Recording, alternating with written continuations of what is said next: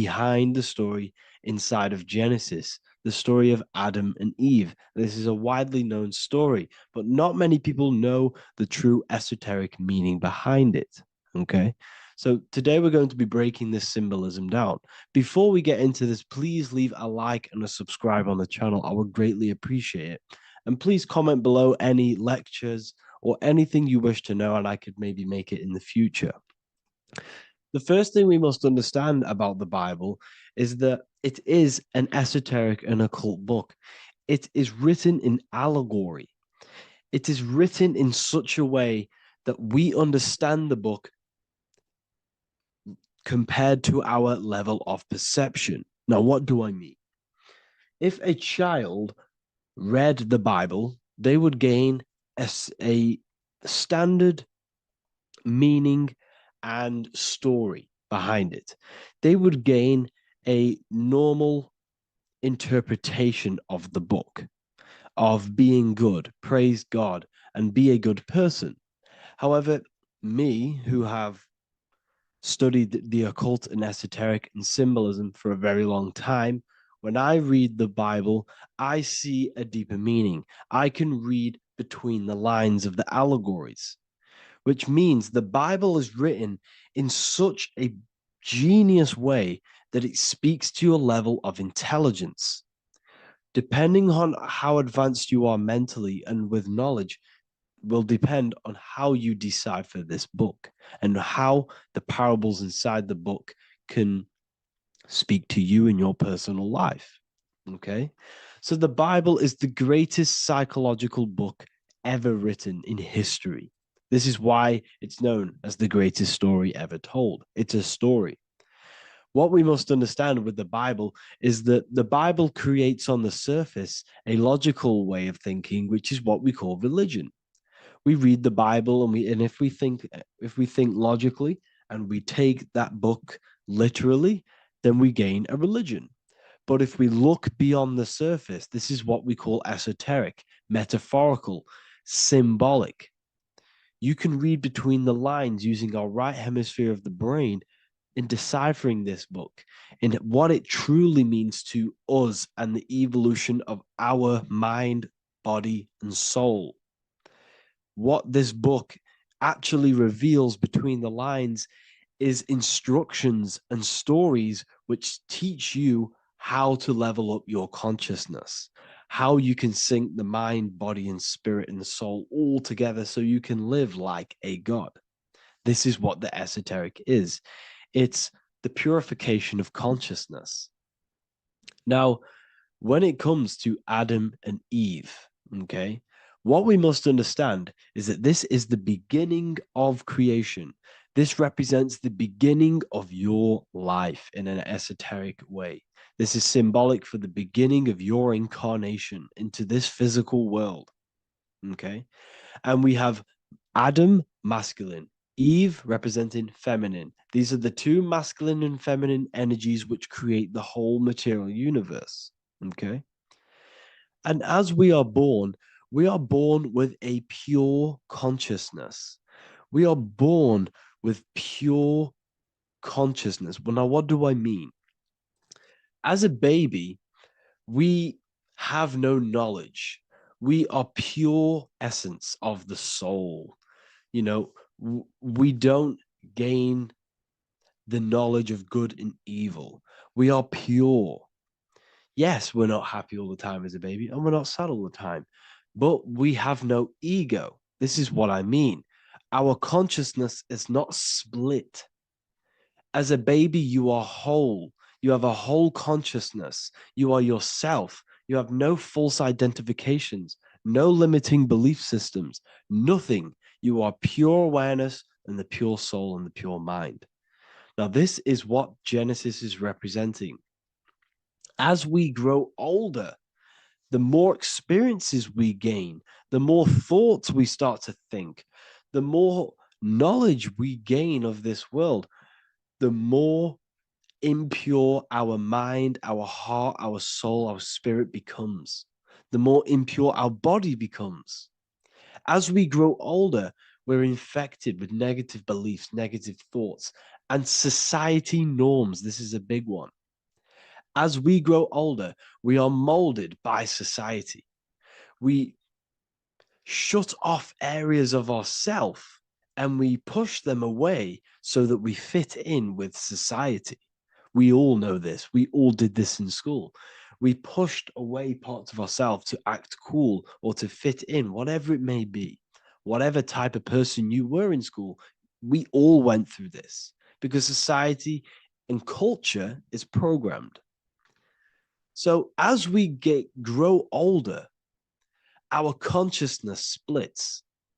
We gain a persona, an ego, and we gain a shadow self, the subconscious, and we gain an ego. Now, the ego is what you show to people. It's that character that you show, that you put on to your culture, to your family, to your friends. This is a false identification. And we also gain a shadow self. The shadow self is gained through experience. This is the subconscious. Our ego is created through experience. And so is the subconscious and the shadow self. Okay. So as we gain age in this material body, we fall from the Garden of Eden. We gain the knowledge of good and evil. This is what the symbolism represents of us leaving the garden, us eating from the fruit. Now, the fruit represents the knowledge, it represents the insight, the experience, which splits our pure consciousness. Our soul splits. Okay. We lose connection with the divine. We lose connection with our pure self through material experiences. We may lose ourselves in material experiences. We may lose ourselves in lust and material gain, wealth, and all of these lovely things that the material world offers. We lose ourselves in this. Okay. And not only that, there's another symbolic thing that we're missing with being a child. There's another symbolic meaning behind this tree in this story of Adam and Eve. And this is sexual energy. Okay. As we are a baby, we have no ability to create another human life. We have no sexual urges. We have no desire for the material things as a baby. Nothing. As we grow older, our sexual energy cultivates around the age of, it's like 10, maybe earlier for some people or later for some people. This is what we call puberty, when our sexual energy activates. This is when the masculine and feminine energies are present within the body. And we are now given the ability to create human life. We're now given the ability to bring in a soul into the material world. Now, this is what we believe and know in the esoteric world. That is what sex is. You're bringing a soul from the astral into the physical. Okay. So as you grow older, you gain this ability to use the power of creation. You gain this force within you that allows you to open a portal in the astral and bring in a soul to the material. Now, this power can be misused. This power is very powerful and should not be misused. In occult and esoteric teachings, we teach and learn sexual transmutation, how we transmute sexual energy into different areas of our life so we can grow and create. Because sexual energy is creative energy. It creates a whole new human being. So if we retain it, we can transmute it into creativity. So this energy is kind of corrupting us as well. And now I'm not saying growing up is evil, all this thing is evil. This is a natural cycle that we must go through. The soul of us must go through this cycle so that we learn, so that we overcome it, so that we gain mastery over ourselves, so that we expand ourselves. I recommend you watch the Evolution of Consciousness lecture that I did on my YouTube. An amazing lecture. Talks about the evolution of consciousness and how we're on a never-ending cycle of life and death and expansion. So leaving the Garden of Eden is symbolic. You see, Eve represents emotion. She's feminine. Adam represents action. That's why he bit the apple. You see, Eve takes the apple and tempts Adam because she's the emotion, she's the sexual desire, and Adam eats it. He releases, he misuses the power of his creation, he misuses his consciousness because of material illusions and material desires. This is natural. Okay. As we grow older in this life, our soul has to experience sin. We have to experience negativity. We have to experience evil. Okay. And we have to misuse this power within us to learn about it so we can overcome it and gain control over it. Now, this is why the Bible says in Genesis 3:6, for God doth know that in the day ye eat thereof, then your eyes shall be opened. Ye shall be as gods, knowing good and evil. This is very, very, very symbolic. We come into this world to experience a dualistic way of reality. We come into this world to challenge ourselves so the soul can grow, because the soul comes from pure love from God. But we come into this world so the soul may know what it's like to be evil. You see, we are like a seed. Our soul's like a seed. And when that seed grows, okay, and it's planted, them roots must grow to hell in order for the top of the tree and the roots to grow to heaven. In order for the soul to reach the highest states, it must descend down into the lowest states. Good and evil. This is the story of good and evil. Okay. And this is the story, a psychological story of how the human mind has functioned in this life. This is what this story is representing of how our soul and mind is functioning, how our consciousness is splitting and growing up and evoluting. Okay. Like I said, snakes represent sexual energy. They represent, snake, when you've been snaked. This is why we say you've been snaked, because it represents a temptation of sexual energy. This is why the Kundalini is symbolized as a snake. This is the serpent within us that we can rise to activate dormant brain cells in our brain. Now that's called the Kundalini awakening. I'm not going to get into that into this video, but this is what it symbolizes, the tree and the knowledge of good and evil, because our body is the tree. Our central nervous system is the tree. The snake is our sexual urges and this false temptation that tempts us to interact with sin, the material world, okay, and go against our higher divine self. This is what it represents. Now, it's very, very symbolic. Not everyone is going to agree with this, but this is my interpretation of Genesis based on my research of occultism, symbolism, metaphors, and me studying the Bible.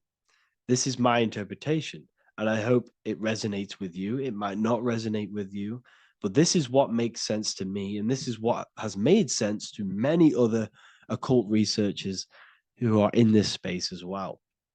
Okay. So please leave a like, leave a comment, leave a subscribe.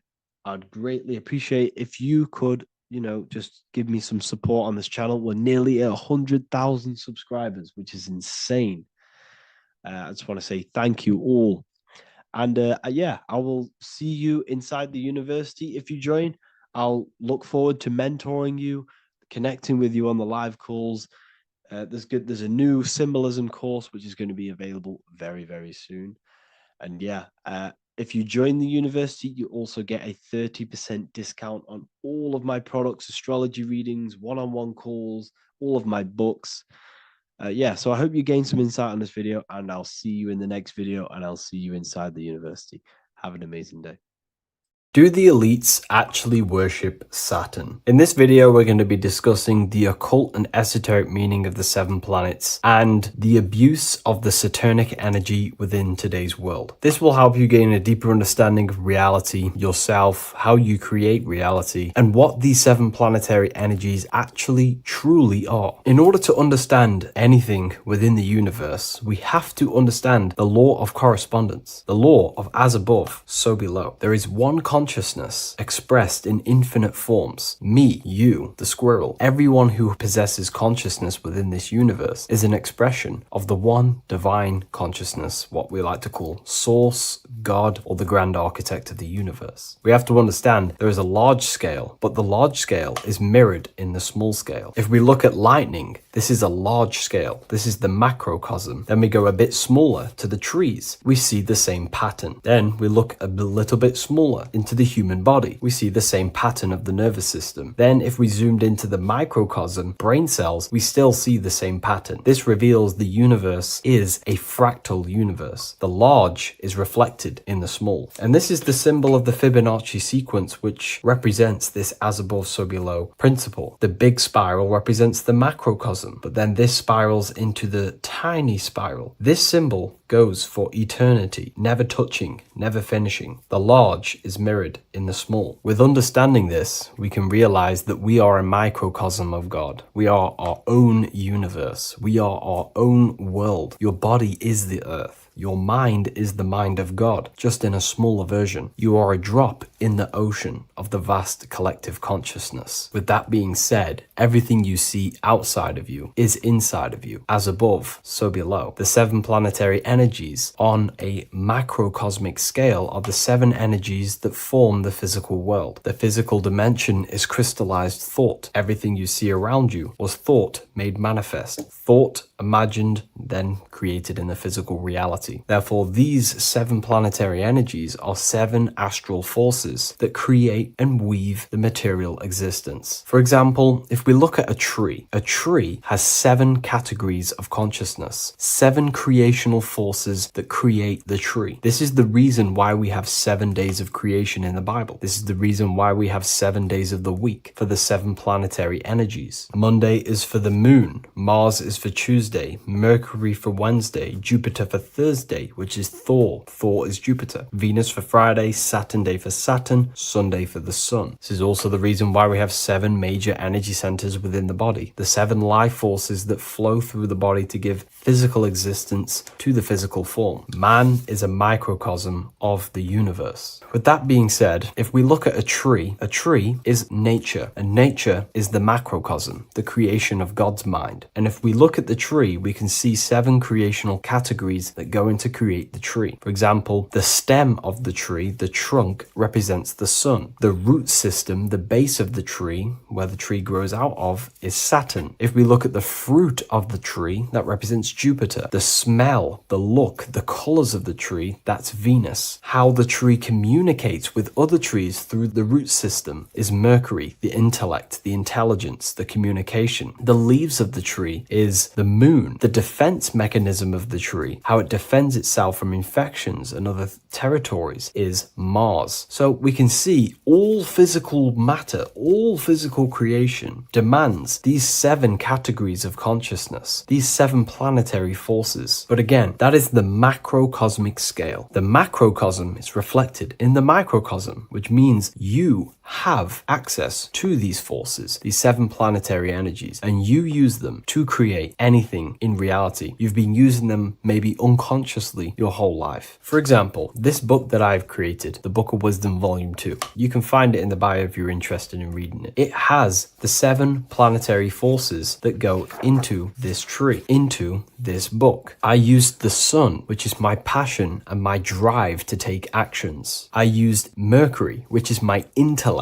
my thinking, my communication. I used Venus, the layout, the look, of the book. I use Mars, my defense of my work, my trademark, my copyright. I use Saturn. Saturn is my time, my discipline, my attention. I use Jupiter, which is the why, the reason why I created it. I used the moon, which is my care. My care is the generative force. Whatever you create in your reality is because you care. You care about keeping a house above your head. Therefore, you go to work and earn money. Care is the driving force to create anything in reality. What you see right now watching this video is because you care about watching this video. If you lose care about watching the video, you will turn it off and continue to do something else. All creation demands these 7 forces, hence why we have here a midsection. Sometimes we see the symbol of the earth, which is a circle and a cross in the middle, because these 7 forces create earth. But again, this video is specifically aimed to Saturn. We're going to be discussing Saturn's Saturnic energy because there is a lot of misunderstanding in today's world, and I'm going to give my perspective and my research on the energy of Saturn and how we use it and how it's being abused in today's world. Saturn externally, because remember, we have an external world, an internal world, a macro and a micro. Saturn externally in the material plane governs the foundational and enduring aspects of existence, such as the roots of plants, the bones of our body, even the insects that dwell beneath the ground. It represents the dull, hard, unyielding forces of life, symbolizing structure, limitation, and conditioning. Under Saturn's influence, things become rigid, bound by the god of time, bound by restriction and boundaries. In Roman mythology, Saturn is revered as the god of time, ruling over the cycles, beginnings, and endings. This connection with this emphasizes Saturn's role in marking the passages of life, aging,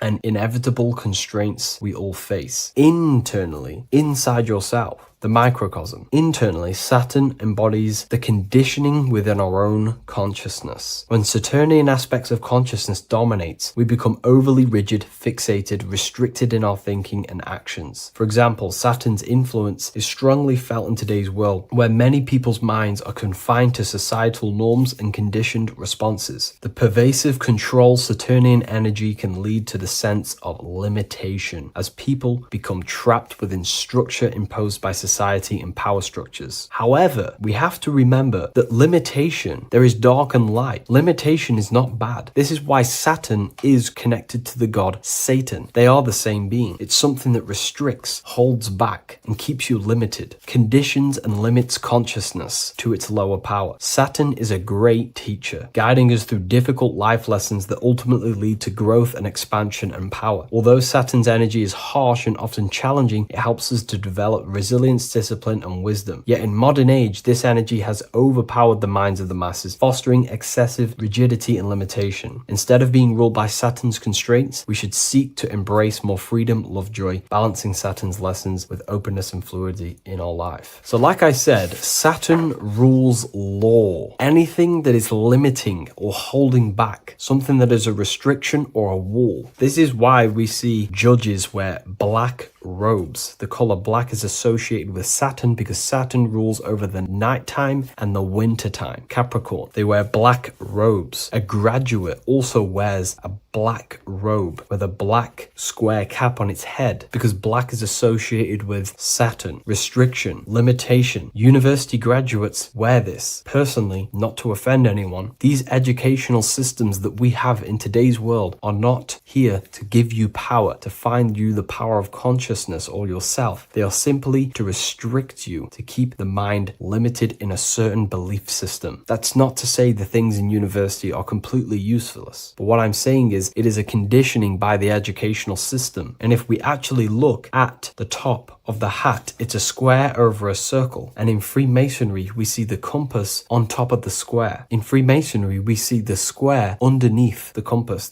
on top of the square. The square creates squares and the compass creates circles. So this is symbolizing the square, which is matter, the circle, which is spirit, matter over spirit when it needs to be spirit over matter. This is a symbol of conditioning, limiting the mind into being locked in the 5 senses and base consciousness. Saturn's energy is keeping people restricted. This is why there is so much Saturn symbolism in today's world, because Saturn is anything to do with limitation, restriction, and time. All of the systems in place are to limit our minds, to keep us on base base consciousness, only thinking in a limited box, only thinking and aware of the five senses. In base consciousness, in animal nature, one only thinks according to their senses. When they have a sense, their mind thinks. This is an affect state of consciousness. They're living in the affect. We need to understand that in base consciousness, we have no true power to create. We're simply living in cycles of affect. Now, what do I mean? The physical world is the effect. It's already manifested and cannot be changed. Our consciousness needs to rise to become a cause instead of playing around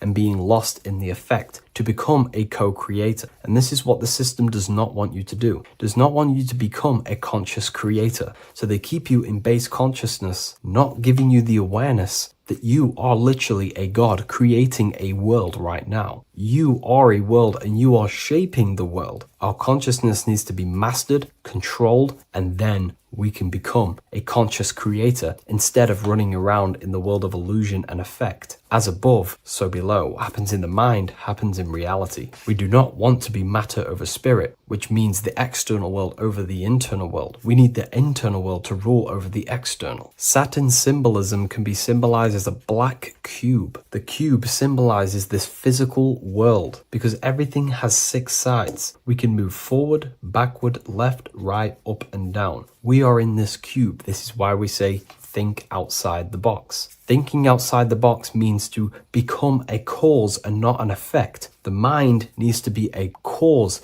an instruction center, and not just thoughts that are reinforcing the effect and lost in the effects of the material world. Instead of reacting, we need to become a commander. This is a symbol of conditioning and the physical plane. Black is dull, lifeless. The physical world is lifeless. It has no power to create. It has no power to do anything. It is simply a projection and an effect. You, the mind, consciousness, are the cause. You can create the effect. In today's system, Saturn's energy is heavily relied on, which is just simply man-made laws, restrictions, time wasting, and keeping people in base consciousness, only aware of the physical 5 senses. Let's get something straight about the elites. They do not worship Saturn. There is nothing to worship. They simply use the energy of Saturn to keep people limited. They're not using the planet Saturn, but they're limiting people in their belief systems and physically where they can go, restricting boundaries, countries, restricting people's minds through mass media, which is all symbolism of limitation and restriction of Saturn. They're not worshipping it, they're using it and abusing it. Saturn could be anything in your mind that keeps you limited. If you have a limited thought that does not allow you to take action on something, that is a Saturnic energy within your own mind. Anything that is indoctrination, anything that is boundaries on you, that is a Saturnic energy. Some people say that the Saturn and the moon are working together to trap our soul. This is highly symbolic. Saturn and the moon are not forming a matrix to trap your soul and keep you reincarnated. Again, this is symbolic, and in the esoteric version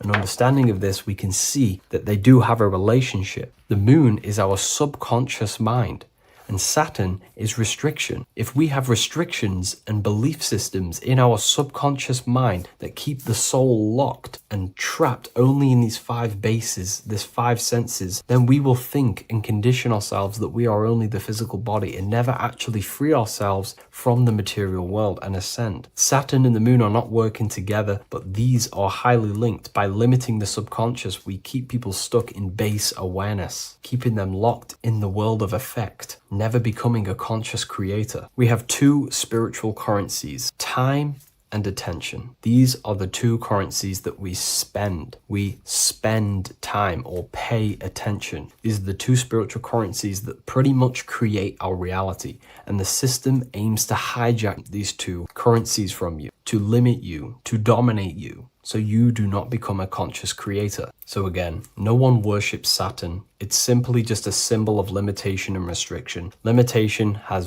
good and bad. Limitation can make us learn, overcome, become strong, disciplined. But when it's abused, it can keep people locked in base consciousness and stuck in their lower nature, never figuring out how powerful they are. You hold the power to shape a world. That's how powerful you are, to turn thoughts into physical existence. I'll see you in the next video. Please leave a like, comment, and a subscribe. Before you call the Baphomet evil, make sure that you watch this video until the end so you gain a full understanding on what the Baphomet truly is. No, I am not a Satanist. I am simply an esoteric and occult researcher. I've been looking into symbolism for a very long time, and I can reassure you that this symbol does not represent the devil, does not represent any negative figure. It's a very deep, occult, esoteric symbol. What we first need to understand about the Baphomet, it is indeed a symbol. Every symbol we see around us is neutral. The pentagram, the Baphomet, is neutral. It depends how you use it, whether it is used in a good or bad way. Everything is neutral. It's your mind's perception that gives it a positive or a negative charge. First of all, let's break down the Baphomet symbol. Let's look very closely at the Baphomet. We have clearly the 4 physical elements corresponding to the Baphomet. Here we clearly have the fire element. The wings represents the air, the flapping in the air. The fish scales, which is the water. And this dome figure representing the earth. The soul is incarnated into 4 bodies. We have a mental body of consciousness, intellect. We have an emotional body of consciousness, which is all to do with intuition and energy. We have a spiritual body of consciousness, our astral body, and a physical body of consciousness for the physical earth. Earth corresponds with your body, air corresponds with your mind, fire corresponds with your spirit, water corresponds with your emotions. So the Baphomet is showing you the 4 elements of the soul, the 4 bodies of the soul that we are incarnated in. Now, let's look at this moon figure. We have the moon. The moon represents the internal world. It represents what we cannot see. The sun represents our conscious mind, what we can see, what we're aware of, the physical world. The moon represents what we are not aware of. It represents our internal world. Remember, we have 2 worlds. You're an individual. You have a dual nature. Individual. You have an internal world. When you close your eyes, you have an internal voice, an internal world of thought and emotion, and an external world of this material body. The moon represents the internal.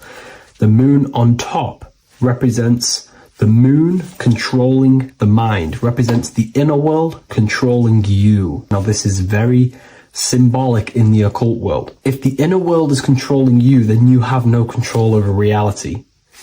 This is the devil horns. You know the devil horns? The moon crescent?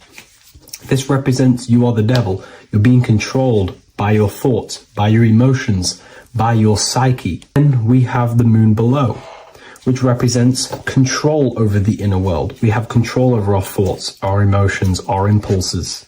So you're either being controlled by thought and emotions, or you're controlling them and having self-mastery. In alchemy, we always see this symbol of the man or woman on top of the moon, representing emotional control and self-mastery of the internal world. The journey of the occultist is to gain full mastery over their consciousness. They want to be conscious of every single thought that enters their mental field of consciousness. We get over 7,000 thoughts a day. It is possible to achieve a certain level of mastery where you are conscious of every single thought that enters your mind.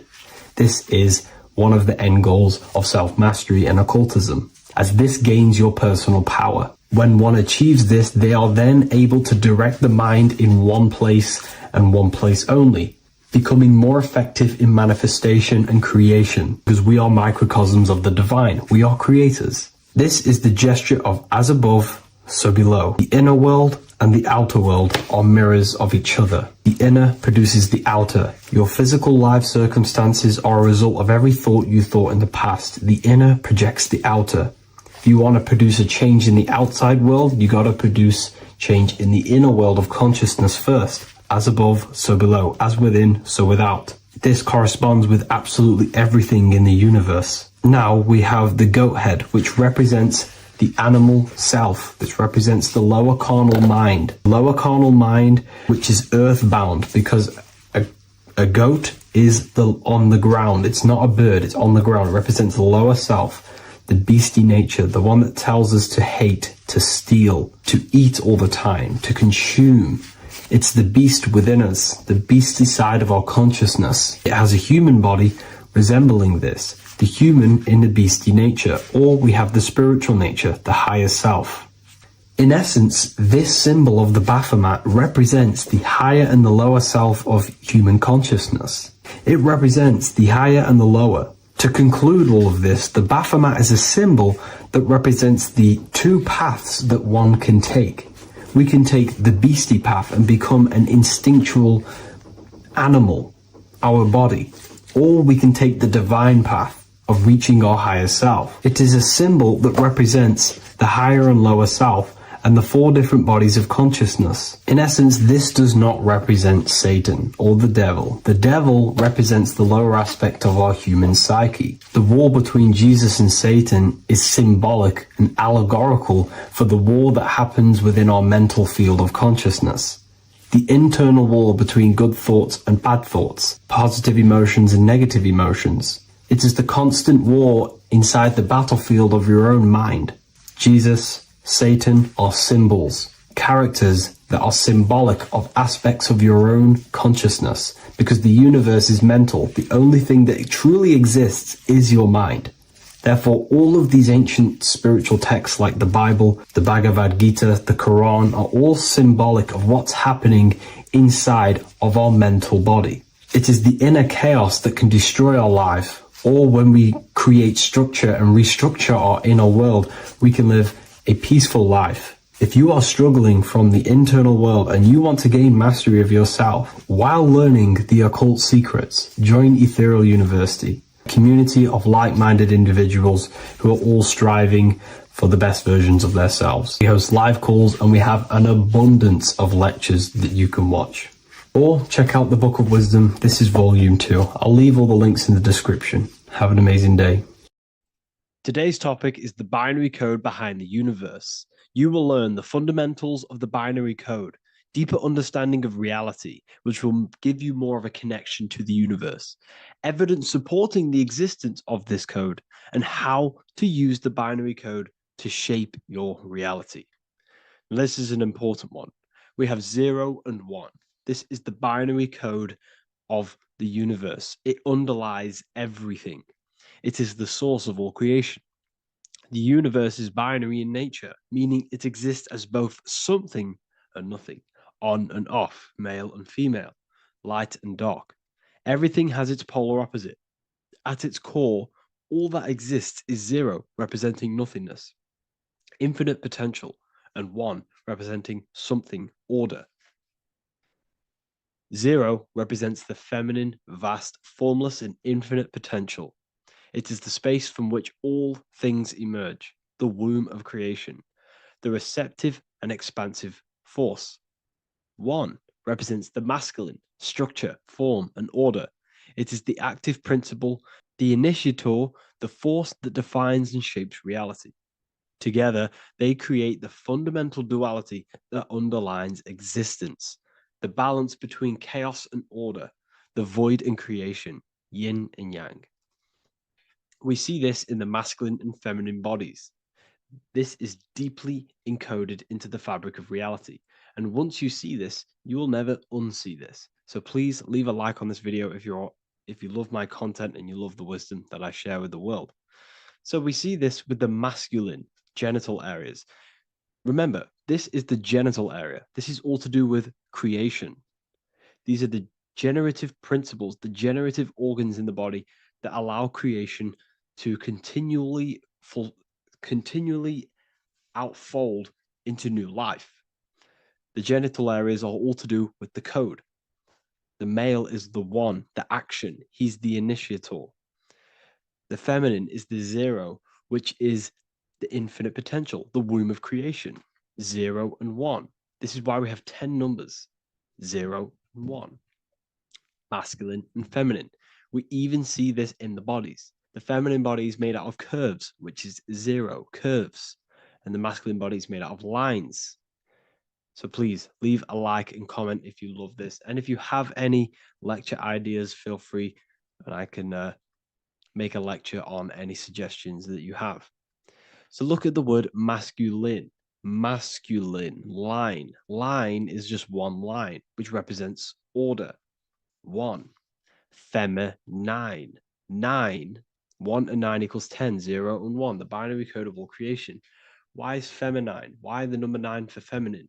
Because the moon has to go around 9 times to create a human in the feminine's womb. And look at this image of nature. All nature is zeros and ones. Now you can tell. The stick is a one, it's a line. And here we have curves. It's curves and lines. Curves and lines create reality, creates matter. Everything is 0 and 1. We even see this with the sky. The sky represents zeros. They represent curves. The heavens, the heavenly bodies, the sun, these are circles. The moon, circles. The planets, circles. Down here is matter, representing the square.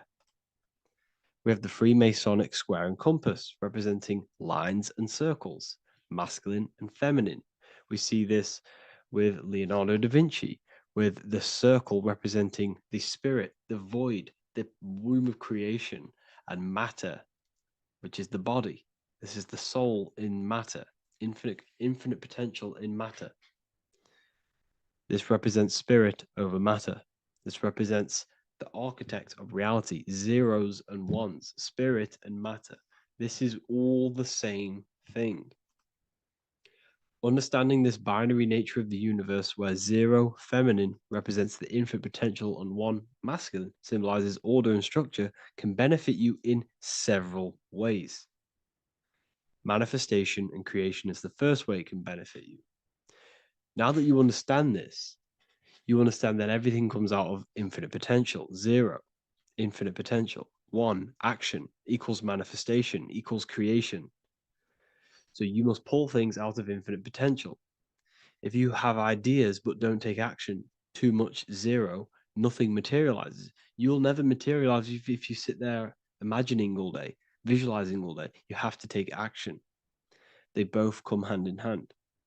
If you only take action without tapping into intuition and creativity, too much 1, your actions may feel hollow and misdirected.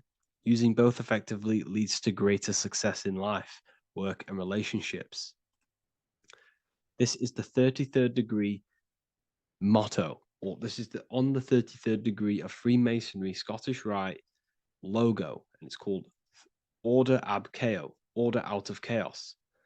Chaos is the 0, infinite potential. Chaos is the dimension of the imagination. This is where this all ties in now. Imagination is the dimension of infinite potential, pure potential, formless creativity, and the realm of infinite possibilities. It is the void, the unmanifested energy that contains all that could ever be. That is the imagination. The imagination is the dimension that you are connected to, and you can pull any idea out of and materialize it into a reality. Matter, on the other hand, is order brought out of the imagination, chaos. It is when raw potential is structured, defined, and crystallized into form. This is the fundamental principle of order out of chaos, the process of turning the unseen into the seen, the abstract into the concrete, the dream into reality. That's why we say dreams into reality. Dreams are in the imagination, infinite potential, and the human mind is connected to higher dimensions of consciousness, which we can pull ideas, things out of, and materialize it into our lives. Whether that's good or bad, that's completely up to you. But we have access to higher dimensions beyond the physical plane. And this is the secret that the human mind is connected to, and that you are not just a physical body. Okay?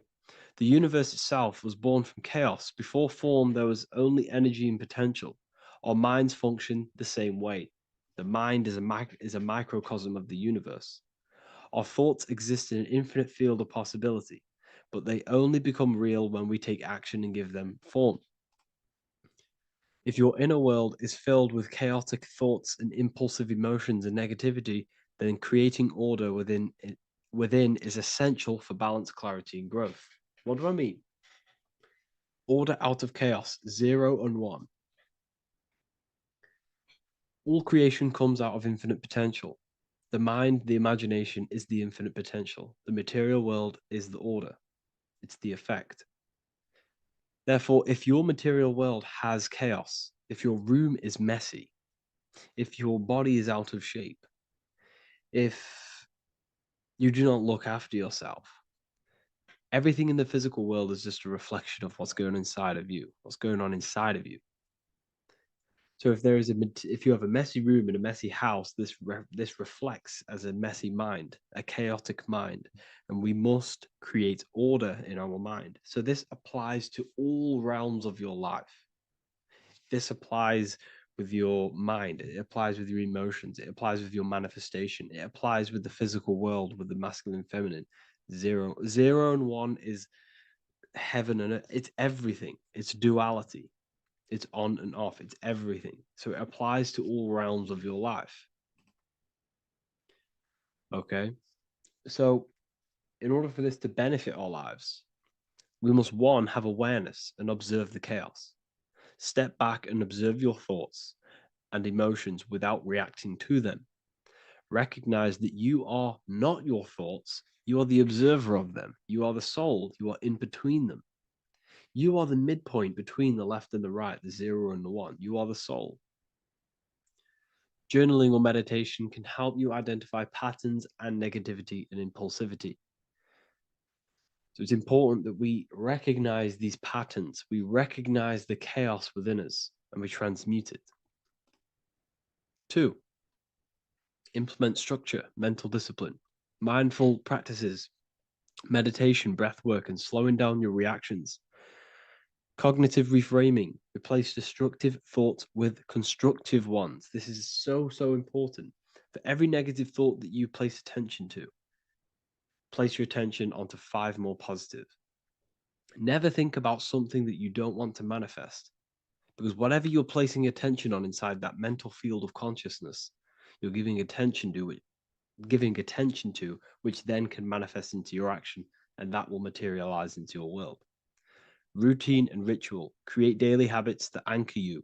Morning routines, exercise, or creative outlets bring stability. We must master the inner world of thought and emotion. We must bring chaos into order. In order to create anything in your life, you're turning chaos into order. Order out of chaos. You're turning 0 into 1. This is the binary code. All things underlie it. 0 and 1. So it's so important that we master our minds, we master our emotions, we master our inner world so we can produce effect in the outer world. We cannot create consciously and effectively if we have chaotic thoughts and impulsive emotions. So I hope this has made more clarity to you so you can implement this into your life. I know I haven't given you much strategic things to implement into your life, but now that you have a better understanding of how this world is pulled out of infinite potential, you can use that. Everything in your life is pulled out of your imagination.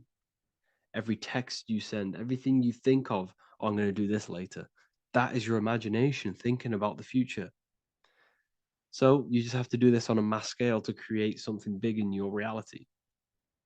So I hope this gives you a better understanding of how the universe works and has benefited your life. If you have any comments or any suggestions or how this video made you feel, let me know in the comment section. I would really appreciate it. And I'll see you all inside of the Symbolism Masterclass on March the 8th.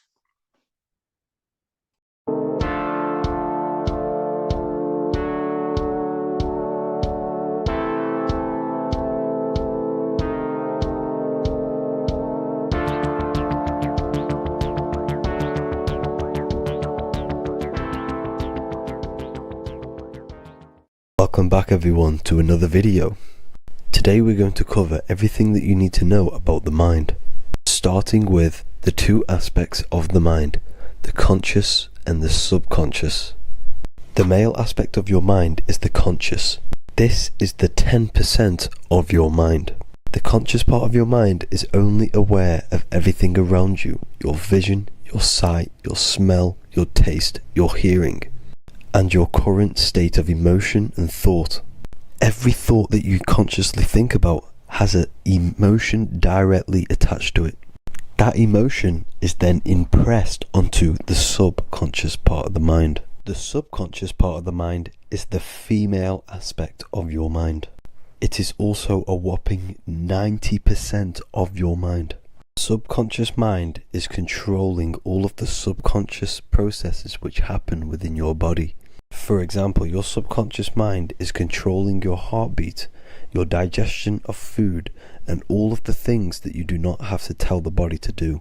It is the hidden part of our mind which is controlling all of the hidden things. The subconscious mind is like a recording supercomputer. Everything that you have experienced in your life is all recorded and stored within the subconscious mind. One of the most important things about your subconscious mind is that it stores your mental programs. Everything in the subconscious mind manifests into behavior and actions within the body. Your daily basis routine and habits are all mental programs within your subconscious mind.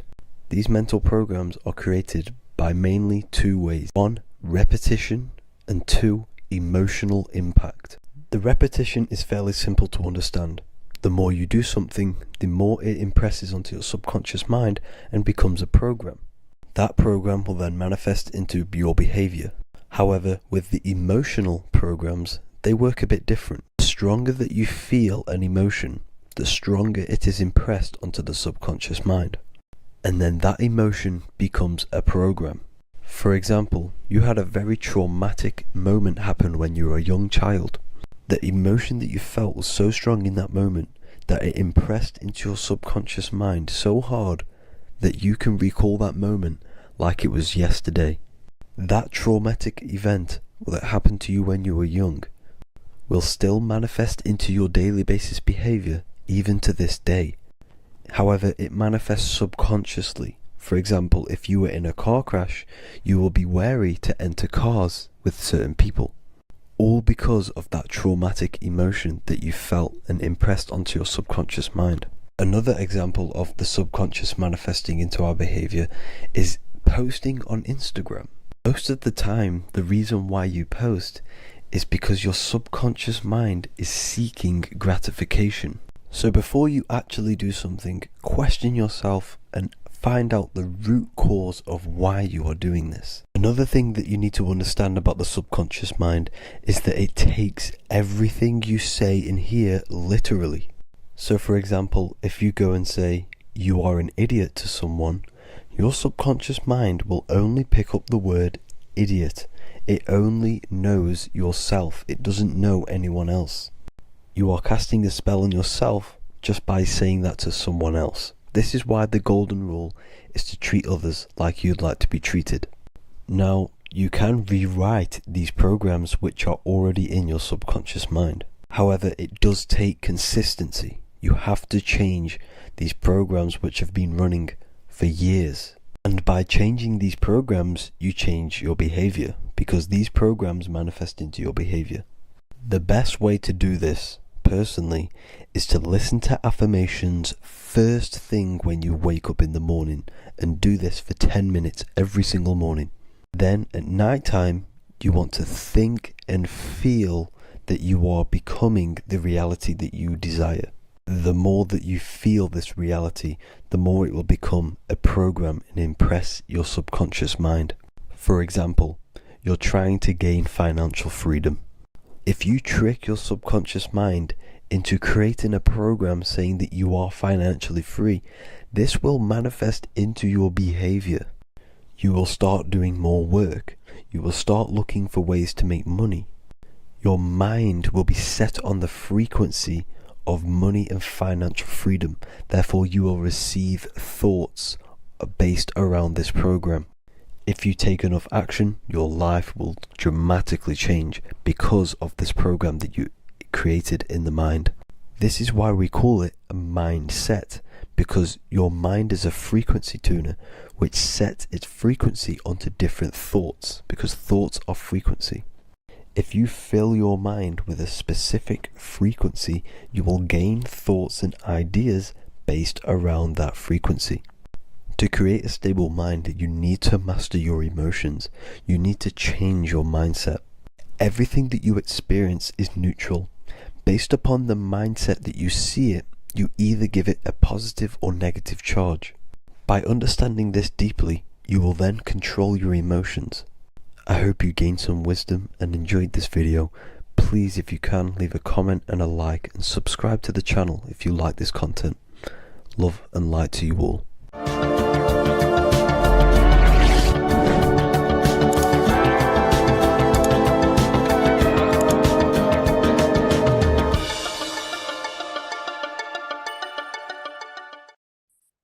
The Pope is supposedly opening 5 portals on Christmas Day.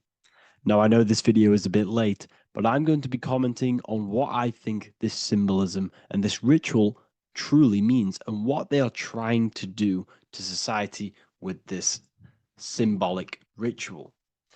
So the first thing we must understand is that everything these people do on a mass scale, all of these major events that they take place on, are all symbolic. They're all ritual. They all have purpose. Okay, so when we look at the locations of these 5 doors that are in Rome, we actually see the sigil of Lucifer when we connect the dots of all of the 5 door locations. This is the sigil of Lucifer. Lucifer is not what you think. Sigil of Lucifer represents the outline of the human brain and our visual perception field. Now, the human perception field is how our brain interacts with the external reality. Our external reality is not physical. The only thing that exists outside of you is pure energy, formless, vibrational energy and light. Your brain is an energy decelerator. Your brain decelerates this light, this energy, into a material reality or perception that you can interact with. You don't look into the external world. The energy, the light, enters the eye retinas, goes through the optic nerve, and travels to the back of the brain called the visual cortex. And the visual cortex is what shapes your visual screen. Now, if you are seeing the screen, this means that you are not the body, you are not the brain, you are the perception observing the screen that you are seeing. You are the eye behind that, you are the person behind that. So, what this is actually symbolizing is perception. This is a symbol of perception, of perceiving the material plane, of how spirit interacts with matter. Now, what's Lucifer? Now, the word Lucifer means the light bearer. He's known as the light bearer. The word Lucifer originates in Latin. Luci means light, and fer means to bring. It's the light bringer. The eyes, the visual perception of the light bringer to your reality. You see, everything outside of you is light. You are made of light.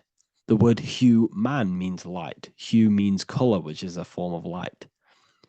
And man means manifest. We're light manifested into material form. Every single one of us is Lucifer. When we fall for the material world, the external world, is an illusion. It is the false world. It can elude you. It can make you fall in love with the material things, material pleasures, lust, money, fame. These things make you fall. This is the fall of Lucifer. This is the mythological story. This is the symbolism behind Lucifer. It's you. Are you falling for material pleasure because you are a divine spiritual being from the higher planes, not from this plane? Now, if you let your divine being fall for this material plane and fall for the evil that can take place in this plane, then you are Lucifer. It represents the false light, the false reality. This symbol, the sigil of Lucifer, it symbolizes the interplay between light, consciousness, and the perceptual experience of the physical reality. The external world is truly internal. What we visually perceive is essentially light waves carrying information which then gets processed by our brain, the central computer of our nervous system. Okay. So, how many doors are open? 5 doors.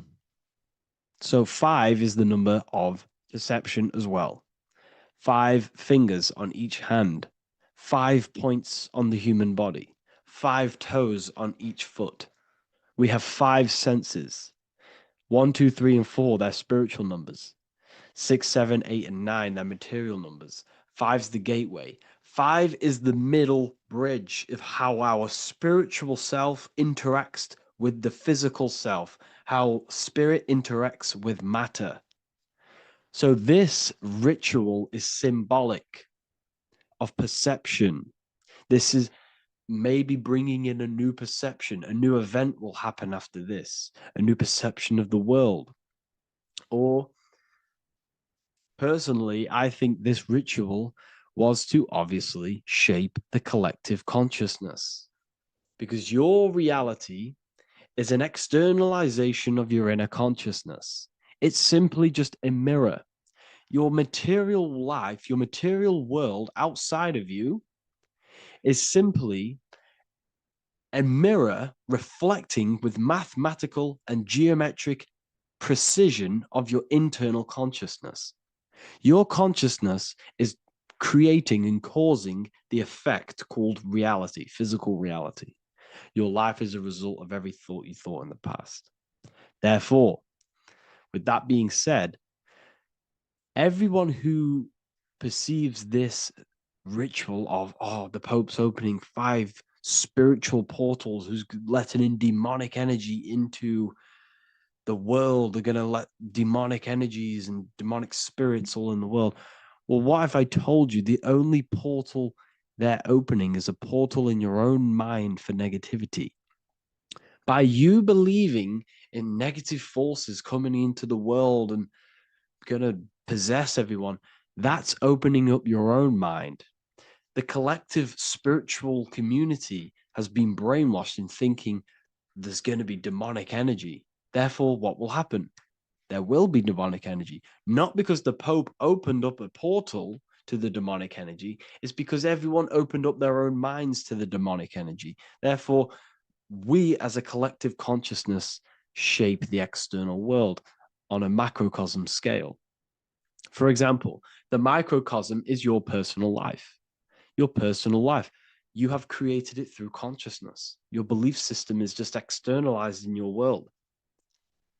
But on a collective scale, we all believe in money, for example. And because we all believe in money and we believe that this piece of paper holds value in our minds, okay, in the mental plane, this has an effect on the physical plane by shaping the physical plane by being ruled by this belief on a macrocosm scale. Yes, I know that money doesn't exist. It's just a belief in my mind.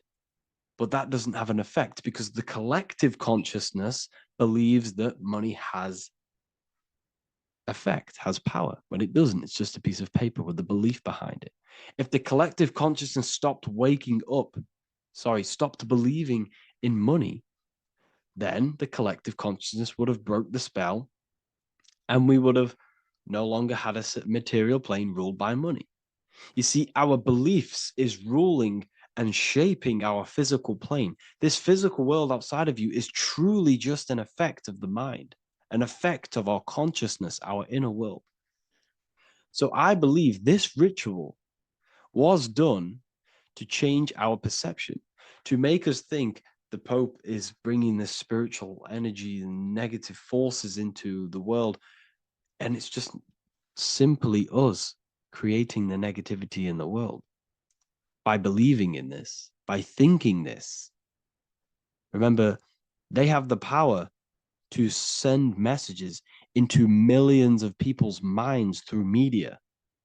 And then messages are then believed, and that belief is shaping our world. What have I told you? That the New World Order is not manifested by the elite, it's manifested by you and us.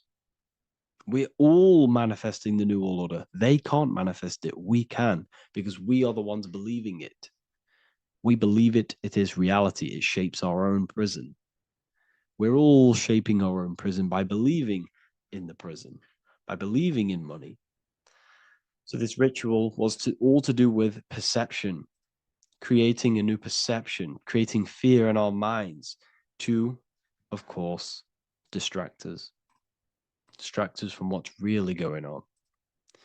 This is all a ritual to implant messages in your own mind. So I hope you all understand this video, and I hope you all gain some insight, and I'll see you inside the university. Hello, Seeker. Welcome to Revival of Symbolism, a channel devoted to the language of esoteric symbolism, helping you discover yourself and expand your consciousness into new realms of thought. I'm Harry B. Joseph, also known as Revival of Wisdom. In this video, we're going to be breaking down the occult and esoteric meaning of the tarot card, the Magician. This contains many layers of symbolism.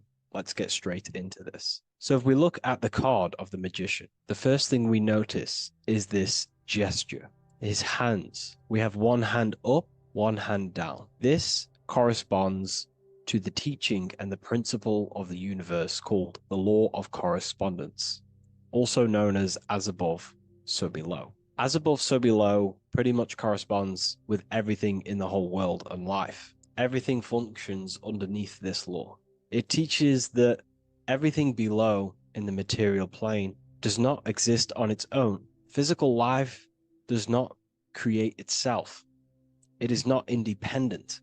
It cannot sustain itself. Everything below in the material plane has its spiritual counterpart within the heavenly realms of higher consciousness dimensions. Everything above manifests that which is below. It's simply representing how reality is dual and you are dual. You have a self outside the mind, which is the physical body, and a self inside the mind, the spiritual self. While most people are fixated on the external self, the physical body, they never give attention to their internal self, the self inside the mind. The self inside the mind is limitless, has infinite potential, and is not bound to any true form or identity.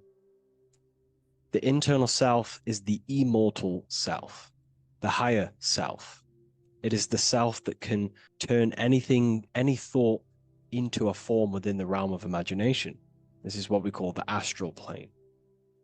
The astral plane being a plane or a dimension that sits just above the physical plane, and it's the realm of imagination, emotion, and desire. Because in order for us to imagine something, we have some sort of emotion or desire to create it.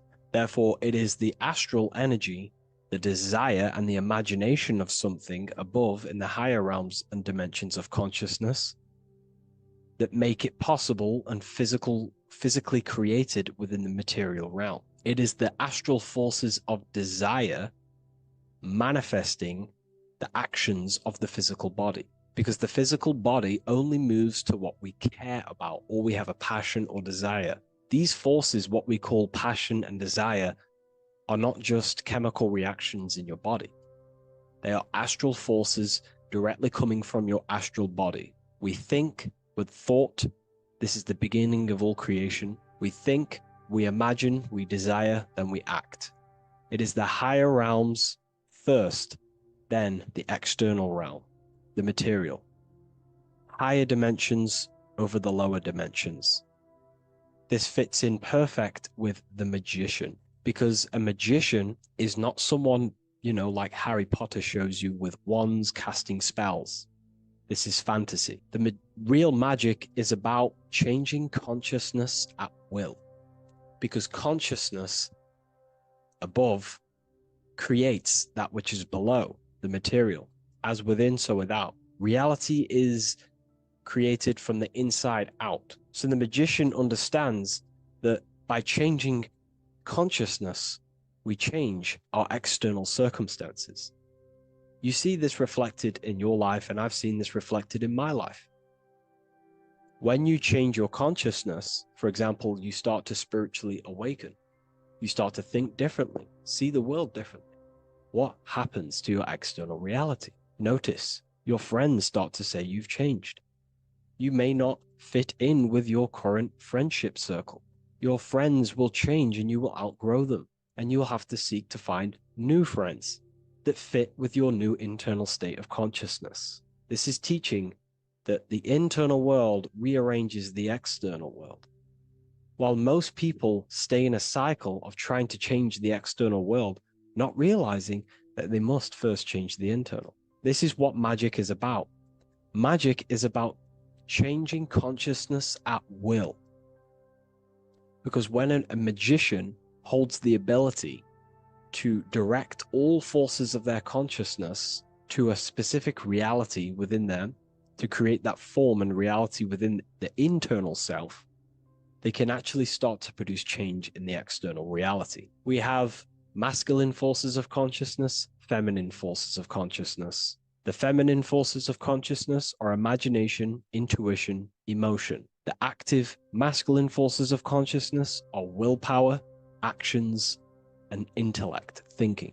When we combine the imagination, seeing the reality within our mind, forming the reality within our spiritual vision, the internal vision of the soul, because imagination is the expression of the soul.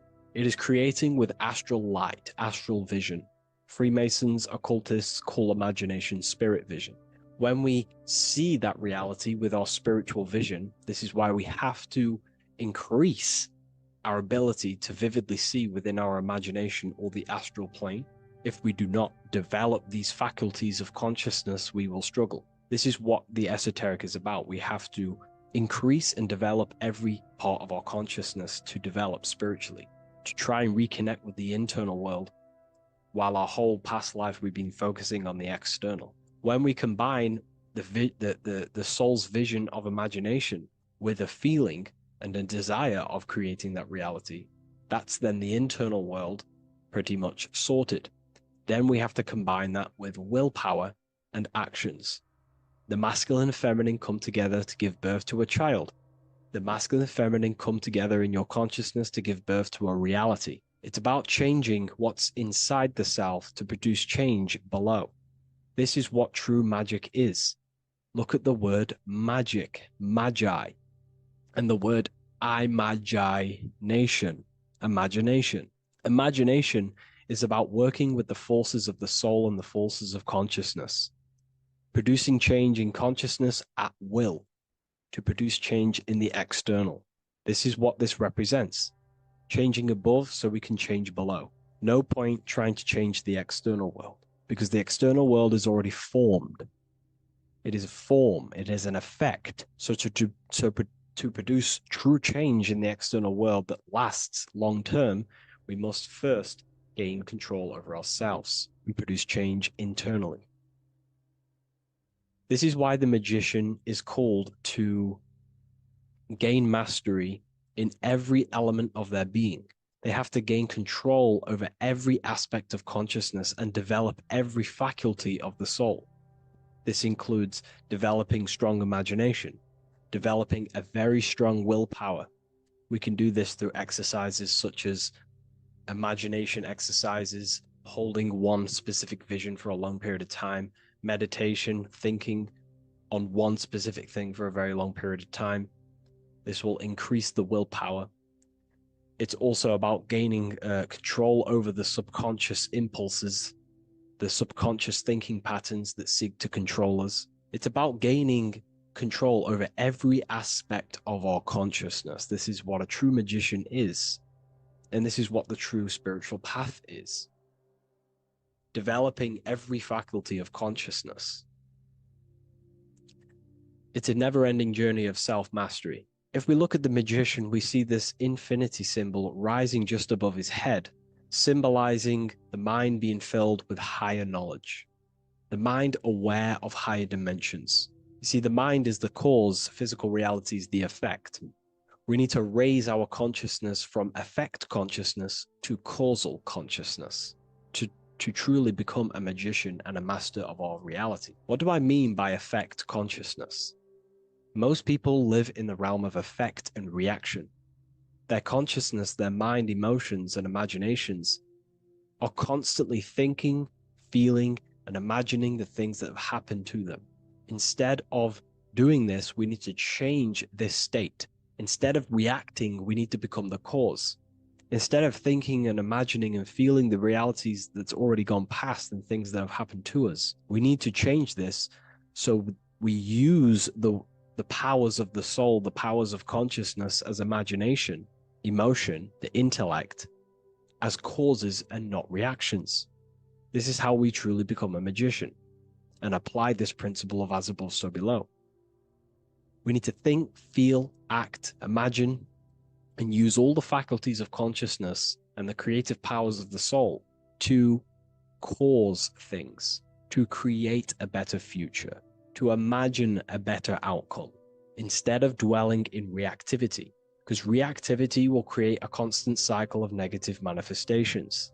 If we sit around and moan, complain, think, imagine, feel the things that have happened to us in the past, the mind is the cause. And if the mind is in that state of reactivity, it's just going to constantly create more negativity in your external reality. This is what it's all about, as above, so below. You can see the sword here. The sword cuts through the air. The air is one of the 4 physical elements. Fire represents the spiritual body of consciousness. Water represents the emotional body of consciousness. Earth represents the physical body of consciousness. Air corresponds to the mental body of consciousness. So this sword is a symbol of a sharp mind. The mind needs to become very sharp and very disciplined and very controlled, both consciously and subconsciously. What does this mean? We have to gain control over the mind. We have to become more conscious of the thoughts that are happening inside our mental field, because the mental field of consciousness is pretty much the birth of all creation. We think, imagine, feel, then act. So we must gain a sharp intellect, a sharp mind, a sharp, powerful mind. The sword is also a symbol of power. So this is a symbol of a powerful mind, a mastered mind. This is your sword. This is your tool to create, because you are a co-creator. As above, so below literally tells you that you are God itself. The same powers God used to think everything into existence, such as nature, the stars, the human body, the macrocosm, the world. God thought the world into existence. We live in a mental universe. All creation is first thought, then manifested physically. The same powers of thought God used to create the world is the same power that you use to create your world. You are cut of the same fabric of God. You are a microcosm, as above, so below. God is the macro, you are the micro. What is the wand? The wand is not real. This is not a real wand you cast spells with, but a symbol.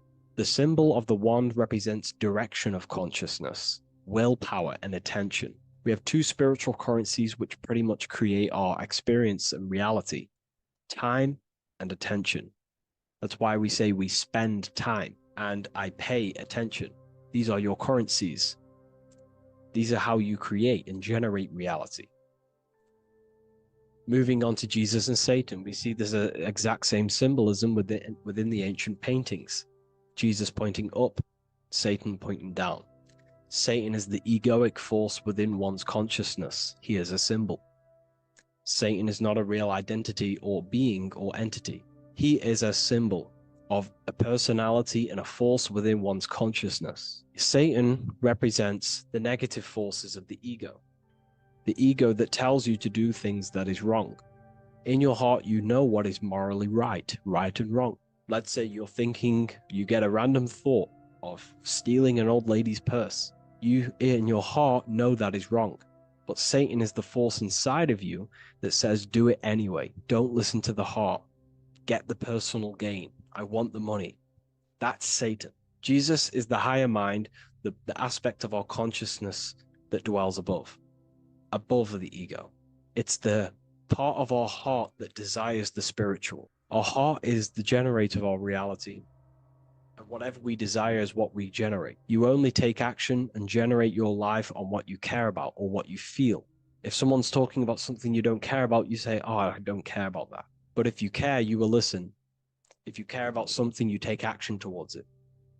If your heart desires the material, you have been taken over by the egoic force of Satan. Not a real entity, a part of your consciousness, a part of your nature, the dark side of yourself. Jesus represents a heart that desires the spiritual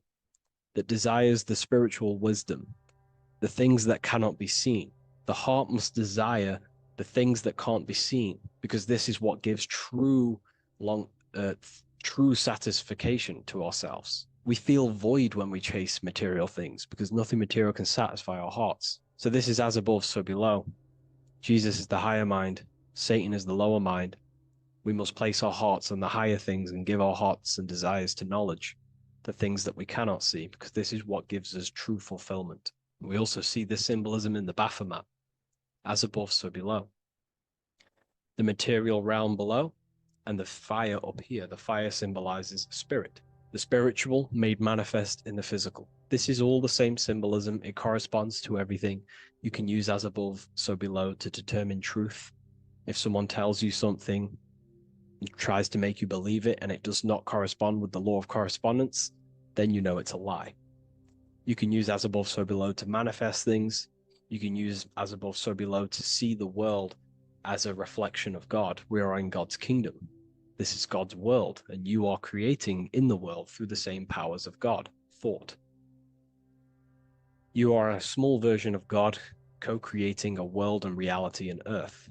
You yourself are an earth. Your body's the earth. Your consciousness is God and heaven. So I hope this video helps. The occult goes deeper than you could possibly imagine. If you wish to go even deeper, join our community, Ethereal University. Please leave a like, share, comment on this video for more.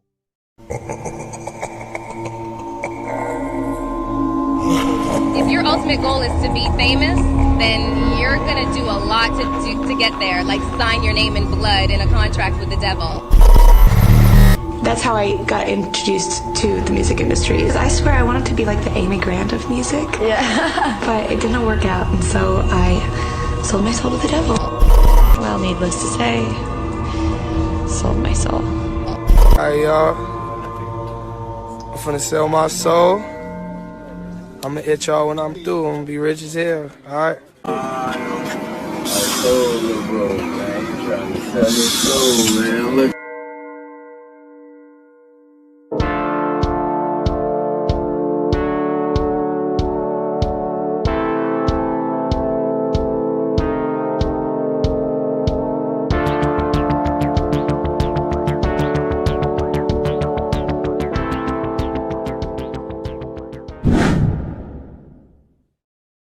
So what exactly is selling your soul? In order to understand this to its full potential, you have to understand the spirit world and the occult world which our eyes cannot visibly see. The physical world we see is nothing but an illusion and a product of the higher planes of existence. For example, you can see someone's physical body, but you can't see the complex structure of the consciousness and the thinking behind that being. With that being said, there are forces and entities not attached to physical bodies, which they exist on the astral and etheric plane behind the physical plane. Now there are numerous videos and music with artists talking about this. For example, I sold my soul to the devil and the price was cheap. Why do you still do it? Why are you still out here? Well, it goes back to the destiny thing. I made a bargain with it, a long time ago, and I'm holding up my hand.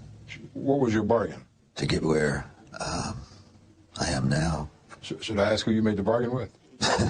with the chief commander. On this earth? And this earth, and then in a world we can't see. so selling your soul is cutting a deal with an astral plane entity in exchange for wealth and fame on this physical plane. This is classed as black magic because you are bending reality against your intuition. Now, making deals with entities beyond the physical plane, you always have to give something in exchange. When it comes with demonic entities, it always involves some sort of sacrifice, bloodshed, or humiliation. Now, there are countless of rappers who someone close to them have died just before their career takes off to the next level.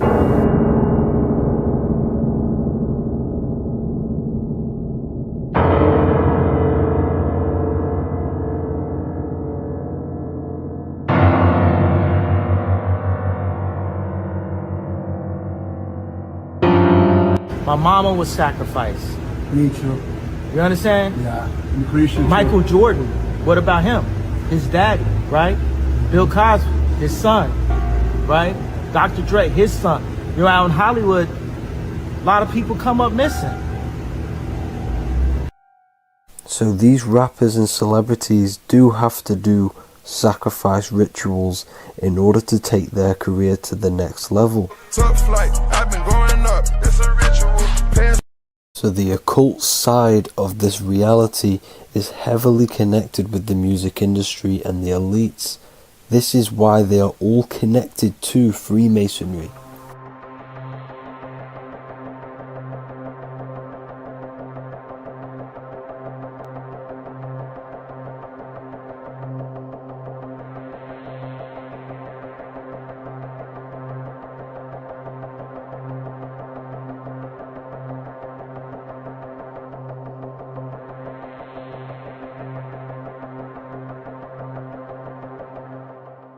Now this is why the music industry is one of the most important industries for the elites to stay in control and keeping the masses on low states of consciousness. Frequency is one of the most powerful things in reality because it's the only thing which can enter your soul and body without consent.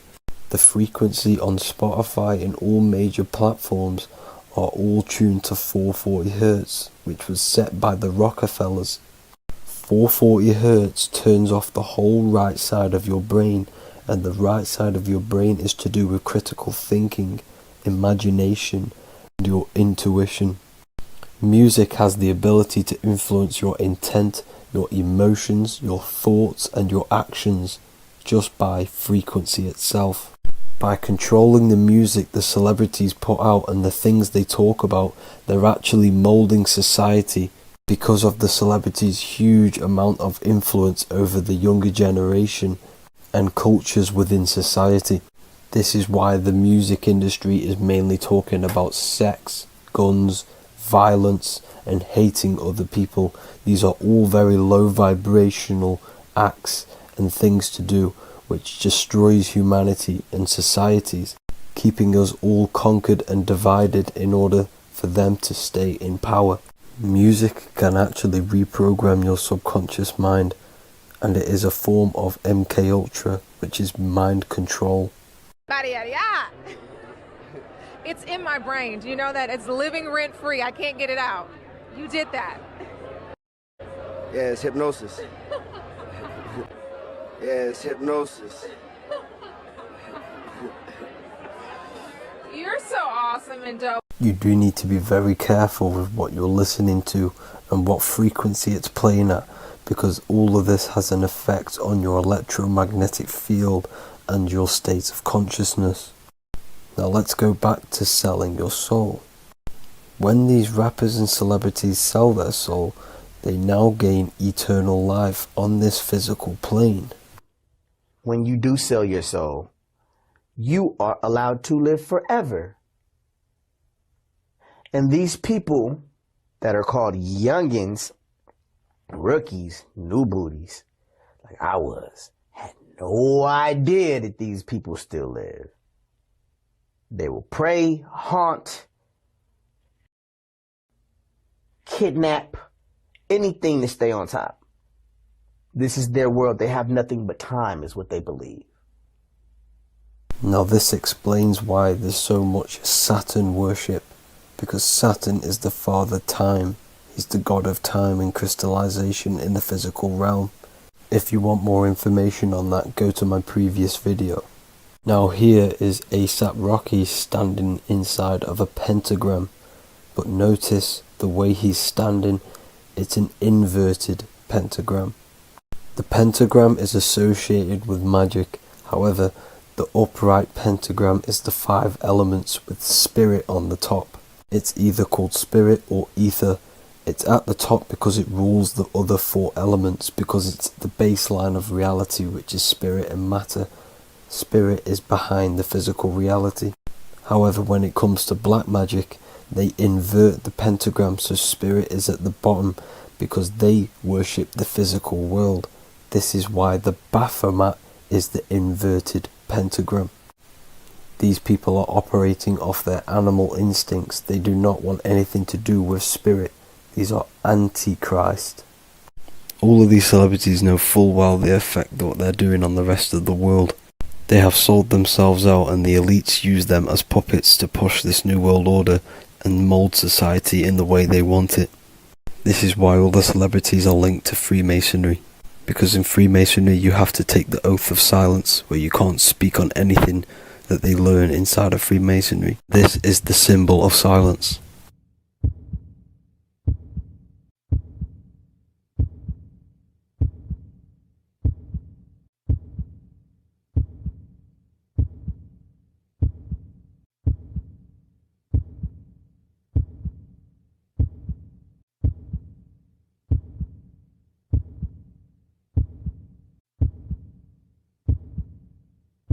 The elites need them under this oath, so they do not talk about certain topics and certain things to the public because of the amount of influence they have on society.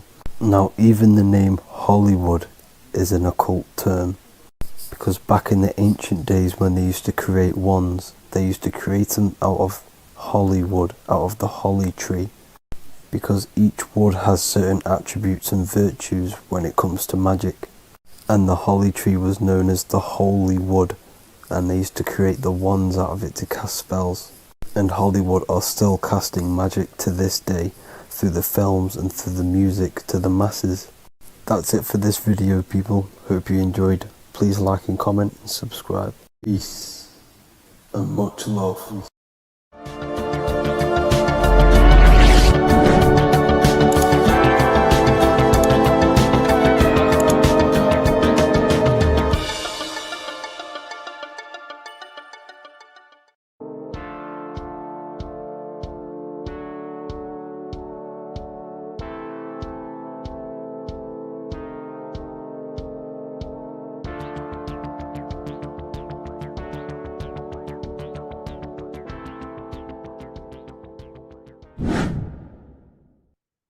Left and right hemisphere, and what are they doing? How does it contribute towards your perception in this world? And this is what we're going to be talking about in today's video. We're going to be breaking down the two hemispheres of the brain and how they function in your life. So first, we have the left hemisphere.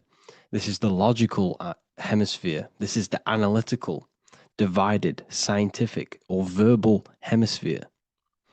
The right hemisphere is creative, wholeness, artistic, symbolic, and metaphorical. The right hemisphere does with non-verbal things. It produces a holistic perception. It is more to do with creativity. Because what you must understand is that we are not in the external world. The world is produced by our brain. We see with our brain. Our eyes are a part of the brain. What we touch is the brain's interpretation of electrical signals on the nervous system. What we smell is the brain's interpretation of smell through the nose. What you taste is your brain's interpretation of chemical reactions on your taste buds. So what you are experiencing is the brain. The brain is a computer creating a simulation.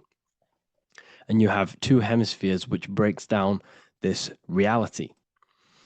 So essentially, the brain is the perception creator. It creates perception. So if the brain is creating this, who is the one experiencing the brain? Well, that is you, the consciousness, the mind, the all-seeing eye. You are the all-seeing eye experiencing the brain, the observer behind the brain, behind reality, behind the emotions. So if you're walking through a woods, this left brain sees individual trees. The right brain sees the whole woods. It sees the biome. It sees the bigger picture. So when you are walking through this woods, the right brain picks up a holistic perception of reality. It creates the woods as one unified woods. The left brain's job is to break this down and analyze it so that we can see individual things. And this is also necessary for humans to have the ability to break things down and manipulate things in this world. So without this left hemisphere, we could not manipulate things and break things down. So this right hemisphere is important because it sees the whole woods. It sees humanity as one unified consciousness. However, the left hemisphere sees individual egos. So the left hemisphere is the place of the ego because it only understands it sees the world very divided. Okay. So for example, here's another example of the left and right hemisphere. If someone pulls out in front of you in traffic, your left brain is going to start going crazy and analyzing them, calling them names. The right hemisphere, however, sees the bigger picture. Maybe he didn't see you. Maybe it's just a mistake. Maybe he's in a rush. You see how the two brains are very different. They do the same thing, but they function in different ways. The right hemisphere is feminine, the left hemisphere is masculine. So, like I said, this person pulls out in front of you, you start to think with the left. If you start to perceive that in the left brain, you're going to start analyzing them, you're going to start going crazy and calling them names because you're analyzing it. You're not seeing the bigger picture behind it. You're not seeing it from his perspective. So there is a crossover. So the left hemisphere of the brain controls the right side of the body, the right ear, the right eye. Everything to do with the right side of the body is connected to the left hemisphere, and the right hemisphere controls everything on the left side of the body, including your eyes, your arms, your legs. So everything is crossed over, and even your visual field is crossed over. So this is your visual field, as you can see here, and even the left side of your visual field goes to the right brain. There's a crossover. No one really knows. There's not really a reason for this. However, this is how the human body is designed. As we all know, the human body is the most advanced piece of technology on the face of the earth. They cannot replicate the human body. And they tell you it has no creator. This is crazy. People are that brainwashed, they can't even understand that their body is the most advanced piece of technology. Your body is so advanced, the computers that you use are mimicked of the body. Everything they create is mimicking nature, but they don't show you how intelligent nature is because they don't want you to understand you're in an intelligent design. So anyways, let's get back on track. There is a crossover in the brain, and this is why they teach you to write with your right hand. And I was speaking to someone who's in a nunnery, or whatever you want to call it. They were a nun, or they knew someone who was who was a nun, and they forced these people, these nuns, to write with their right hand. You had to write with your right hand. This is why, I'd say at least 70% of the world, or 80%, is right-handed and right-legged, because they taught us this to activate the left hemisphere more because of this crossover that happens in the body. So when we are using this right side more, we are using that left hemisphere more. Why? Why are they doing this? Well, they also called it writing. Writing is a spell, to cast a spell on you, to use that right side of the body so that you use this left hemisphere, because they want you to see the world as a divided perception. They don't want you using the right hemisphere, using that left side of the body to activate the right hemisphere to see the bigger picture and see how everything is all one and everything is created. This left hemisphere domination keeps you from seeing the connections between everything, because that left hemisphere analyzes, it breaks things down. So when we are left hemisphere dominated by using the right side of the body, we are essentially seeing everything as divided. And this is why so many people will not understand my work, because my work connects dots and connects fields of knowledge, and makes you see the bigger picture. So people who are left hemisphere dominated will see my work and think this guy's crazy. But it's all about activating that right hemisphere. So they called it writing because every word you say is molding your mind in some sort of way. The things you see is molding your mind. Everything you take in through the five senses is molding your mind. And language is a massive spell, especially the English language. They called it writing so that you use that right side. It's a spell because your subconscious mind picks up everything you say. And 90% of your daily basis behavior and thought patterns is produced by these subconscious programs within the subconscious mind. Essentially, your conscious mind is only the 10% of you. The conscious mind is just what you're aware of, what you're wearing, how you're feeling, what you're thinking. That's your conscious mind. The subconscious mind is controlling every system in your body. It's telling your heart to beat without you being conscious of it. So essentially, this is what they're programming. They're programming this system in the back of the mind, which is controlling everything through the words. And this is what spells are, because it's all about creating perception in the subconscious. So they want you to use that right side more. I truly believe the ancients, they were balanced. They used the left and the right side of the body. They didn't have a stronger side because they understood this science of the body and how the body works. So this is actually called phonetics. It's not etymology. Etymology is the study of root words.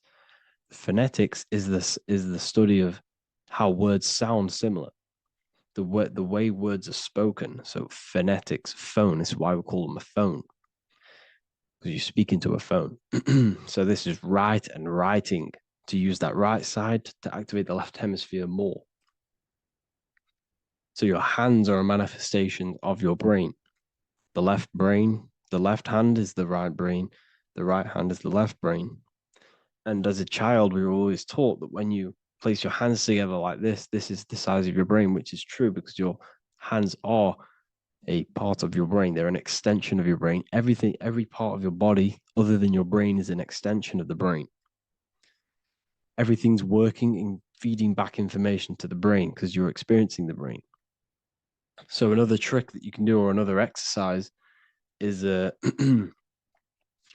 looking in the mirror and closing one eye at a time. If you close your right eye, if you take your top off, for example, you'll analyze your body if you close your right eye, because you're using that left hemisphere.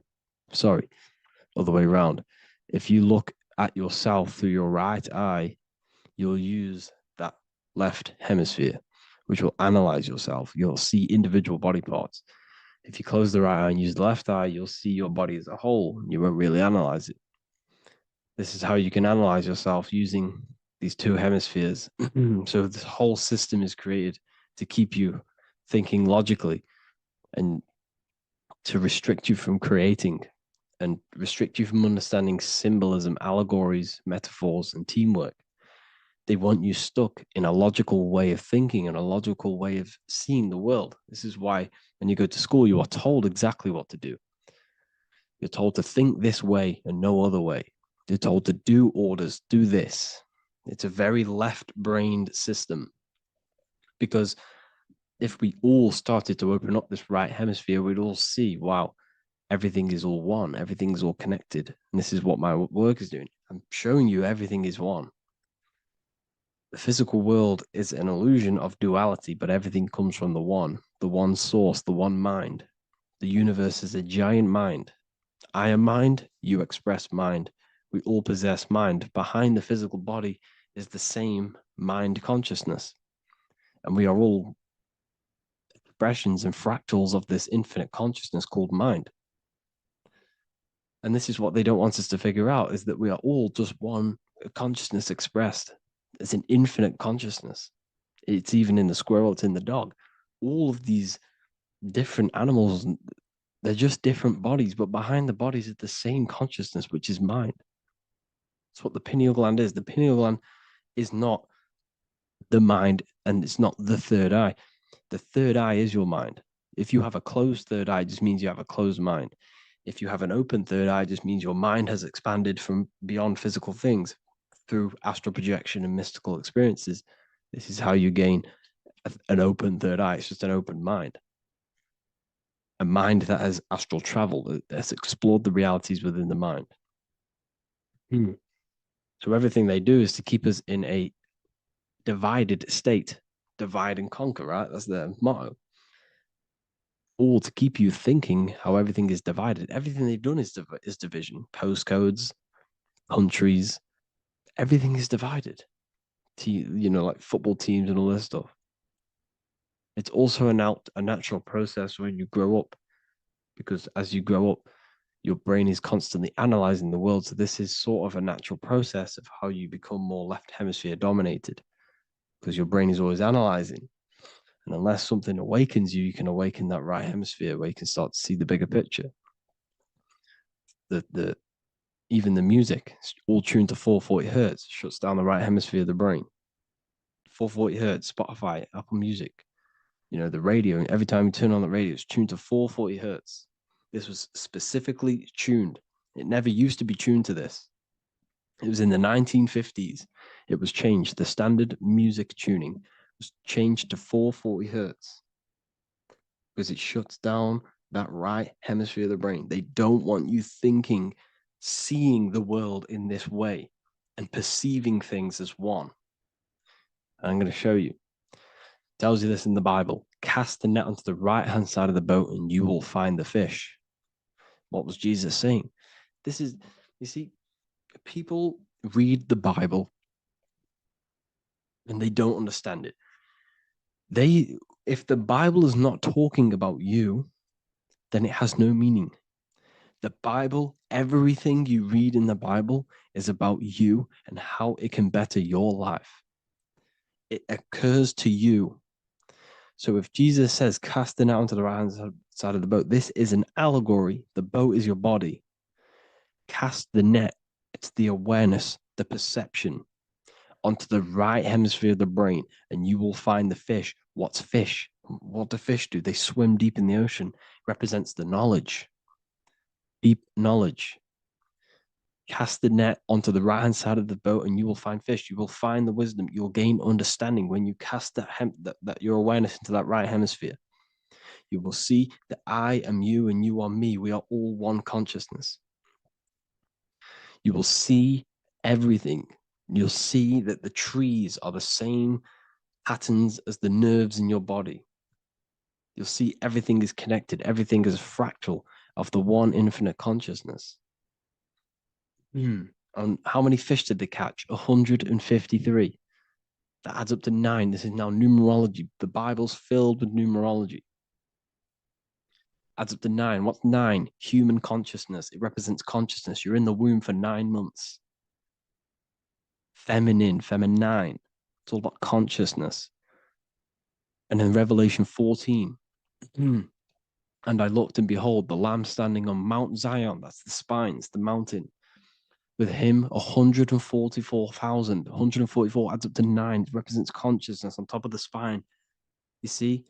And he had his name the name of his Father written on the forehead. What's the Father? The higher mind, the higher consciousness within you. Where is that? In the forehead, the pineal gland. The pineal gland is the radio receiver for the higher consciousness. Because every body part of the body has consciousness. Your heart has consciousness. Your gut has consciousness. You are thinking with these different consciousnesses. You think with the gut. You think with your penis. You are thinking with all of these consciousness. And it's about raising your consciousness to the higher consciousness, which is the Father, the mind in the head. Don't think with the lower parts of the body because that is your animal nature. Think with the higher parts of the body. It's all representing consciousness. How to activate the right hemisphere of the brain? Well, it's all to do with non-verbal things. So music will activate the right hemisphere. Make sure it's tuned to the right frequency though. 432 hertz, 528 hertz. Any frequency that adds up to 3, 6, or 9 is good for you. Meditation, turning off the thoughts, and you raise yourself to the higher brain. Symbolism. Symbolism is all right hemisphere. Reading between lines, metaphors, determining the Bible, it's all right hemisphere. Seeing the bigger picture, it's reading between the lines. So tithing in the Bible. These people in the churches are giving 10% of their money to the church. It's nothing but a scam.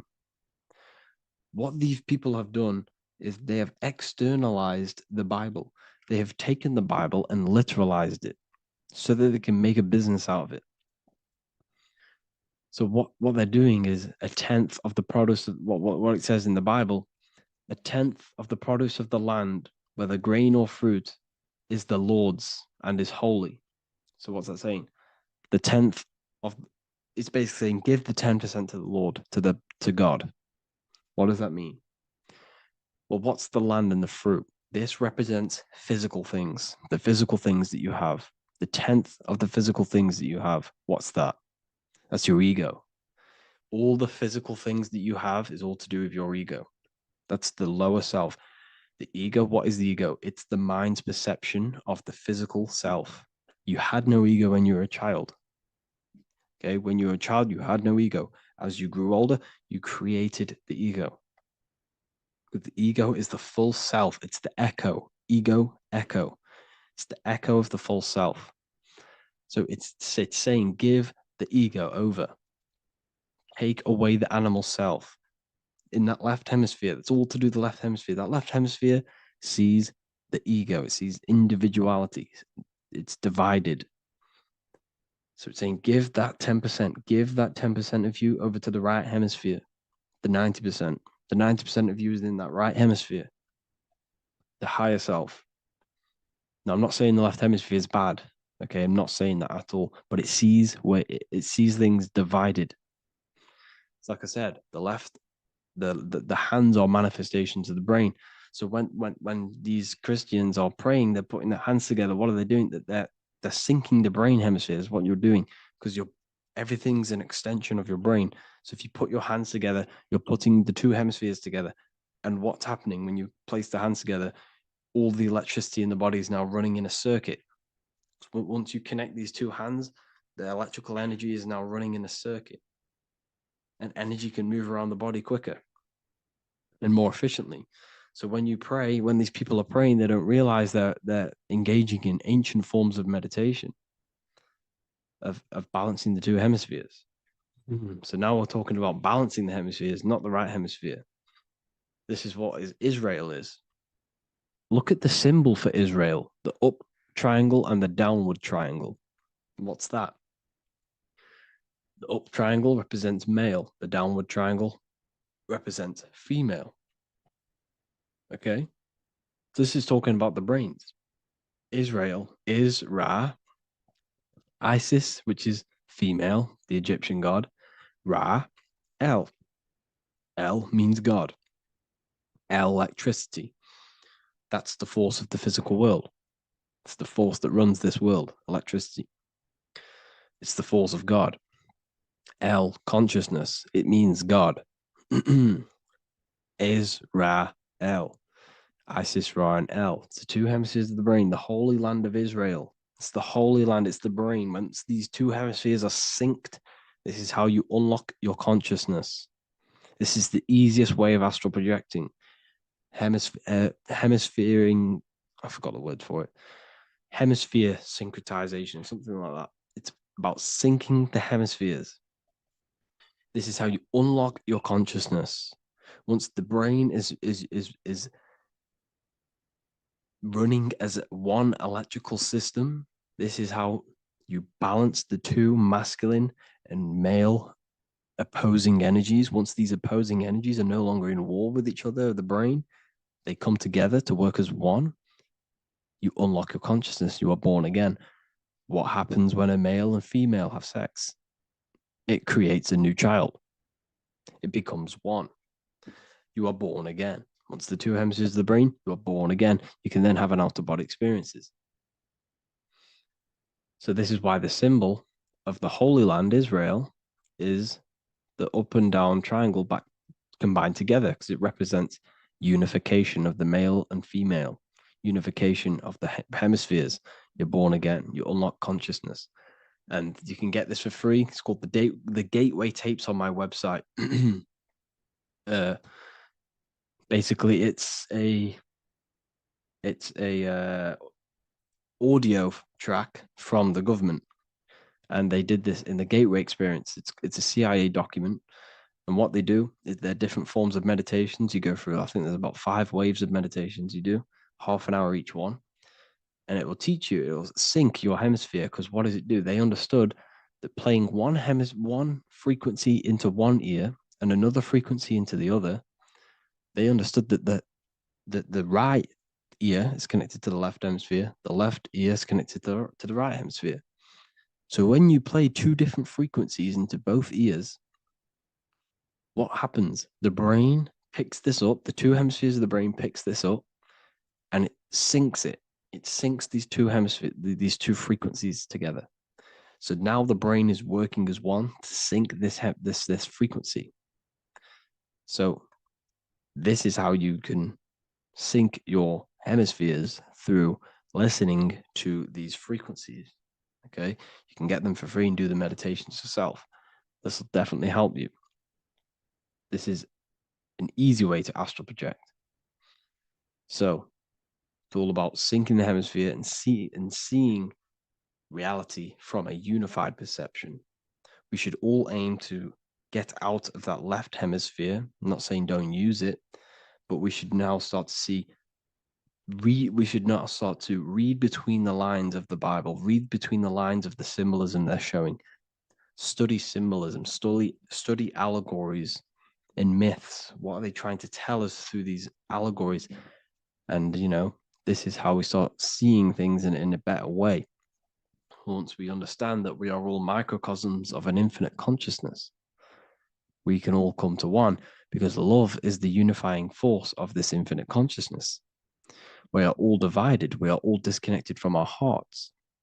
Once we all connect with our hearts and see that everything is one, we can all start to love and come together as one, because love is the unifying force of consciousness. So if you haven't already seen, I now have launched the Ethereal University. I will be doing lectures like this one, but even better, deeper, and even releasing knowledge that I can't talk about online as they are censored. I'll be doing lectures every single week. I'll be doing live calls every single week. You also gain access to my library, which is filled with over 45 occult books, filled with knowledge. Okay, I'll show you now. Plus, you get my book, The Book of Wisdom, PDF form, and the Human Health Guide, PDF form. You also get all of this stuff, the health section, Q&As, Ethereal meditations. We've got some celestial studies, cosmology, and numerology coming soon. You also get the brand new Manifestation Mastery course, plus the library. And there'll be new books, new lectures, new live calls every single week. Or you can get the Book of Wisdom, use the code WISDOM in all capital letters to gain 40% off. This sale will be ending very, very soon. So if you're watching this, be very quick to get yourself a physical version or a PDF of my book. You can get it in all these languages. Hope you enjoyed this video, people. I'll see you inside the Ethereal University, the real university. Have an amazing day.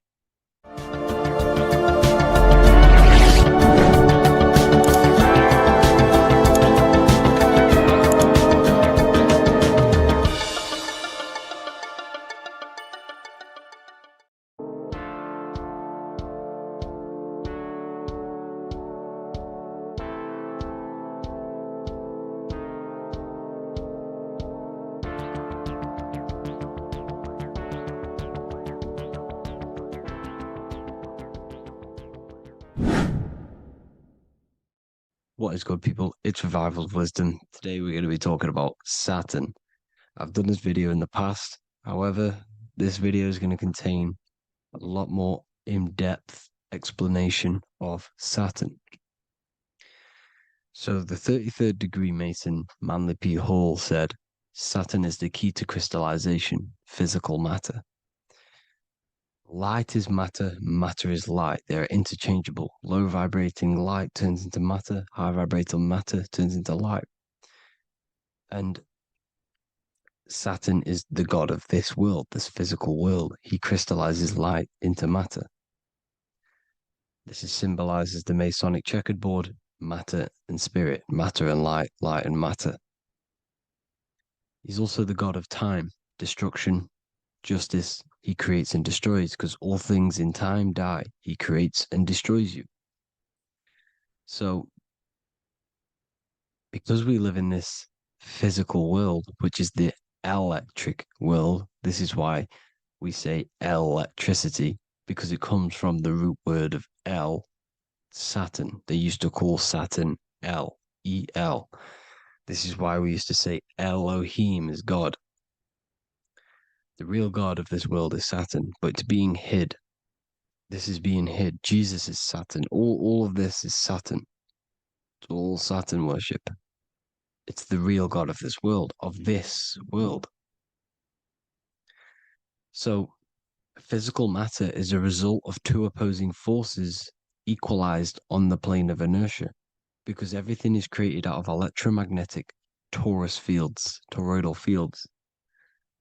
And these two poles equalize on the plane of inertia, which gives you planet Earth, plane of inertia.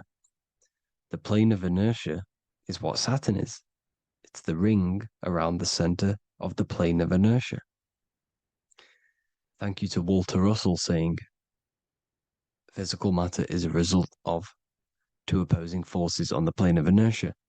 This is what Walter Russell says, so please check out his work. He's got many books, many books on light and electromagnetism and stuff like that. So I advise you to check him out. So the torus field gives you the binary code 0 and 1, the female vagina and the male phallus. This is the code for this world.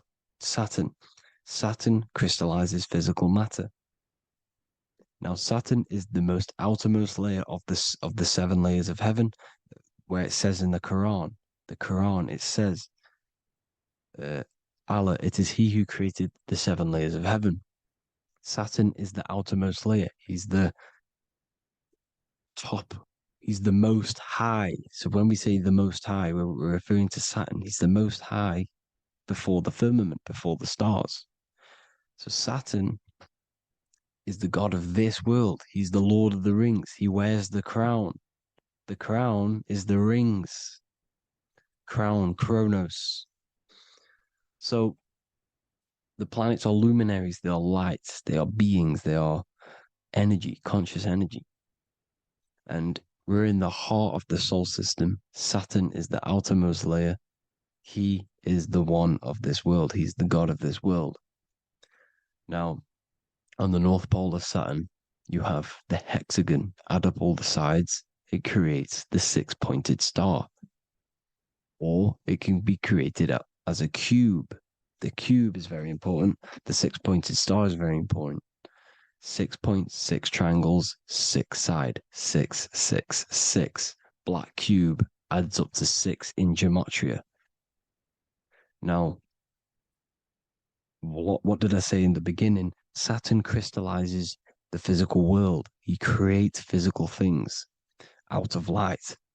You are a light being. This is why we say human. Hue means the light spectrum. Hue, man, we are light manifested into physical forms, human. And we are incarnated through Saturn. Satan, same thing.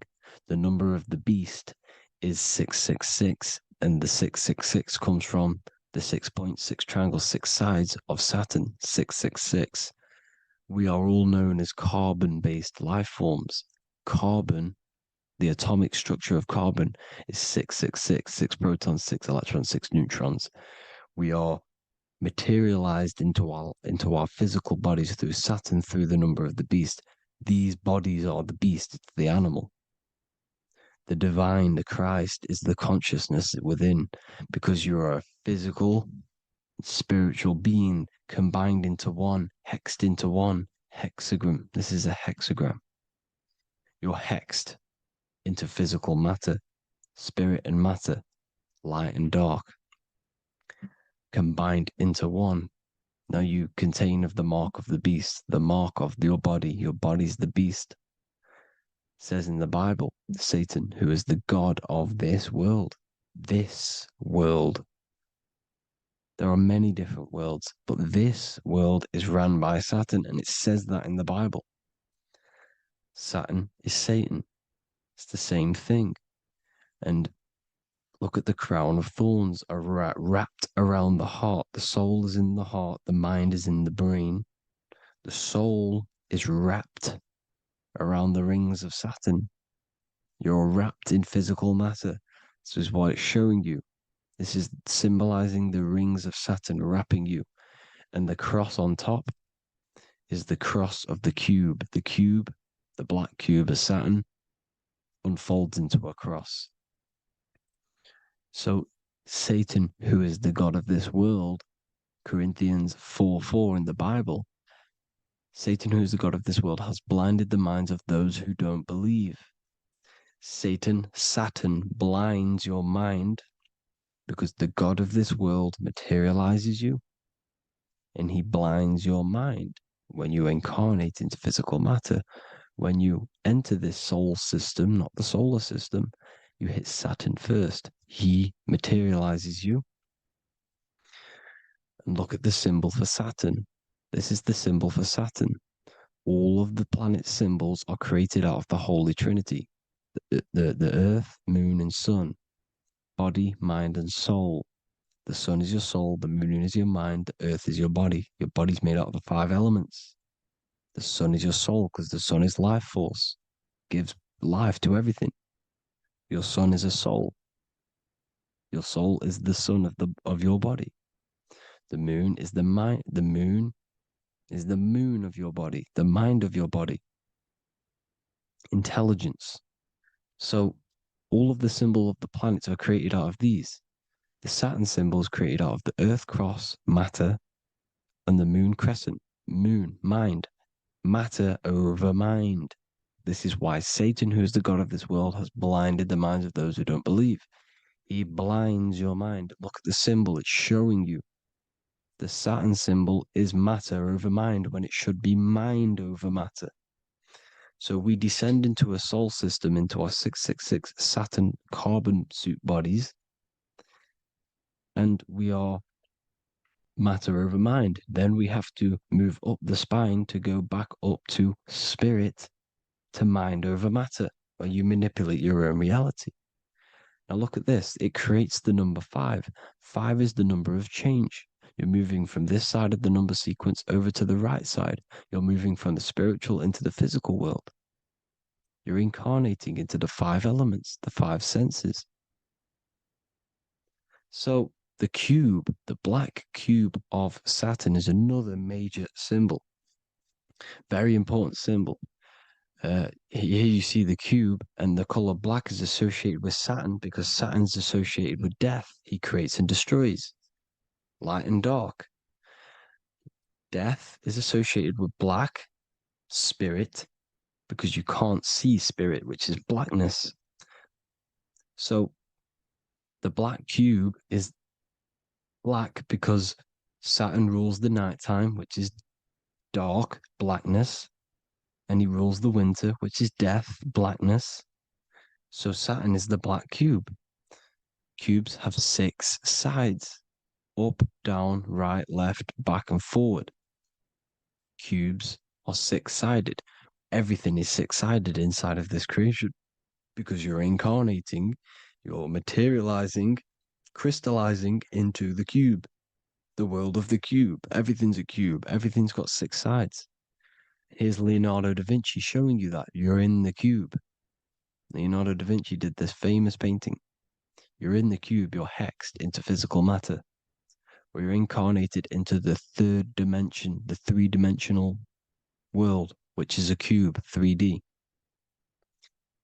And black cube adds up to 6 sides of the black cube.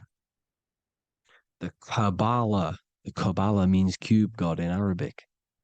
And look at what they do. They worship the cube, the black cube, and they stand in rings like the rings of Saturn. Australia, Denmark, Manhattan, Santana all have these black cubes. You go to New York, you will see the black cube there as well. These black cubes are everywhere because it is the real God of this world, So look at the cross. The cross unfolds into the cube. Xbox, Nintendo GameCube, Sega Saturn, anything to do with a simulated gaming reality, they put Saturn in it because we're in the simulation of Saturn. This is a simulation. And this is why they reflect this through the Xbox, GameCube, Sega Saturn, anything to do with gaming, simulations, is all Saturn. because we're in the cube of Saturn, the black cube. We're in the GameCube, the Xbox, the Sega Saturn. As above, so below. So they reflect it through the simulations that they create inside of this simulation. Cubes have 8 points for the 8 points of time and space. 8 is the number of time. Everything's cycling, infinity. So look at the cube. The cube is symbolized as in Judaism. The Judays have the black cube. They wrap themselves in a black band and they cover their eyes into blackness. The black cube, for the black cube of Saturn, they use the star of Saturn, and they worship their god on Saturn Day because it's all Saturn worship. And look how the Saturn god is wrapped around with these thorns or leaves, just like Jesus is wrapped around his heart. And Jesus on the cross is us on the cross. We are in the cross. We are in the cube. The cross is the cube. And the cross is even in the Saturn symbol. This is another symbol for Saturn. There's two symbols. You got this one, the one I've just broke down. And there's this one. This is the cross of Saturn, the cube god, the simulation, the GameCube. Now, Chronos is another word for Saturn. Chronos means time. When you clock into work, you go to the Chronos machine. Well, I did anyway. And I'd tap my card on the Chronos because Chronos is time. Anything to do with time is Saturn. He creates and destroys. Look at the artwork of Saturn with the sand, the time. Look at this, how he's cutting off the baby's wings. He's crystallizing the spirit into matter. He's cutting off your wings. Satan, in the Bible, he falls from heaven into earth and he loses his wings. He becomes a serpent. You see, it's all symbolic for us. We are the fallen angels, fallen angles of light. We're fallen angles of light. We are light beings. Now we're fallen into physical matter. Saturn's chopped off our wings. He's chopped off our spirit wings because when you astral project, you can fly. You will fly around. He's got the Reaper staff here, always depicted with the Reaper staff. Now look at the clock. Saturn Day is the 6th day, the number of the beast, 666. Look at the clock. 6 take away 12. 12 take away 6 equals 6. 7 take away 1 equals 6. 8 take away 2 equals 6. 60 seconds in a minute, 60 minutes in an hour, 24 hours in a day, 2 plus 4 equals 6. That's 666. Everything's 666 because it's time. Saturn. All goes to Saturn. He's the god of time. We're in time now. We're in time. We're in the time, which is God, the god of this world, the god of time. Now look at this. The Reaper is also depicted as the Reaper with the staff, the black cloak, black symbolizing death, spirit. Judges wear black because Saturn is the law. He's the god of this world. He's the law. This is why they wear black cloaks. When you graduate from university, you wear a black cloak and a black cube on your head. You've been hexed. Funerals, you wear black because it's all to do with Saturn, Father Time, Father Crystallization. Now, Saturn, here's another one of him cutting off the wings of a child. Because he cuts off the wings. He creates and destroys your body. We're in the electrical world. Everything that is electrical vibrates. All vibrations have to come back to a standstill point, which is death. This is why your body dies. Your atoms stop vibrating. Corona. Look at the crown. The crown is the corona. Corona means crown. And look at this is an alcohol brand for beer. You can see the staff of Saturn in the symbol with the moon crescent. corona, which is the crown, Saturn, the crown on Saturn, the rings, and then you've got the staff. It's all Saturn worship.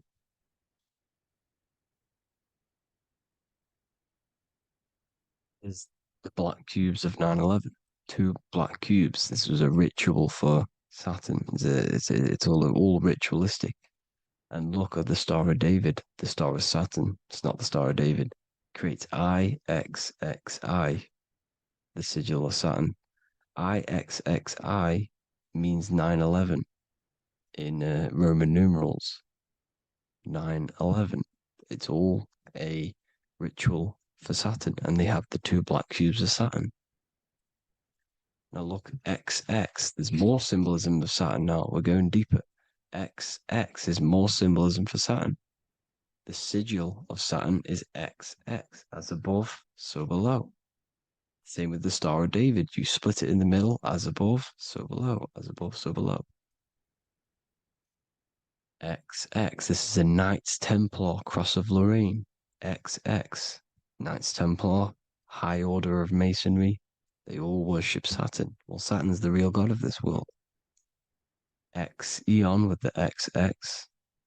XXL magazines, which is all to do with famous rappers and stuff like that. When you die, you put XX on the eyes because it's Saturn. He's the Reaper. Is Jesus with the XX crown with the thorns around his heart, around his soul, with the cube on the top, the cross cube. Lucifer with the XX Cross of Lorraine. Jay-Z with his alcohol brand, XX Cross of Lorraine. The X Factor with the rings of Saturn. All Saturn worship. The seal of Melchizedek is also Saturn. This is the cube. This symbolizes the cube with the 8 points for the 8 points of space and time. And this is the cube. It's another ancient symbol for Saturn. Here you see the star of Saturn with the Melchizedek symbol around it, which is all to do with Saturn. Here you see an altar, the Holy Grail, the Melchizedek symbol on it, and they're worshipping it. This is why we wear rings, wedding rings for the rings of Saturn. It all goes back to Saturn. Earrings. The 8-pointed star of the ancient Sumerians is all Saturn. It's all Saturn. So the ancients, the symbols of Saturn goes on forever. It's in all of the major corporations. You can see it everywhere, the rings of Saturn. Toyota is an obvious one.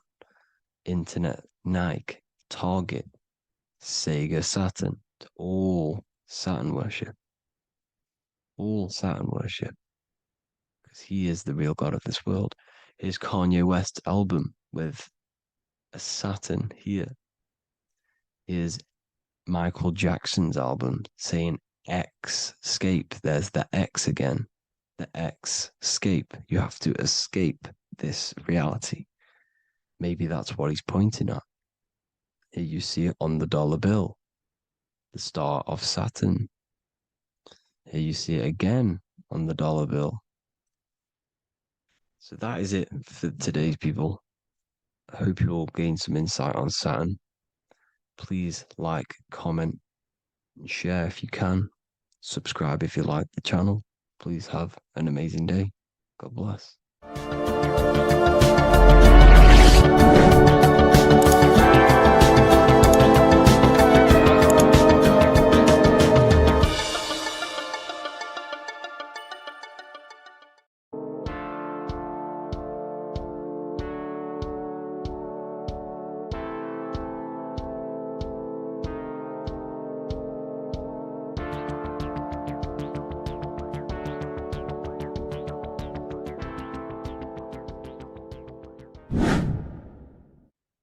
How are we all doing, people? It's Revival of Wisdom from the Wisdom Academy.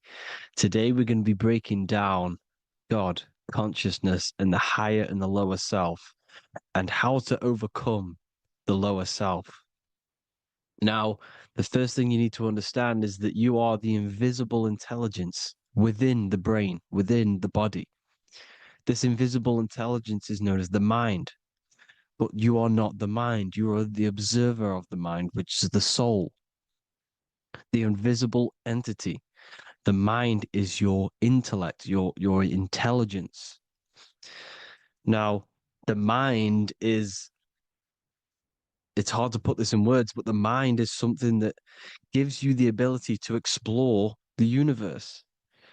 And this inner self is the I am. It's the quiet, the inner self, the voice you see in you hear in your head. This is why within spells high twin, inside, internal. The I is also the number one, which is one line.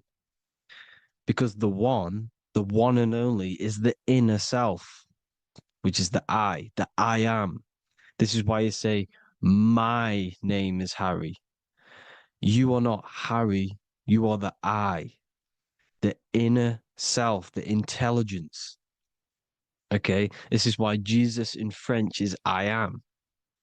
You look with the two eyes and you see with the inner eye.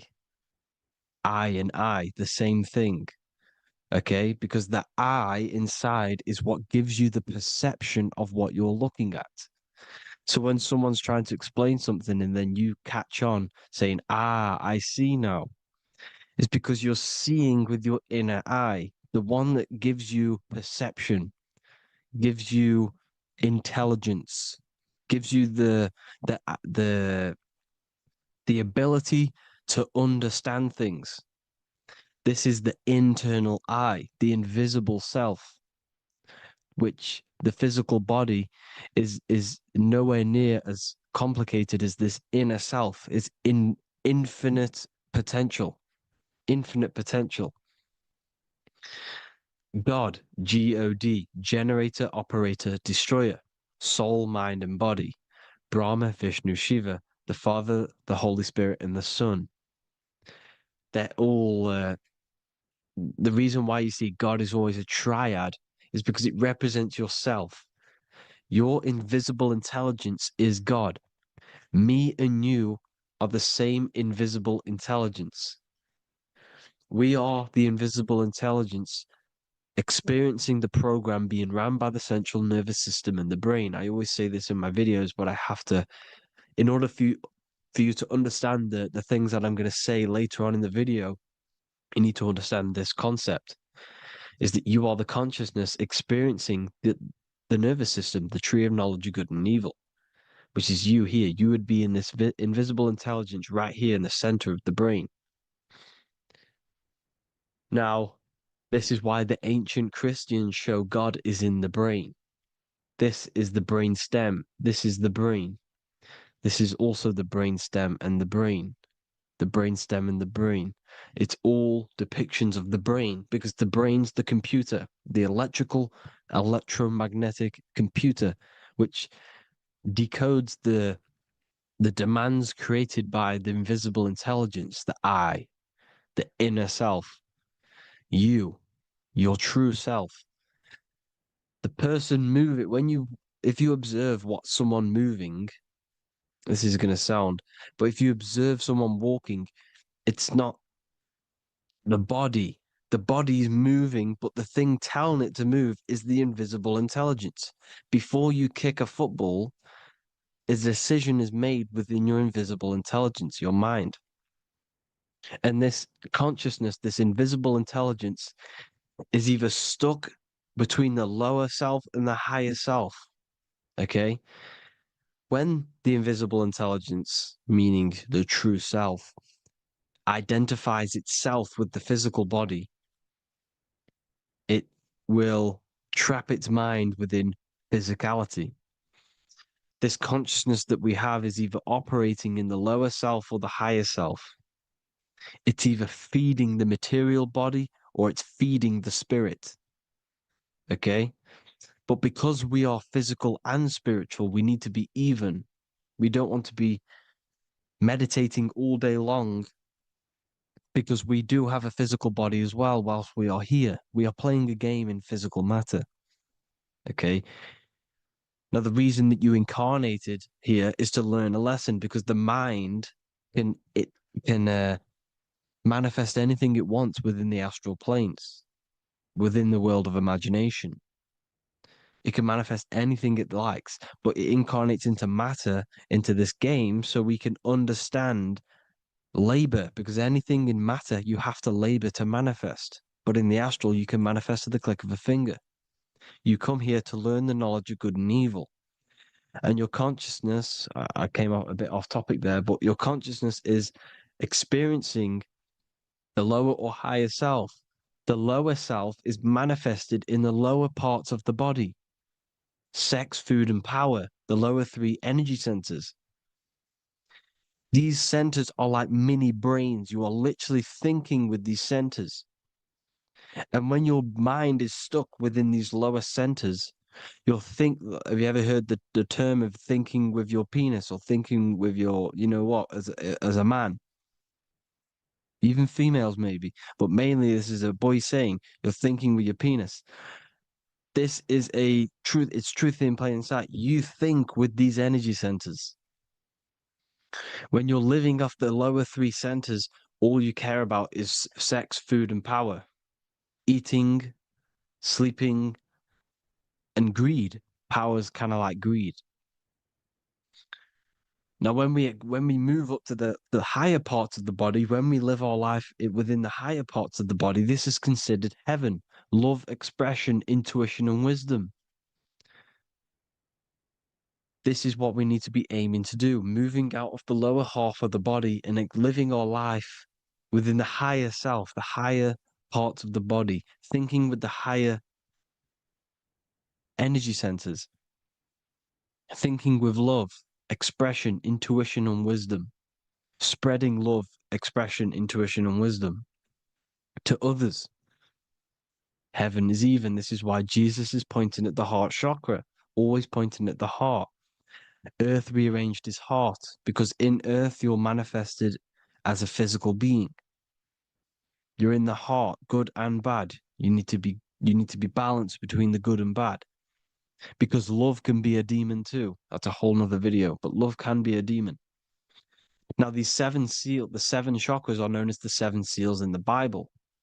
When the Lamb opened the seventh seal, there was silence in the heaven for about half an hour. This is a verse from the Bible. The Lamb is Aries, which is the higher brain, the cerebrum,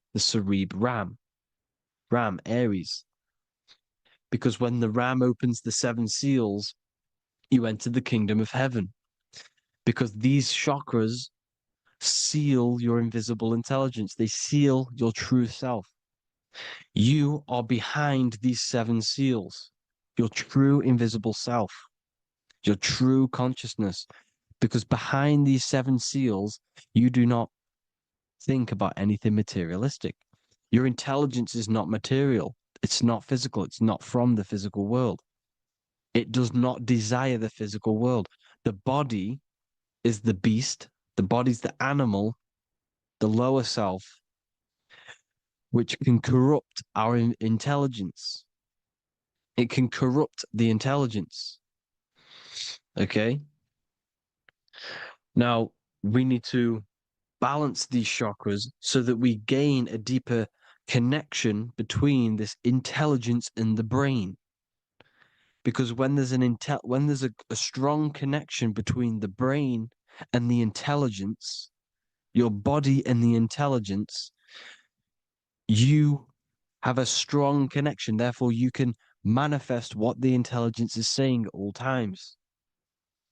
Meaning, when, for example, your higher self, this is intelligence, the higher intelligence is always speaking to you. It's always guiding you. It's always telling you the right thing to do. You can feel it when you're doing something wrong. You can feel that you're doing something wrong, because this higher self, this intelligence knows what it needs to do here. And when there's no connection between the body and this our intelligence, our true self, when we strip away, when you close your eyes for long periods of time, you will figure out you are this invisible, infinite creative being. There's no words that I can't describe what it is, but it's the voice inside of your head that you can feel when you close your eyes. You are this being inside of the heaven, because this is heaven, this intelligence. And when there's a strong connection between the body, you can manifest everything it's saying. When everything is balanced, when you're no longer thinking with the lower centers, when they're all balanced, you're not thinking in particular with every center, you balance them all, you can manifest everything it says. Your body will act out what the intelligence is always saying. This is God in the brain, the intelligence, trying to touch Adam, representing the lower self. This is why they're not touching. Notice how Adam is resting, but the intelligence is always reaching out, stretching, symbolizing metaphorically saying it's guiding. I'm always reaching out. The intelligence, your intelligence is always guiding you. It's always reaching out to you. But Adam is ignorance of it. The lower self is ignorant of it. And that's why he's so relaxed and God is so stretching out. Because at our highest self, that when you think of when you want to better your life, that highest true version of yourself is God. When you're manifesting this, your highest self, this is God. Your truest form, your most perfect form, that is God. Your highest version of yourself, that is God. Emotions are not what you've been taught. Emotions are not something that should be reactive, okay? You should not let the emotion be you, except that you should experience them instead of letting them become you. You need to understand there's a separation in our consciousness. You have the soul, which is the person who is observing your thoughts. When you think a thought, who's the one observing that thought? The soul, you, the I am, the I, the inner self, the one and only. And inside of every single body, inside of me, inside of you watching this video, there is this same intelligence that is inside of me, inside of you. And it's the exact same intelligence, experiencing a different body. And this is what we mean by the universe is mental. We all are all sharing the same ball of consciousness in a different body. The animals, the fish, the cells, all expressing this one consciousness. Me and you are the same. This is why the golden rule is treat others like others should be treated, because I am you and you are me in a different body.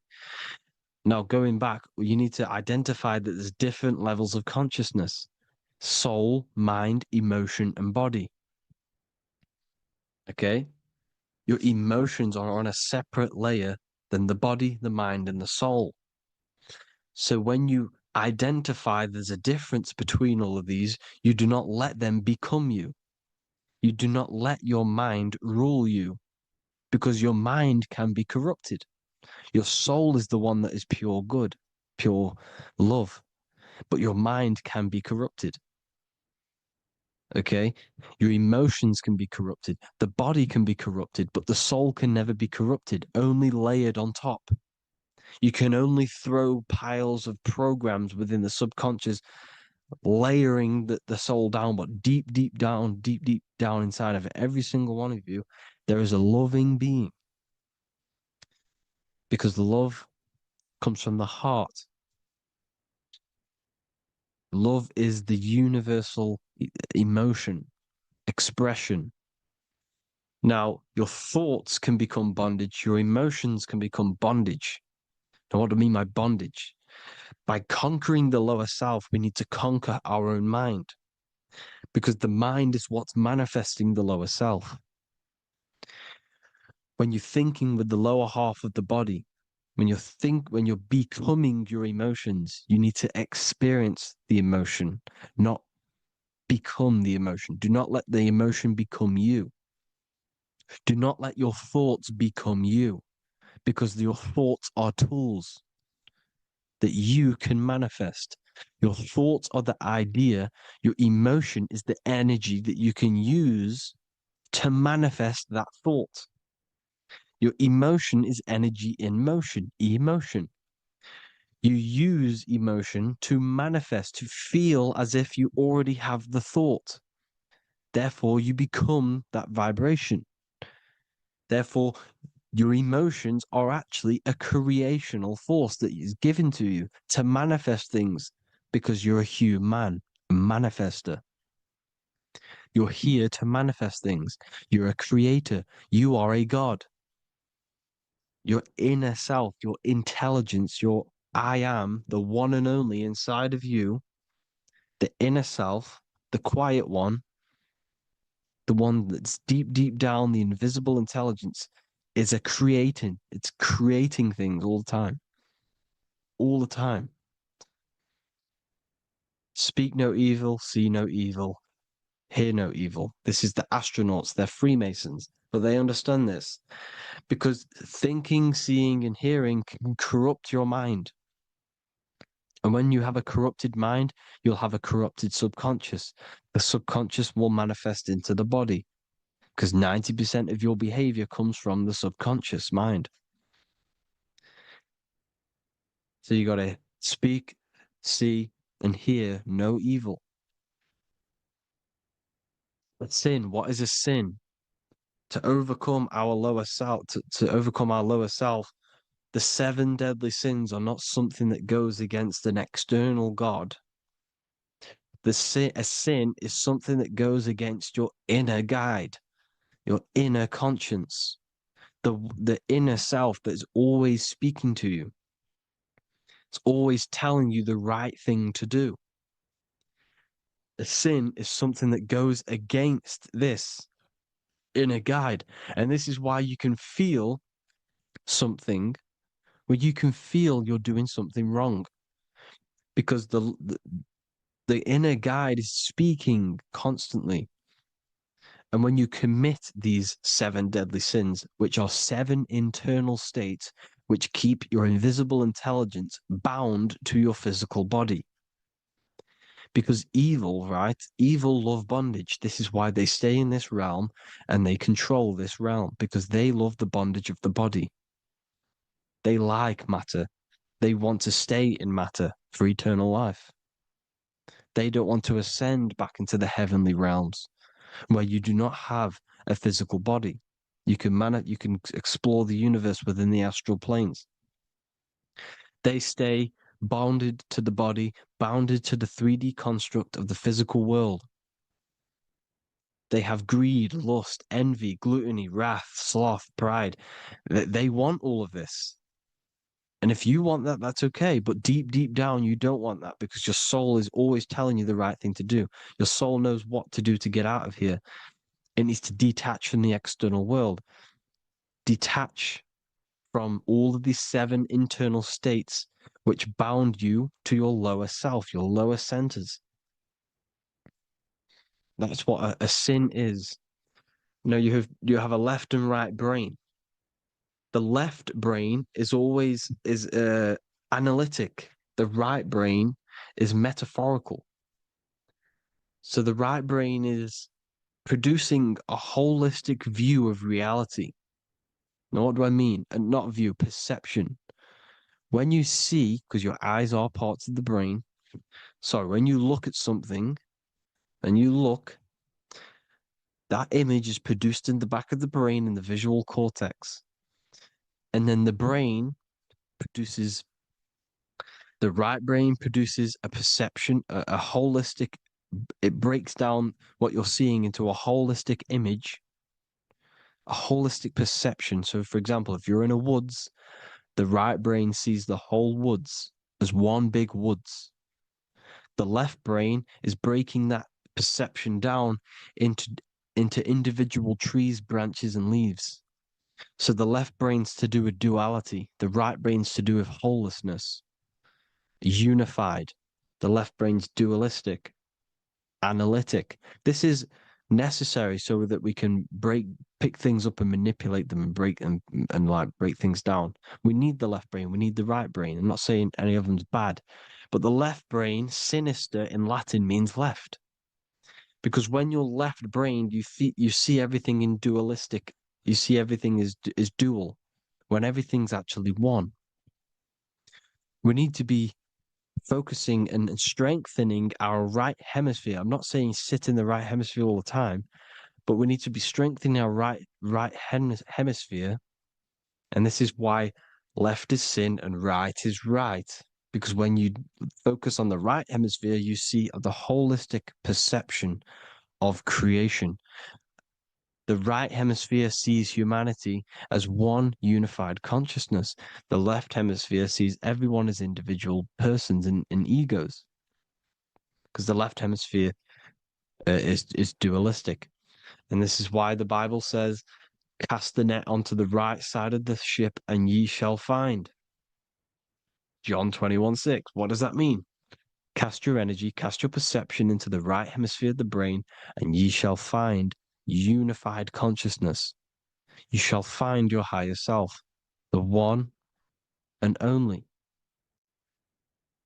If then you have been raised with Christ, seek the things that are above, where Christ is seated at the right hand of God. Wow. Powerful. What does this mean? Seek the things that are above, where the Christ is seated at the right hand of God. God is your consciousness, your invisible intelligence between the two hemispheres. The right hand of God is the right hemisphere. Seek the things that are above the heart.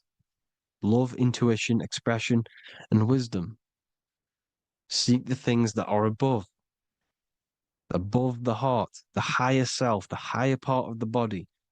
Because when you seek the things of love, expression, intuition, and wisdom, you create a strong aura. You attract the same frequency. And this frequency is heaven, God. This is the Sumerian artwork showing the lamb. This is a step symbolizing stepping upwards, raising up. He's stepping over the lamb up to the bird. His hand is going to the bird. The lamb symbolizes the lower self. Okay? The bird with the wings is in the sky. It represents the higher self. This is why angels always have wings, because it represents the higher self in the sky. The lamb is a ground animal, symbolizing the lower self. He's stepping over the lamb to the bird, his higher self, his invisible intelligence. Horus and Set, Jesus and Satan. Look, Horus has an evil brother, Set, just like Jesus and Satan. Horus is a bird, higher self. Set is a ground animal, lower self, which is the devil and the angel on your shoulder. You see? The right and the left hemisphere, the two wings. So the devil and angels always speaking to you. The higher and the lower self. It's the battle between the higher and the lower self, between the invisible intelligence and the physical body, because the body's the one that wants the sugar, it wants the pleasure, it wants the sex, it wants the porn, it wants all of the materialistic things, it wants the 7 deadly things. Okay, it wants this. There's a battle between the higher and the lower self, your intelligence and the body. This is why you need to become balanced, so that there's a deep connection between the body and the invisible intelligence, that I am. You need to master your mind with discipline, and you gain a connection between the brain, the body and the intelligence. Resurrection, transmuting sexual energy. Okay, this is important. Res is resh, which is Hebrew. The early Hebrew resh symbol is the head. This is the head. Resh, erection. Erection is a sexual stimulation. Resurrection is rise erection. You got to raise your sexual energy up the base from the spine to the head. This is the Christ, the Christos. Because there's a psychophysical germ, psychophysical oil produced in the brain every month. Go and watch my other video on raising the chrism. Okay? And every month there's this fluid produced in the brain, which takes 2 trips, because one's produced by the pituitary, one's produced by the pineal, magnetic female, magnetic and electric charge. And it takes 2 trips down the spine to the solar plexus, the bread of life in the Bible, or Bethlehem in the Bible, because the River Jordan's your spine. Goes down to Bethlehem. It gets born in Bethlehem, just like Jesus. Because when this oil travels to the solar plexus, it creates the seed, the seed of life, and it feeds the body, all the central nervous system, all the cells. It regulates the blood, does all sorts of good things for the body, this oil. Now, when you save your sexual energy and you raise your resurrection, you awake the Christ, you raise it from the solar plexus or the sacrum bone up to the brain, you activate 100% of the brain, and this is the true resurrection of Christ. Instead of wasting the energy and giving away your sexual fluids, because behind the fluids is the energy. So when you release that fluid, the energy is out there. You've released the energy. Your sexual energy is the most potent emotional force a human could possibly feel. Same with any animal or anything. The sexual urge, the sexual emotion is the most powerful, potent emotion that you can feel. It takes over the whole body. When you feel sexually aroused, it takes over everything because it's so potent. And when you fight the serpent, when you fight the sexual energy, which is shown here in the Egyptians, the cat cutting off the head of the serpent, or Hercules fighting the serpent, or in the Greek mythology fighting the 7-headed dragon, the 7 chakras. The serpent is your sexual energy because it symbolizes your kundalini. When you fight it and you transmute this energy, instead of releasing it, instead of acting sexually on it, you can transmute the energy, transfer it from the solar plexus up to the brain. You can also do this with other tasks. Instead of releasing it, instead of raising it from the solar plexus to the brain, you can use it for other things. So, for example, you want to think critically. You can use it for critical thinking. You can use it for going to do exercise. You can transmute sexual energy into anything. But you can do this. You can raise the sexual energy, and you can use this energy to push the cerebrospinal fluid from the solar plexus up through the spine, up the 33 vertebrae to the brain, and it'll activate 100% of the brain. And this is the resurrection of Christ. Jesus was never dead. Jesus was never rose from the dead. It symbolizes the Christ, Jesus Christ. Christ is Christos, which means oil in Greek. The resurrection of the Christ, the Christos, the oil. When it activates 100% of the brain when it's raised, and it can regulate all the systems, it can regulate all the blood, it can regenerate the body. And this is the true Antichrist. They don't want us doing this process. The Antichrist is not against Jesus, it's against the fluid in our body that makes us live hundreds and hundreds of years and makes us live as gods. This is the true resurrection.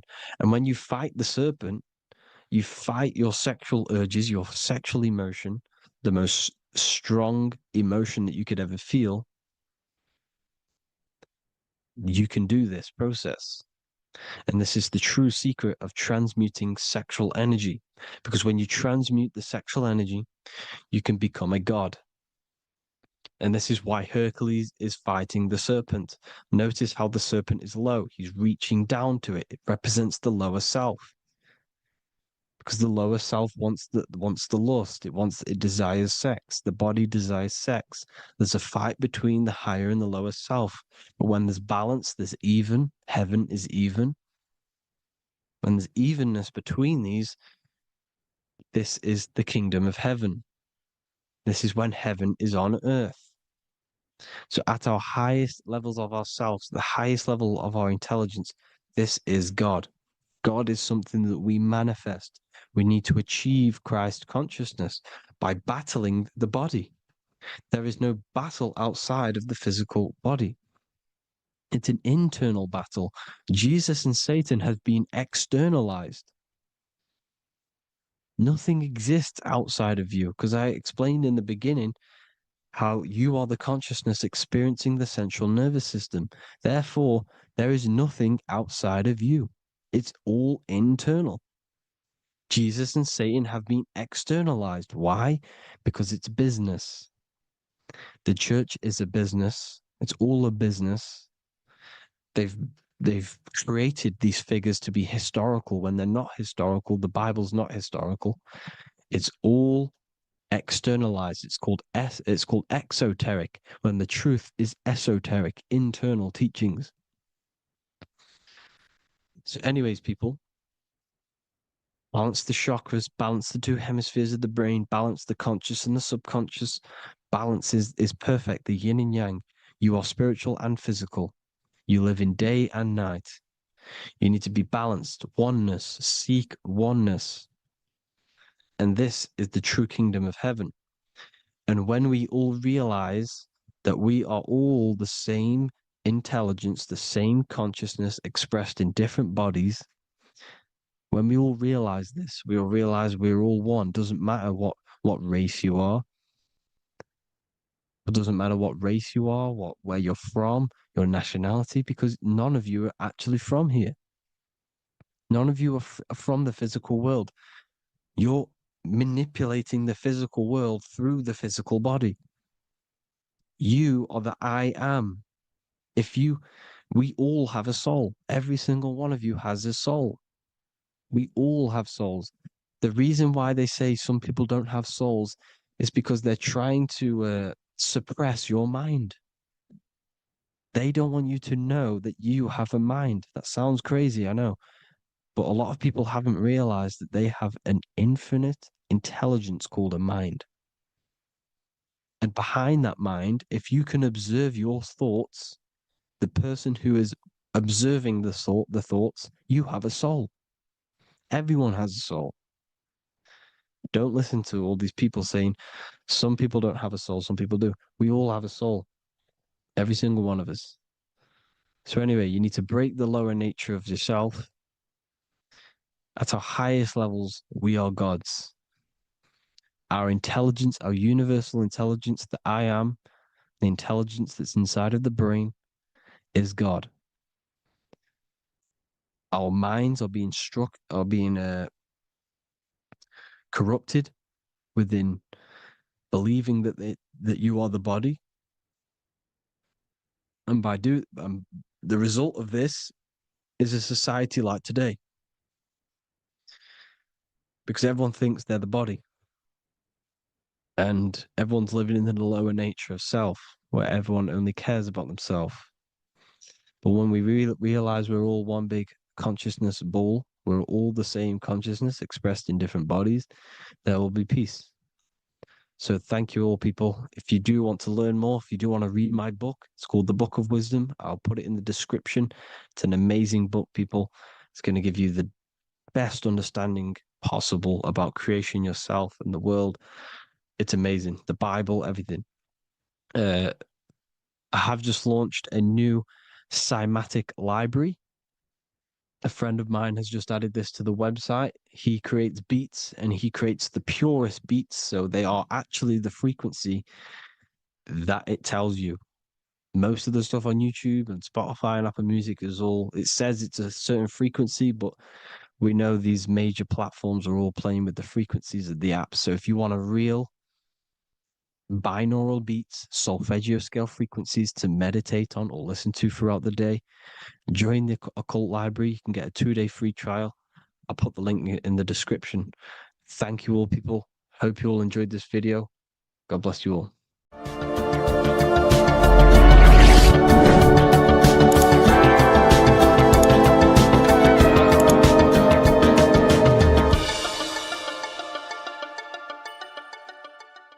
Neo is plugged into the matrix on the back of his neck. And if we look at the human brain, the back of the neck is the reptilian brain stem. And when one operates their life out of the reptilian brain stem, they are unaware, unconscious. They are consciously dead because the reptilian brain does not really critically think. It acts on instinct, fight or flight mode. This is considered in the occult spiritually dead. When one is taking actions without intention, simply very reactive to life. They're not living, they're simply experiencing. When you're walking down the street and you see someone, and in your mind you think me versus them versus me. That is an animalistic way of thinking. I used to be trapped in this way of thinking, always thinking of fight or flight, always judging people, always reacting to the world, never consciously creating and commanding with intention in the world. This could be considered the matrix, when one lives unconsciously, simply surviving in the world. Another symptom of living in the reptilian brain could be obsession, a constant need to assert your power over others to feel safe or superior. Views relationships as power hierarchies, not as mutual connections. It could be a conquest for sex, lust, seeking validation through sexual activity. Sex becomes a tool for dominance, escape, and self-worth. Intimacy is avoided. Pleasure is pursued without emotional depth. Seeking pleasure all the time. This is all to do with the reptilian brain. Seeking safety. It could be compulsive eating or food hoarding, driven by craving and not actual hunger. Eat to soothe fear or emotional discomfort, often unconsciously. This is the unconscious. Fear-based decision-making. Every choice is shaped by perceived threat or insecurity or fear within the subconscious mind. Long-term vision is sacrificed for immediate safety and gratification. All the reptilian brain. Territorial behavior overacts when personal space, possessions, or status is threatened. Acts as though survival depends on ownership or status. Addiction repeats patterns to feel safe, even if they are harmful. Avoids anything unfamiliar or unpredictable. Low empathy. No empathy or emotional care for one another and for fellow beings in the world. Sees people as threats, tools, or competitors. This is all to do with the reptilian brain. Intense jealousy or possessiveness. Sees others as rivals or objects to control. Cannot tolerate perceived threats to loyalty or status. Quick to be angry. Slow to reflect. Reacts with rage, withdrawal when challenged. Lacks emotional regulation or deep self-awareness. So this is considered, this brain could be considered the matrix, hence why Neo is plugged into this brain. He's operating the life out of this brain, unconscious, simply navigating life like an animal. I was in this state, and you can only really realize this when you come out of this brain and you start to function from the higher regions of the brain, which we will discuss very soon. And my life was chaos because there was chaos operating internally. I was never thinking about the future. I was always operating life out of fear, out of lack. Never had care for another person. When you operate life out of this brain, the matrix, things outside you, can easily control you. This is why they keep us in a constant state of fear. So we operate life out of this. So we never gain full control over our reality, over our actions, over our thoughts. So Neo is called Neo, and he works at a place called meta cortex, very symbolic of the neocortex, the higher region of the brain. Now, this brain makes you human. It ultimately allows you to hold control over the animal urges. Okay, the neocortex is the brain that allows you to to have self-mastery that allows you to control your urges, your instinctual survival urges. So humans can overcome their reptilian animalistic state and start to operate their life in a conscious mastery state. And Neo is plugged out of the reptilian brain and he starts to use his neocortex, the human brain. This allows one to learn to have self-control, allows one to create, allows one to think about others. It allows one to critically think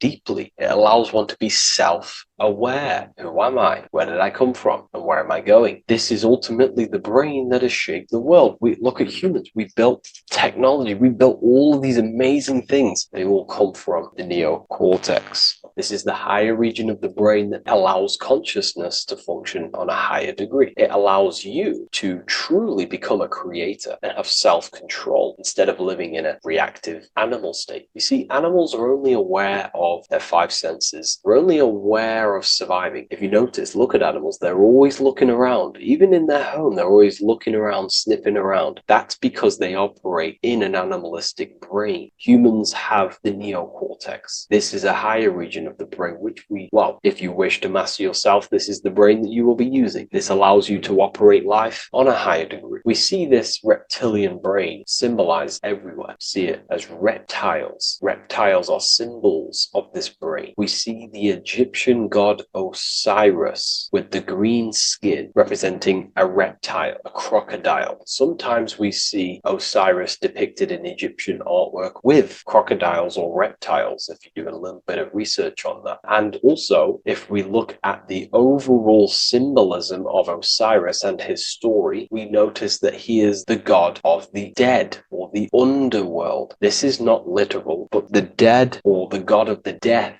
the god of the death of self, the dead of consciousness, because you are a divine being with limitless potential to create. And ultimately, to create, we have to master our reptilian brain. But when we function from this reptilian brain, we are dead to our higher powers of creation, of imagination, of actually gaining control and operating life from the higher mind, operating life as the divine being as you are. But if you operate life in Osiris, he is the god of dead. You are spiritually and consciously dead. You act unconsciously. You are dead, not physically, but mentally and spiritually. So what we're looking at here in the Egyptian artwork is the reptilian brainstem. We have the left hemisphere and the right hemisphere of the brain. Notice a curve. The feminine body is very curvy. This represents feminine. The masculine body is very liney. So if we study geometry, we know that lines are masculine, hence why the word masculine, line, and the feminine body is,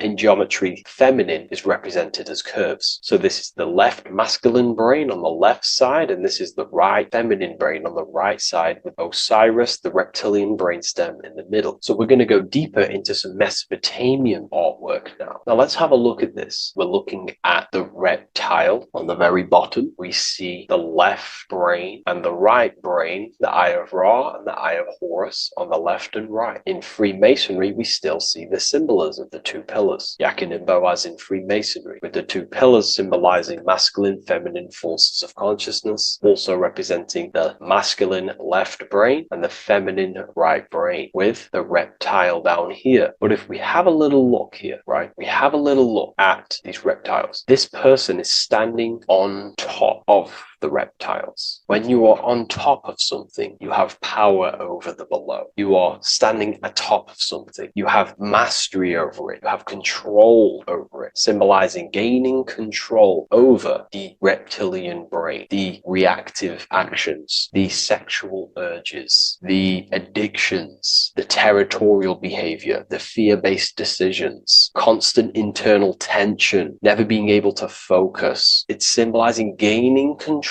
over these internal qualities that happen within us, in our mind, because the universe is mental. And if we do not gain control over this brain, it will dominate our mind, which will ultimately dominate our actions and destroy our life and live in an unconscious state. So this is basically instructions in this ancient Mesopotamian artwork of becoming self-mastery, to operate on a God consciousness level. So we have a person symbolizing your awareness, the internal you, having mastery over the reptilian urges, the reptilian brain, the reptile thinking. We have a person, a face in between, and it's standing in between these pillars, symbolizing balance of the brain hemispheres. Because the face, we see the eyes in the middle, we see the person is you, your consciousness, standing in the middle pillar. It's representing seeing reality as neutral. Everything in the world is neutral. It's the mind's perception that gives it a positive or negative charge. When we adapt this mindset, this view of reality, this knowingness of reality, we see the world for what it truly is. And if you see things as neutral, it allows one to transform the situations in your life accordingly, instead of simply choosing a side.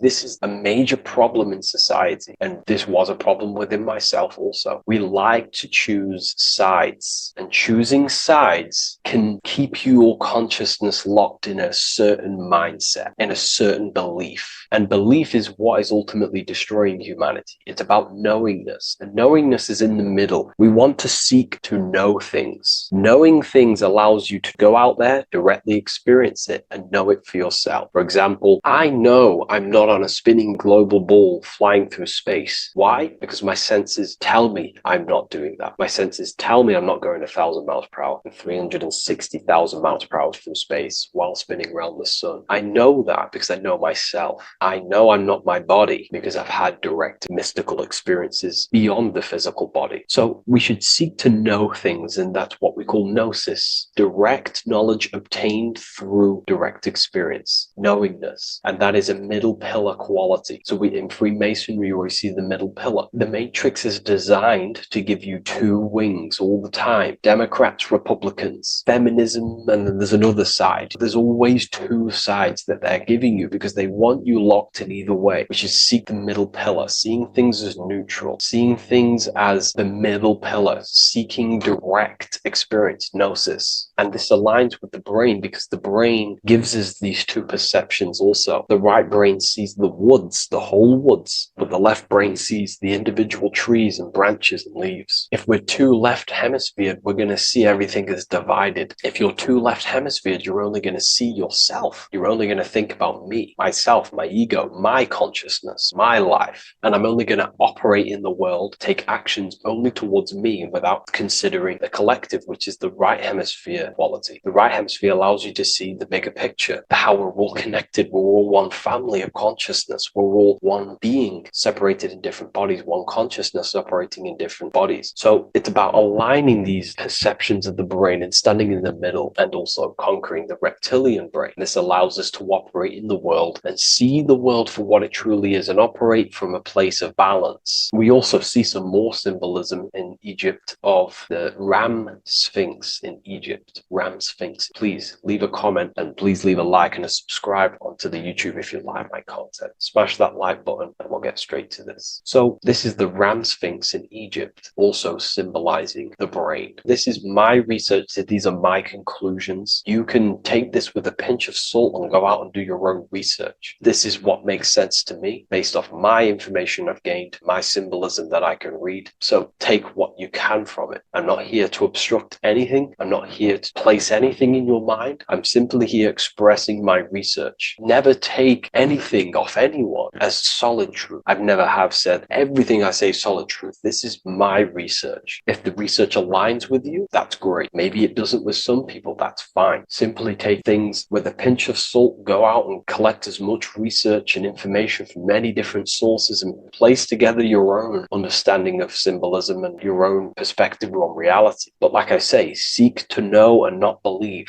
So this is the Ram Sphinx in Egypt. This is a more powerful symbolism of the brain. We have Osiris here, the god of the dead, which is the reptilian brain, and an Aries symbol here symbolizing the hippocampus in the brain. So this is the reptilian brain stem, heavily aligned with the reptilian brain stem here. We can see the connections if we look closely. So this represents the dead of consciousness. This is the dead of self, living in impulsive, animalistic state, the symptoms that I listed earlier. I'm not going to go over the symptoms again. And Aries symbolizes the hippocampus in the middle of the brain. It's the hippocampus. And Aries is a symbol of a state of being. Why? You see, ancients and the ancient Egyptians Egyptians, according to my research, Freemasons still use this symbolism today. So what they do is they use the path of the sun to symbolize a state of consciousness or a journey in consciousness. So what do I mean? So Aries here is the transition from the winter arc. So this is the winter arc from Libra, Scorpio, Sagittarius, Capricorn, Aquarius, Pisces. This is when the sun is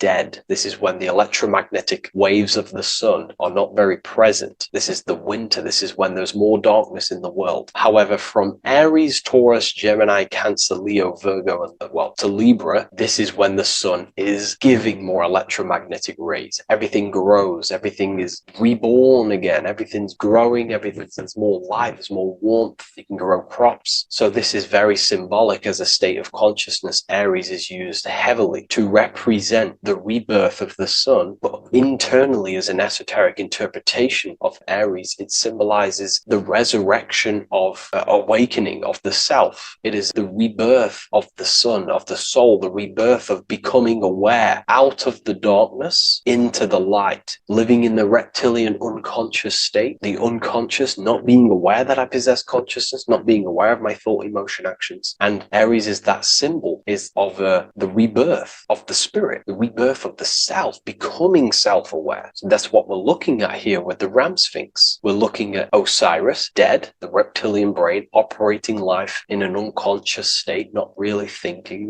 not self-aware of thought, emotion, actions, not aware of the soul, not aware of good and evil, not aware of the laws that are in the heart of love, not aware that there's always an intelligence in the heart telling us what's the right thing to do at all times, not aware of anything, just simply reacting to the world. But then we have a symbol of Aries above, which is the resurrection of self. So again, this is symbolizing by the Egyptians to me and my research going from darkness to light. This is the resurrection of consciousness when we start to deepen our self-awareness, which is ultimately what I'm doing to you in these videos. Hopefully I can awaken some people's minds and make people think deeper. And that process of internally what's happening within you that's what Aries represents when you're starting to say, wow, my mind's going deeper and deeper into the self, and I'm realizing more. That is what Aries symbolizes. When the sun returns, it's also a symbol of a sacrifice, because obviously when the sun returns back to Aries, we're sacrificing the winter, when we're transitioning, and all transitions require sacrifice. So in Aries, the Jews celebrate the Passover. It's the Passover of the sun, and what do? They eat lambs in the Passover Aries, because it's all symbolic of this internal process. In Aries, Christians celebrate with the Easter, which is the resurrection of Jesus, the resurrection of the sun. Remember, it goes deeper. There's deeper layers to this. It's the resurrection of the self and the mind deepening into a deeper awakening. So again, we're going from the lower regions of the brain, and when we start to critically think and become self-aware, we're starting to use the mid part of the brain, and the mid part of the brain then expands into the neocortex, which is the resurrection of the self. The mind is no longer functioning in just the reptilian brain, but then it's going into the light of the higher brain, the neocortex, and this is the reptilian brain. This is the midbrain, what we're looking at here with the Ram Sphinx. Yeah. So this is the resurrection. It's the transition point of going from the reptilian brain into the midbrain, into the neocortex. We're now resurrecting ourselves. Now, this is not putting anything negative on the reptilian brain. Without the reptilian brain, we wouldn't be able to live. We need the reptilian brain, but it's an abuse of the reptilian brain that can keep us in a very low state. It keeps us stuck in an unconscious state. But the reptilian brain is what's allowing you to breathe, to eat, to scan the environment for any threats. If there are threats, we do need the reptilian brain. That's not to say it's evil, but what I'm saying is an abuse of this brain, which is what most people are stuck in. They're operating their life out of this brain. And this is what the Egyptians, I think, are symbolizing, trying to tell us to resurrect ourselves, to become self-mastered, to become the highest version of yourself, to actively create in the world. Because when we are only operating from this brain, we're unconscious, well, then other people can use you as a vessel to create their reality. This is how the world is at the moment. The ones who know how to use the mind are controlling the other ones who do not know how to control the mind. So I hope this makes sense to you. Let me know if you have any video recommendations, and I'll see you inside Ethereal University. If you wish to take your research to the next level, I have things inside of there that are very powerful. We happily invite you. I'll see you inside of Join. If not, I'll see you in the next YouTube video.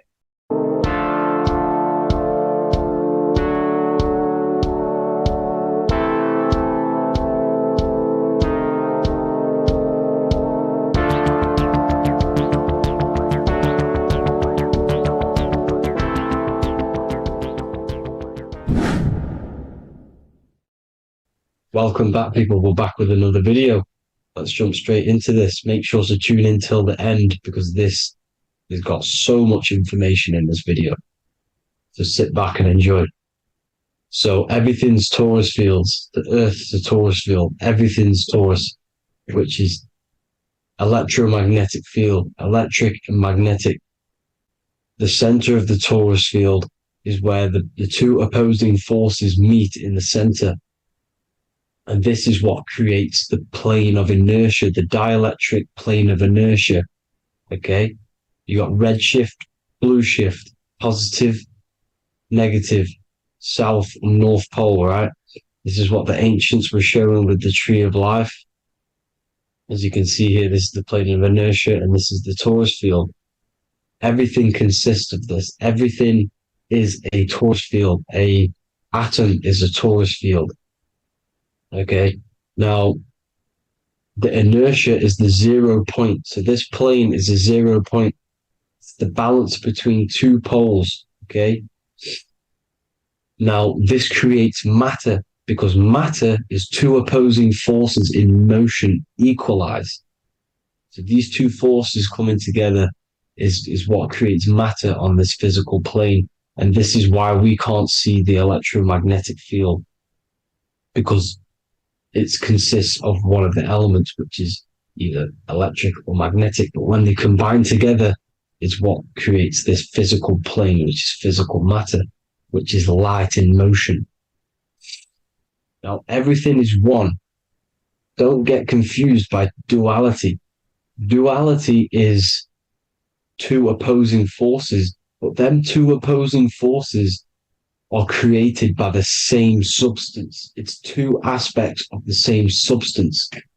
So, for example, water and ice are the same thing, you know what I'm trying to say, but it's two aspects of the same substance because all is one. The whole universe is one. All goes back to the one, which is God, the creator, or magnetism, whatever you want to call it, because magnetism pulsates. Electricity has two poles, red shift, blue shift. Okay, so red shift, blue shift is electricity, and electricity vibrates, and all vibration always comes back to a standstill point. But magnetism is what pulsates. This is why your heart pulses. You breathe, which is a pulse. This is the breath of the universe, magnetism. Now, this is why the earth is green, okay? Earth can be spelled heart. If you just move the H to the beginning, it spells heart, okay? Because the heart is the center of the torus field, which is the heart chakra for us humans, okay? We consist of the same field, as you already know. Heart being the center, which is green, which is the center of the seven colors. The center of the seven colors. This is the most powerful chakra in your body. People think it's the crown chakra, but it's the heart chakra because it's the center of the torus field. You must align them all and combine them all into one, which is the heart chakra. Now, Earth is green. Nature's green. Okay, this is because we live on heart chakra, the plane of inertia. It's the center of the torus field. Okay, and this is what the Egyptians called Isis, which is nature.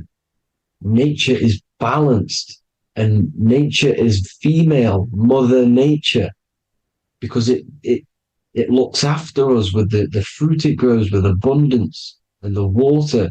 It's a female energy, Mother Nature, and this is the symbolism of an equal, balanced arms. This is the scales, it's balanced. Mother Nature is balanced. This is why the sky is blue, because what comes after the heart chakra? Blue. Sky is blue. We live in Midgard. This is what the ancients called Midgard. You don't have to take this tree literally. It's a metaphor. We live in Midgard, where both positive and negative duality here. Now, Mount Meru. Mount Meru was known as the center of the earth, okay, or known as Hyperborea. And this is the North Pole, the electromagnetic North Pole. But when I say Mount Meru, it's not an actual mountain. They weren't saying there was a real mountain in the center of the earth, a magnetic rock. No. The plane of inertia, okay, there's something called a hyperboloid. That's what it's called, a hyperboloid. And this is the center of the torus field. And this hyperboloid is what is in the shape of a mountain, you see? So if I go to this next one, they say Hyperborea on this map. Why do they call it Hyperborea? Because this is the hyperboloid in the center of the torus field. And this is the electromagnetic mountain, a metaphor. Mountain, what they're metaphorically saying, this is the electromagnetic mountain at the center, the double vortex, the center of the torus field, which is the North Pole. Pole of electromagnetic energy. So this is why they call it Hyperborea. It comes from the word hyperboloid. And the center of the earth is so sacred. And they symbolize this with, obviously, the North Star, which is Polaris. And this is where the swastika comes from, because it's the 4 seasons moving around the North Star. This is the Big Dipper constellation moving around the North Star, which is Polaris. There's that pole again. Pole. Magnetic pole of the torus field. And this is where the green, emerald green, aurora borealis comes from. It comes from this center hyperboloid at the center of the earth, where the most electromagnetic energy is stored. The center of the plane of inertia, the center of the plane of inertia. This is the all-seeing eye as well. As you can see, they got the sun, the moon. This is the Masonic cosmos, the sun, the moon, and the all-seeing eye, because the eye is Polaris, the eye of the stars. It's all a big eye. Now, the eye means a lot more as well. It's not just that. There's different ways you can interpret symbols. Now, this is the emerald tablets. Deep in Earth's heart lies the flower, the source of the spirit that binds all in its form. Okay? The flower of life is thine own place of thine spirit, and stream through the earth as thine flows through thy form, giving off life to the earth and its children, renewing the spirit from form unto form. This is the North Pole. This is what he's talking about. He's talking about the aurora borealis. Aurora borealis. It's the earth's aura. Emerald green. Heart chakra. Plane of inertia. Green. Earth. Heart. You see? All related. Now, there's many symbolism of this. So much symbolism of the ancients. The 7 layers of heaven. 7 layers of heaven, which are the 7 planets. Okay? These planets are the solar system. It's the solar system because we are the soul. We are the sun, the soul. And we're inside of a solar system, which is the 7 planets. That's why there's 7 layers of heaven. Okay? The rings of Saturn, the rings of the planets are moving around us. Okay? So this is what the ancients were depicting in their cosmology. Now this is the Hebrew cosmology of the earth. This is the Mayan cosmology of the earth.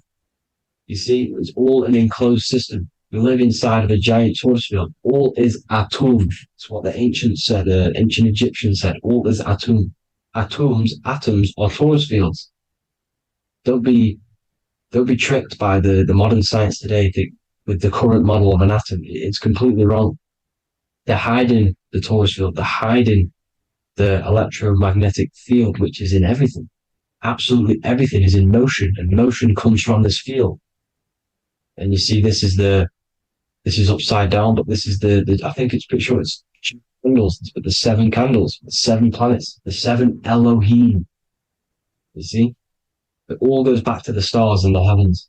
Now, this is how the earth really works, with the stars on the outside of the cosmic egg, and then the torus field spinning around the sun and the moon, the positive and the negative charge. The sun gives you energy, the moon takes your energy. The moon controls monthly cycles. Moon is mon. This is etymology. Mon, month, money, demon, monster. Stir is star, moon star. We are all stars. youngster, minister, superstar, a Hollywood star. We're all stars. We come from the stars, which is heaven. Our soul comes from the stars. You see? We are the universe. The image of man is made in the universe. We are a microcosm of the universe. The universe is a macro. We are micro. We consist of everything. The body, mind, and spirit. The sun, the soul. Moon, the mind. Earth, the body. Body, mind, and spirit. We have 12 systems in the body, which are governed by the 12 zodiac signs. Starting at the Aries, which is the ram of God, all the way down to Pisces and Capricorn, kneecap. It all goes back to the stars. We are the stars. We are the universe. Everything is inside of us. Everything. Like I say, the Temple of Solomon, the temple of the soul and man. The soul, the temple is the body. The soul is the soul, and the man is the mind. The temple of the soul and the mind. Body, mind, and spirit. We consist of the 5 elements: air, spirit, water, earth, and fire. We consist of everything. We are the universe. We're made in God's image, which is the universe. You see? Now, everything goes back to the stars. The ancients worshipped the stars because the stars govern everything. They govern the systems in the body. They govern your life. This is why your zodiac is so important, your sign. Each zodiac has a specific element associated with it as well. Aries, which is the first sign, the ram of God, the lamb of God, which is a fire sign. Fire, first. Fire, first. F-I-R, this is etymology. The cerebrum, ram, which is in the brain. Aries, the ram, control the head, the face, and the nose upwards. So it controls the cerebrum. The Torah, which is, I'm pretty sure it's a Hebrew Bible, which is the Taurus. Tornado comes from the Taurus field. You see? Everything's inside of you. It all goes back to the Taurus field, and the Taurus field is everything. Now, like I said, 12 zodiac signs, 12 systems, 12 cranial nerves in the brain, the 12 disciples of the Bible. All symbolic. Have to read the Bible properly. Now, this center, at the center of the earth, right? This is what's stirring the ether. And the ether consists of the 4 elements. Because there's 5 elements. Spirit can be called ether. People call it spirit or ether. Ether is pure potential, pure energy. It's what connects the astral to the physical. It's the dimension between the physical realm, which we're on, and the astral. So it has pure potential. It's pure energy. This is why we say either. I either want to go there or there. It's connecting 2 scenarios. That's what the ether is. It's connecting the 2 worlds, the astral and the physical. The center is like the cosmic womb. There's a black hole in the center. This is the center of the Taurus field. This is the womb of creation. This is the womb of creation. And inside of this black womb are the 5 elements, and everything's being stirred around. Everything's in motion. Light is motion. Everything's motion. Now, like I said earlier, light crystallizes into physical matter. They are the same substance. Spirit and matter are the same substance, but different variations, different aspects of the same substance.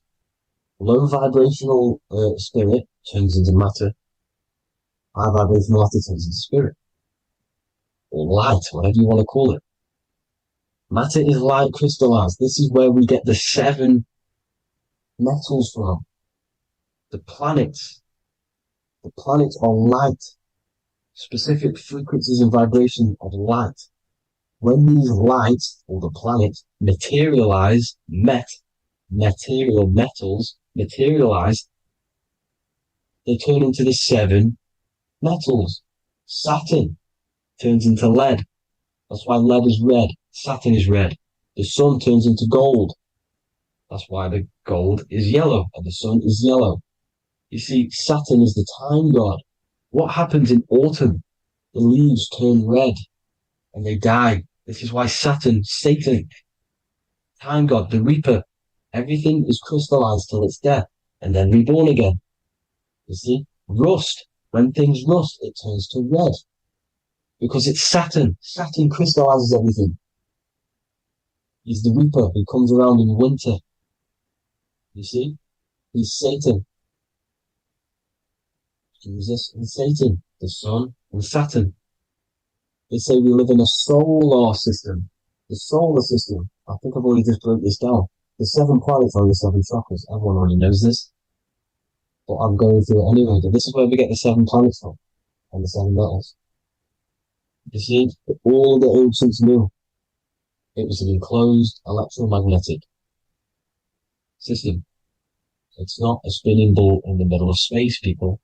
They want you to believe this so you get stuck in this material world. Because if you believe everything's material, you can never affect this plane effectively. You can never create your life effectively if you don't understand the planes of existence. Because the mental plane is a higher plane. And it breaks down and it controls the planes below it. The mental plane, hold on, I've got it here for you. The mental, the astral, etheric, and physical. Etheric connects the physical to the astral, but the mental is what's above them all. You see? Now, it's important to understand this. It's important. However, the ancients always talked about the enclosed system.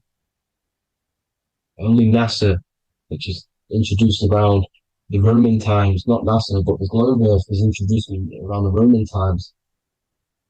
Okay? By these Masons. These Masons introduced this because they wanted to take over the minds of the masses and control them.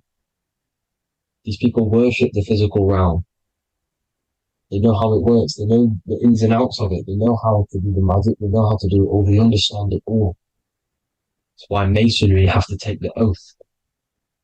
The oath of not speaking. You're not allowed to speak about anything you learn about in Masonry because they're discovering the truth about your mind and how it creates reality and stuff like that.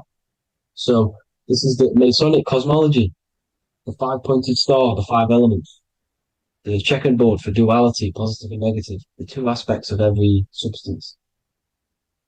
This is another ancient painting depicting the firmament, the stars inside the firmament, the sun. You see, the ancients worshipped the sun because it's so important for sustaining our life. It's the only reason we're alive is because of the sun. But then people think it gives you cancer today. They brainwash you to think the sun gives you cancer when it's the #1 source of all life. They want you to believe it's a big, spinning, dangerous ball in space. It's not. It's here to give us life. It's God's son. That's why Jesus is known as God's son. It is the Son of God. God created that to sustain us. You see? So it's important you understand the true cosmology of where you are, because if you don't know where you are depleted of all of your morals. You're depleted. You're demoralized. You're lost. You don't know where you are. You don't know where you exist. Okay? Once you accept the globe model, the heliocentric model, you will subconsciously think that you come from nothing. This is why they implemented the evolution theory just after the globe model was introduced by Charles Darwin. Charles Darwin came in after the globe model. He's a Mason. He was another Freemason, and implemented evolution where we came from monkeys because they want you thinking less of yourself so they can manipulate your mind. You see? They want to manipulate your mind, and they have done since you got here. Since you came through that portal, you were manipulated from that day to believe this, believe that.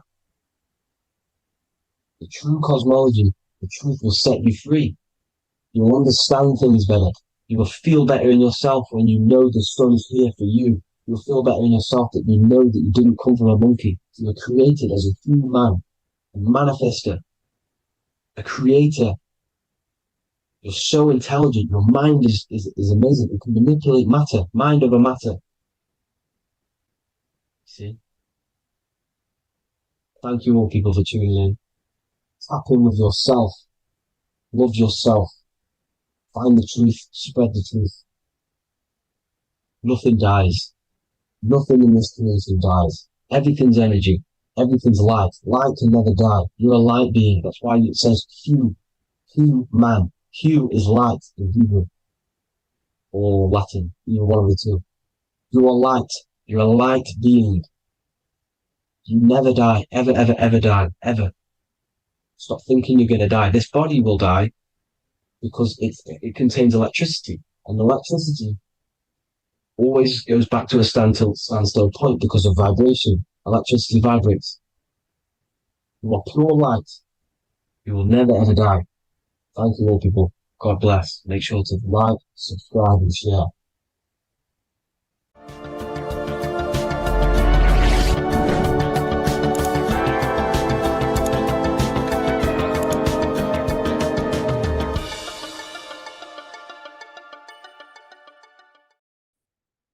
What if I told you that you are under a spell and this spell is controlling you in every aspect of your life and you don't even realize it? Spells are not what you've been taught. They're not fantasy magic wands that are casted over you. No, no, no. Spells are much, much deeper. A spell is a belief system that is installed into your subconscious mind, which holds power over you. Okay? If I install a belief into your mind and that belief holds power over you and controls you, that is you under my spell. A spell is a belief that someone has installed into you. Okay? You have a subconscious mind. The subconscious holds power over 90% of your daily basis behavior, thought patterns, and overall emotional state. Because the subconscious is the back end of our mind, the mind that we don't really have access to. It's the shadow self where all of our programs, all of our memories, all of our traumas, all of our everything that we've ever experienced is recorded and kept in this vast database called the subconscious. Now, the subconscious is the 90% of our mind. We are only aware of 10% of our mind, which is the conscious mind, which is what you're using now, what you're consciously aware of. But there is a subconscious mind that holds power over your conscious decisions, and you don't even realize it. For example, as a child, you had a very, very traumatic event happen. Let's say as a child, you were not loved enough by your parents. And this feeling of you not being enough for your parents and feeling alone as a child implanted this seed. And this seed was planted by your emotions, a strong emotion. And over time, as you grew older into an adult, this seed grew and grew and grew. And what this seed grew into is you being very needy, you always seeking validation from others. Okay. But you taking this conscious decision 10 years down the line actually stems from this hidden cause within your subconscious mind, within this little feeling, this seed inside your subconscious where you don't feel like you are worthy. So this results in a conscious decision of you seeking validation from others, being very needy from others. Okay. This is what the subconscious is. The subconscious holds power over us. For example, posting on social media. Why are you actually posting on social media? If you take a selfie with your new watch, new car, and you go and post that onto your social media, why are you actually doing that? On the deepest root cause, it's not because you just want to post a picture. No, it's much deeper. It comes from a subconscious belief or a subconscious emotion of you seeking external validation, whether you believe that or not. But that's what it is. If you're posting on social media, you're seeking attention, you're seeking validation from others on a deep level, on a subconscious level. You may not even realize this because it's subconscious. Now, this is what a spell is. Money is a type of spell. Remember, money doesn't actually exist. Money does not exist. Money is a physical object inside of the material plane. But the physical object has a belief in the mental plane. See, the mind is the highest plane. This is the root cause of reality, the mental plane. Okay? So our belief in our mind has given this piece of paper value and a meaning. But in reality, it's just a piece of paper with a belief behind it. But this subconscious belief behind this piece of paper is controlling your daily basis behavior, is controlling your emotional state and controlling your life without you even realizing it. Without you even realizing that it's all an illusion. Money does not exist. It's the belief that gives the piece of paper a power. And the way we break the spell is by realizing that the money doesn't actually exist. The whole world is under the spell of money, and it's controlling all of us. But the spell is the belief. Once we all wake up and realize money has no value, it doesn't actually exist, it's only a belief. There is no actual money. That's how we break the spell. The spell is broken when we figure out that we are under the spell, under the belief, under the illusion of this piece of paper having value, and it's controlling our lives. That's why the word money has mon within it. Mon is moon, and the moon represents our hidden aspect of our mind, our subconscious, and the sun represents our conscious mind. So you have two versions of yourself. You have the self that you show to everyone, the conscious mind, and you have a shadow self called the subconscious, which is the hidden aspect of you. For example, do you really love your partner who you're with, or are you just with them is there a subconscious fear of being alone? Do you really want to be with this person, or is it are you staying with them because it's stemming from this fear of being alone, of being lonely? Or are you just with them because you have a subconscious sexual addiction? And all of your conscious decisions are actually coming from this little seed of wanting sex or not being alone. You have two versions of yourself, the conscious mind and the subconscious, the shadow self and the self that you show to everyone else. Okay? And the subconscious is what's holding power over you. When you drive your car, you don't consciously have to think about changing gear. You've done it that many times. It's on autopilot. That's the subconscious doing it. You can be walking down the street. Your conscious mind can be thinking about what you're going to cook for tea later, but your subconscious mind is controlling your body and walking your body. You don't have to think about moving the body. You just do it because you've done it that many times. It's a program. It's a belief in the subconscious that's giving this movement power. You see, the subconscious holds a lot of power over you. Our beliefs hold power over our daily basis behaviors and actions. Okay, like I said, posting on social media, this is seeking external validation. There's a subconscious there's a subconscious urge bringing this desire into conscious reality.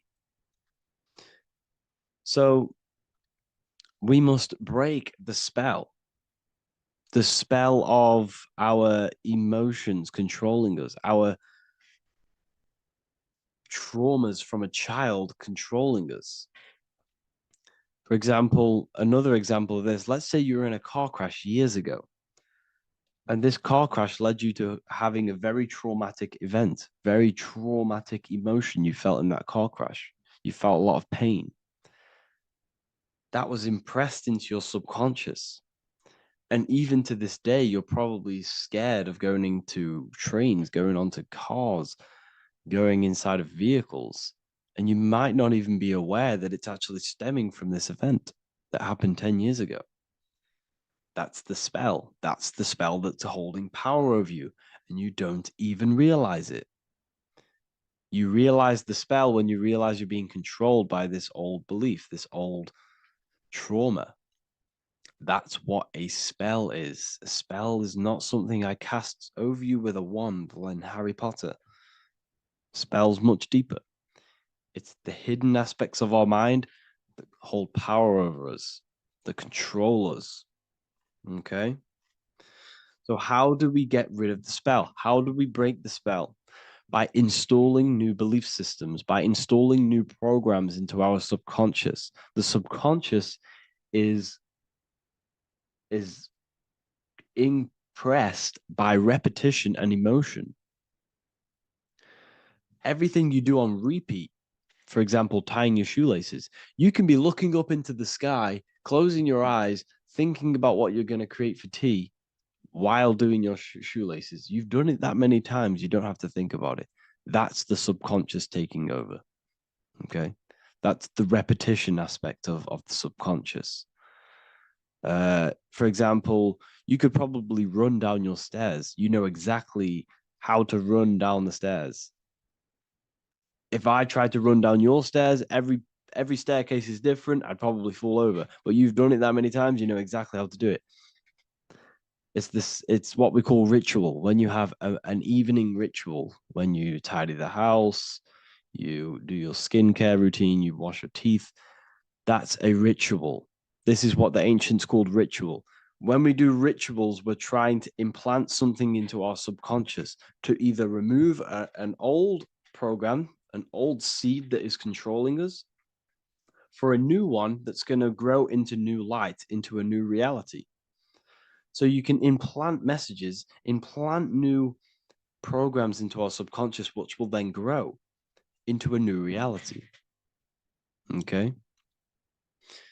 Because if I tell you something over and over and over again every single day, for example, if I say, you do what I say every single day I repeat this statement into your ears, about a month or 2 months in, you're going to start to believe in that statement and you're going to start to be under my spell.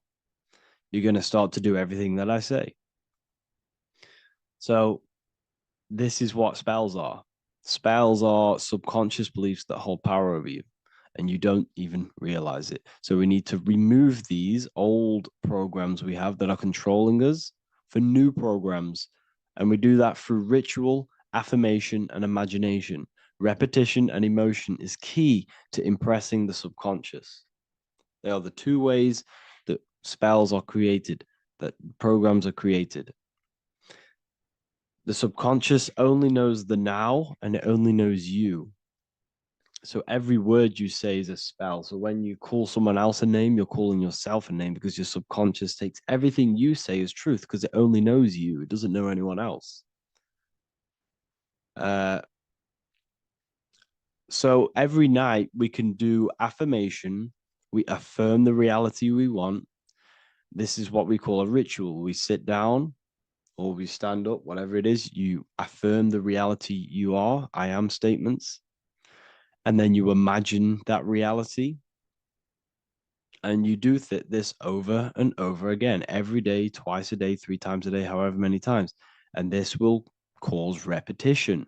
This will install a new belief system into your subconscious, which will then start to show in your external reality. It will start to put you under a spell of the new program. For example, if I install into my subconscious that I believe that I am rich, every single night I affirmate that I am rich, I am wealthy, I am free.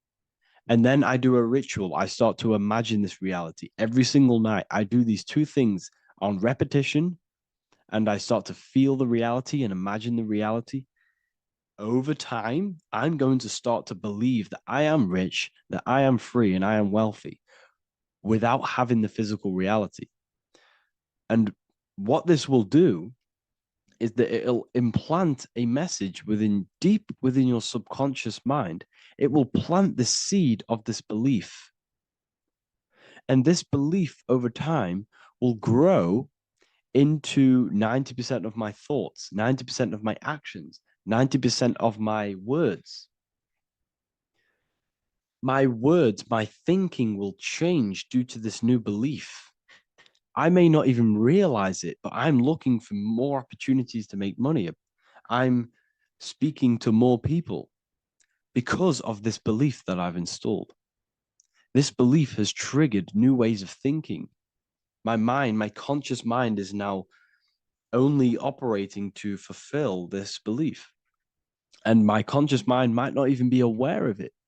You won't even realize that you're manifesting this belief of being rich. And that's how it happens. You implant the belief within your subconscious. You implant the spell into your subconscious, which will then gain control over you. So we need to make sure we're removing the negative spells, the negative programs that are controlling us, for new regenerated ones, for new ones that are going to create new realities, a better life. Okay? You don't want negative traumas, negative seeds controlling you and growing into your life. If you don't cut them off, they will continue to grow and grow and grow. Your anxiety will get bigger and bigger and bigger. Your depression will get bigger and bigger and bigger. But it's all actually stemming from one belief system or one trauma. Okay? So this is important. Everything in this physical plane is an effect of the higher planes. It's a shadow of the mind. Everything we think, all physical objects, began as a thought, then an imagination, then energy, then a physical reality. So we must change the mental plane. We must plant seeds into our mind to change down into our physical material life. It's about manipulating this higher plane so we can create change and effect in the physical, external material plane. That's what magic is. This is what spellcasting is. This is all what it is. It's not fantasy. This is the manipulation of the higher planes of consciousness, which your mind has access to. You have access to these higher planes. Okay? This is exactly what I teach in my university. I teach different rituals. I teach specific rituals to get rid of certain things, certain belief systems. I teach all different rituals, all different ways for you to create your own reality and live the best reality you want. We also have all of these different courses. We have Activating the Inner Eye. This will teach you exactly how to lucid dream and activate your inner vision of imagination. We have the Sexual Alchemy course. This will give you the power of transmuting your sexual energy into creativity. We have electromagnetism studies. We have esoteric exchange, an exclusive live call that we do every single week, and I connect with all of the students. They can ask me questions, can speak with me one-on-one inside of these live calls. We have the real numerology section. We have the health section. We have a lecture section. Look at all of these lectures we have on occultism, symbolism. All of these lectures are designed to gain you power, to give your personal power back to you, to make you realize things about you. We have a meditation section. We have a library section where you can download all of our library, all of our books, different books on occultism, symbolism, Freemasonry, astral projection. And of course, we have the Manifestation Mastery course, which teaches you exactly how to create reality so you can live that desired reality that you want. This is the last chance to lock in the price of $55 a month. This is less than $2 a day. You can really level up your life because the price is going to increase as the value of the university increases, because there's a new symbolism course coming out. And if you join now, you'll get this course for free, because obviously when this course releases, the price will go up. The symbolism course will teach you the language of esoteric and occult symbolism. I'll leave the links in the description. Make sure to leave a like, comment, subscribe to the channel if you want to see more content. Thank you all, people. Have an amazing day. By the end of this video, you will understand the 3 expressions of consciousness, how to use them to create the life you truly want. You'll discover the hidden meaning of the word God, the secret power of the number 3, and how consciousness itself is the key to your reality. We have three main expressions of consciousness. We think, we feel, and we act. God is threefold. It stands for generator, operator, destroyer. The generator is the mind. This is what thinks, generates ideas. This is the beginning of all creation. This is the first expression of consciousness. It is the first form of consciousness, not a physical form, but a spiritual form. Then we have the operator, which is emotion. When we think something, if we have care or any emotion towards it, then we take physical action. The body, the destroyer. We think, we care, we act. Thoughts and emotions are the two spiritual forces which merge together and give birth to actions. Think about it. Why are you watching this video? Because you had a care to watch the video. Therefore, the reality in front of you is because you had a thought, you had a care, you took action to express that reality. Everything goes through this threefold process. This is why we say, follow your heart, because the body does follow the heart. We think something in the mind, we feel something in the heart, and the body takes action towards it. Everything operates on the care energy of the heart. The body follows the heart. If you do not care about something, then you do not act towards it. It is the care energy that guides our actions in this world. Going back to the generator, the mind is a part of the mental plane, the infinite dimension of infinite information. There is no limitations in the mind. Everything already exists as a piece of information or a thought. This is the beginning of all creation, the spark of creation itself, thought, the mental plane. And our mind exists like a radio, our conscious mind. This is why we call it a mindset. What we set our mind onto through attention, mental attention, whatever we set it on, we receive thoughts that are very similar to what we set it on. The mind is like a radio, and whatever we tune that radio to, we receive that frequency and play that song. So if we purify our minds through ritual work, meditation, and affirmations, the mind can become a temple to receive higher thoughts, higher ideas, and better genius ideas. Going back to operator, this is the Holy Spirit. This is what we care about, our emotion. This is the feminine side of consciousness. Thoughts is masculine, the Father. Emotion is the Holy Spirit, which is feminine. And these two create a child, which is Jesus, the Son, which is actions. When thoughts and emotions merge together, you have a physical action, which is a masculine force, which is why it's a son. The Holy Spirit represents a purified heart, love consciousness, holding love in the heart. And when we purify our minds, we have an effect and purify our hearts. And the reason why I say that is because whatever we think in the mind directly corresponds to what we feel in the heart. As above, so below. Thoughts create emotions. If we think something and our heart tells us that is bad, we have a feeling that that is wrong, then we should not take physical action towards it. And if we do take physical action against the feeling of knowing it's bad, then you are going against the spirit. That's what the word Satan means, or Satan. The Hebrew word for Satan is Satan. It means adversary or opposer. You're opposing the Holy Spirit. You're opposing what you know is good. You're taking a sin against the Spirit, against the guidance from your soul, the knowingness of good. So when we do purify our mind, we purify our hearts. And when we cultivate love for the self and one another's in our hearts, we gain the Holy Spirit, which is love consciousness. And when we think in our mind with the love of the heart and we merge our thoughts with love, it gives birth to perfect actions. This is what the true Christ consciousness is. We think with the love of the heart and it gives birth to perfect actions. And if everyone did this in the world, we would live heaven on earth. Everyone would be balanced within themselves and the world as a whole would be balanced. So we need to gain full mastery over these three aspects of our consciousness, over what we give mental attention to, gaining love for ourselves and the collective in our hearts, and gaining a strong disciplined willpower for our physical actions. And if you can gain full control over these three-step process, you can gain full control over your reality.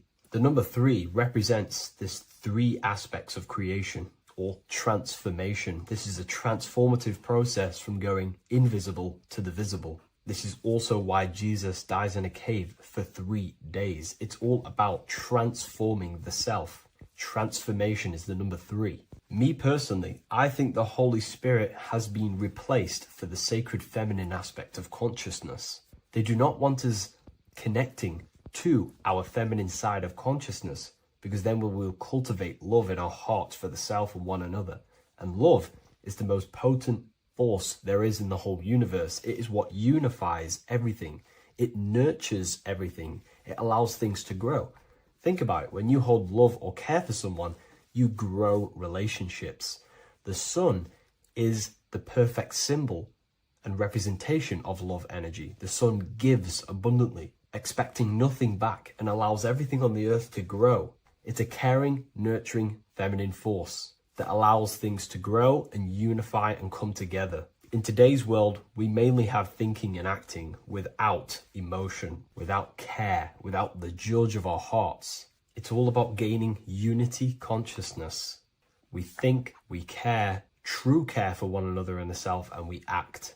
And if you align these 3 forces towards something, your business, whatever you're trying to create, you will fully create that reality, because these are the 3 forces that you can use to generate a reality. You can do ritual work to create care in your heart about something, and then you will take more action towards it. The book I'm using here is the Book of Wisdom, Volume 1. You can get this paperback or PDF on my website. So I hope this video has helped you. Please leave a like, comment, and a subscribe on the channel if you like the content. Let me know what you think about the Holy Spirit and if it is covering up the feminine side of consciousness in the comments section. Welcome to Revival of Wisdom. Welcome people, we're back with another video. Please make sure to hit the like, the subscribe button, and turn on notifications to never miss a video. The Vatican is a giant key from a bird's eye view, and it also contains an 8-pointed star. The Anunnaki Sumerian gods also depicted this 8-pointed star. The sky god Anu from the Anunnaki also uses the 8-pointed star for his symbol. And even Freemasons depict an 8-pointed luminary with a ladder and a key. This is symbolizing the key to ascension up to the 8-pointed star, which is Polaris. Polaris is always depicted as an 8-pointed star. Polaris is the standstill star at the very center of our realm, which is perfectly aligned with the North Pole.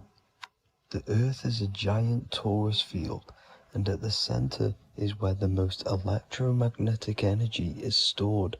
This is why all compasses point to the north. Hence why a compass is an 8-pointed star, because it points you to Polaris, which is the North Pole, the center of this realm. The 8 points of the 8-pointed star symbolize the 8 points in space and time. So yes, Polaris is the portal which you ascend through if you outgrow this consciousness by aligning your chakras. Our earthly realm is a macrocosmic reflection of us, and we as humans are the micro reflection, with the earth containing its 7 chakras as well as us. The North Pole is the 7th chakra, which is the crown chakra. So the key to ascension is held by the Vatican, hence why it's a giant key, because they mislead the masses through their religions, which teaches the masses to look outside of themselves. As stated in the 20,000-year-old emerald tablets, written by the Egyptian god Thoth. On Earth, man is in bondage, bound by space and time to the Earth plane. Encircling each planet, a wave of vibration binds him to his plane of unfoldment. Yet within man is the key to releasement. Within man may freedom be found. So the 7 planets are associated with each 7 chakras. The lowest chakra being the root chakra, which is associated with Saturn. This is why the elites love Saturn and reflect it in all of their symbols. Because the chakras are an ascension of spiritual principles, starting from the material and ascending up to the spiritual, the crown chakra.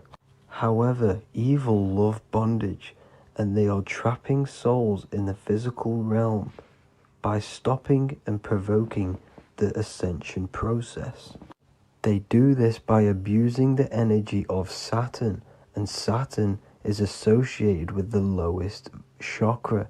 The lower 3 chakras are associated with survival mode, which keeps the consciousness in a constant state of fear and only aware of its surroundings.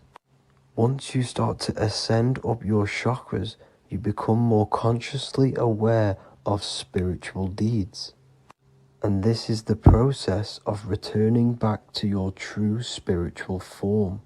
Going back to Polaris and its connection to ascension, Kanye West symbolizes this on his music video 24. As you see him rise up into the sky, you see an 8-pointed shape around him, which symbolizes the 8-pointed star, as you see the beam of light. And even NASA symbolized this in their Space Delta logos, a bear holding a key with an arrow up to Polaris, the 8-pointed star. Here's another NASA logo of an arrow from the Earth to Polaris. The series Lock and Key on Netflix is all about portals and doorways, and they have the Kundalini energy as one of their keys. Kundalini energy is the energy which rises up the spine, the 33 vertebrae, and activates the third eye. The third eye is the spiritual gland which connects humans to other spiritual realms. We are not the body. Our spirit, our soul inhabits the body. We exist physically, spiritually, and mentally. Therefore, we are multidimensional. The intellectual and spiritual inhabit the body. Therefore, this is just an avatar within this timeline. However, within each and every one of us, we all have the key to releasement, as says in the Emerald tablets. This releasement is ascension, up until higher states of consciousness. As stated in the Emerald tablets, man is in process of changing to forms that are not of this world. Grows he in time to the formless, a plane on a cycle above, and another one saying, man is a flame bound to a mountain, but we in our cycle shall ever be free. Know ye, O man, that when ye have progressed into the cycle that lengthen above, life itself will pass to the darkness, and only the essence of the soul shall remain. That's it for this video. I hope you all enjoyed. Please feel free to leave a like, subscribe, and comment any subjects you want me to talk about. God bless you all.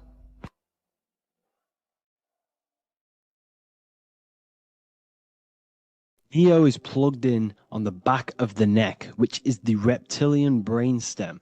The reptilian brain is all to do with survival mode, survival state.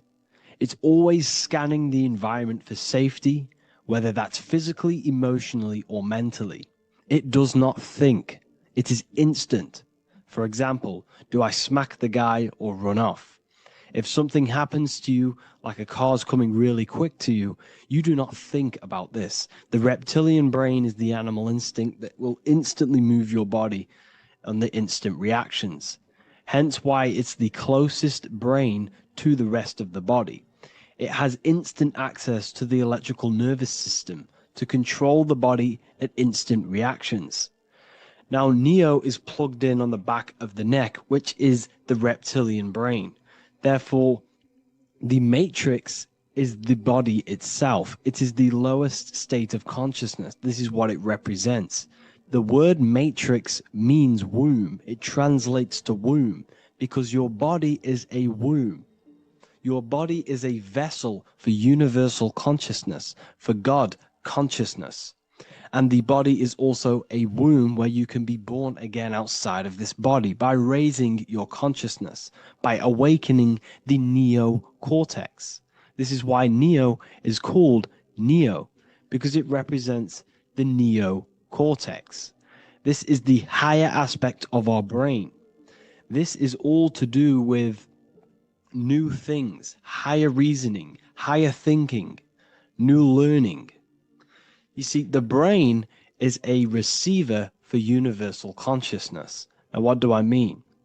It is a radio receiver.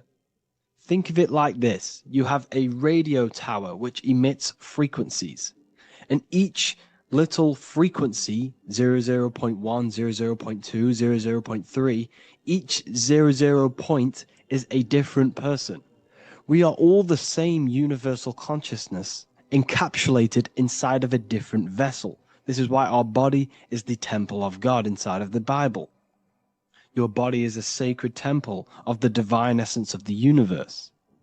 However, consciousness is controlling this physical body. And I'll show you this diagram here. Consciousness consists of imagination, emotions, thought, and memory. All of these things are not physical. They're not made out of atoms. You cannot think with atoms.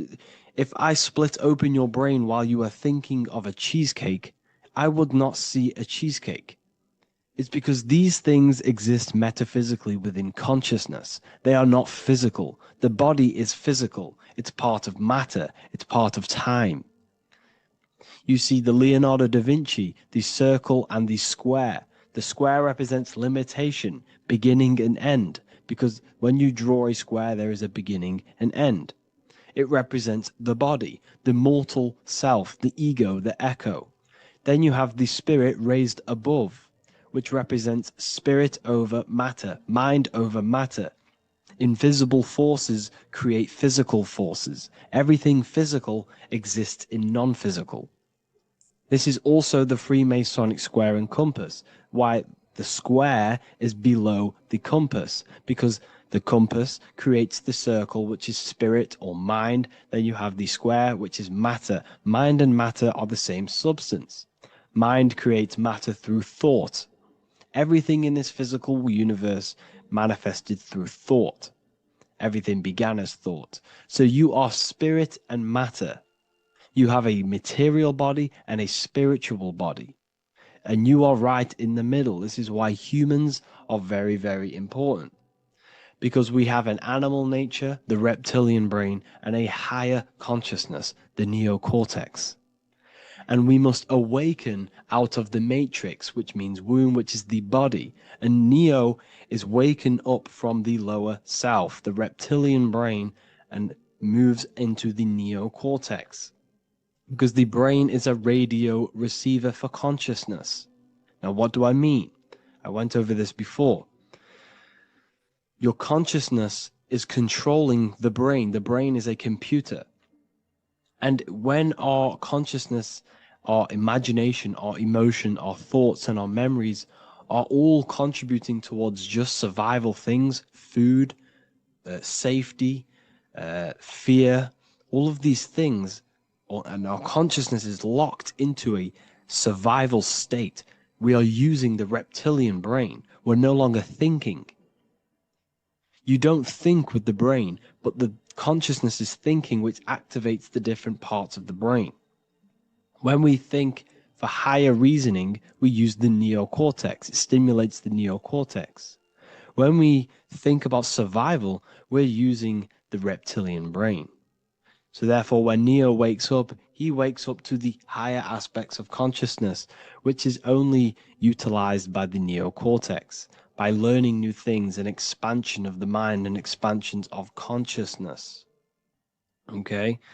So the whole matrix is to keep you designed well, the whole matrix is designed to keep you in a survival state, in the three-dimensional awareness.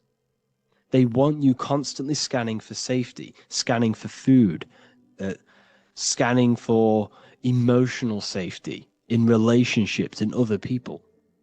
You see, they do not want you to think. They want you stuck in that reptile, that animal state, that beastly state that most people are in. Most people, all they do is eat, listen to music, consume, have sex, lust, desire. This is all the reptilian brain. So when we say the world's being ran by reptilians, it's symbolic. There is no physical reptilian humanoid beings controlling, manipulating human consciousness. We are all the same consciousness. However, there is a corrupted state of consciousness running this world. And this consciousness worships the physical plane, and they control the physical plane. So by doing that, they keep you stuck in a reptilian way of thinking, the animal state, to keep you stuck in the lowest state of consciousness. Now, this is the god Osiris, which represents the reptilian brain. None of the Egyptian gods ever existed. They are all symbolic for the brain and anatomy of the human body. Osiris represents the reptilian brain. As you can see, this anatomy compare to the brain stem and Osiris statue found in Egypt. And we also see an ancient artwork of Osiris with green skin and two reptile crocodile alligators next to him, which also symbolizes the reptilian survival state of human consciousness and the activation of the reptilian brain. This is what it symbolizes.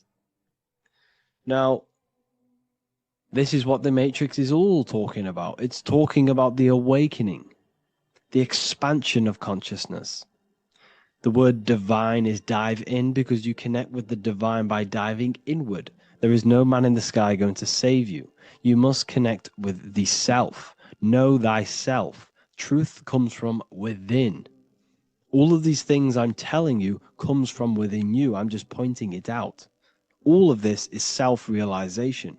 A lot of people say, well, what are my sources? My sources is knowing thyself, observing thyself, using the neocortex of critically thinking, sitting down and thinking about yourself and having deep realization of yourself.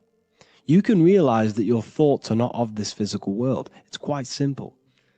The brain does not think. The brain does not imagine. The brain does not hold memory. All of these things exist in consciousness, the one consciousness, but we are all fractal, infinite parts of. This is the eye on the triangle, consciousness being given down to the rest. This is separate. Consciousness is separate from the rest of the pyramid. The pyramid is your body. Neo is the one consciousness. This is the Egyptians symbolizing the one consciousness giving Ankh, which is life, to all the different life forms. However, you can see that the central sphere is giving a big Ankh to the humans, because humans, like I said, possess the advanced consciousness, an advanced brain that allows us to turn above our reptilian animal self. For example, we can go against our reptilian lower animal nature and turn to our godly nature. Animals cannot do that. They are stuck in instinct. They are stuck in a reptilian animal way of thinking and operating. Everything they create is to survive. We can turn against our lower nature and create for amazing things like buildings, architecture, technology. We can use our creative consciousness for anything we wish, not just survival needs. And it's the same with your spiritual journey.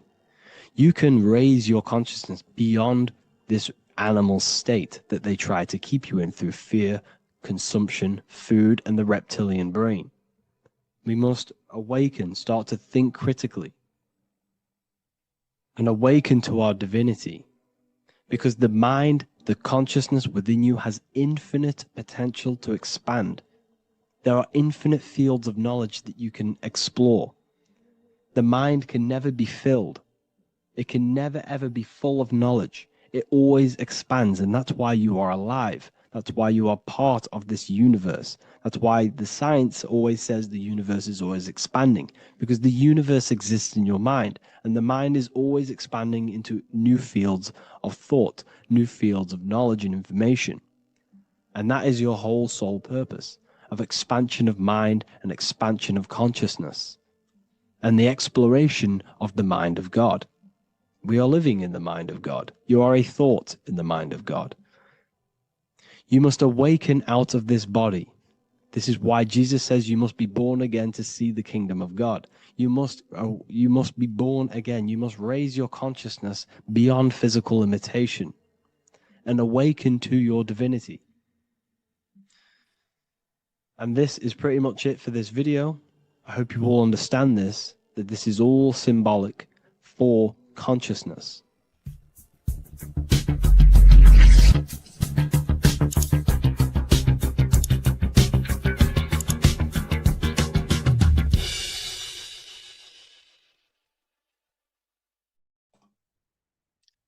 So this is known as the bag of the gods. This symbolism is widely known, but no one knows what it truly symbolizes. We see this in ancient Sumerian artwork. We see this in the Mayans' artwork. We always see this bag with the gods. What does this actually represent? Okay, so the bag itself represents carrying. Carrying what? It represents information, represents knowledge. Your mind is the carrier of the information. So this is why in his left hand, he carries the bag, and the right hand has the pine cone. This represents carrying of information. Why is it a bag? A bag can be passed on to someone else. The information can be taught to someone else. This is the information of activation of the pineal gland or higher consciousness of humans. Because as humans, we all possess an animal nature, the nature that tells us to eat, to steal, to gain material wealth, to survive, to hate. This is our animal self. This is our animal behavior. But we also have a divine nature of consciousness, which we have access to, the higher planes of consciousness, the planes that manipulate this material world and create all things in this material world. The human mind has access to. The animal does not. The animal has no idea he exists. The animal has no inner dialogue, but humans have the inner dialogue. Humans can create infinitely. We can expand our minds infinitely into new realms of thought. So we have this higher divine nature and a lower nature.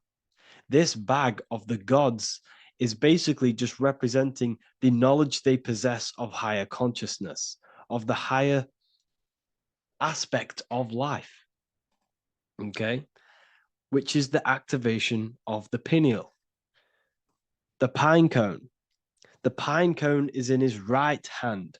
The right represents wisdom.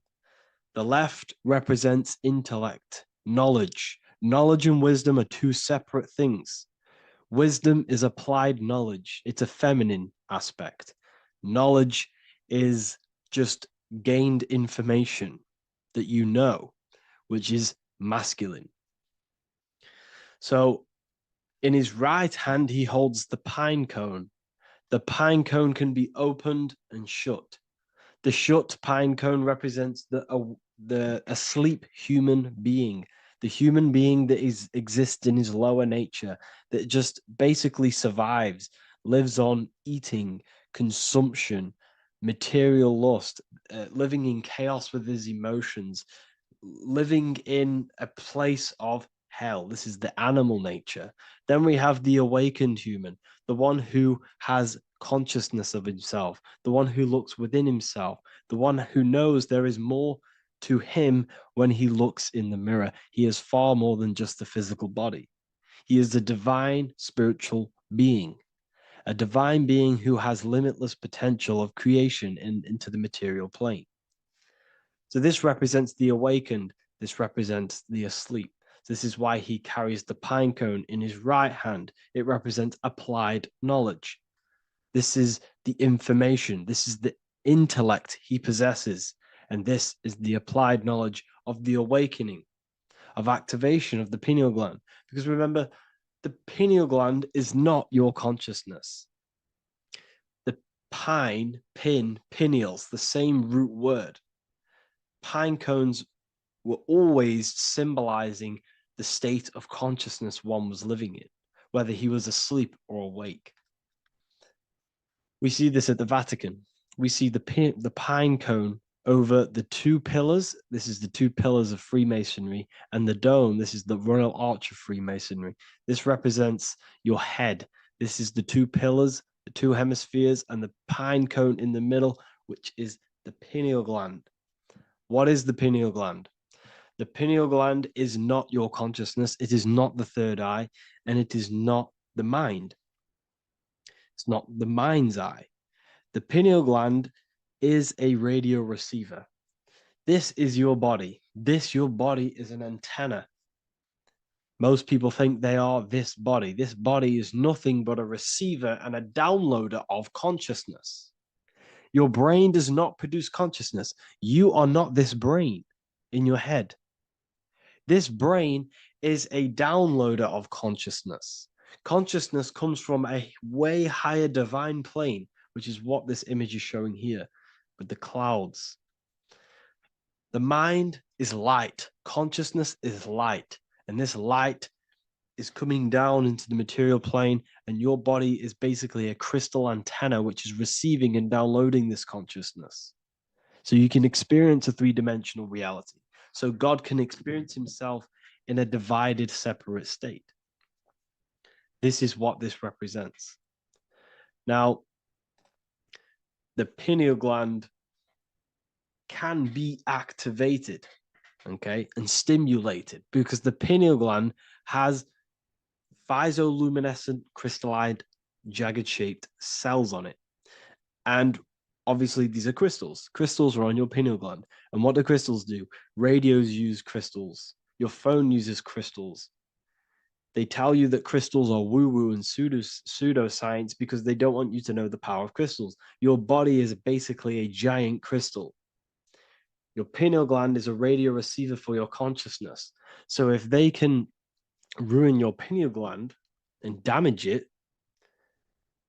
this will damage your connection to the divine, to your true self, to consciousness, to God, whatever you want to call it, the source.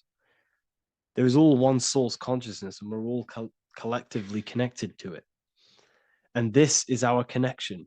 This is our antenna. So what a radio does, a radio has an antenna, and the frequencies are all around us because all the radios are playing in your ear right now. But what the antenna of a radio does is tune into a specific frequency to pick up that frequency and play that frequency. It's the same with your consciousness. You're all a fraction of God's consciousness. So that is essentially what we are looking at here. We're seeing knowledge, intellect in the left hand, and applied knowledge, activation of waking up to higher consciousness, to the higher human form. Because we can reach beyond our physical form. We can turn our animal self into a divine being, into one of these so-called gods. These gods are nothing but human beings. The Anunnaki were not gods. They didn't come from the sky. These are normal, regular human beings who activated their higher consciousness. This is what we have here. This represents spirit. Birds represent spirit. So do we have any questions? I'll take some questions now. That was just a short lecture on what that symbol truly means. Okay, so if we have any questions, feel free to go ahead and ask some questions. Anything that you don't understand, anything that you want to know. Okay,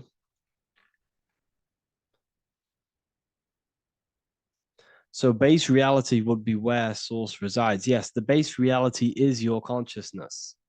Are these lectures available in the university? There's a whole section, basically inside the university, there's a whole section with like over 30 long form lectures like this. So the base reality is where the source resides. Yes, the base reality is your inner world, your consciousness. That is the only thing that exists. Your outer world is just an effect of your consciousness. Your consciousness, everything that has gone on within the mind and emotion, is pushed outwards into your reality. You have thought and felt your way into your external circumstances. Your life is a direct correlation of every thought you thought in the past. Therefore, your inner world of consciousness is creating and molding your outer world.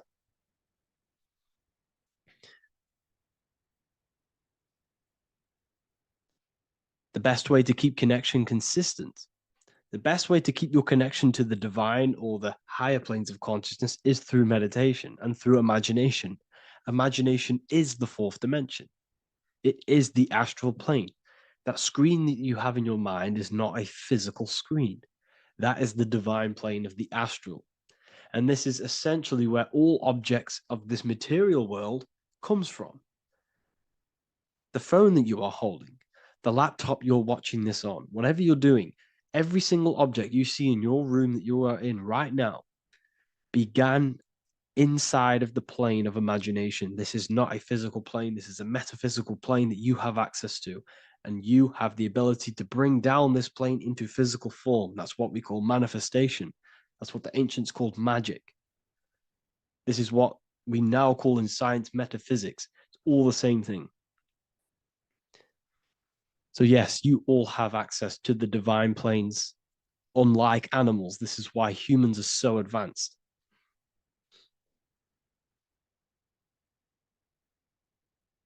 Okay. Is the pineal able to constantly activated, or is it just a temporary experience? I don't fully understand that question, unfortunately. Maybe you could word it in a different way. The real meditations on the university, legit, y'all, yes. In order to connect to consciousness, you need to sit in meditation and turn off your feelings, and the feeling of unity will come. Do I understand correctly? Yes, that is correct. So when you sit in silence and in stillness, I highlight the word stillness because stillness, when you are still, no information from your nervous system is being decoded by the brain. So when your body is still and does not move, your nervous system starts to relax and comes to a balanced state. Your brain starts to relax, it comes to a balanced state. The left and the right brain stop working. The nervous system stops working. Then, once the body, the material body is shut down, you then have access to consciousness. You can't access consciousness if the body's in such a busy state. If electricity is being fired every 2 seconds, your whole body's electrical. When you move your foot, that's electricity being fired from the brain to the foot instantly through the nervous system. Your brain, your whole body is a technological machine. So you must shut down the technological machine to access the divine that exists beyond the technological machine. Do you understand that?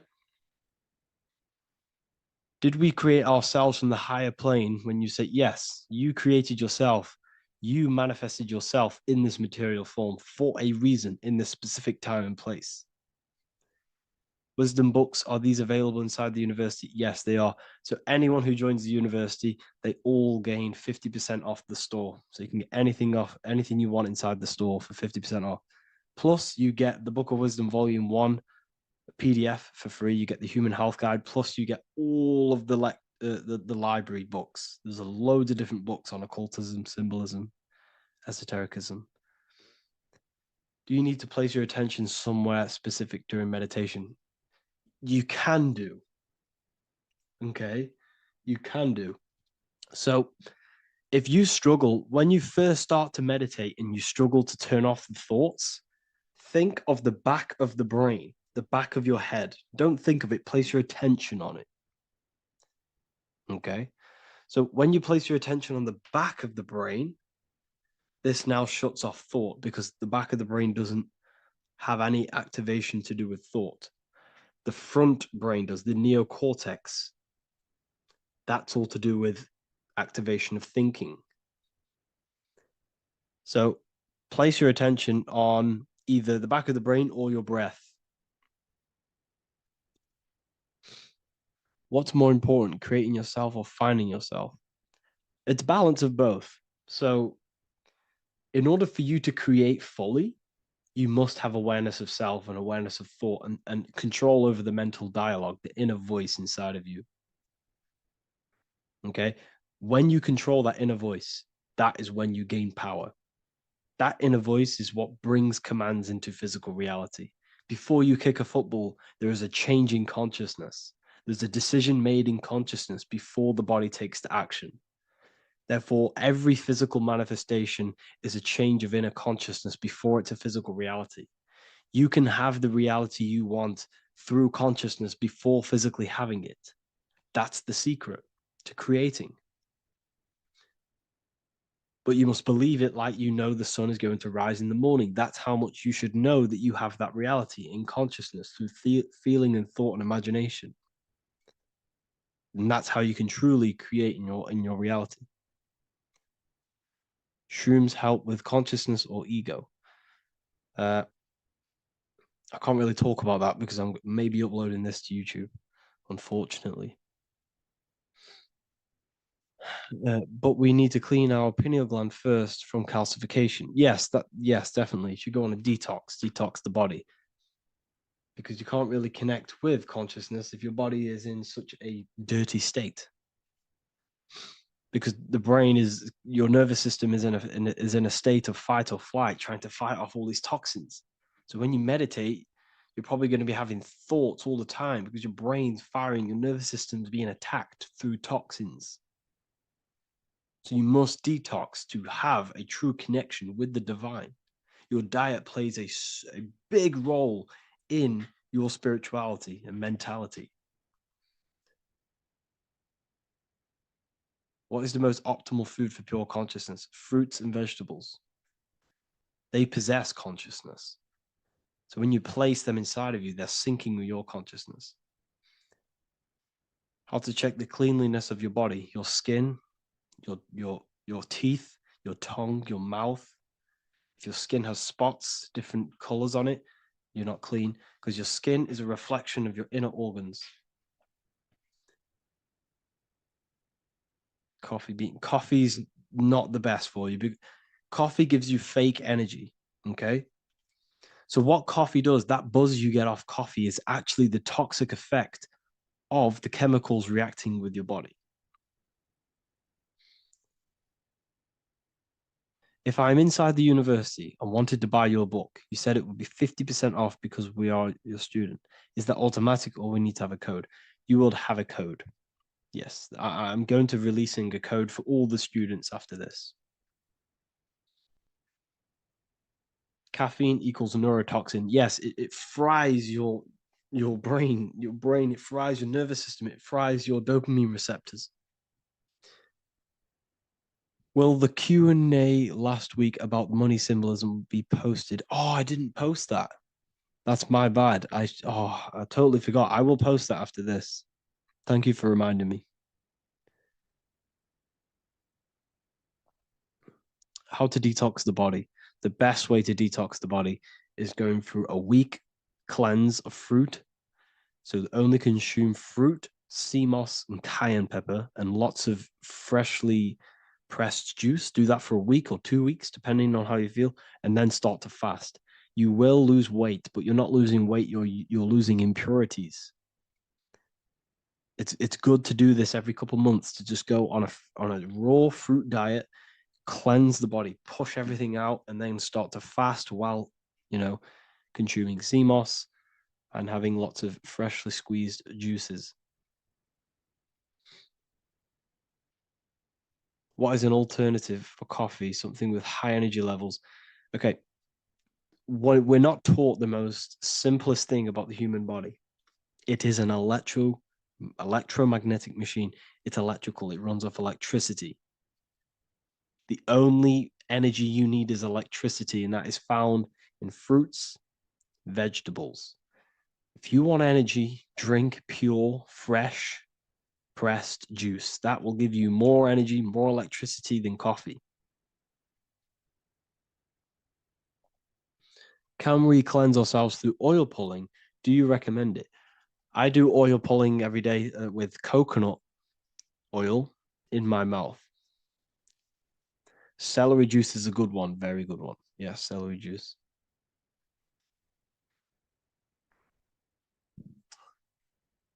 Any more questions?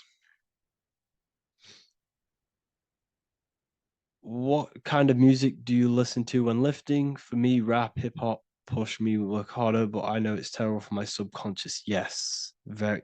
At least you're aware of it. You should be definitely try and stay away from the hip hop music. Try and stay away from anything that's talking about anything negative because it's all programming your subconscious. And your belief system is your reality, people. Your belief system is your reality. Okay? So look after your subconscious. That's what's controlling your actions. 90% of your actions on a daily basis are controlled through your subconscious beliefs. Okay? I listen to a lot of Pastel Ghost. I listen to a lot of let me get my playlist up.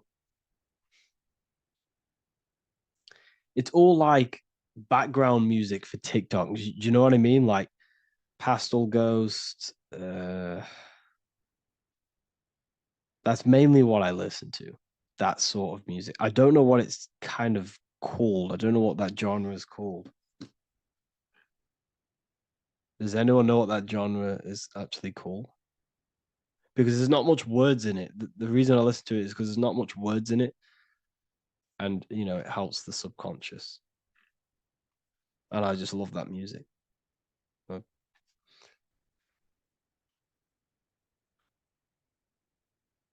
Like lo-fi, yeah, a bit of lo-fi.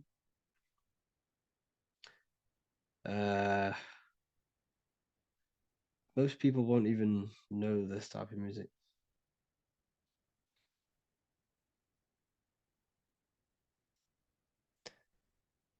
Can you tell us how you use cayenne pepper? So I mix it with freshly squeezed orange juice every morning. So first thing I have, empty stomach, I have a teaspoon of cayenne pepper, mix it in and just down it every morning. And sometimes at night. The feeling you get in your stomach after putting cayenne pepper on an empty stomach is absolutely amazing. It tingles in your stomach.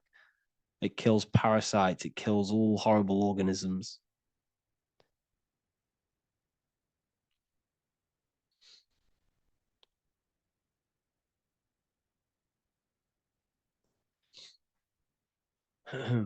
Mix it with hot water. Yes, hot water and key lime water. That I bet that's powerful. If you mixed warm water with key lime with cayenne pepper in first thing in the morning, I can imagine how powerful that is. I've never done that, but I'm going to try that.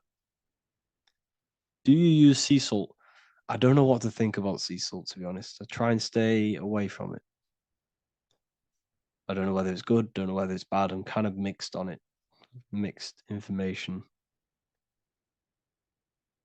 I've heard people have benefits. I've heard other people say stay away from it. So I don't know. I just stay away from it. I'm not too sure on it.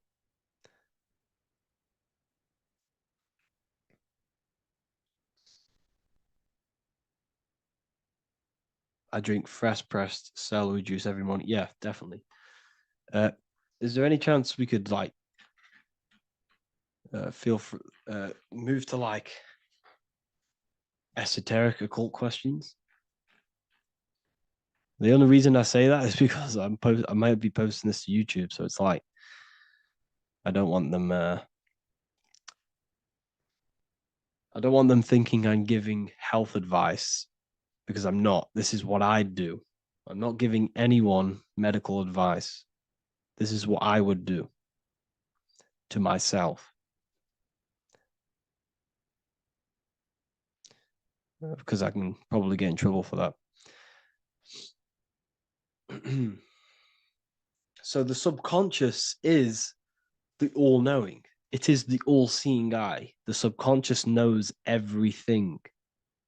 Your conscious mind does not. Your subconscious knows every single cell in your body. Your subconscious is making your heart beat. It's talking to your heart. It's talking to every organ, every cell in your body is being connected and spoken to by your subconscious mind. It is the all-knowing. The subconscious has access to the astral plane, imagination, the fourth dimension. It has access to the mental plane, thoughts. It has access to the ethereal plane, energy. And has access to your physical body. It's the door. It's the portal. The subconscious is the portal to the divine. You must go through the subconscious in order to access the divine. Any coupon codes for book 2? Yes, inside the university, there will be a 50% off coupon code. Speaking of ancient civilizations, why did they use symbols to give us true knowledge? This is a very, very good question. Very good question indeed. The reason they use symbols is because symbols are their keys. They hide meanings. They hide things.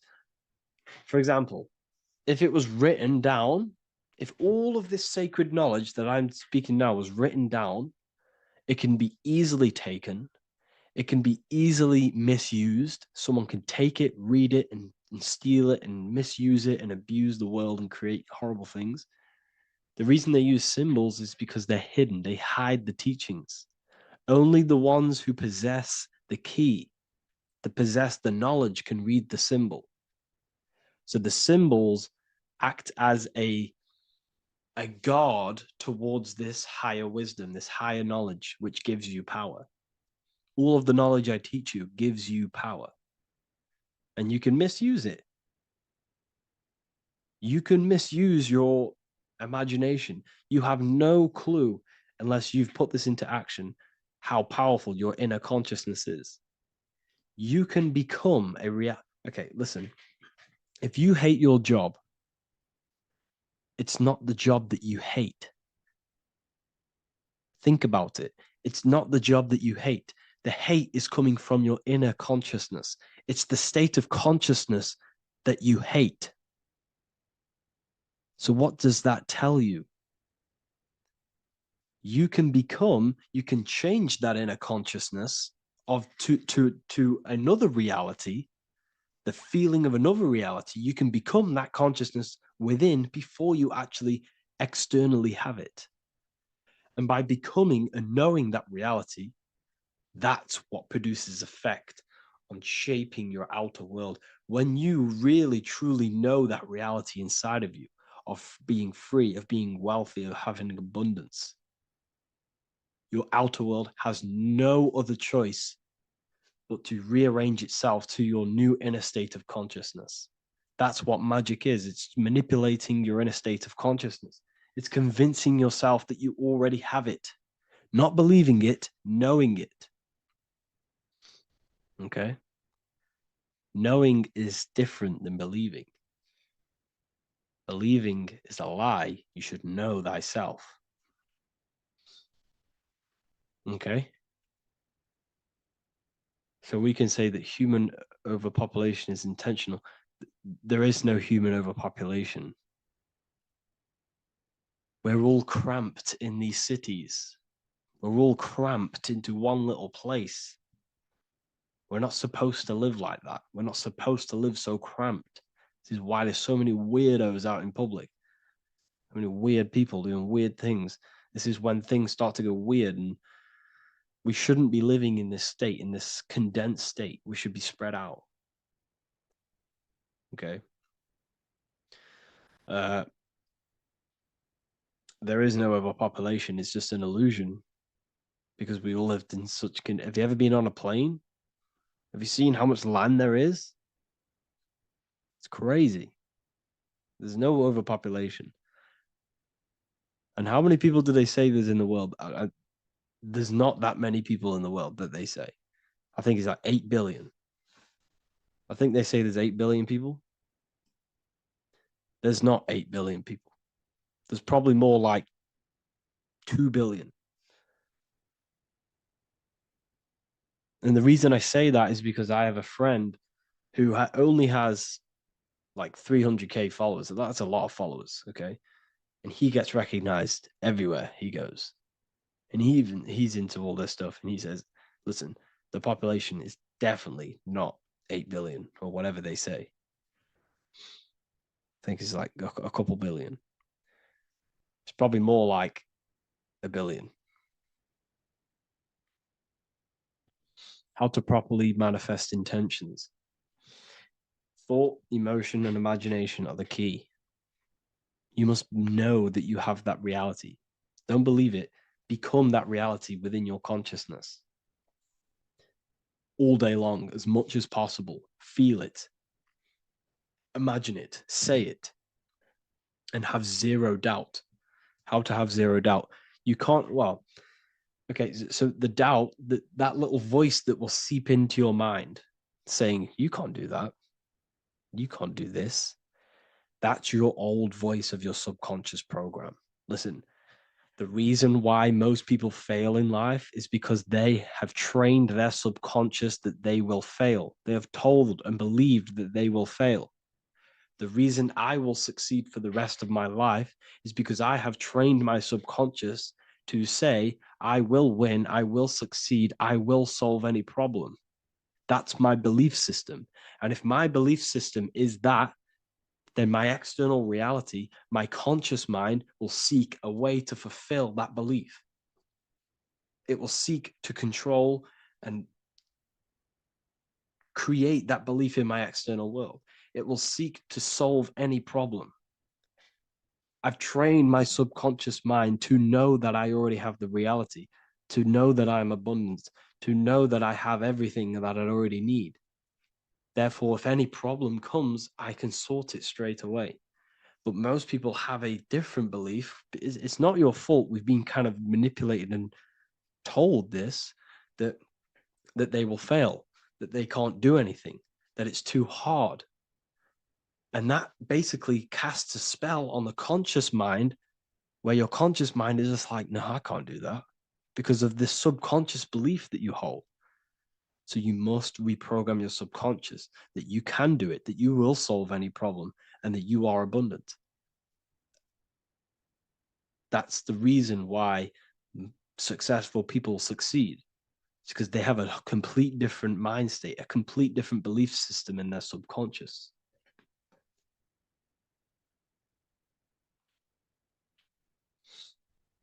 Do you offer mentoring? Yes, I do offer mentoring, but it's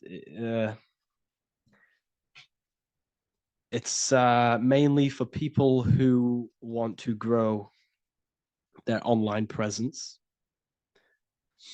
and for the amount of value and transformation that I can place into your life, and the time that, well, the price of my time, it will be a higher price tag, but your life will completely change if you join my mentoring, because I will transmute your life. I will transmute your mind, and I will transmute your whole reality, because I could tell you exactly what you need to do. How to have super genius power pulling information from the source. Okay, so you can do this. I talked about this in Book of Wisdom Volume 2, if you've read it. This is a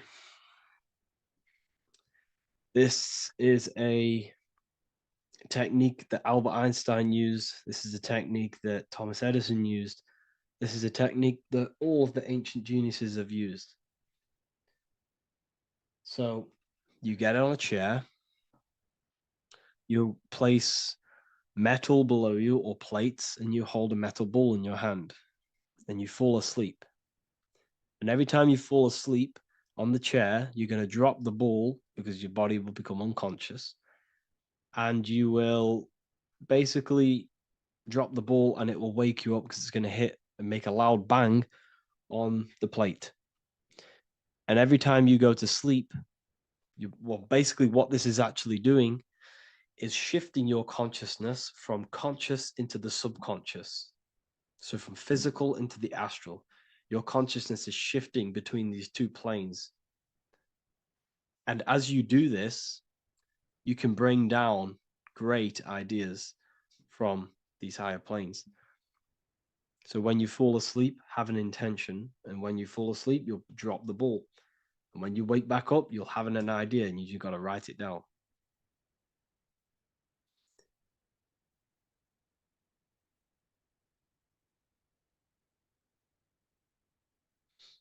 How to balance chakras. Don't focus on balancing your chakras. Focus on the mind. The mind is the cause of the chakras being blocked. If you have a blocked throat chakra, this is a problem in your mind, not the chakra. You see, the chakras are a result of the mind. You transmute the mind, you can transmute the chakras and cleanse them.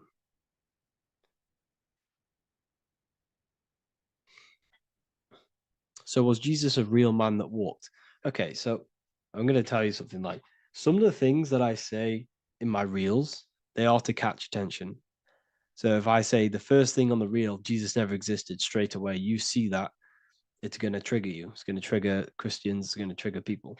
So yes, I do say things to catch attention. The reason I do that is because I have to in order to catch attention. Maybe there was a Jesus who walked. So in the past, I have said Jesus never existed. Yes, this is to catch attention, to boost the reels, views, and comments and stuff like that. Maybe there was a man who was called Jesus and walked the earth. But listen, he was not the Son of God. You are all the Son of God. Jesus represents an archetype. He represents morals. He represents a way of living that you should embody in your life, not to worship. We shouldn't be worshiping this man. We should be embodying his qualities into our lives so we can become Christ consciousness, so we can live in harmony with our mind, emotions, body, and spirit. Okay? He was not the Son of God. You are all the Son of God. We are all God experiencing himself in a three-dimensional divided form. God is oneness, and he created a divided world so he can experience himself. Why do you quote from the Freemasons oft times? I don't recall me looking at Freemason quotes and quote them. I just simply, when I post a quote, I literally just, whatever comes to my head, I just whack it into Telegram or Twitter.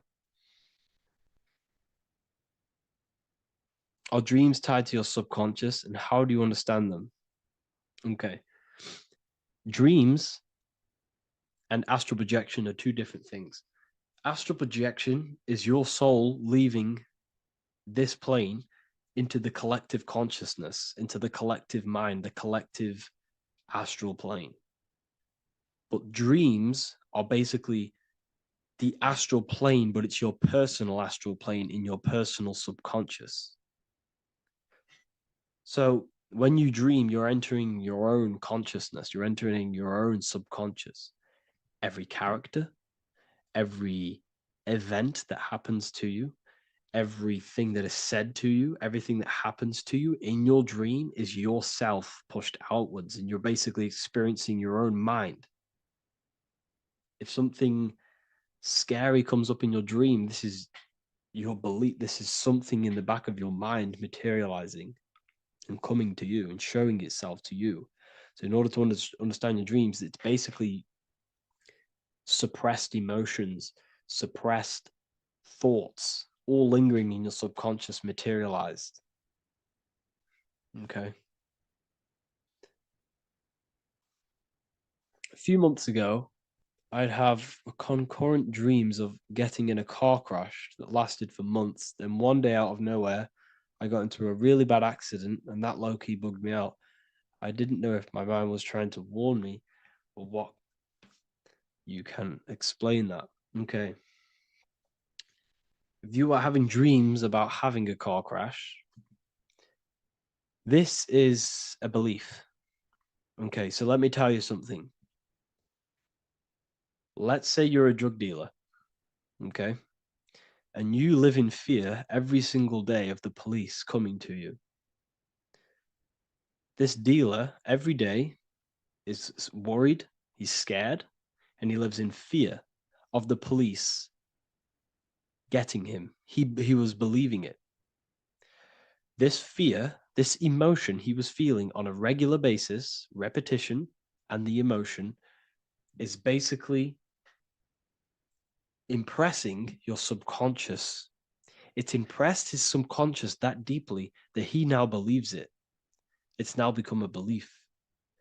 So one day the dealer gets caught and he goes to prison. Let me tell you something. He placed himself there because he created a program, a belief in his subconscious of the police. And his external reality is now in a prison cell. But that prison cell is just an external manifestation of the prison cell of fear he installed in his subconscious mind. The four walls he's now trapped in is just basically an externalization of his own belief system that he created through consciousness, through the subconscious. If you embedded your belief that you will be in a car crash, you will be in a car crash. He placed himself there. He materialized that reality through the thought, through the emotion, through the belief. He put himself there. You see? So if you were having dreams, this was maybe, it could have been anything. You could have watched a program when you were a child about a car crash and that maybe scared you. Or you saw a car crash when you were very young and that scared you and that impressed your subconscious. Then you had a dream about it. Then you started to believe it. And then one day, bang, it happens. That's the power of the subconscious mind. It holds control over you. It holds control over every aspect of your reality, of your being. So, I hope you all enjoyed this live. I'll see you all inside Ethereal University. I'll be posting another lecture this week. And yeah, let me hold on. Welcome to Revival of Wisdom. Today we're going to be breaking down Saturn worship and how the occult are linked in with Saturn. Okay, so first of all, let's start with the celebrities. All these celebrities are doing 666. Okay, covering the one eye, which also symbolizes the all-seeing eye, which is another occult symbol. But we're focusing on the 666, the 6 with the 3 fingers. Also, we have CERN with the 666 within their logo.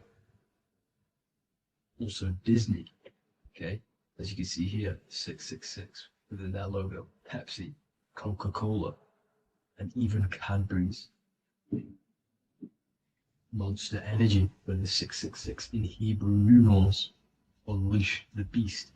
So what is 666 to do with Saturn? Because on Saturn, there is on their north pole of Saturn, there is a 6-sided hexagon, okay? So Saturday is named after Saturn Day, the 6th planet. It is also the 6th day of the week. It has a 6-sided polygon on its north pole, 666.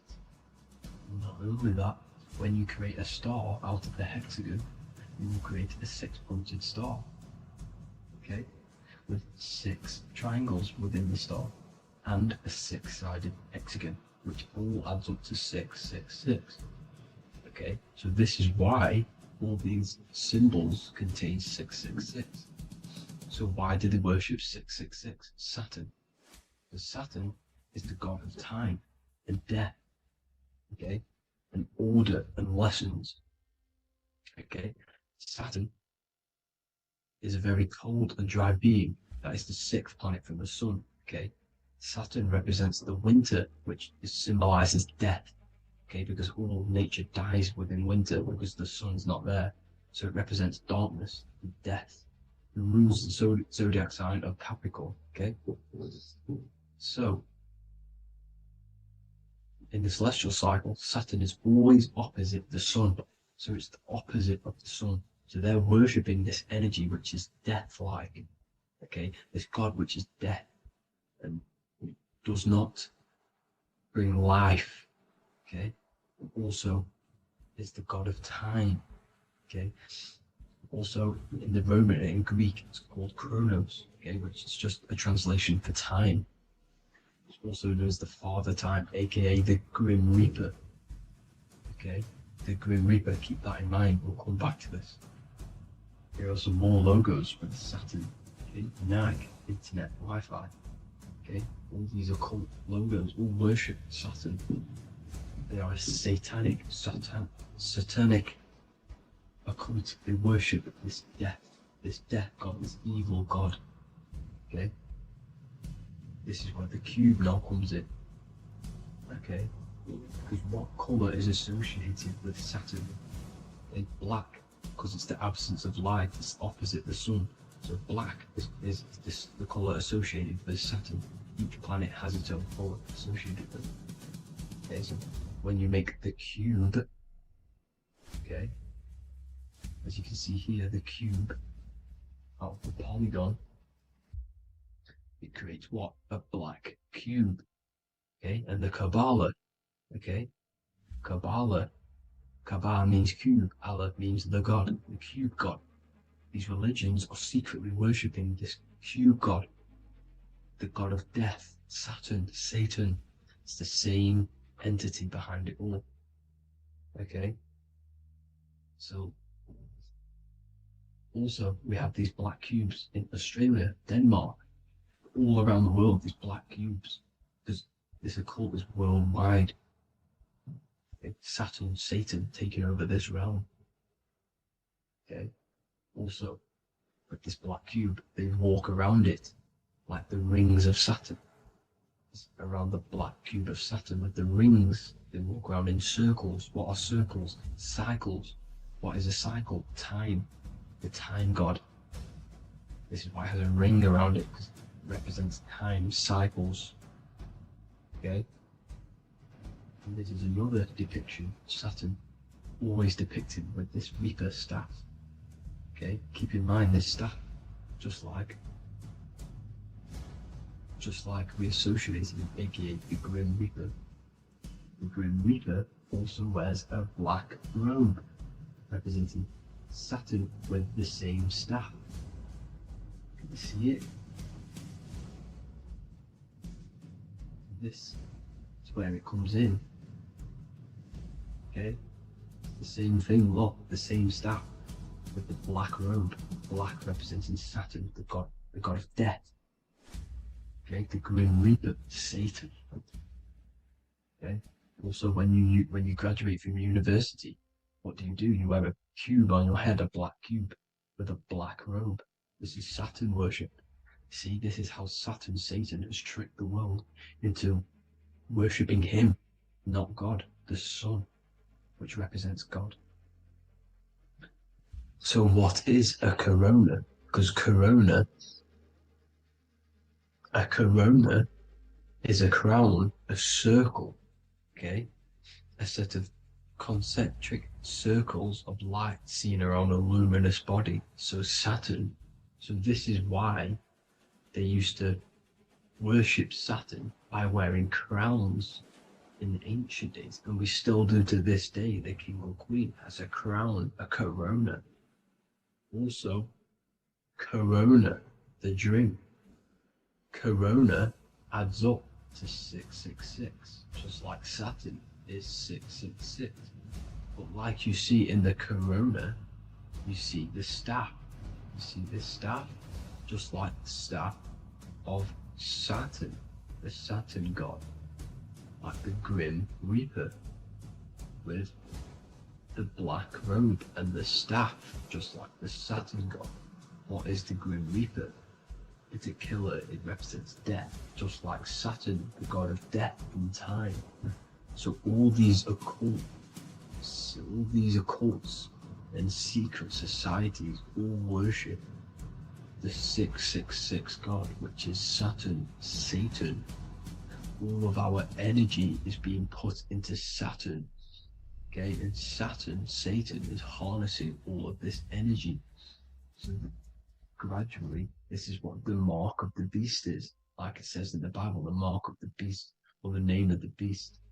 Here is wisdom. Let it know that you have to understand and count the number of the beast, for it is 6. It is the number 6 of a man, and is 6. 600, 3 score is 6, 666.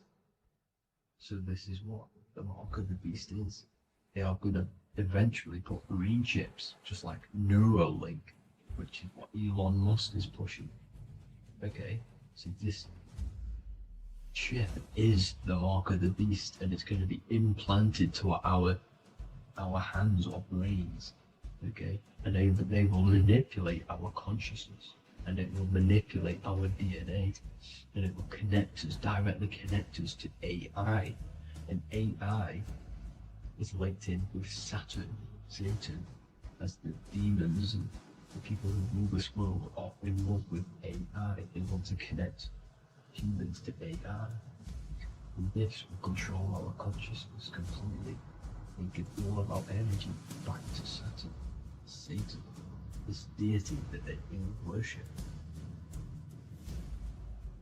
Just like when you get married, you wear a wedding ring, the rings of Saturn, over the finger, which represents the sun. So you're basically seeing Saturn over the sun. The sun is the son of God. It represents the sun, represents God. So you're putting Saturn over the sun. So thank you guys all for tuning in. I'm going to leave you guys here. Please leave a like, comment some topics that you want me to talk about. And please subscribe for more amazing content. God bless.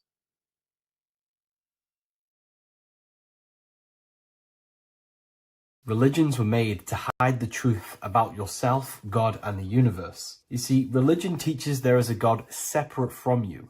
He created the universe separate from himself. They did this to truly disconnect you from consciousness, from God, and from yourself.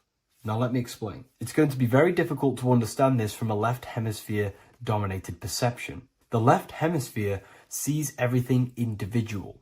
The right hemisphere sees the whole. For example, if you're walking through a woods, the left hemisphere sees individual trees, leaves, twigs, and branches. The right hemisphere sees the interconnectedness of the whole woods. We've been trained our whole life to be trapped in the left hemisphere, to think logically, scientifically, with evidence. This way of thinking traps you in illusion, division, and separateness from everything. Plus, in science, they teach you the universe exists outside of you.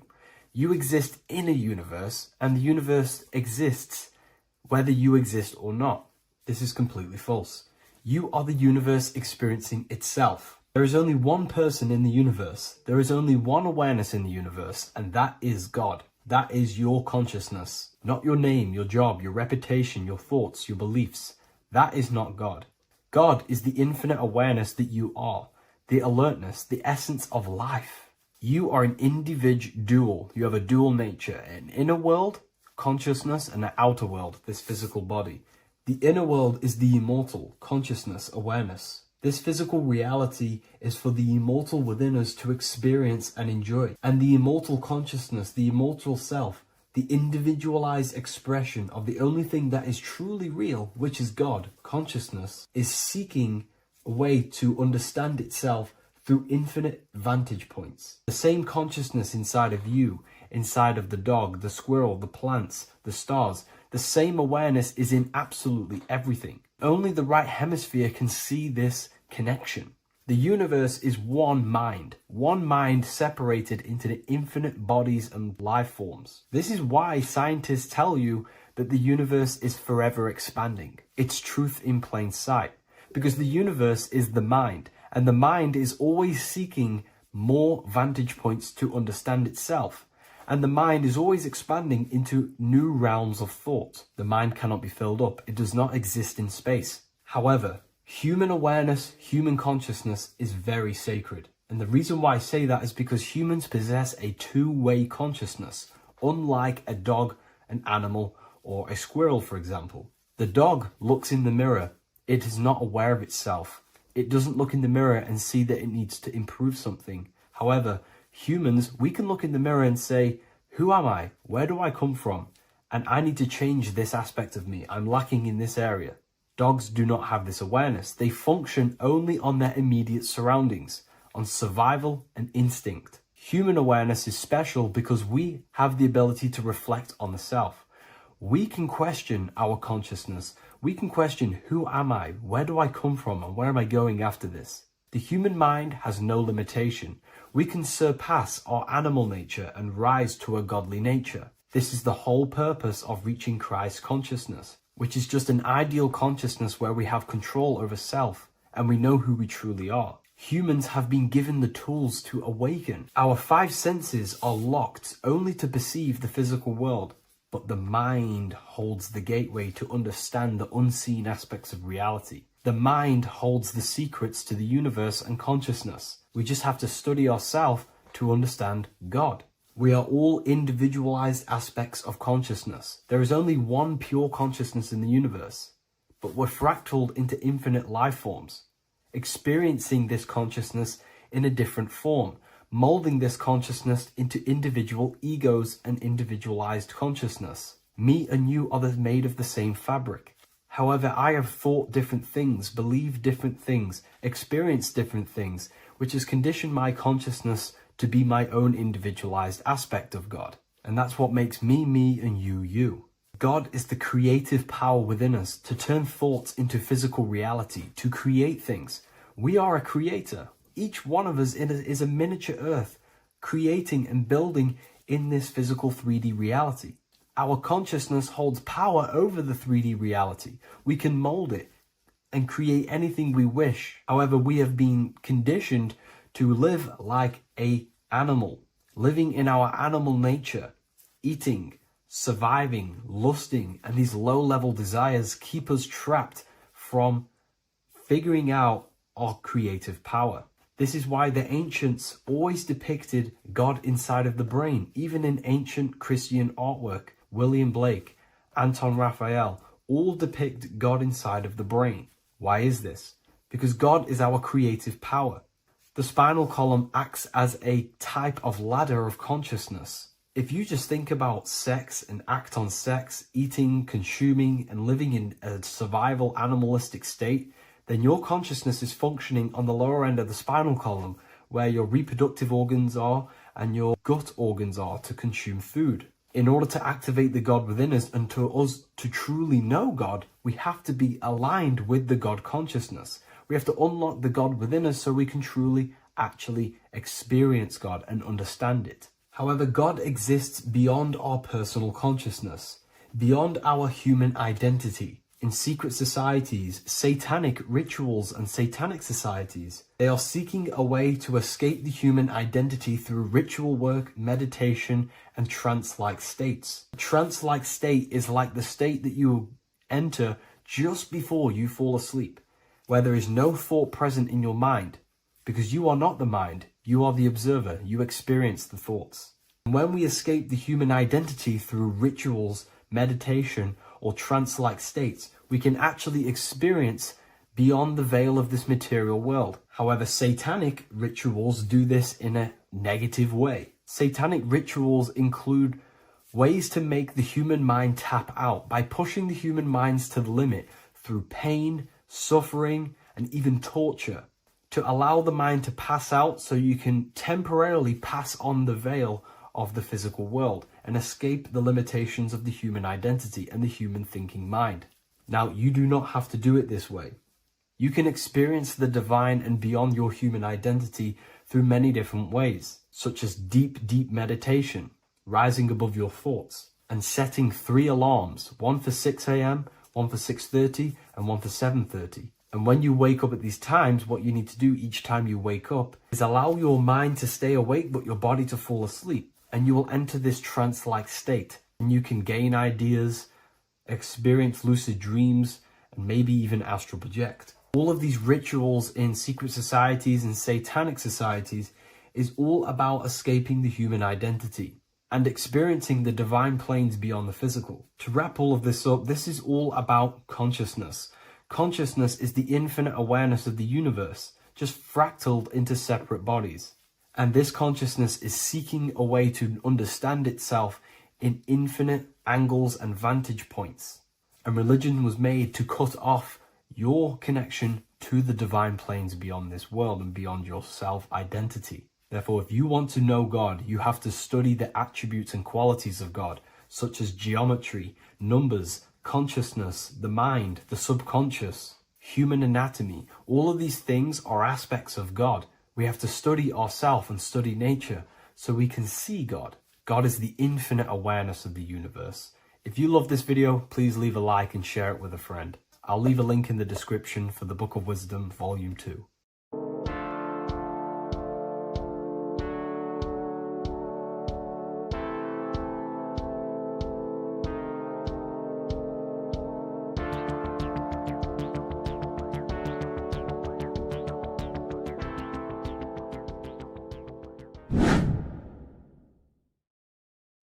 How are we all doing today, people? It's Revival of Wisdom, and today we're going to get real deep. This video is going to get real deep. A lot of people are not going to be ready for this sort of knowledge. Okay, you really have to do is to really deprogram the mind, because everything we've been taught is a complete lie, is to keep us trapped. Okay, this is really advanced knowledge. Now, let's get straight into this. All of the ancients depicted other worlds, and they called this place Midgard. Midgard is the mid-garden, the middle garden.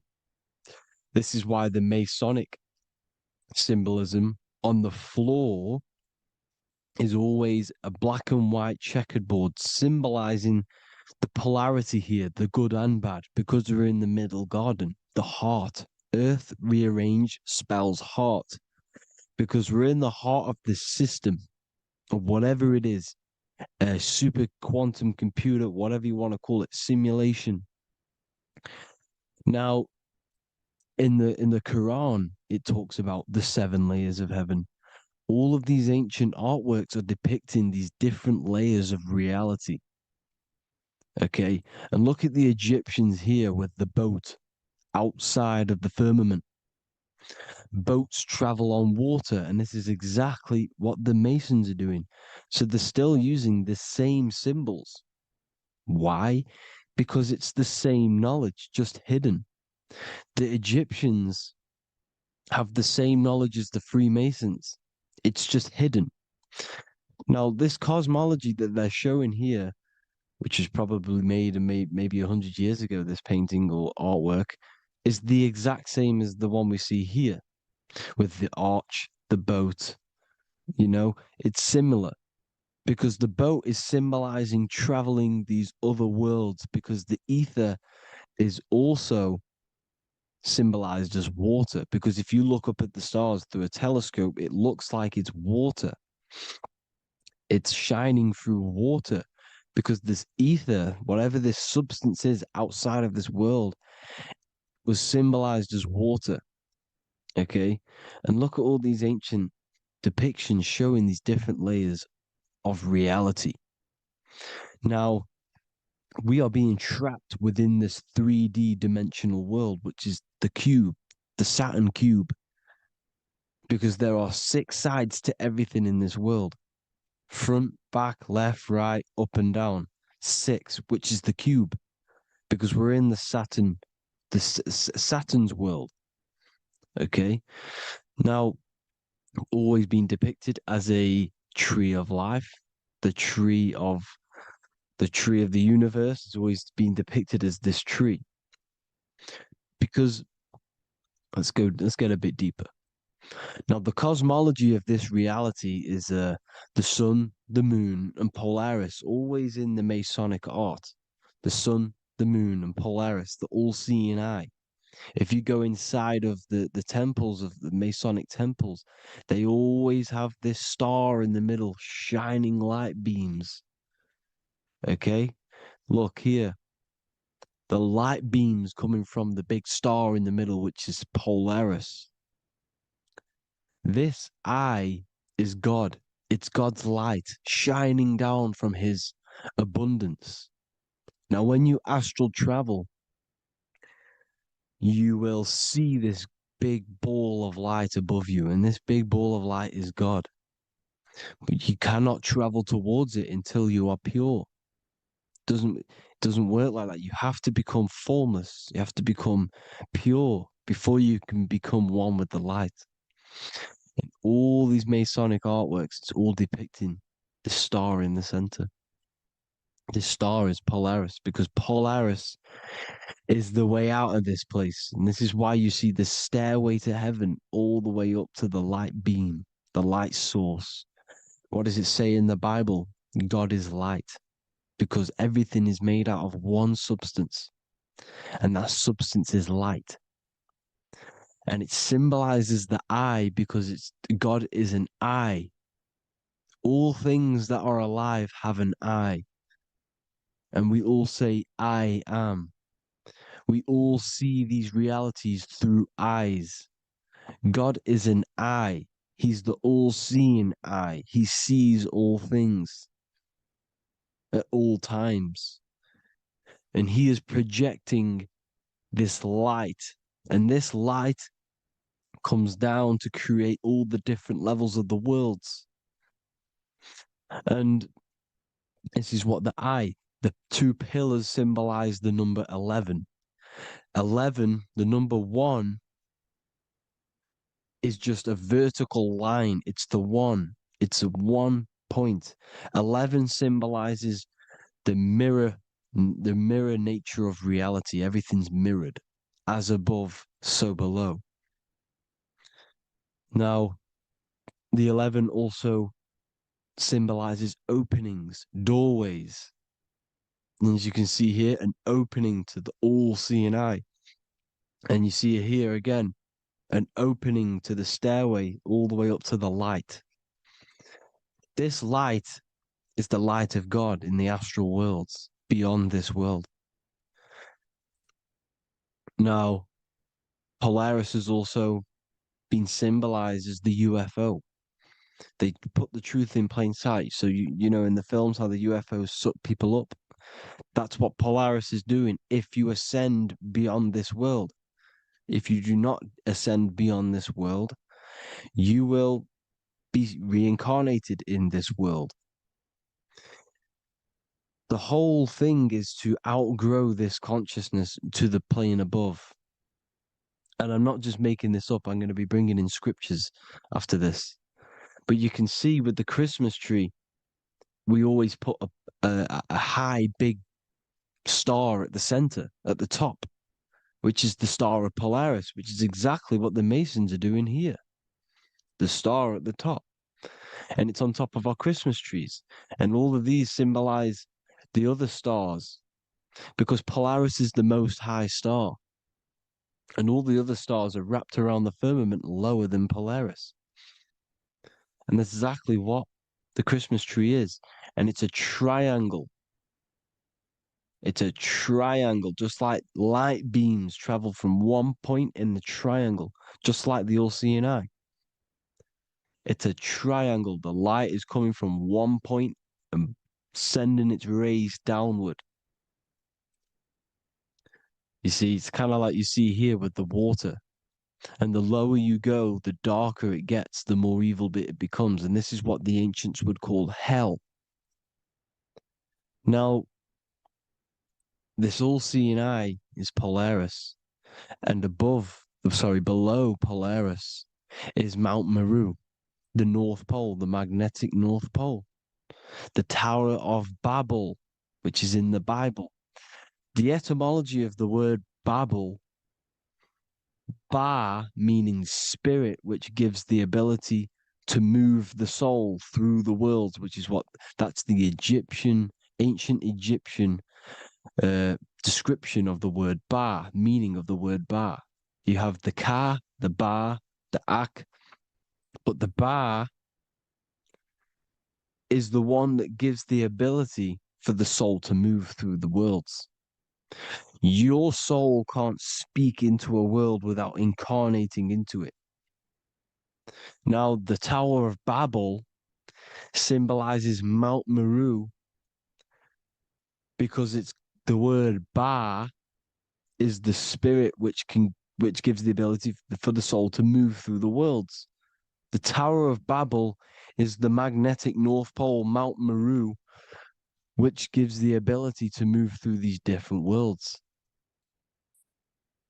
And you can see the ancient Tibetans always showing this depiction of these different worlds coming from the center.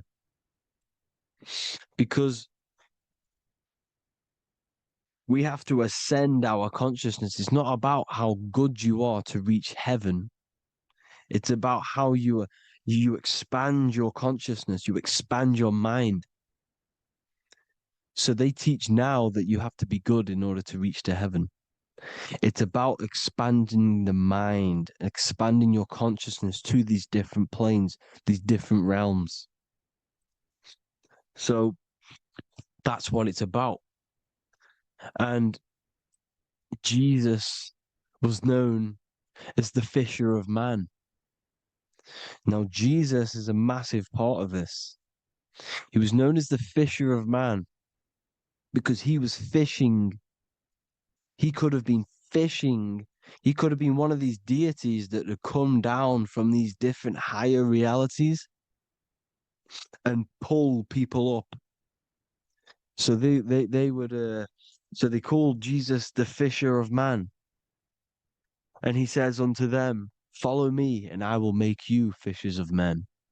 So these deities that we see in the past, like Buddha, Krishna, Hermes, Thoth, Jesus, could all be these entities who were coming down to pick up the minds that were worthy enough to see the higher planes of reality.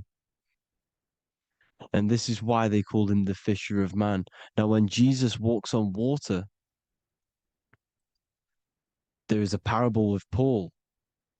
And he says, but Jesus immediately said unto them, take courage, it is I, don't be afraid. He's talking about astral travel here. He's talking about leaving the body. Because when you leave the body in astral travel to see these alternative realities, you can't be afraid because fear is a bondage, which is what the Emerald Tablets talks about. Lord, if it's you, Peter replied, tell me to come to you on the water. The water. Come, he said. And Peter got down from the boat, walked on the water, and came towards Jesus. But when he saw the wind, he was afraid and began to sink. When you become afraid in astral travel, you sink back into your body. Lord, save me. So this is talking about Jesus pulling people up into different realities. And you can see the fish is the symbol of Jesus. Is another symbol of Jesus, a fish. Because fish symbolize deep occult knowledge. Because fish travel the depths of the ocean. And they symbolize us because we are fish underneath the ethers. And Jesus was pulling people up. You see, so the Bible is a people today believe the Bible is a book telling you how to reach to heaven, how to become godly and reach heaven. But you've got to become the Jesus Christ to see these alternative realities. Now look at the Emerald Tablets is a massive part, and it speaks so much about these different realities. Look what it says here. This is in Emerald Tablet 3. Then in my heart grew a great longing to conquer the pathway that led to the stars, which is exactly what the Masons depict in all of their art. Look, the ladder to the stars. And then he goes on to say, Years after years, I sought after wisdom, seeking new knowledge, following the way, until at last my soul, in great travail, broke from its bondage and bounded away, broke from the bondage of the body. Free was I from the bondage of earth men. Free from the body, I flashed through the night. The stars. The stars are a massive part in the astral world. Each star is a different reality. And the true astrology is the star that you came from. You came through a star to reach this, to reach here. There is a reason why you are here. There's a reason why you have the personality traits, because your soul came from a specific star. This is why we call them stargates, because they are gates in and out of this reality. And Polaris is the way out to the higher worlds. Now look, far into space, my soul traveled freely into the infinite circles of light. Beyond knowledge were some planets and great gigantic beyond dreams of men. Then he goes to say, lift up your flame from out of the darkness, fly from the night and ye shall be free. Lift up your flame. Your flame is your soul, because it has to be lifted up out of the darkness. This is the darkness, this world, this body's the darkness. Because it's a bondage. You need to break free. You need to learn how to astral travel, people. You have to learn this. If you want to get out of this world, you have to learn how to astral travel and see the other realities. Traveled I through space-time, knowing my soul at last was set free, knowing that now I must pursue wisdom until at last I pass to a plane hidden from knowledge, known not to wisdom, extension beyond all that we know. So he's talking about he went to a place where we cannot even comprehend here, a place that is not even known to earth men. He's telling you he's ascended out of this world to the planes that are beyond. And it says here in the Emerald Tablets, man is in process of changing to forms that are not of this world. Grows he in time to the formless, a plane on the cycle above.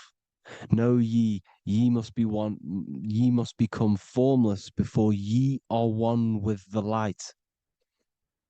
The light, the same light that I was talking about, the Masonic light, with the triangle, God, the one source. Ye must become formless before ye are with the light. Formless, you have to leave the body. You have to leave the body. You have to gain the ability to leave this body and travel to these other worlds.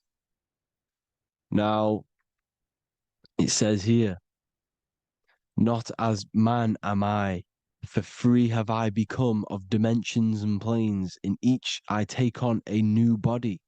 In each I change my form. Know I now that the formless is all there is of form. You see, all things created come from the things that, all things that you see come from the things that you cannot see.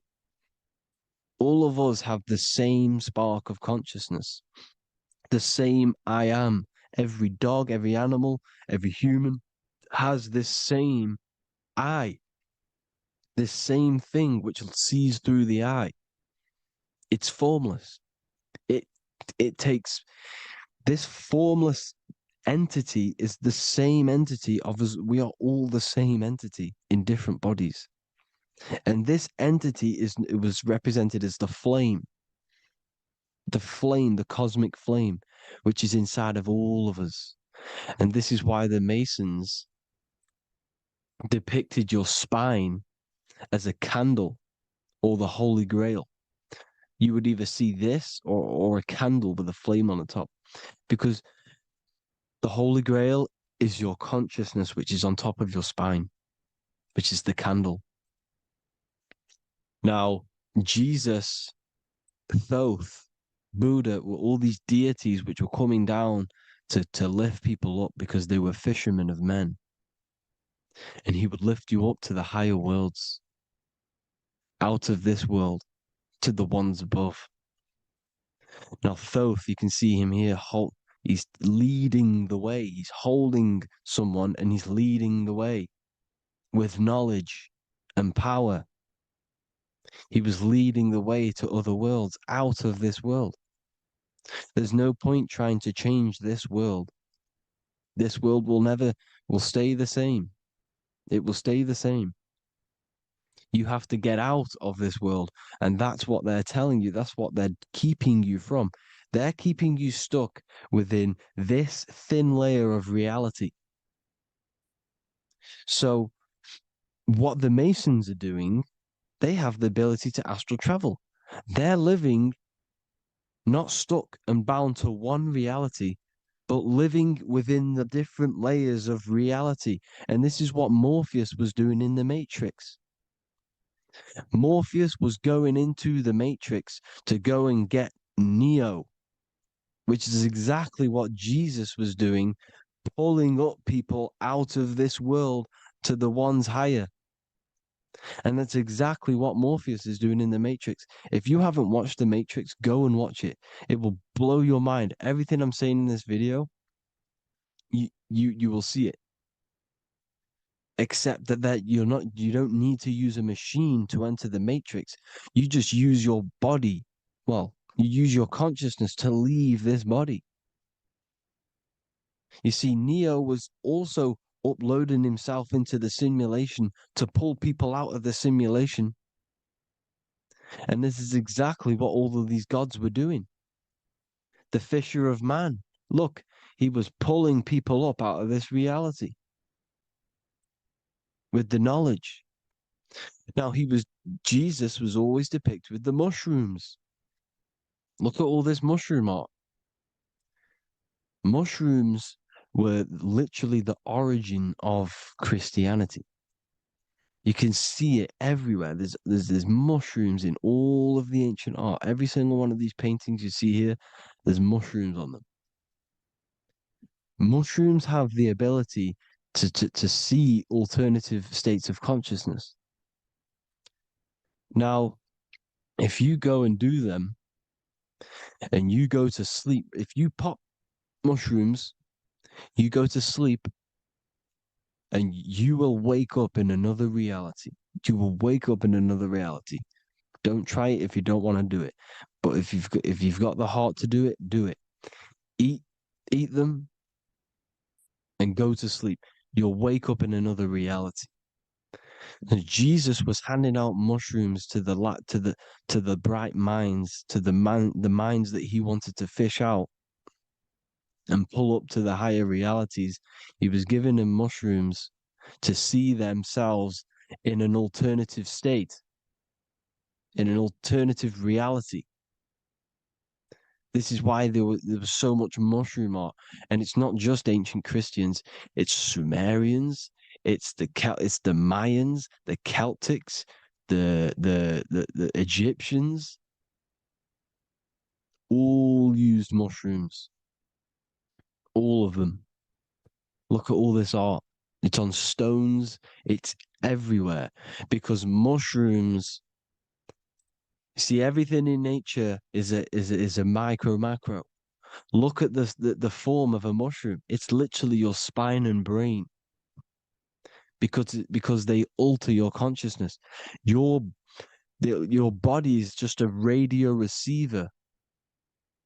Everything that you're experiencing is a program being ran by the central nervous system, and your consciousness is experiencing this program, these electrical impulses of the nervous system, because it's all feeding back to one point, which is the pineal gland. And this is the candle with the light on it. Type in Masonic candle and you'll see it. It's your spine with your spark of consciousness on top of the spine. And it's a mushroom because this sends you to alternative states of consciousness, alternative realities. Now, they were all doing this, the Egyptians, the Mayans. Now, there's more symbolism which goes into this. Look at the Christmas trees we use. The Christmas tree with the presents underneath them. Magic mushrooms grow under trees. And these are the presents under the trees that we symbolize today with Christmas. Santa's red and yellow for the red and yellow mushrooms. The same mushrooms Mario has to collect. And when he gets enough mushrooms, he levels up. And then what does he do when he go past the world? When you win that world in Mario, you go to another reality. You go inside of another world. It's truth in plain sight. And it's using mushrooms. It's using mushrooms.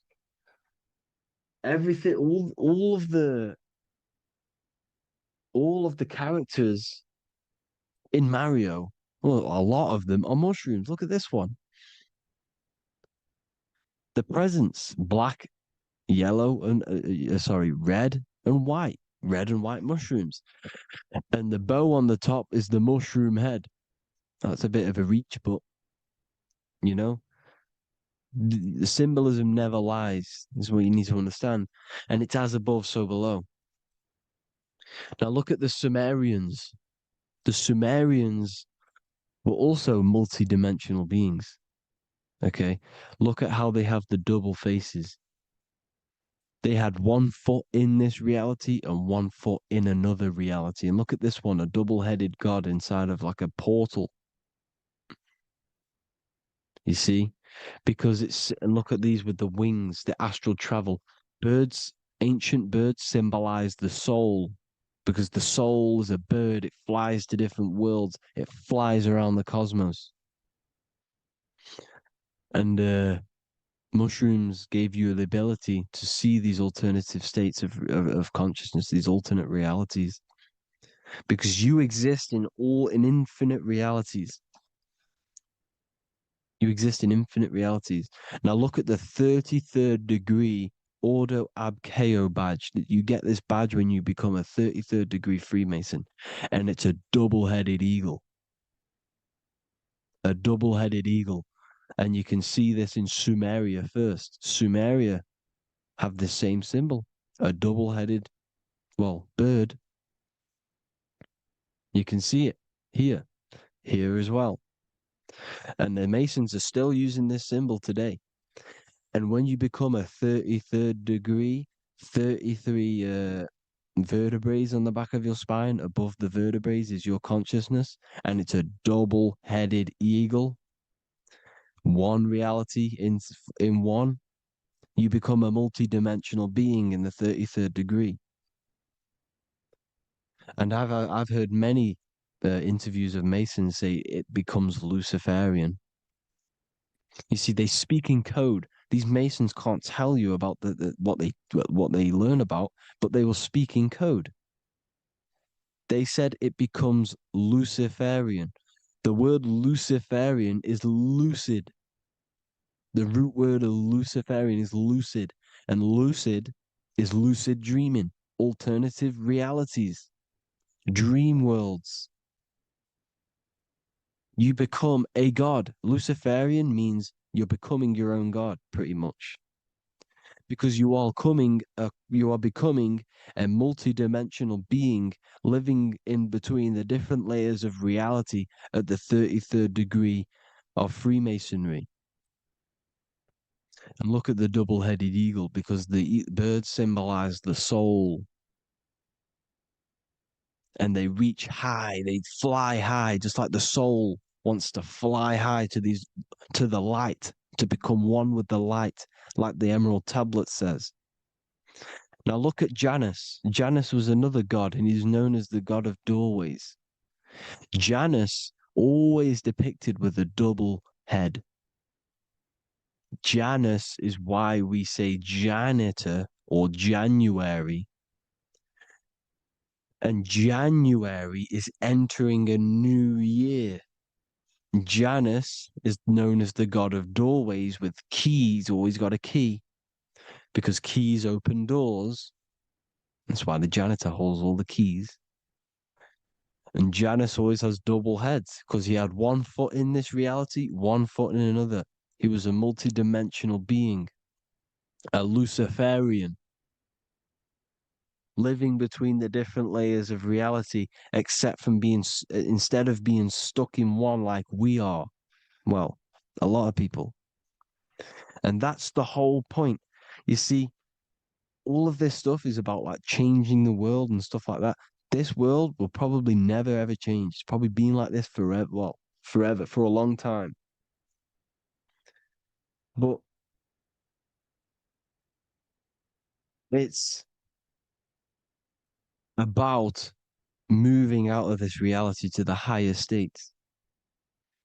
And the Masons always depict the ladder to the luminaries, the stars, with a key, the same key of Janus. The Vatican is a key, and it's in charge of all the religions. Why is it a key? Because they're holding back the key.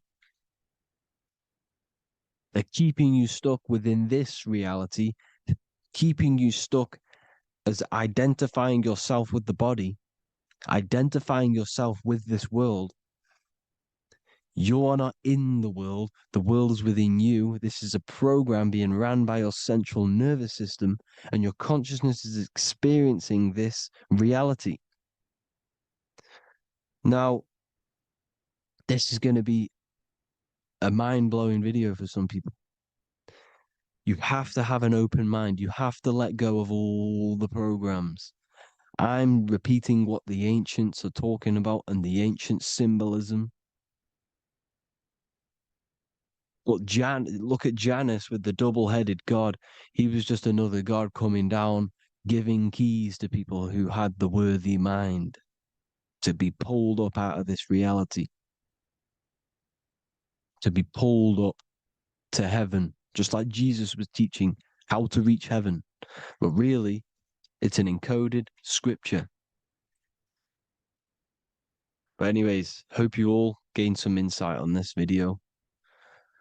Have an amazing day. Please like, share, comment. All the links are in the bio for the PDF, for the Manifestation Mastery course, and all the other amazing stuff. And if you want to support the channel, I'd greatly appreciate if you became a Patreon member. Hope you'll have an amazing day, people. God bless.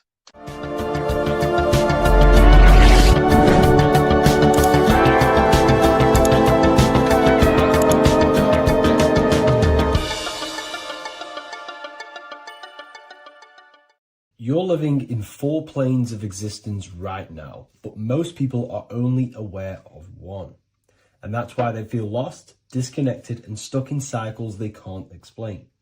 If you don't understand the blueprint of reality, you'll keep trying to fix the physical, while the real causes lie in the unseen dimensions that you have direct access to. You must understand is that the universe only exists in the mind. Everything is a projection of consciousness. Therefore, consciousness produces everything.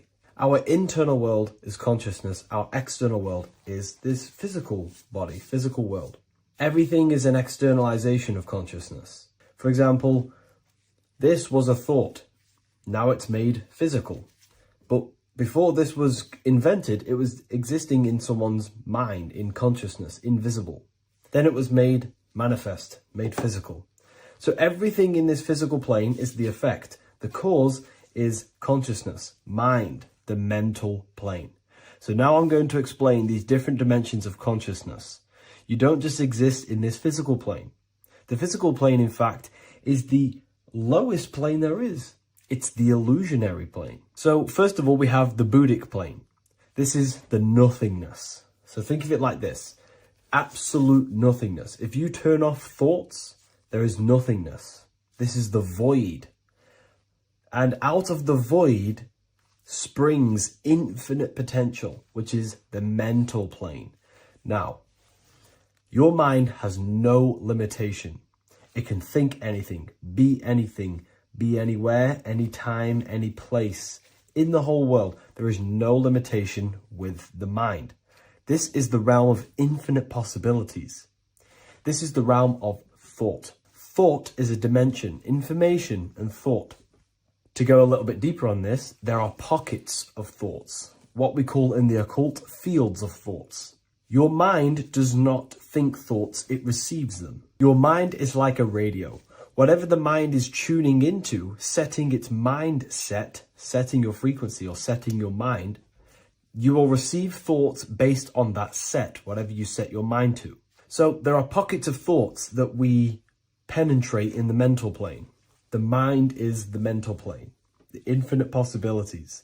This is the spark of creation. This is where all things begin to manifest as an idea in the mind as a thought. So if you want to gain certain information, you need to meditate or do thought exercises where you are penetrating that dimension of thought, that pocket of thought. For example, if you want to find a way on how to make financial wealth, you would use your mind, set your mind on wealth and money, and think, close your eyes and think about that specific topic and see where your mind takes you. And you will expand your mind into different pockets of thought and gain information.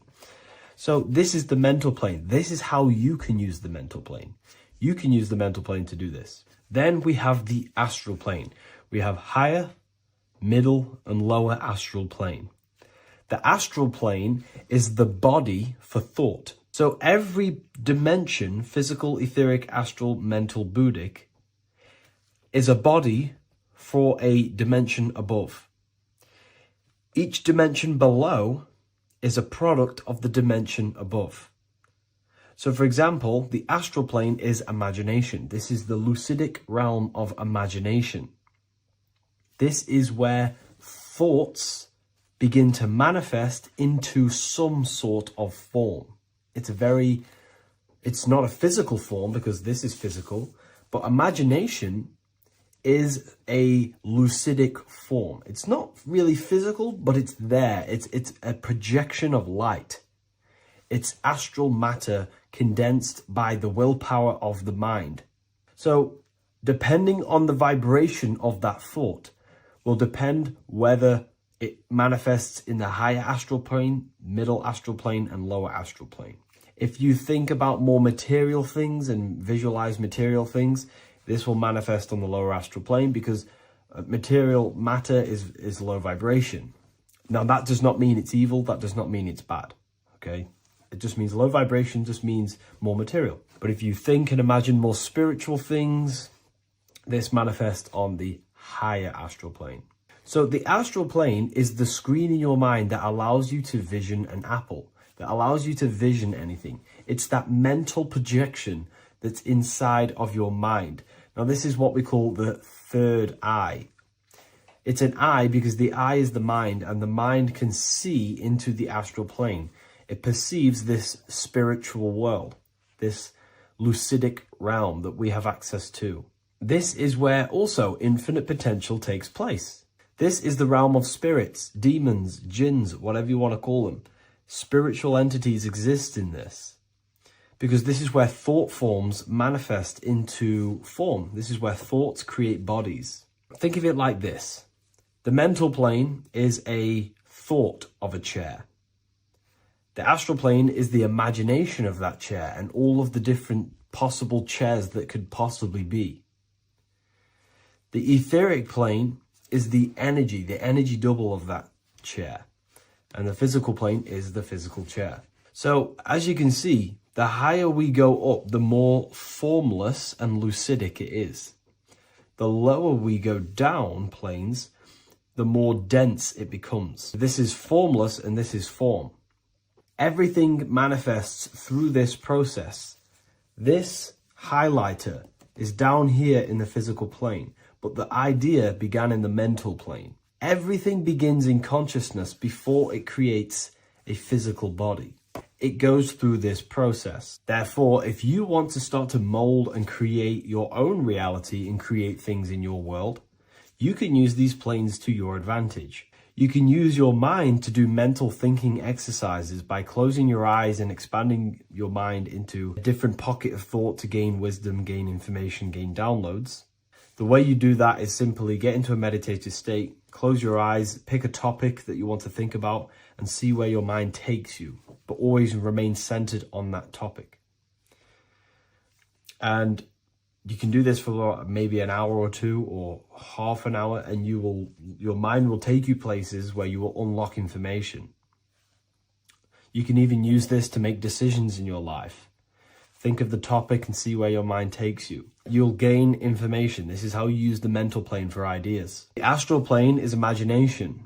You have to reconnect with your imagination very vividly. Your imagination, your consciousness is infinite. It's not a three-dimensional plane. It's an infinite plane. You can think and make form anything in your consciousness, in your imagination. You can think anything and you can imagine anything in the most vast details. You just have to reconnect with your imagination. I have a free book on my website. I'll leave the link in the description. It's an ebook. It's called Activating the Inner Eye. This is going to help you reconnect with your imagination. It's a practical guide on how to imagine. So once you know how to use the mental plane and astral plane, thought and imagination, you pretty much need to use the physical plane to take physical action with this physical body that you have and start to manifest these desires you have in the higher planes. Now, it's very important that we master the mind, because the mind is the very fabric of reality. We become what we think about. Your life is a product of every thought you thought in the past. It is the mind that directs the flow of consciousness. And wherever this consciousness is flowing is what you will create in your life. Consciousness is the most potent force in the universe, and the mind is pretty much the universe in a microcosm form. It is infinite potential. And your mind will continue to expand into new realms of thought forever and ever and ever. You are eternal. You are not this physical body down here. You are consciousness. Literally dreaming that you are in this physical body. So everything begins with the mind. We need to be conscious of the thoughts that enter our mental field of consciousness. There is a level of self-awareness that you can reach where you can become conscious of pretty much every single thought that enters your mental field. Now, we have over 7,000 thoughts a day. You can gain such mastery over your mind where you can become conscious of every thought you think. And that is when you gain superior power. Because when the mind is fully under control of self, you can direct the mind's potent force into a specific goal. Most people's minds are dualistic. They want something, but their mind is thinking something else. They have limiting belief systems. They have the little voice that comes in and says, you can't do this, you're a failure. That is a fractaled mind. The mind needs to be singular. It needs to be on your team and not an enemy. Do not let your own mind take away your power. Your mind should be on your team, giving you power, giving you the best possible thoughts and the best possible beliefs. When the mind is in this condition and on your team and not taking away your power through the destructive thoughts, it becomes a potent, powerful force used for manifestation to create anything. And the way we get the mind on your team is through constant meditation to learn how to control the mind and turn it on and off. Subconscious reprogramming through visualization, affirmations, cultivating emotions associated with your goal. All these three ways we can reprogram the mind slowly over time so that it becomes powerful and becomes on your team and doesn't give you negative contradicting thoughts. When the mind is fully aligned on one thing, it can create massive empires and things in your physical reality. So I hope this video helps, and I'll see you in the next one. Welcome to Revival of Wisdom. Today, we're going to be talking about portals, portal symbolism, what portals are, okay, and how they show them to us, because they have to tell you the truth, guys. This is the thing with the universal law. They have to tell you the truth. And they tell you through symbols, they tell you through movies, and different things like that. But let's jump straight into this. So first, I want to talk about the Freemasonry symbols. Okay, so first we got, obviously this is some Freemasonry art, but notice how you've got the ladder with a key. Okay, so this is ladder symbolism with a key. So maybe this is talking about ascending.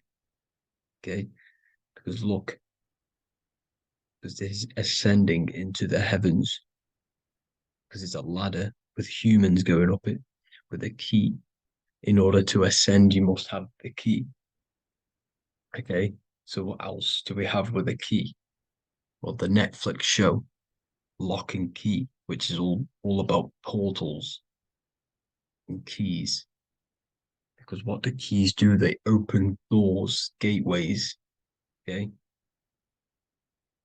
So what's interesting about this is that they've got this key here, which represents the Kundalini energy rising up the spine. Okay, but we'll come back to this.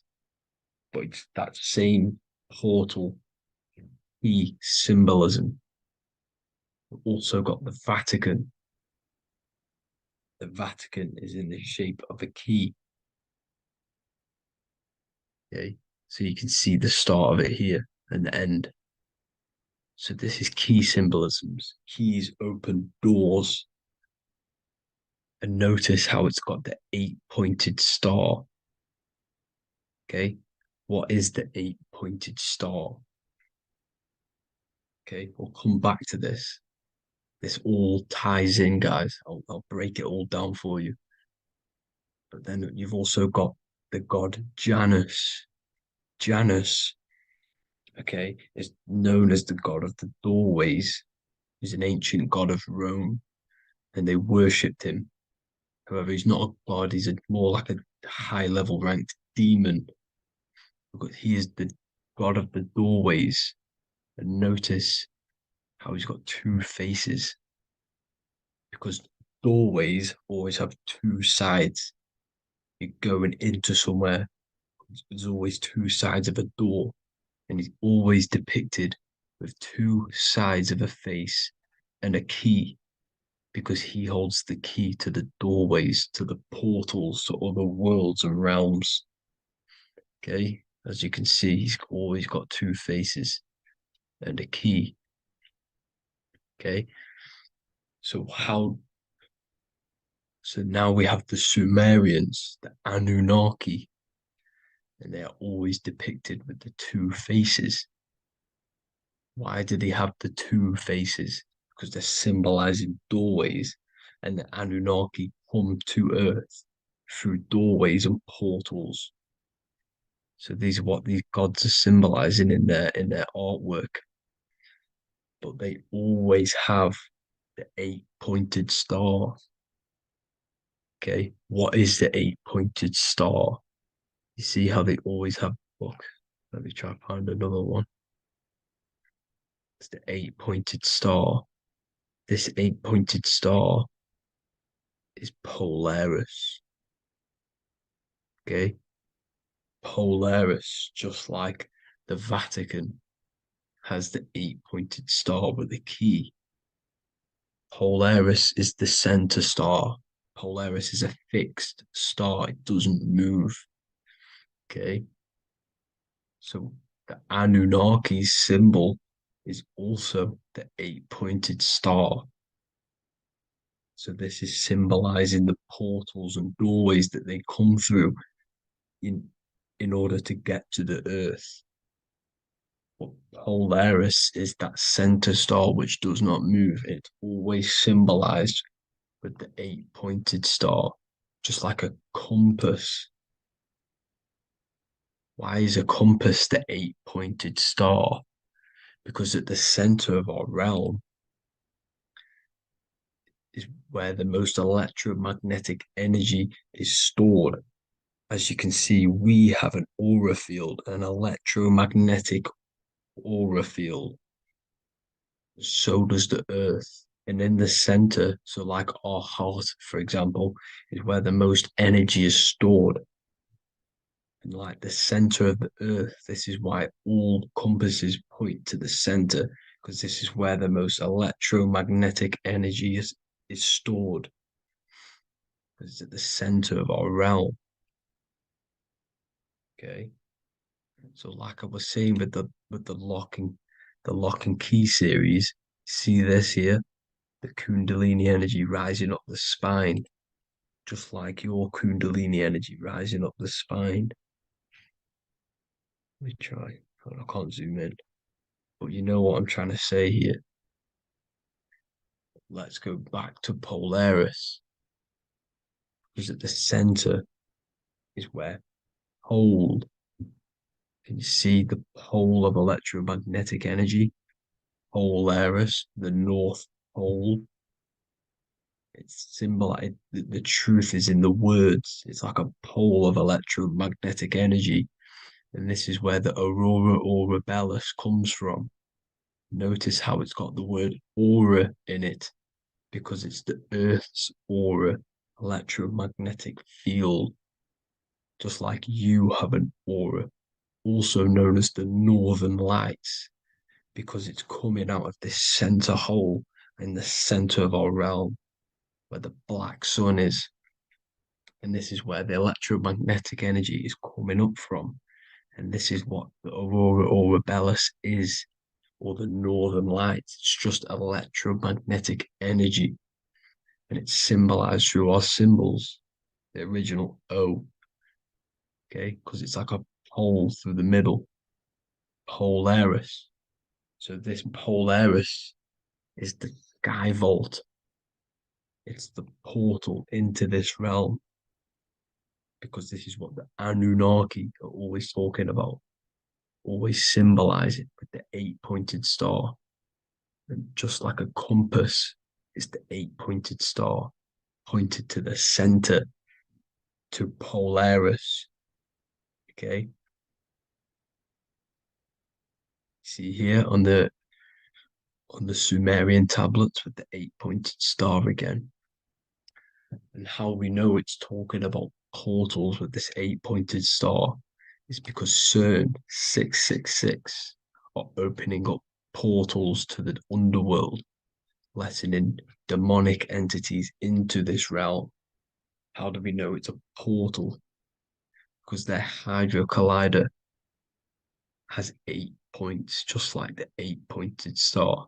So they are creating synthetic portals to the underworld to let these demonic entities into our realm. But what is the key?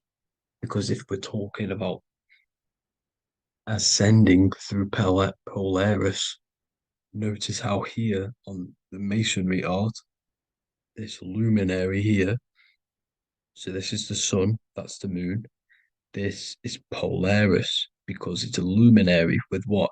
1, 2, 3, 4, 5, 6, 7, 8 beams coming off the luminary, just like the 8-pointed star. So you see the ladder with the key going up to Polaris. It's symbolizing ascending out of Earth. So what is this key that they're keeping from us? Because it's a human holding a key going up the ladder to Polaris. Well, chakras. We have 7 chakras. Okay, so this is what they are telling us in the lock and key symbolism. The Kundalini energy rising up the spine. Okay, just like they have 33 vertebrae on the back of your spine. Okay, this represents the Kundalini energy going up your 33 vertebrae, just like in masonry has 33rd degrees. Okay, so what is the key? Your chakras.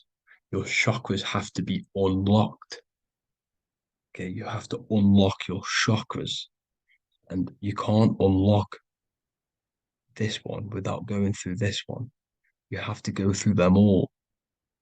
It's like a ladder, just like Jacob's ladder. You can't go from the bottom to the top. You have to unlock each one. Okay, just like you have 7 chakras, you have 7 layers of your aura. Okay, you have to unlock your chakras to the highest point in order to reach Christ consciousness. And this is the key that they're talking about. They're symbolizing the organic portal within each and every one of us to ascend out of this realm. Okay, so this is the key that they're talking about, and they're holding back this knowledge to keep us trapped in this 3D realm. Okay, so like I was saying with the 33 vertebrae and the Kundalini energy coming up the spine, 33 vertebrae, you can see this sort of symbolism going up to the light, because it's the light you see here. Your crown chakra turns on and becomes enlightened, just like the Illuminati symbol. Can you see it? Also, Jesus also died at 33. So this is symbolizing, okay? They're symbolizing the death of the ego, the body. So once you open up your chakras and reach Christ consciousness, which is your 33rd vertebrae, once your Kundalini energy goes up your 33rd vertebrae, your body technically, not physically, but spiritually dies, because you then become formless. You reach Christ consciousness. So then you can travel other worlds. Okay. This is what they're talking about with Vatican, 8-pointed star, and the key. Janus with the key. The Sumerians with the 8-pointed star. Anunnaki, the 8-pointed star. Polaris, 8-pointed star. So Polaris is the way out of this realm, which is at the center. Pole, North Pole. Okay, so the key is that they're hiding from us is the knowledge to unlock our chakras. Okay, and without this knowledge that they keep from us is trapping our souls in this reality to keep reincarnating. Okay, well, thank you all for tuning in. I'm going to leave you all there. Make sure to leave a like and a comment in the comment section. Let me know some topics to talk about so I can break it down for you. God bless you all. What if I told you many people around you have probably sold their souls? It's more popular than you think, and it's very easy to do. Selling your soul is not something that you can just go and meet the devil and do it. It doesn't work like that. But before I tell you exactly how you can sell your soul and how not to sell your soul, what is the soul? So looking at Jesus, we always see two lights surrounding his head, one surrounding the heart. And as of course, if you've been watching my channel, you know Jesus represents you. He represents the divine essence of the universe made in human form. Each one of us possess a fractal of God's infinite consciousness. We are all God. We are all God experiencing himself in a three-dimensional divided form, separated from his oneness. God wanted to experience himself, so he made this world. So each one of us possess a soul, and the soul is the spark of God's infinite loving consciousness, filled with God's loving moral law. So the reason why Jesus is always have a light above his head and a light on his heart is because this represents the brain and the heart. The brain is not the mind. The heart is not the soul. The brain is the physical manifestation of the mind. It is the physical mechanical computer for the spiritual mind. The heart is the physical manifestation of the soul. The heart is a brain. In fact, it contains 40,000 specialized cells, which are the exact same cells found in your cranial brain. Yes, your heart is an emotional brain. Your cranial brain is a thought brain. It's a computer. Okay? Everything that exists physically exists non-physically. This is what the ancients called spirit, just means invisible force. The mind, the thoughts are not made of atoms. You can't touch, you can't find tangible thoughts, imaginations. These things exist spiritually in metaphysical counterspace. It's the same with your emotions. The emotions are spiritual. They are not physical. You can't touch them. So thoughts are the language of the mind. Emotions are the language of the soul. Sometimes we can become eluded by thought and we can become eluded by emotion. If we are led purely by emotion, we can create illusions in our perception. The same if we rely only on thought. We must balance these two. Okay? So the mind is the creator. The soul is the operator. Every thought we think is being judged by our soul. The soul is the judge. The soul tells you what is right, what is wrong. And even the Freemasons depict this spirit and matter in their black and white checkered boards. White is spirit, black is matter. Matter is dead, spirit is life. This is what this represents. Physical reality is not just physical. For every physical object, for every physical manifestation, there is a spiritual force bringing it into existence. Consciousness brings everything into existence. Before you kick a football, there's a change in your inner consciousness before you take that action of kicking the football. Everything exists in spirit before matter. You existed in spirit before you were physical. We also see this in alchemical Freemasonic artwork. This represents the clouds. This is the mind. This is the heavens. And then coming down into the heart, which represents the earth.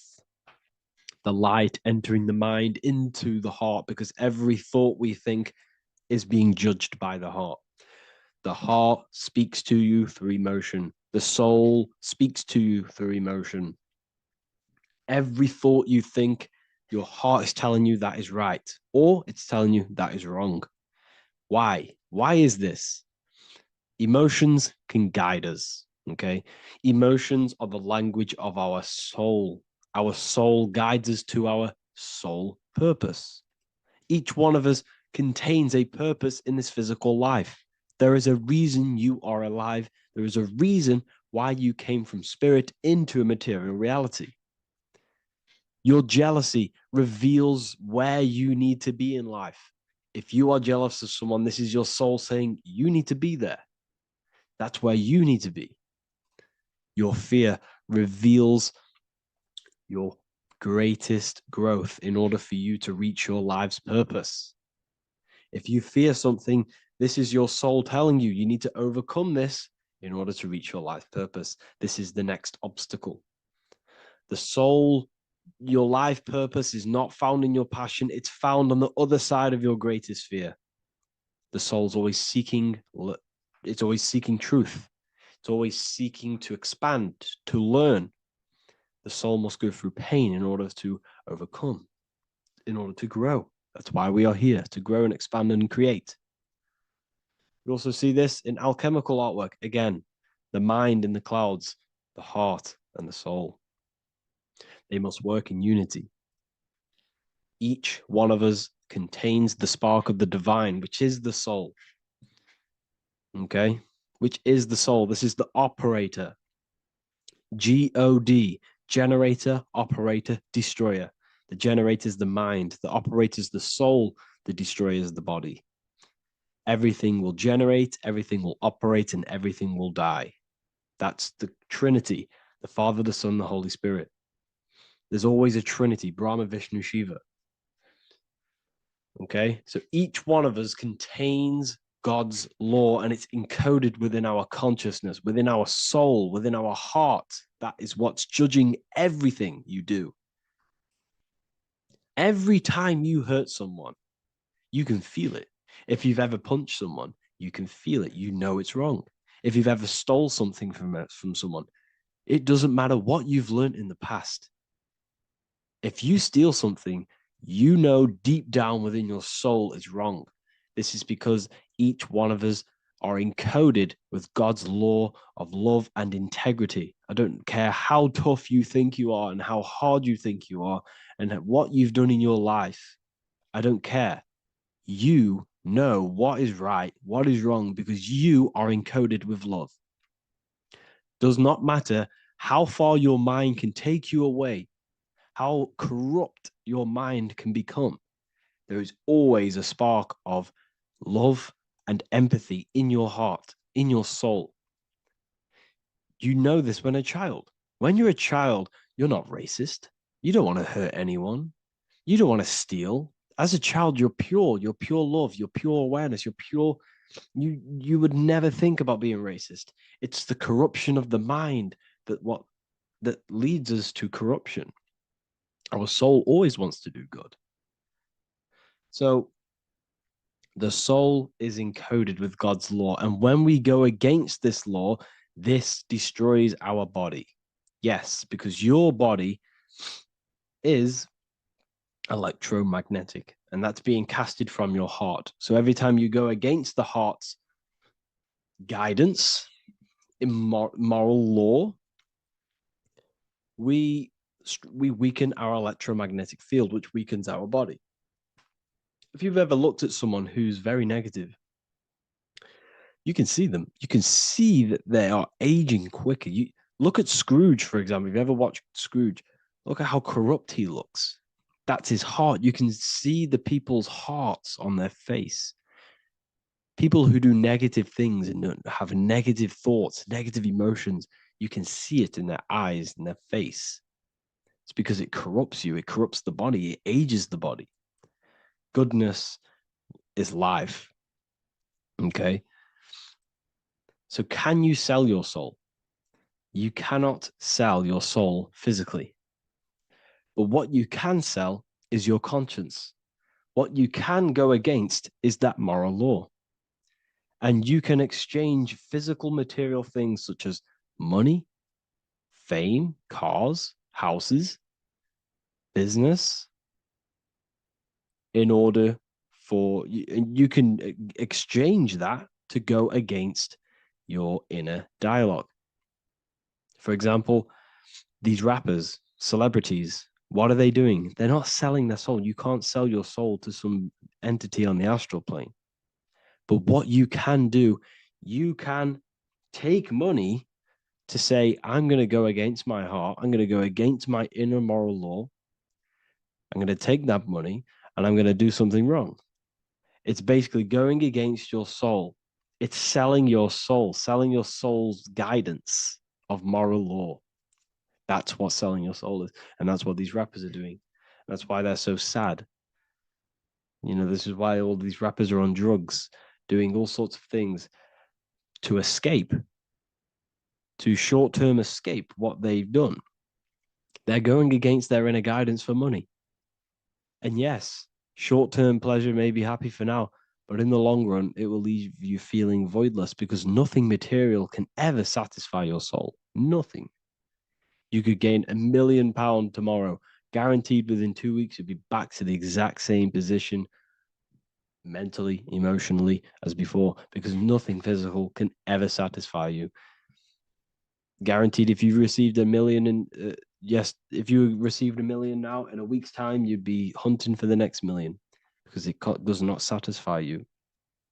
There's a reason why these billionaires don't stop working, because they're so addicted to earning and earning and earning. It doesn't satisfy you.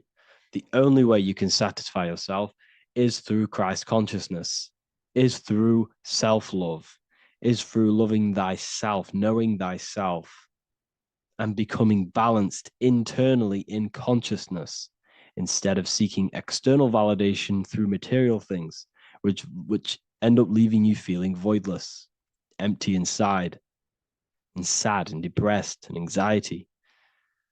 Everyone's looking outside of themselves for validation And true validation comes from within. True satisfaction, true happiness comes from within, reaching Christ. Christ is a state of being, a state of consciousness that we must cultivate within ourselves so we can live a happy, balanced life. You can have all these material things when you're satisfied inside, but don't rely on them. Me, I enjoy material things, but I don't desire them. I don't chase them. I don't rely on them for happiness, for validation. You can have big cars. You could have your favorite watches. You could have Lamborghinis. Yes, it's fun, but don't let it give you your happiness. As long as you're happy on the inside, it's okay to have these things. You should seek balance with your inner world and outer world. Okay, so this is what they are doing. Rappers, celebrities, actors, Hollywood. This is what they've done. They've exchanged their inner integrity, their inner law, their inner moral compass for exchange for material wealth, fame, money, and cars. That's what they've done. And power. It corrupts you. They slowly corrupt you. So yes, you cannot sell your soul. And if you wish to learn more, I'll see you inside Ethereal University with my community, where we are learning every day to master ourselves, to expand our consciousness. If you want to lucid dream, astral project, master yourself, create the desired reality you want, learn about human consciousness and your full potential, then Ethereal University is for you, and I'll see you inside. The link will be in the description. Thank you for watching. Creation demands destruction. Every time you release your sexual fluids, you're destroying a part of yourself to create an extension of yourself. For example, if you want to create a business, you have to destroy your time, attention, and energy in order to create the effect of the business. All creation demands some sort of sacrifice or destruction. This falls under the law of polarity in the universe. It's the same with your sexual fluids. Your sexual fluids, especially as a man, contains minerals, all the minerals in your body. It contains your vitality. It contains your DNA. It contains the blueprint of you, and it can create a whole new human being. You are literally playing with the power of creation if you are releasing your sexual fluids too much. Sexual fluids also extend beyond the physical plane. They contain astral forces because all physical creation is a mental creation. We live in a mental universe. Everything begins as a thought in the mind, then the thought takes the form and the body of imagination, which is an astral force. Imagination turns into etheric emotional energy. Then the etheric emotional energy turns into the physical action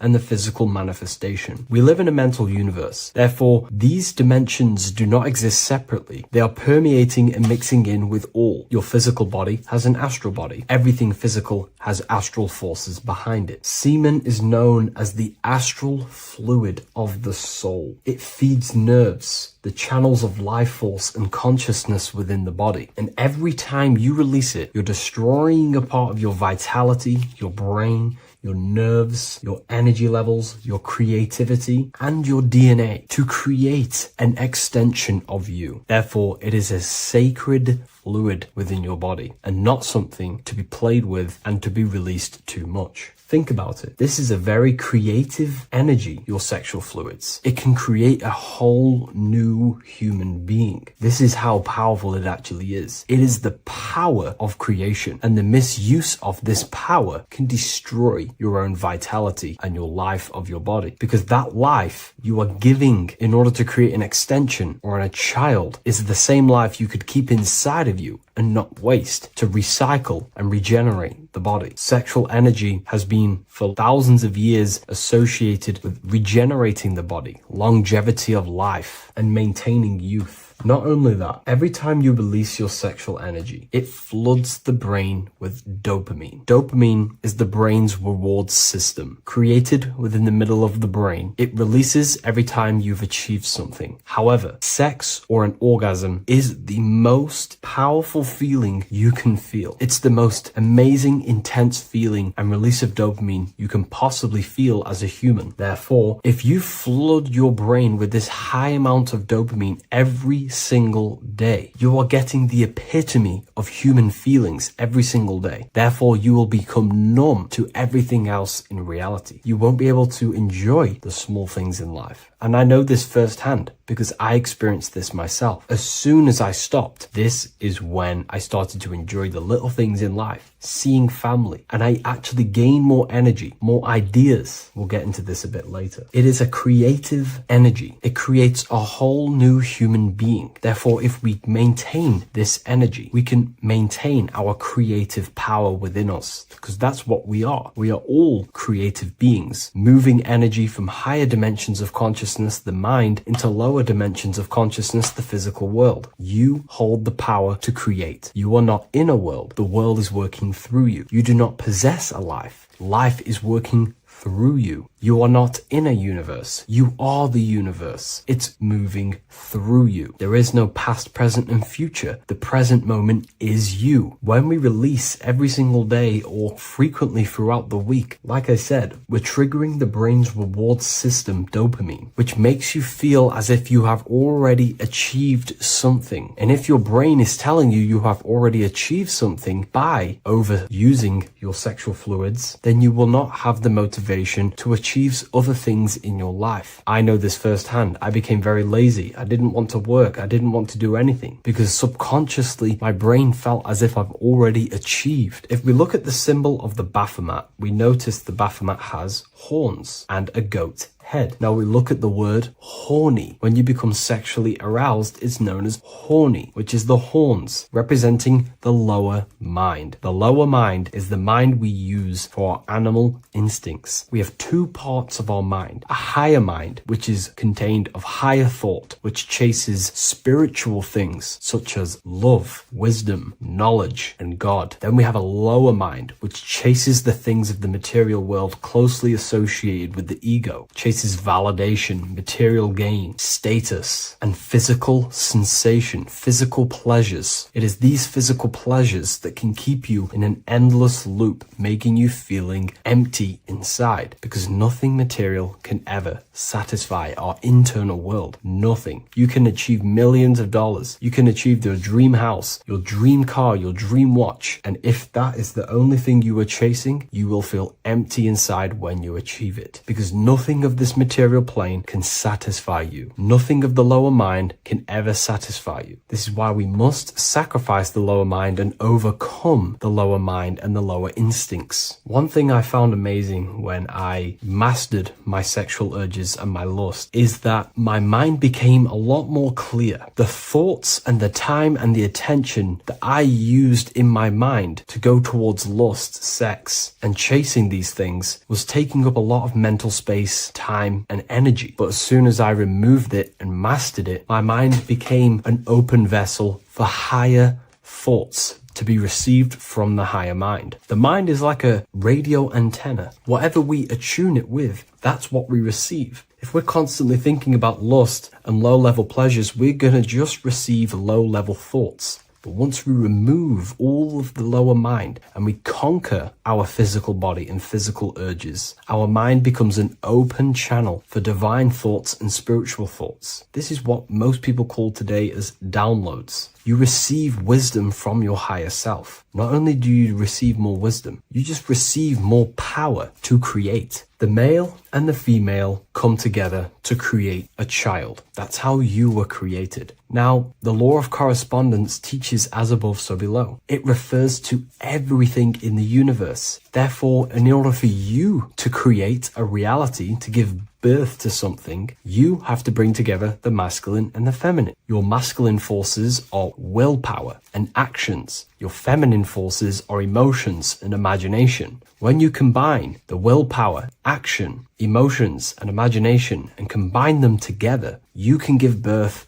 to reality. But it's important to only give birth to things that are spiritual, that are good, that are for the benefit of yourself and humanity, and not for the ego and the lower mind. Killing our lower mind is essential for spiritual ascension when we die. The thoughts that we give the most attention and energy to when we die are pretty much the same thoughts that we're going to think when we die. When you die, your physical body and external world is stripped and you're left with your internal world of consciousness, more than likely be resonating within the lower astral plane before you move on to any higher dimensions of the astral. It's important that we kill any addictions such as sex, food attachments, emotional attachments to people, any desire for material things before we physically die. The Hindus taught this, Buddhism taught this, the ancient Egyptians taught this. We have to remove the desires in our heart for material and things before we physically die, because when we die, we cannot fulfill physical pleasure. Therefore, we will create our own suffering within the astral dimension. So sex is the biggest part of this. We have to remove the desire for sex or releasing any of our sexual fluids before we physically die to master ourselves. And not only that, it's going to benefit the way you feel, the way you think, the way you act towards people once you have mastered this. Porn psychologically damages you. You are quite literally the person in the corner of a room watching two other people give pleasure to each other. Psychologically, that is not good. And what happens in darkness is always revealed in light. What you do in your alone times will show in your confidence, in your eye contact, in your presence, in your aura, your energy. You cannot hide things that you do in the dark, because they always reveal themselves in a subconscious way, whether physically or through an energetic spiritual way. Sex can be known as sacred energy exchange. You are exchanging energy, bioelectrical energy. It's a scientific fact that when you hold hands with another person, your brain waves of each individual become synced. Your emotions sync.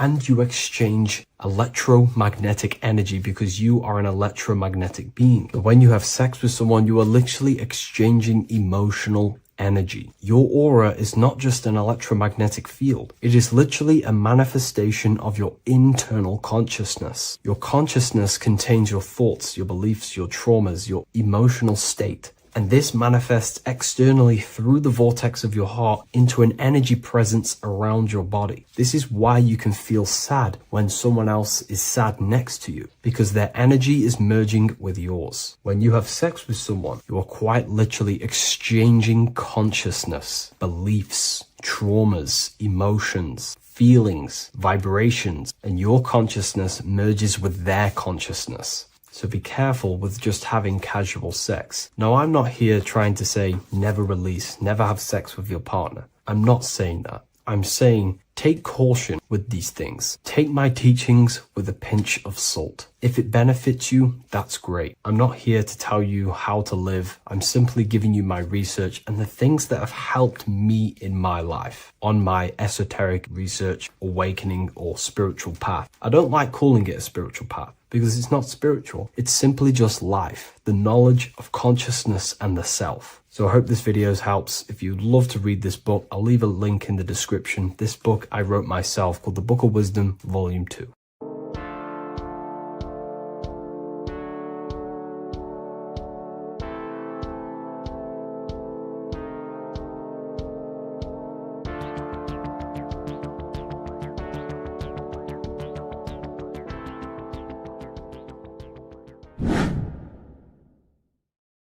People, how are you all doing? It's Revival of Wisdom, and today we're going to be talking about your birth certificates and how we are slaves to a system and how they have trapped us into this system.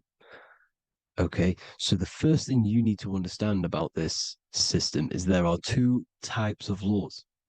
You have the law of water, which is Admiralty law, and the law of the land. So the Admiralty law is the law of water, and this is what money is. Money is water. This is why we say liquidity, currency, the current. A current is water, something moving through something. Cash flow. And this is why banks are called banks, because a river bank is on either side of the water, and it directs the currency. You see? So money is water. And as you can see here, Ripple, the cryptocurrency, Ripple, water Ripple, and they're building a bridge over water, overseas, international banking with cryptocurrency. So money is water, and this has specific laws about water, but water is the same everywhere. You see, what the difference is with the law of the land is that you can have different laws in different lands. I can't do certain things in the UK that people can do in America, for example.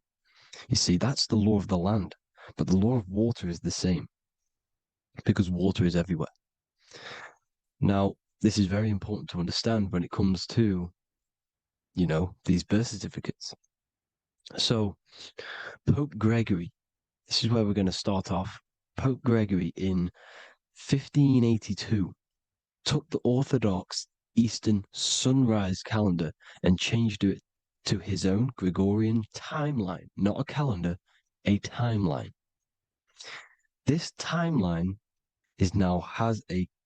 was copyrighted by Pope Gregory under the name of the Vatican. So the Vatican owns the timeline that we are using today, 2023. They own it. They own the title of this Gregorian calendar. Okay. Therefore, anyone who is born under this copyrighted timeline, not calendar, they are subjected to Rome because Rome owns the timeline. They have a patent, a copyright for that timeline.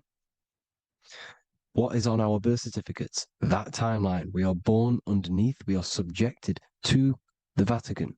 This is why all birth certificates go to the Vatican. They own every single birth certificate. Okay? So when we use this timeline, we are subjecting ourselves to this timeline. Okay? Which the Vatican has a claim over. This calendar or timeline is set to sunset, not the sunrise, which is associated with death, darkness, and the moon, lunatics. You see, so this is a sunset calendar timeline. Okay, this is now, they've changed a couple things, right? They say that the new year is January the 1st. Okay, when we know this is in winter. January is winter, which is associated with darkness, death, the death of nature. So this is a death cult, people. These people are evil. They're so evil. The Vatican. And this is why we use April Fool's Day, because April is in Aries, and Aries is always the start of the zodiac. This is why Aries rules the head region. 12 zodiacs, 12 systems of the body. Each zodiac is associated with each part of the body, and this is why Aries is the head, cerebrum. But we're not going to talk about it in this video. But yes, that is what April Fool's Day is. They're putting it in your face. April Fool's Day is the real start of the year, when the sun starts to rise again, when the risen Savior is resurrected, when it's born again. This is when the Jews celebrate the Passover. This is when the Christians celebrate the resurrection of Jesus, and they eat lamb. The Jews eat lamb because we're in Aries, the new year. The sun is now born again, our risen Savior, the light of the world. So yes, this is what April Fool's Day is. It's the first day of the year, which they changed. Pope Gregory changed. So you need to understand is that you are in the womb. You are inside of a ship, because every ship, literally a ship, every ship is female. This is why they say she delivers the product, because she does deliver the product, you, the baby. Same thing with a ship, they deliver products. They are a she. And when they pull up to the bay, like you can see on this picture, they're pulling up to the bay. This is now called the birth canal. The ship is now in birth on paper. Okay, this is law. And when they pull up, you know, they tie up to the bay, And now they get a certificate of manifest certifying all of the products which are on the ship and what they are bringing into that nation. Okay, so you're bringing in this many of that, everything's on the certificate of manifest. And this certificate of manifest is also your birth certificate because you are traveling through water when you are in the birth canal of your mother, because you are in water when you are in the womb. And you travel through the birth canal. And when you arrive, you get a certificate of manifest with the name, how many, the quantity, you know what, that's your birth certificate. Okay. And this is what it is. We are a well, we're not a corporation, but we represent a corporation, which is your name in full capital letters. That is your corporation. You cannot physically tax a body, but you can tax a corporation. This is why we get charged. This is why we get taxed, because it all goes down to the corporation which our name represents, which we are subjecting ourselves to. We are my name. I am subjecting myself to this name, and that name has a corporation which I represent, which I subject myself to. You see, this is how we are attached to this straw man, this character that they have built on paper. So it's a character which is on paper. This is what we represent. So when the woman gives birth, she delivers the baby, and then she has another substance. Now I'm going to break down how they attach this name to us, how they do it. Okay. Our mother is carrying us the product in the womb, the water. And it goes, for example, it goes from the United Kingdom into a state-owned, corporate, federal-owned hospital, which is government-owned. She does not declare the package when she enters the building. Aha, so keep that in mind. When she delivers the package in the federal territory, she does not declare the package either when she leaves. Therefore, there is no evidence that we exist when we arrive. On paper. On paper, there is no evidence that we came into the building or left the building. We have not been declared. So we do not exist on paper at this point. When the woman gives birth, she delivers the baby, and then she has another substance, which is called the afterbirth material. Okay? This afterbirth material has the same DNA as our physical body, with the body, mind, and spirit. Okay? This is how they get this corporation. Hold on. The afterbirth material does not get claimed by the mother nor anyone. Therefore, they salvage that substance because we are under the Vatican. Every state is all Catholic. Your birth certificate is Catholic. No matter what religion you think you are, every single birth certificate is Catholic because we are subjected to Rome. All roads lead to Rome. Rome runs all of this. Okay? We're still under the Roman Empire. Okay, so Rome are Catholic and they believe in salvation. This is how religion comes into this. This is how they use religion to get this. So they salvage the afterbirth material and they claim it and they salvage it and give it and charge it to Rome. And they give it a name. Here's the legal term, born alive. Here's what it says. Each product of such birth is considered live, born, and fully recognized as a human person. So each product of such birth, so that could be anything, the afterbirth, the person who actually comes out, the baby. So your afterbirth, which we do not take with us, we take the baby with us, they keep that in the hospital, they collect the afterbirth, and they salvage it, and they give it the name, which it is us. We are a representative to that afterbirth material, which they put the name on, they claimed, which is subject to Rome.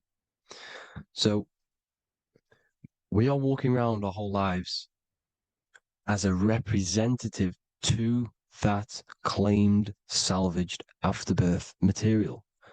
which the federal state have. Okay.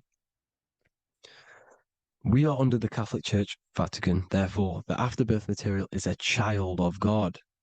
See, on paper, therefore, they believe in salvation and salvage the afterbirth material. This material has no mother or father. The state pick it up. It becomes a war to the courts and gets charged to the state. So we are a representative to that character they salvaged because it is the exact same DNA as you. Subject is the name or the title, and the matter is the physical aspect left behind in the hospital, which represents us. You see? So now we're moving on to Unum Sanctum. Unum Sanctum was in 1302, a very, very important year. Very important year. Unum Sanctum says this is basically how they claim everyone in the world. So the Vatican had all this power, all this gold, all these people under them. They need to get a claim for them so then they can rule over them and make them slaves. So what they did, they created Unum Sanctum. Pope Boniface VIII did this. And it says, the spiritual man judges of all things, and he himself is judged by no man. The spiritual man, keep that in mind, unless he invent like Manichaeus, two beginnings, which is false and judged by heretical, since according to the testimony of Moses, it is not in the beginnings, but in the beginning that God created heaven and earth.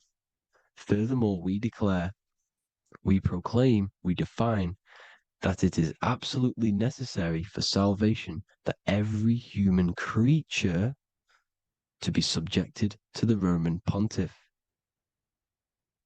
So they are claiming us in Unum Sanctum, and it's in the vaults in the Vatican. They will put a spell on it because they are sorcerers, they are magicians. They put a spell on it, they lock it up, and whatever goes on that piece of paper goes. And this Unum Sanctum is claiming all of us. So what does it say in the beginning? The spiritual man judges of all things, and he himself is judged by no man. The spiritual man, the man with the body, mind, and soul, the first baby that comes out the birth canal. That's you, your body, you, body, mind, and soul. You have the Christ, which is I am, which is grace. Grace means here, now, in the present. You have the Christ, which means I am. Therefore, you have a soul. If you can say I am, you have the Christ. You have a soul. But a creature can be anything with no soul. You see, so no man can judge the man with the soul. However, as it says in the second part, we proclaim, we define that it's absolutely necessary for salvation that every human creature to be subject to the Roman pontiff. So they are subjecting the afterbirth, not the man with the body, mind, and soul, but the afterbirth to the Roman pontiff, to the Roman Catholic Church. We are the ones who are claiming to be the afterbirth material, which is our birth certificate, which is our representative. We represent that because it is our DNA. This is how we are stuck. We are stuck because we represent this DNA, which is on paper, recorded. You see? So we, being untaught, uneducated in these subjects, we are subjecting ourselves to this system, to this slavery, because we just want to live. We just want to live happily, just peaceful. Think about it. Where's all this coming from? Where's all this war, all this killing, deaths coming from? We just want to live.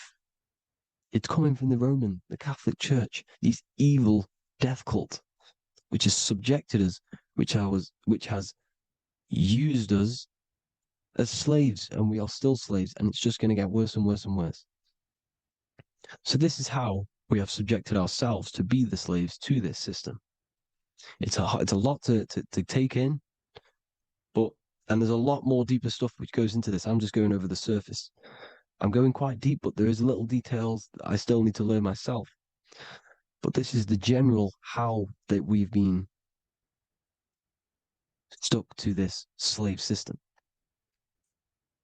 So we are batteries, okay? This is why we get charged. When you go in a court, you get charged, okay? Because you're a biological battery. This is why cities look like motherboards, because we are feeding energy to this matrix. Okay, when we look outside of ourselves, when we give power to so-called Jesus Christ, worshipping idols outside of ourselves, where attention goes, energy flows. We are feeding the matrix with energy. By looking within, placing your attention within yourself, you are taking back your power. Because the I am is Christ. The you, the soul, is Christ. It's God. The awareness is God. Okay? However, we are subjecting ourselves to this system. We're subjecting ourselves to this system and the feeding of our energy. So what we need to look for the future is that, think about it, with the end goal is to change our DNA, is to literally make us robots, transhumanism, slaves. This is why we have smart cars, smartphones, smart watches, smart meters, smart cities. And all of this is going to be connected by the smart grid, which is 5G. This is why 5G is rolling out. 5G is going to connect all of these technologies to one. It's like a big net system. And you know why they're doing this? It's because all of this is going to be connected through this 5G, and that 5G is going to be controlled by the elites. So you say anything wrong, you do something wrong, you say the wrong thing online, they'll turn off your car, they'll turn off your phone, they'll turn off your smartwatch, they'll turn off your TV, because it's all going to be connected and controlled by the smart grid. And this is what the Great Reset is, people. But they're going to trap us inside of these 15-minute smart cities so we can't leave the area, because they're going to use climate change as a tool to enslave us to not travel because of so-called climate change and the fumes that we are putting into the air, which is all BS. They're doing this to push these new cities, to push all of it. But listen, they're trying to get inside of your body. The only way they can do that is to get you addicted and using this technology. First, they got on the body with the smartphone. Well, first of all, we use the technology. We get used to it with it in our hand. The next step for them was to get on the body, which is the Apple Watch, as you see down here. They have now successfully got onto the body. The next thing is to get inside of the body. This is the brain chip. You see how they've slowly lured their way in, slowly got you addicted to this technology, got you dependent on this technology. And what they're going to do is that they're going to mold society to be dependent on the brain chip. So in order, for example, if you want to go and pay for food, you're going to have to get a chip to pay for the food, because it's all going to be digital money. And that digital money will be connected to the chip, and you'll need the chip to pay for things. You see? So this is how they're slowly transhumanizing us. These phones, these apps, these things which are all we are all using was created by Freemasons. Mason means traveler, because they travel the depths of the mind. They understand human consciousness. They understand the brain. They understand the mind. By the deepest root cause, they understand it. This is what Masonry is. It's the occult. So these technologies is designed by these people. This is why they're so addictive, because they understand how it works. They understand how to get people addicted. because they understand human consciousness, the brain, the body, and the mind. So this is the advantage Freemasons have over us. And these secret societies, which have gone through the orders of Freemasonry and progressed onto these secret societies, which are the evil side, because I'm not saying Freemasonry is evil, okay? But the societies which they go beyond Freemasonry, because you can go beyond the 33rd degree into these secret societies, and they use this knowledge for the bad, to enslave people. And this is what's going to happen. Transhumanism. So I hope you all learned some insight for today. Please do a bit more research on, the birth certificate and stuff like that, the straw man. And have an amazing day, people. Please like, comment, and subscribe. Peace.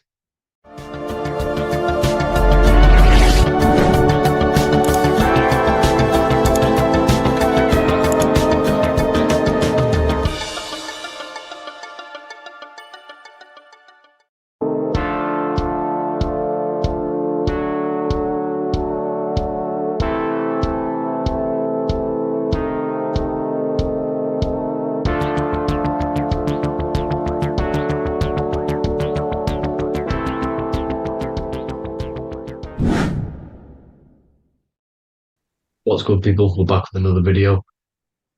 This is going to just be a quick video. Manifestation, magic, bending reality. So let's jump straight into this. So you have a conscious and a subconscious part of your mind. The conscious is what you're conscious of, what you're actually doing, where you can choose or not. However, the subconscious is the part of your brain which is automatic. So all of the systems in your body, like the digestive system, your heartbeat, these are automatically being ran. And you do not have to tell these systems to do anything. You do not have to consciously tell your heart to beat. It's automatically doing it. And this is what the subconscious mind is controlling. It's like the dark aspect of your brain or your mind. It is the way bigger aspect of your mind. Okay, it controls all the systems in your body.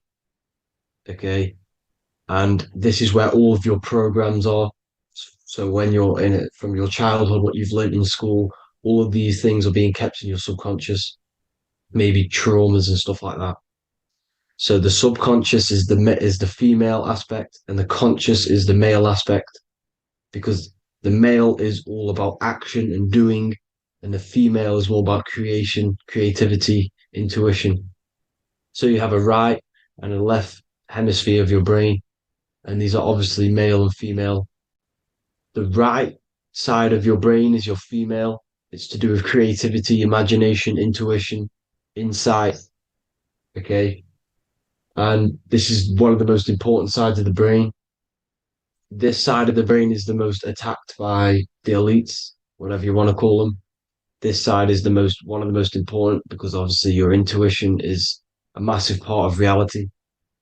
And if you don't have intuition, then you lose track of the things around you. You can't consciously feel if things are wrong or right. They don't want you to have intuition or creativity or imagination. They want you in the left side of your brain, which is just reasoning, logic, and basic things. So they just want you to tell you what you want, tell you what to learn, and then that's it. They don't want you thinking for yourself, which is the right side of the brain. So whatever the conscious side of your mind impresses the subconscious side of your mind. So if you do affirmations, for example, if you consciously do affirmations every day, you're reprogramming your subconscious mind. You're impressing a vibration and a word into your subconscious mind, and therefore it will reprogram it. So the male and female aspect are symbolized by the Star of David as well. The male being the upside triangle, the female being the downside, connected all in one, because we both have male and female energy. So every thoughts are electric, which is the male aspect. Emotions are magnetic, which is the female. Each thought creates a wave of vibration in all directions.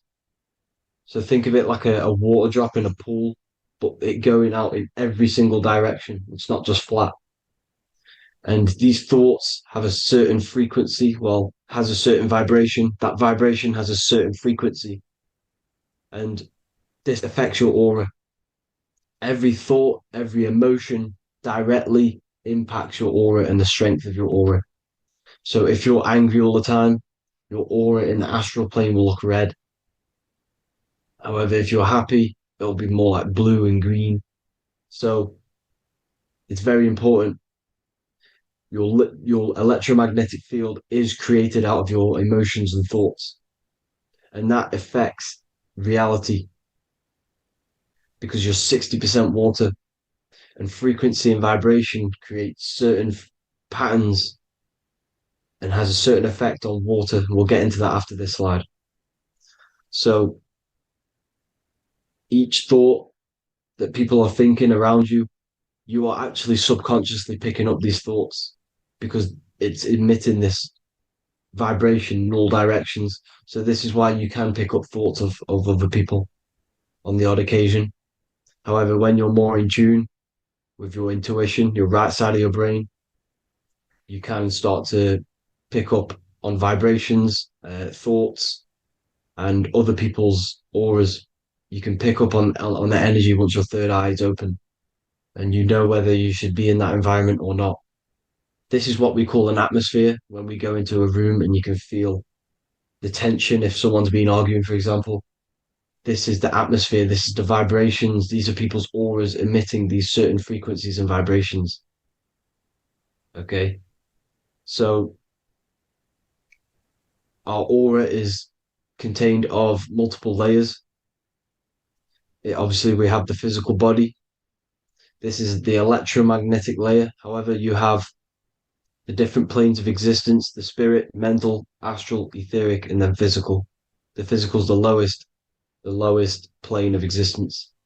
And the physical plane is a product of all of the planes above. So the mental impresses on the astral impresses into the etheric, and then the etheric creates the physical object. So the mind is the root cause of reality. The mind is the cause of everything. Your consciousness is pure cause. There's no effect. Everything you see in this reality is the effect. Everything that you experience is the effect because the root cause was the mind. The decisions you made you experience that certain experience. And that decision was created on the mental plane. And this is just pure thoughts. And thoughts are things. If it exists in your mind, it is a thing. It's a certain frequency. So if you have a certain level of thoughts, if you're thinking positive, for example, you're going to have a strong aura, you're going to have a higher vibration. And that attracts like. Like attracts like when it comes to thoughts and vibrations and electromagnetism. So if you're thinking positive all the time, speaking positive, doing positive, you're then creating a higher vibration, and that's going to attract people on that similar frequency to you. Everything is electromagnetism, frequency, and vibration. Everything. You see, so this is why, for example, if I put my hand to a TV screen, if my finger was the same vibration as the TV screen, it would go straight through it. However, the particles in my hand and the particles on the TV screen are two separate vibrations, and this is what causes the friction to stop and not my finger to go straight through it. So like I said, when you don't feel the vibe of someone, when you don't feel right, you don't really get along with someone, this is a vibration.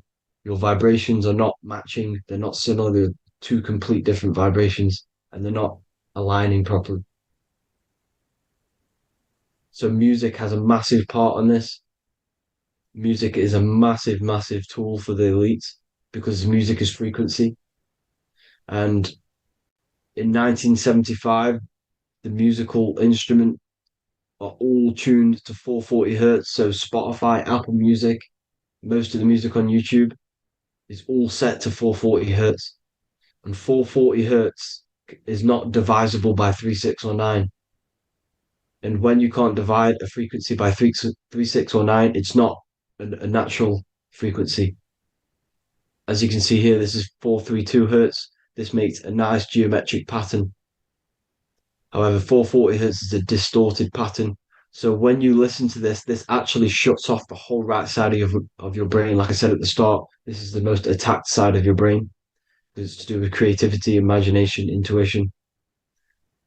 When you listen to 440 hertz, it shuts off the whole right side of your brain. And obviously shutting off all of these forms of your brain. Music is very, very powerful tool for the elites because it's the only thing which can enter your soul or your ears without consent, your body without consent. Everything else has to be through consent. You choose whether to eat something, you choose whether to drink something, but frequency, you're going to hear it no matter what. This is why it's so powerful. And music influences the body in many different ways. It's the most powerful imitator of everything. It directly affects all listeners. It directly affects intentions, gestures, movements, and actions. It stimulates your mind, and certain songs, certain catchy songs, can reprogram your subconscious mind, invoking certain emotions. This is why when you listen to slow beat songs, it makes you feel more sad. When you listen to upbeat songs, you feel more energetic. This is because these frequencies have a profound influence on reality and on how you feel. Because like I said, you are 60% water. And as you can see here, each frequency creates a different geometric pattern. And inside of you is 60% water. So like I said, 440 hertz is going to make a distorted pattern in your water. And this is going to have a profound effect on your emotions and your reality. So like I said, health is not just the body. You are made of body, mind, and spirit. You need to look after what you put in your body. You need to look after your spirit and look after your mind. It's very important to keep all these in balance because once one of these are unbalanced, it affects the other two. So if you're eating wrong, it's going to affect your spirit and mind. If you're thinking wrong, it's going to affect your body and spirit. These are all interlocked. You have to look after them all. So it's very important you understand music. Stop listening to low vibrational music. To be honest, you want to listen to music without any sort of speaking inside of it. You just want pure frequencies, which are the solfeggio scale, like one of these, for example, 432, 528 hertz. These are all good frequencies. It's called the solfeggio scale. And these frequencies make you more in tune with nature. 528 hertz is what the earth vibrates at. So it's very important. And the Rockefellers are the one who changed this to 440 hertz. The Rockefellers, one of the elite families. So if you want to manipulate reality, it's very important to have your chakras aligned and having a high vibration, because the higher your vibration, the more powerful your words and your intentions are on reality.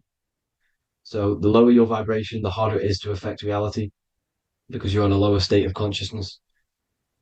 Like I said, you have the mental, astral, etheric, and physical.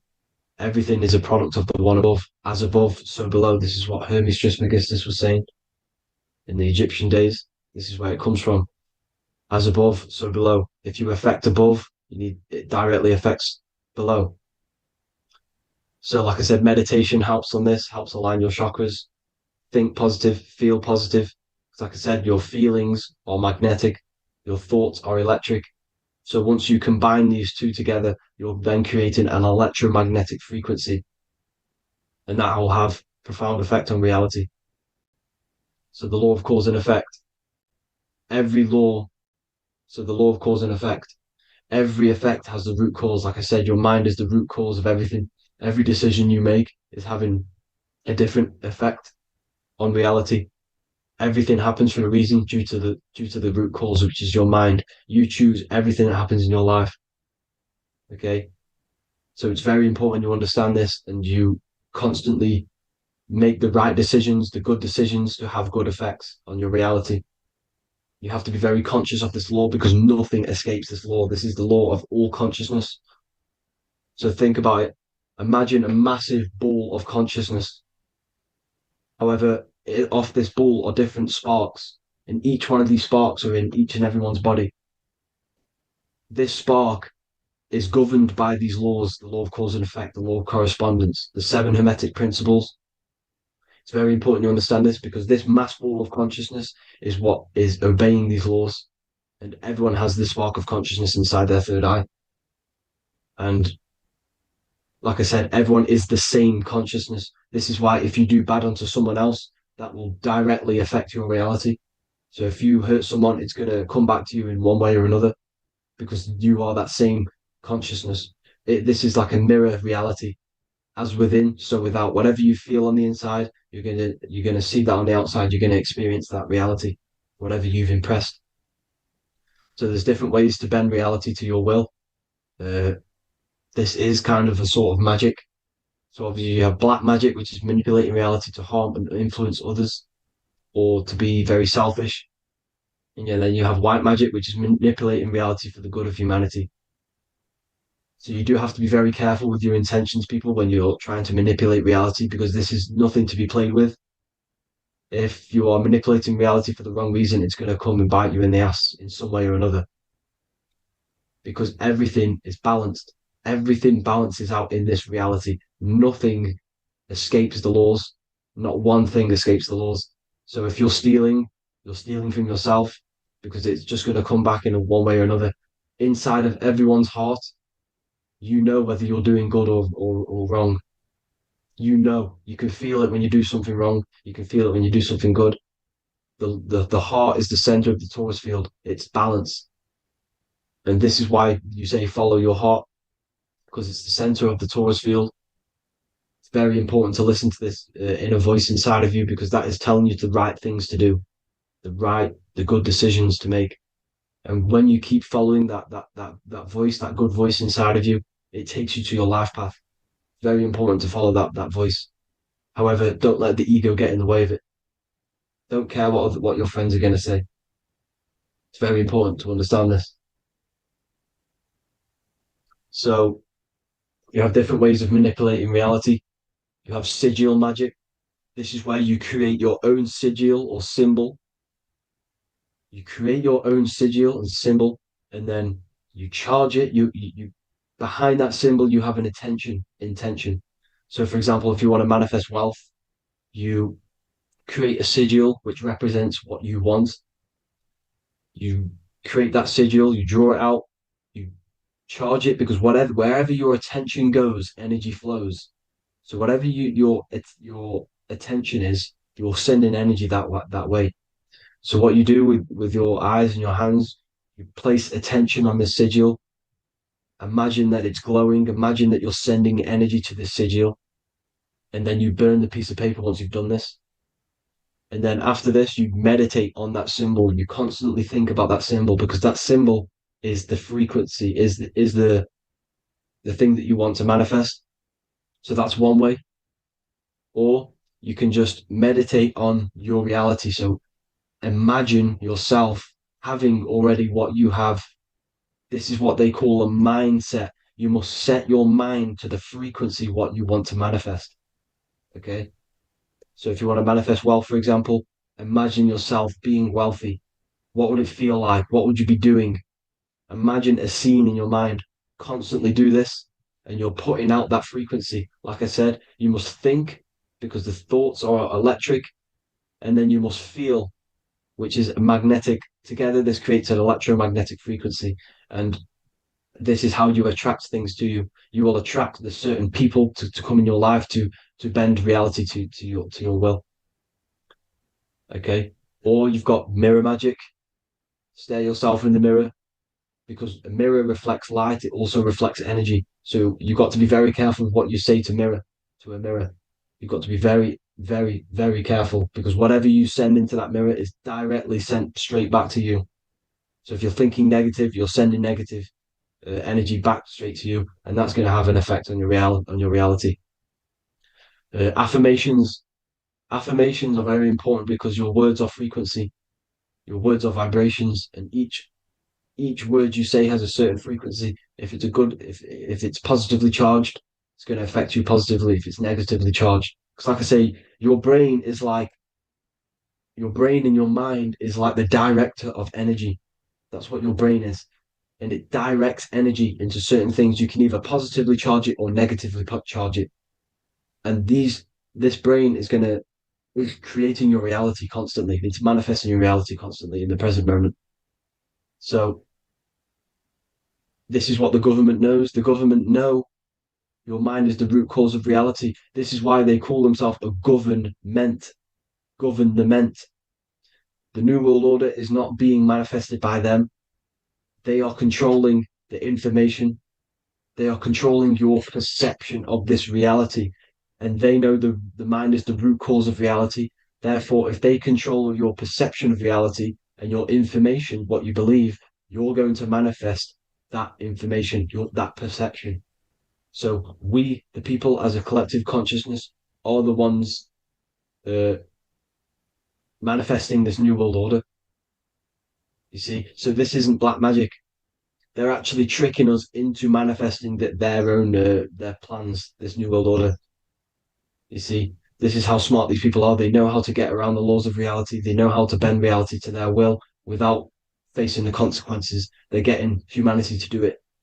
You see, there is a collective consciousness. As like I said, we all have that same spark of consciousness, right? So as a collective consciousness, we are on a very low vibration at the moment. However, we are waking up rapidly. There are more and more people waking up at the moment, and light always chases away the shadow. Light is a lot more powerful than darkness, you see. So one person waking up has a massive effect than one person being asleep. It has a profound effect. Because like I say, the light always chases away the darkness. It's more powerful. The light is always more powerful. High vibrations are more powerful than lower. So that's it for this, people. I hope you all enjoyed. This is a short, quick video. God bless you all.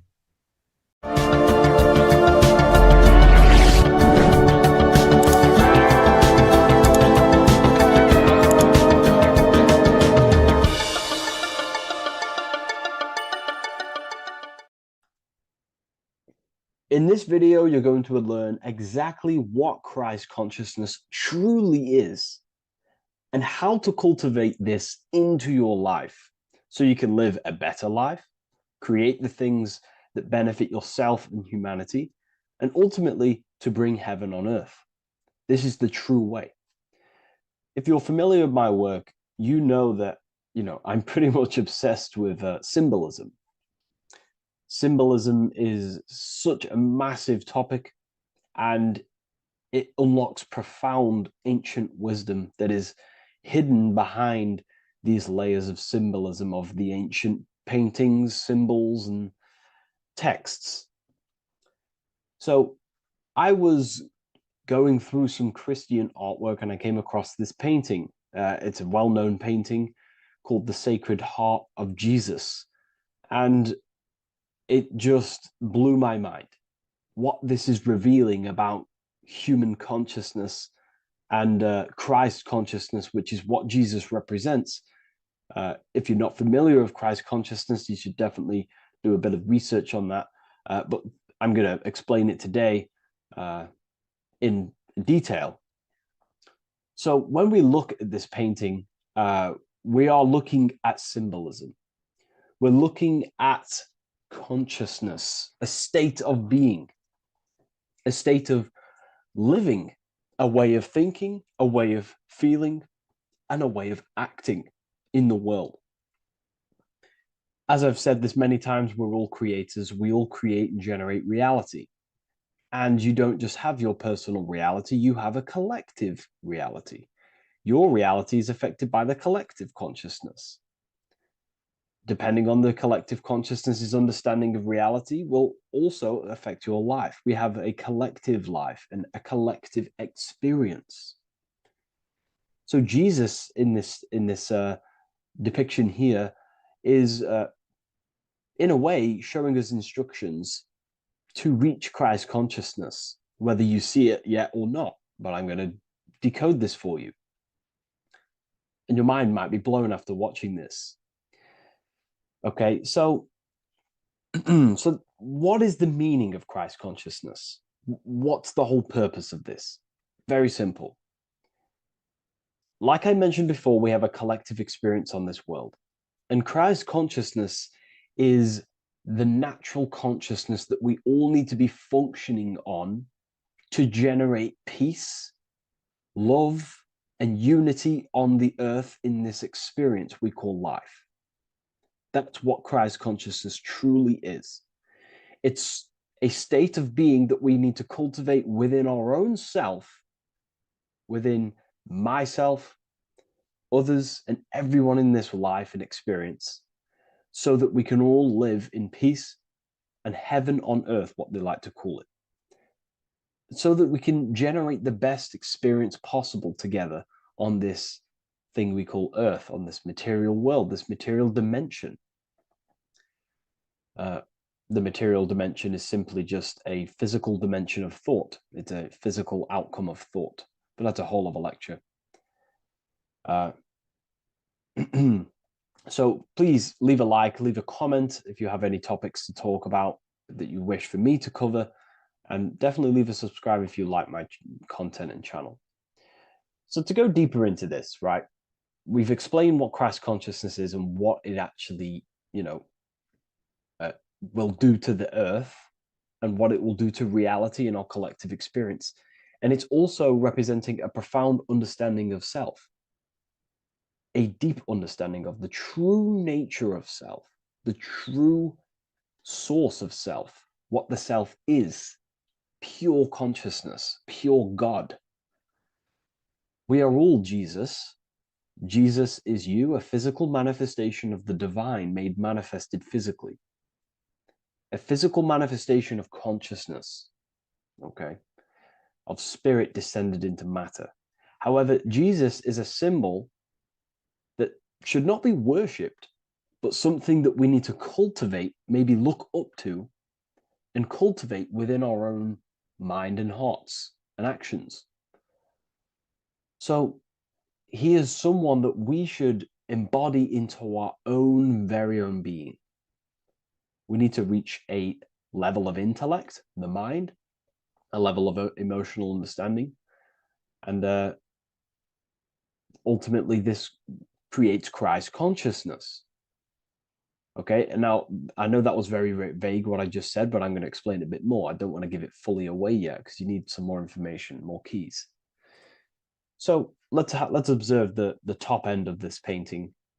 Jesus with this circular light emanating around his head is symbolic of the mind, of the our thinking aspects of consciousness, the way we generate thoughts, ideas.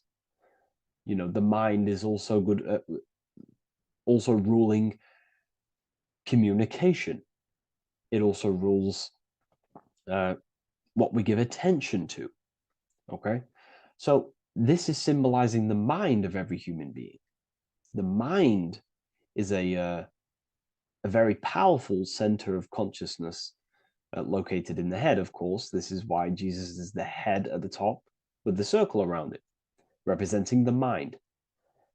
Now, to reach Christ consciousness, we need to purify our minds. Purification of the subconscious mind. The subconscious mind is the hidden aspect of our mind with all of our memories, belief systems, and everything we've ever experienced is stored within there. We have traumas there. We have bad belief systems that hold us back.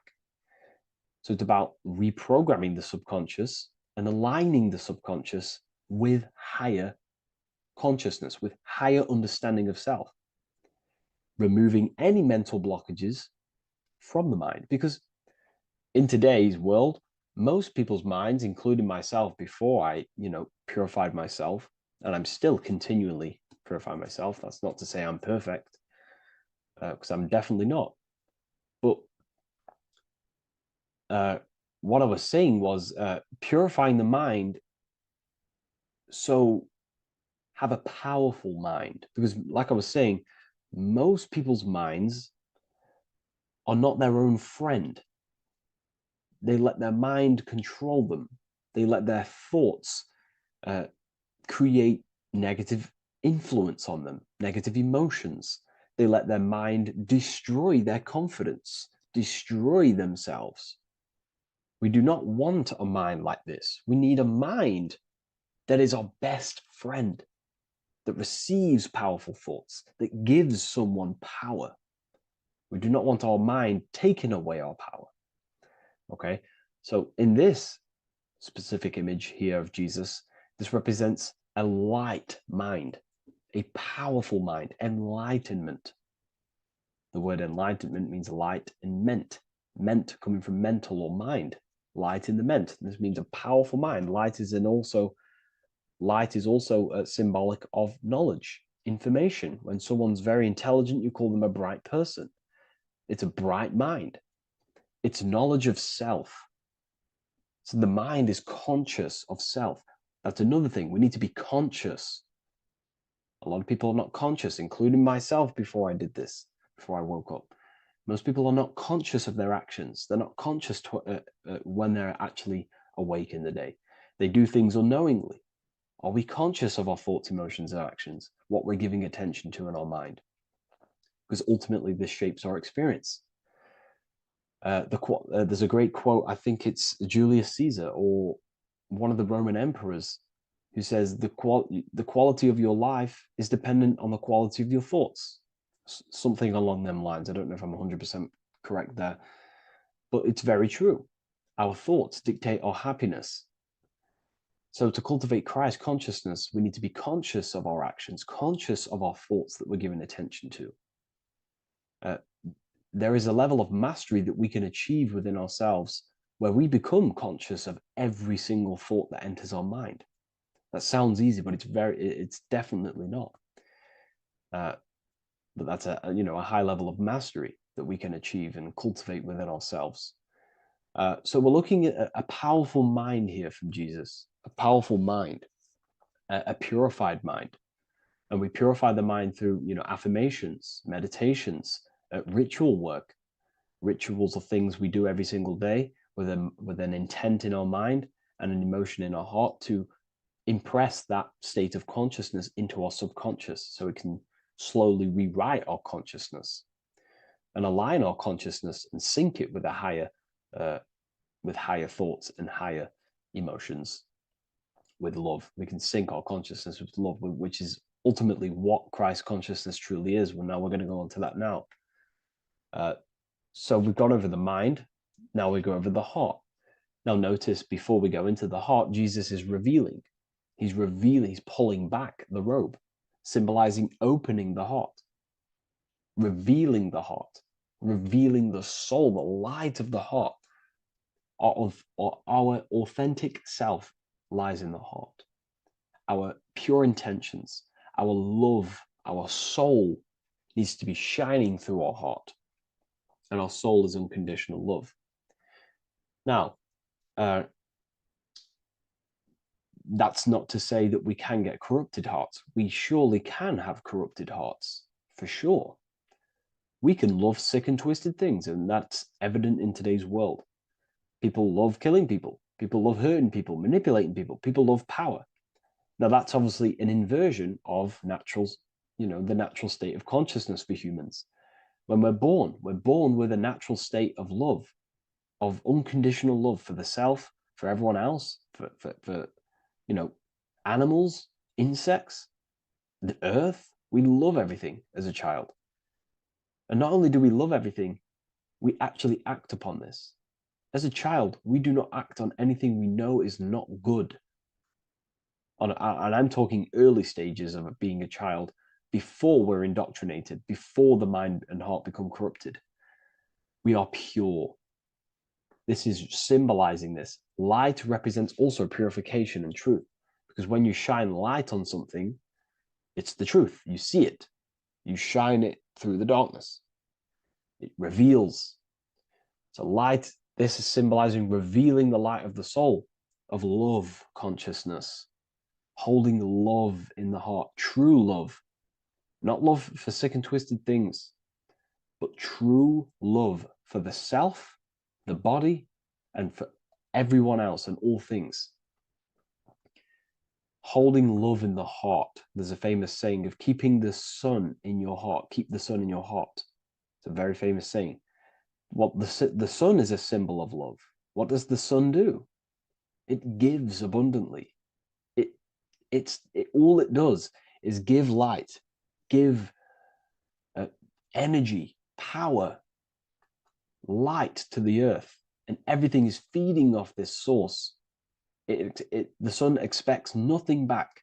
It just abundantly gives. It's a symbol of love. This is the love principle of creation. Now, the heart is also governing our actions. What we think about, okay, in our mental field of consciousness is directly corresponded and observed in our hearts. What we think about directly corresponds with what's going on and what we feel in our hearts. Okay? Thoughts produce emotions. So if we give attention to negative thoughts, there's no wonder we're having negative emotions in our hearts. So purification of the mind is also having an effect in purification on the heart.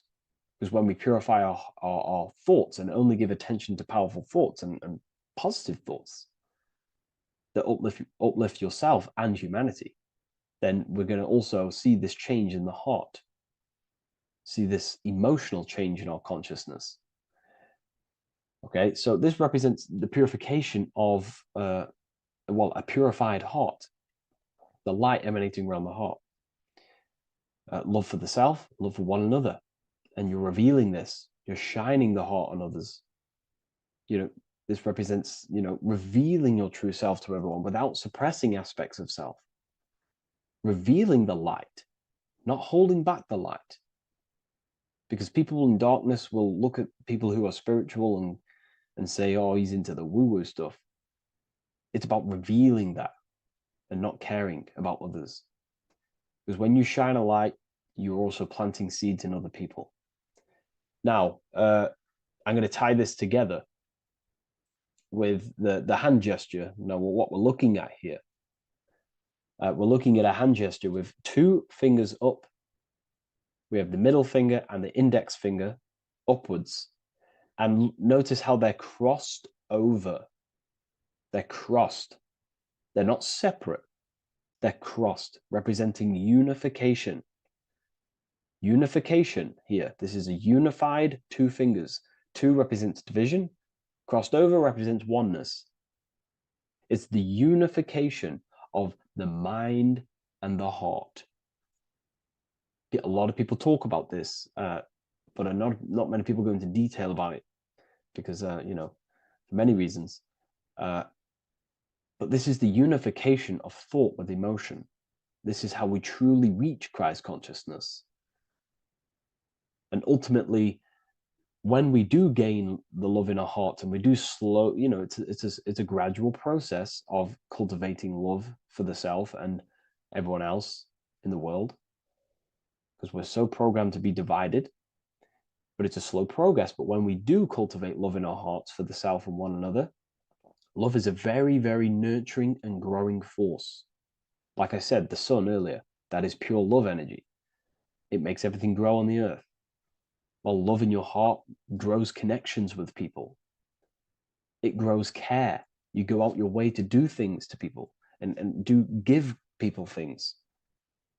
It's a very nurturing and growing energetic force. And me personally, I think the whole universe is built upon love. The whole thing. Without love, without the love, there is nothing. Nothing is, love is the only true emotion that truly exists. Everything else is either an opposition of love or a different degree and branch of love. Love is the only true emotion, and everything is built upon that principle. Okay, love is what guides us to a higher consciousness. When we cultivate love in our hearts, we become a vessel for light, more energy, more vibration. Our electromagnetic field expands, or biofield. when we hold love in our hearts. It's a very powerful force. And when we do cultivate a strong spiritual compass within our heart, because that's what our heart truly is, it's a spiritual compass. It tells us, well, it doesn't tell us, it knows what is right at all times. If you think something, your heart tells you whether that is right or that is wrong, whether you should act upon it or whether you should not. The heart knows what's good and evil. No one told you this as a child. As a child, you already knew this. You came into the world, you knew what was right and wrong. You knew it was wrong to hurt people. So this unification that he's doing with his hand symbolizes thinking with the love of the heart. Represents thinking with love of the heart. Thinking with love of the heart for the self and the collective. Now, ultimately, what this does is give birth to perfect action. Why? Why does this give birth to perfect action? Think about it.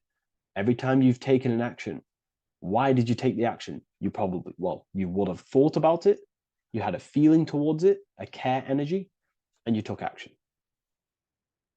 Why do we go to work? We care about paying the bills and staying in our house. We go to work to earn money. We think, we care, we act. Everything you see in front of your reality, on the screen that you're seeing right now, you've called your eyes. Everything is in front of you because you care. It's the heart energy that leads the body. Okay? And that's even present in the body. Have a look at the body. We have the head, thought, then emotion, then our feet is at the bottom, and our feet take action. Thought, emotion, action. Thought, emotion, action. So even the body is basically a blueprint of how creation is manifested. So we receive thoughts from the divine planes, from the higher planes of consciousness. We receive them. That's another thing that I missed. If we purify our minds, we're basically attuning our mind to a higher part of the mental plane, and we will receive higher thoughts. We will receive thoughts that are more genius, what we like to call today, or better quality thoughts. We receive good ideas when we attune our mind to a higher consciousness. Okay, so we are like a radio. We receive thoughts based on what our mind is set to. That's why we call it a mindset. So, like I was saying, we receive thoughts through the head. We feel the emotion, then our feet take action. Thought, emotion, action. So the body's a blueprint of creation. It's beautiful when you really notice this. So this unification is about thinking with the love of the heart, which gives birth to perfect action in the world. And this is the state that we need to cultivate within myself and everyone in the world so we can give birth to heaven on earth through action. Because ultimately the world is molded through action, physical action. And them actions are molded from thoughts and emotions. Now,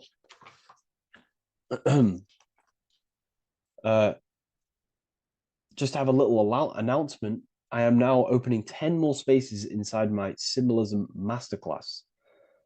We have 10 more spaces. You're going to learn about a lot more about symbolism. It's very affordable. I'll leave the link in the description if you wish, if you care about gaining more information and learning the ability to read symbols. So what is the inversion of this? What is the inversion of this consciousness? Well, that's what we call satanic consciousness. Satanism. Satanism on its true level is the opposite, the opposing the natural state of consciousness that we are born into. It's about thinking with no emotion. Thinking and acting. This is what the Skull and Bones represents here. So the Skull and Bones Secret Society, this is their main logo. Again, we have the skull, which represents thought, and the bones, which represent action. The bones take action in the physical body. We're looking at thought and action with no emotion, no empathy, no love for one another, only love for the self, the inverted love. Okay? We're looking at gray. Gray is a symbol of dullness, death. There's no emotion in gray because colors provoke emotion. When we look at a color, it invokes an emotion. Gray has no emotion. So we're looking at dullness of the emotions. I'm not going to go too deep on this subject. I'm going to create a whole new lecture for that. In fact, I think we have a great lecture inside Ethereal University on Satanism. We're going very into depth on what Satanism is and what Satanism consciousness truly is.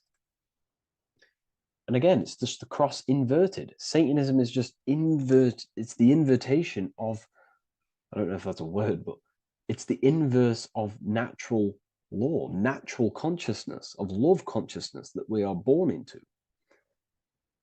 Okay, so ultimately, the message in this video was to create love in our minds, love in our hearts. Think with the love of the heart. Think with the care for one another. And that gives birth to perfect action. And when we align, when we do truly act out what our heart is telling us, and I know this from first-hand experience. This is what happened to me.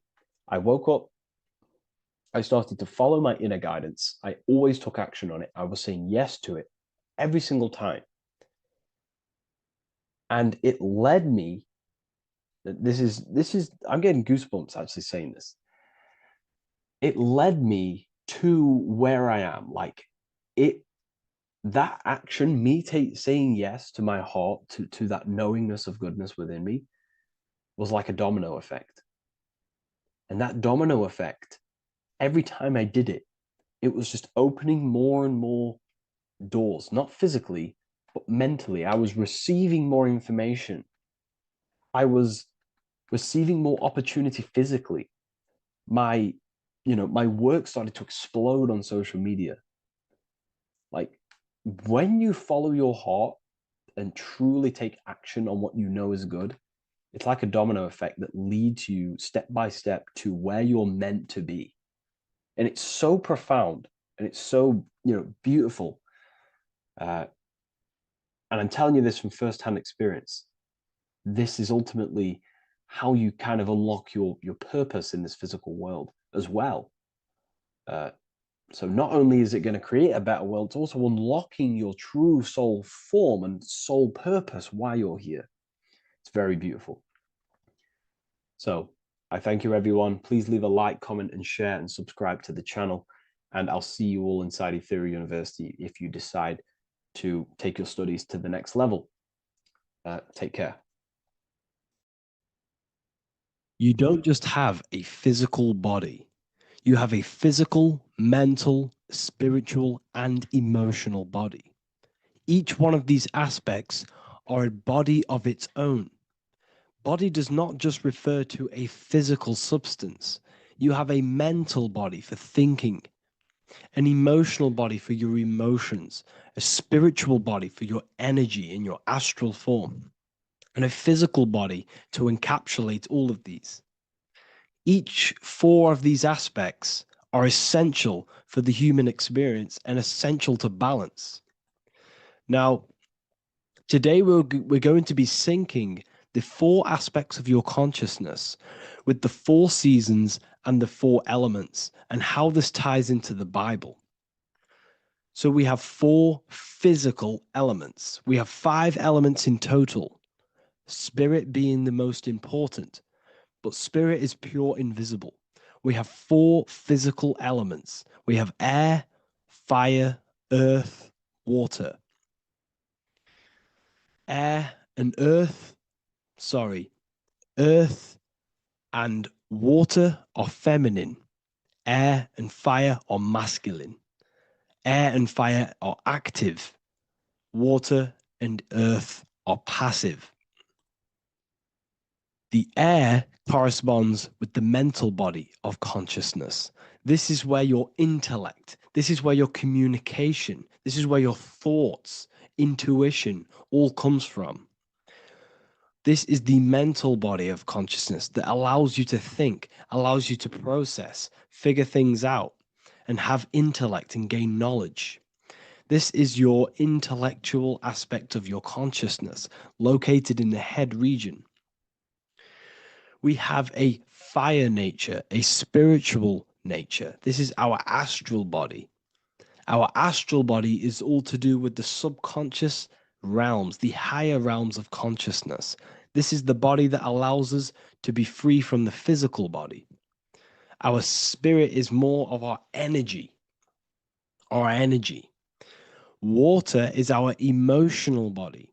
This is what allows us to feel things, that allows us to gain intuitive feelings of conscience. So emotion allows us to understand what is right and what is wrong. When we feel something bad, we know that this is wrong. When we feel something good, we know that we are doing good. Emotions are a creational force that allows us to feel certain things to bring them into existence. Our emotional body is a creational force and should not be reactive, and they should be controlled. Most actions are stemmed from emotions. Actions bring thought into physical existence. Emotions are the driving power. They are what drives your actions. The thought, then the emotion, then the action. Earth is your physical body. This is your physical state that allows you to take mind and emotion into action, into fruition, into physical matter. This is what your physical body allows your consciousness, your soul, to interact with the physical world and bring things into physical existence. The physical body, the physical world, is an outcome and an effect of the thinking mind. All physical substance comes from the thinking mind. The pen, the phone you're holding, the microphone I'm speaking into, all began as a thought in the thinking mind, then it was brought into physical reality. Earth is the most dense. So it goes in this order: body, emotions, spirit, mind. The higher you go up, the more lucid and fluidic it becomes. The lower you go down, the more dense and dull it becomes. Air is the mind, fire is the spirit, water is the emotion, earth is the physical body. So this is why you are a microcosm. You have these four things within you. You contain of these four elements, which correspond to the four bodies of your consciousness, the four bodies of the soul. You are the soul. You are the spirit. So this is why in Theologians 4:17, it says, caught up together with them in the clouds to meet the Lord in the air. You don't meet God or the Lord in the physical air, in the clouds. This is clearly a parable. A human being cannot go up to the clouds and meet a mystical man in the clouds. This is obviously a parable, a metaphor. The air is your mind. You must raise your consciousness beyond the body, beyond the emotions, beyond the spirit, and enter in the mind during meditation, turning the mind inward to connect with the Lord. The Lord is the highest aspect of your consciousness, the one that exists beyond the physical body, beyond your emotions, beyond the thought. So you meet the Lord in the air, in the mind. The mind represents the air. This is why in America there's a saying called an airhead. You're an airhead. This means that you are stupid, or you don't think, or you have nothing in your mind. You have nothing in your head. When someone's very stupid, you call them an airhead, because air represents the mind. The air is elevated. The air is invisible. The mind is totally invisible to the human eyes. It is a metaphysical substance. In fact, it's not a substance at all. It's so fluidic. It's everywhere. The mind can be everywhere at all times. It can be anything. Nothing is impossible within the mind. Now, this is synced with the four seasons. The four seasons represent the four aspects of human consciousness, the four bodies of your consciousness, the four bodies of your soul. The sun is your soul, okay? And the sun travels around four seasons. Summer, when the sun is the most hottest point.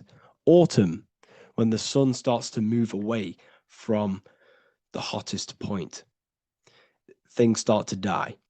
Then it goes to winter. This is when everything dies. This is when things enter in within itself.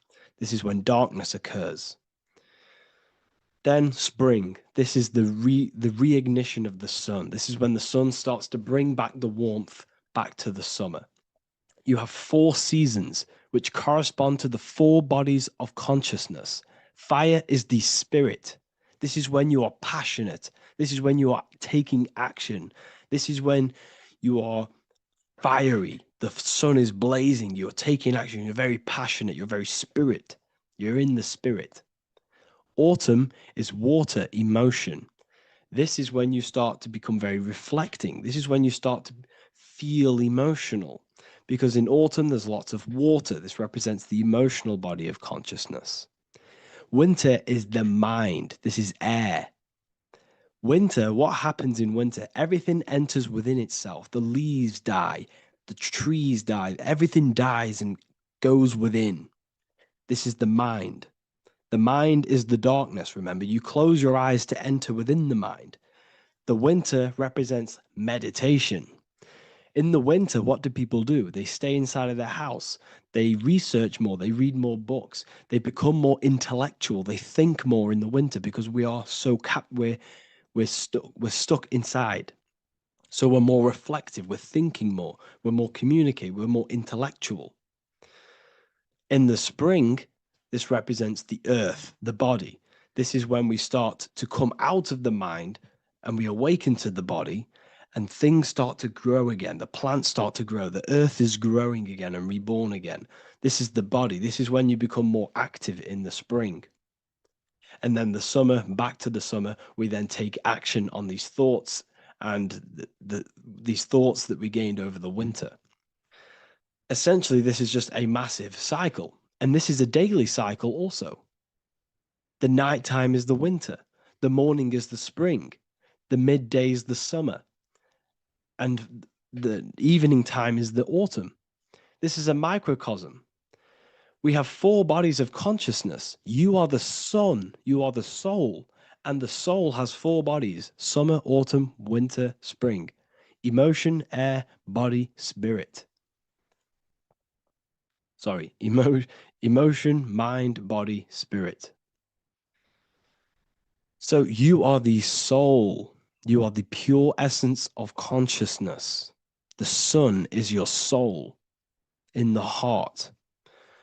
And the seasons are inside of you because you are a microcosm. Okay? You are a microcosm. The word sun is son. The Latin word for sun is sol, which is soul or solo, because the sun is solo. It's on its own. You are the soul, and the soul has the 4 different bodies of consciousness. So before we move on any further, if I've blown your mind, please, if you can, leave a like, a comment, a share, and a subscribe. Let me know what videos you want me to make in the future. Please drop a like. It definitely will help me. You are a microcosm of the macrocosm. Man is a miniature universe that goes through its own cycles. The seasons of the summer, winter, spring, and autumn do not occur merely outside of him, but within him as well. The summer is within you. You feel different in the summer. You feel different in the winter. You feel, depending on the body of consciousness, it's your soul's interacting with. So the sun in the sky is your soul inside, and the sun goes through these cycles, which is affecting your bodies of consciousness, because the cycles represent your bodies of consciousness. Now, this ties in with the Bible. This is why we have 4 Gospels. This is why Matthew, Mark, Luke, and John are always seen with the 4 different zodiac sign animals or symbols. So you always see each one of the Gospels. If you just type in on Google Matthew, Mark, Luke, and John, type in ancient pictures, paintings or pictures of them, and you will find these 4 zodiac signs are always standing with each one. Taurus, the bull; Leo, the lion; Scorpio, the eagle. An old symbol for Scorpio was the eagle, and a man for Aquarius. Here you see very, very ancient paintings and artwork. Here we see Matthew, the man, Aquarius. Here we see John, the Scorpio. Same here. We also see it on the tarot cards, on the world card. We see the 4 fixed zodiac signs. Here we see it as well. These are called the 4 fixed zodiac signs. Now, when we look at the zodiac, we're no longer looking at the sky, because what you must understand is as above, so below. What is above you is inside of you. What is above is what is below. What is outside of you is within you. The zodiac is inside of you. The zodiac revolves around the sun. The sun is your soul. These are different energies of your soul. Like I said earlier, the 4 seasons are the 4 bodies of your consciousness. And in each body of consciousness, you have these different energetic energies that you can work with. Okay, so this is the true astrology. This is the true astrology, the internal esoteric astrology. You can't find much information on this at all. Very hard to find. So what we're looking at are the 4 bodies of consciousness. Obviously, when you look in the middle of each, when we look in the middle of each season, spring, the middle of spring is Taurus. The middle of winter is Aquarius. The middle of autumn is Scorpio. The middle of summer is Leo. These 4 signs are known as the 4 fixed signs. Okay, Scorpio is fixed. It's the middle of autumn. Scorpio is a water sign, emotion. Aquarius is the air sign, the mind. Taurus is an earth sign, the body. Leo is a fire sign, the spirit. This is why we see Matthew, Mark, Luke, and John with the 4 fixed signs of the zodiac, which represent the 4 bodies of consciousness. Leo, the spirit, fire. Luke, Taurus, earth, body. Matthew, Aquarius, air, mind. John, Scorpio, water, emotion. Each gospel is depicting Jesus and showing Jesus in each gospel. Each one of these gospels is showing and depicting Jesus according to the different body of consciousness. In John, this is when Jesus starts to turn water into wine. Water is emotion. Wine is transmuted emotion. This is when he does miracles with his emotions, water into wine. Aquarius, which is Matthew, air, the mind. Inside of the Gospel of Matthew, this depicts Jesus as an intellectual person, a person who's communicating and using his mind, his mental body a lot inside of the Gospel of Matthew. Go and read it, and you will see this. Luke, Taurus, earth, the body. Luke shows and depicts Jesus according to the body of consciousness, the physical body. He shows Jesus as a human, being a human being, helping people physically and helping people's physical needs, like giving away food and doing all sorts of good things for other people. Leo, Mark, inside of the Gospel of Mark, this shows Jesus as a spiritual teacher, a passionate person who is taking action. Each gospel is showing Jesus according to the different body of consciousness, and Jesus represents you, the sun. That's why it's called the Son of God, the light of the world. Jesus represents your soul, and your soul has these 4 gospels, the 4 bodies of consciousness, the 4 fixed signs, the 4 elements, and the 4 seasons. These things all correspond to your consciousness. So this is Leonardo da Vinci showing you the exact same thing. Jesus is the I am, the sun, the soul, in the middle, on his own. Luke, spring, earth, body. There are 3 people in each group. There are 4 groups, and there are 3 people in each group. 1, 2, 3. 1, 2, 3, 1, 2, 3, 1, 2, 3. Fall, winter, summer, spring. These are according to the 4 bodies of consciousness. Here we see Aries, which rules the head region. He's on the head of the table. Gemini, he's holding up the two hands because Gemini rules the two hands, the two arms. Gemini is the two twins, which is the two arms and two hands and the two lungs. Here we see the beginning of summer, which is Cancer. You see the big knife here. Cancer, him here, this gray-haired guy, holding a knife for the crab. Cancer, they pinch. You have a knife, symbolizing the crab. Leo, the middle of summer, showing dominance. The sun is very dominant. He's got his elbow on the table, showing dominance. Virgo has no Adam's apple. Cancer here is pointing at this woman's neck, saying there's no Adam's apple. This is Virgo, the virgin, the only woman. Jesus, the sun. This is Libra, the balancing. He's holding his arms out balanced, showing the balancing of the sun, because when the sun enters Libra, the sun is balanced between winter and summer. So it's balanced. This is all astrology, but this is internal. Okay. This is Ezekiel's vision. Ezekiel had a vision in the Bible, and he saw the face of a man, the face of a lion, the face of an ox, and the face of an eagle. The eagle is Scorpio, the ox is Taurus, the lion is Leo, and the man is Aquarius. He saw the throne of God, and he saw the different bodies of consciousness. This is all symbolic for the different bodies of your soul. So when we look at the zodiac, we are actually looking at a map and the energies of our soul and the energies of our bodies and the energies of our consciousness. This is what we are looking at. Each zodiac is an aspect of our consciousness and an energy that we can work with and that we must purify. Balance and purification is essential. Imagine playing a brand new video game. Let's say a brand new video game came out and you had to play it. What happens when you play that game?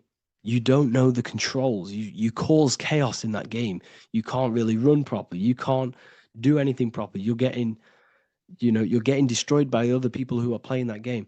It's the same with your physical body. When you are born, you must learn how to play the game. You must learn how to balance the mind, learn how to balance the spirit, the emotions, and the physical body. We must balance and purify each body of our consciousness. We must look after our physical body with our physical health by eating physical, electrical food like fruits and veg. We must look after our minds by being conscious of what enters our eyes, enters our ears, enters everything. Whatever enters our five senses is affecting our mind, our mental health, our environment, mental. We need to look after our thoughts, control our thoughts by purifying our thoughts, only positive thoughts. Then we must purify our emotions, feeling only gratitude and love and not feeling these negative, dull emotions.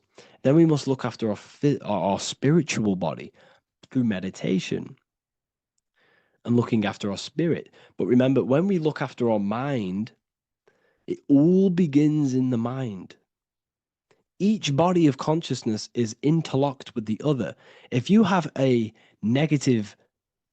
you have an unhealthy body, you have an unhealthy mind, spirit, and emotions. If you have an unhealthy mind, you have an unhealthy body, spirit, and emotions. If you have an unhealthy emotions, you have an unhealthy spirit, mind, and physical body. They're all interlocked. You must balance each one of them. Look after your physical body. Look after your thoughts. Look after your emotions. Look after your spirit. But remember, the mind is the most powerful one. It's mind over matter. Once we look after the mind, because once we start to control our minds and control every thought we think, this will then turn into discipline in our physical body. Because once we learn how to discipline the mind, we learn how to discipline what we eat, we learn how to discipline what we feel, we learn how to discipline our spirit. This is all interlocked, but work on the mind first. Work on the mind first. All of this knowledge is inside of the brand new Book of Wisdom, Volume 2. This is a revolution of human consciousness. If you've read it, please leave a review down below. If you've read Volume 1, leave a review down below. This is the next revolution. I don't see this information anywhere. This is the next revolution of human consciousness. And of course, if you are serious about this and you truly want to gain enlightenment and join an amazing community where you can connect with me on live calls, lectures, the Manifestation Mastery course, you can gain access to my library with over 45 PDFs plus my books. And if you do join the university, you can order a volume 2 free of charge. All you have to do is to pay for shipping. If you truly take your knowledge serious and you want to take advantage of life, join the university. This is where truth seekers belong. Just want to say thank you all. Please leave a comment. Please leave a like. It's going to help me a lot spread this knowledge to the world. And yeah, share this with a friend and subscribe. Thank you all.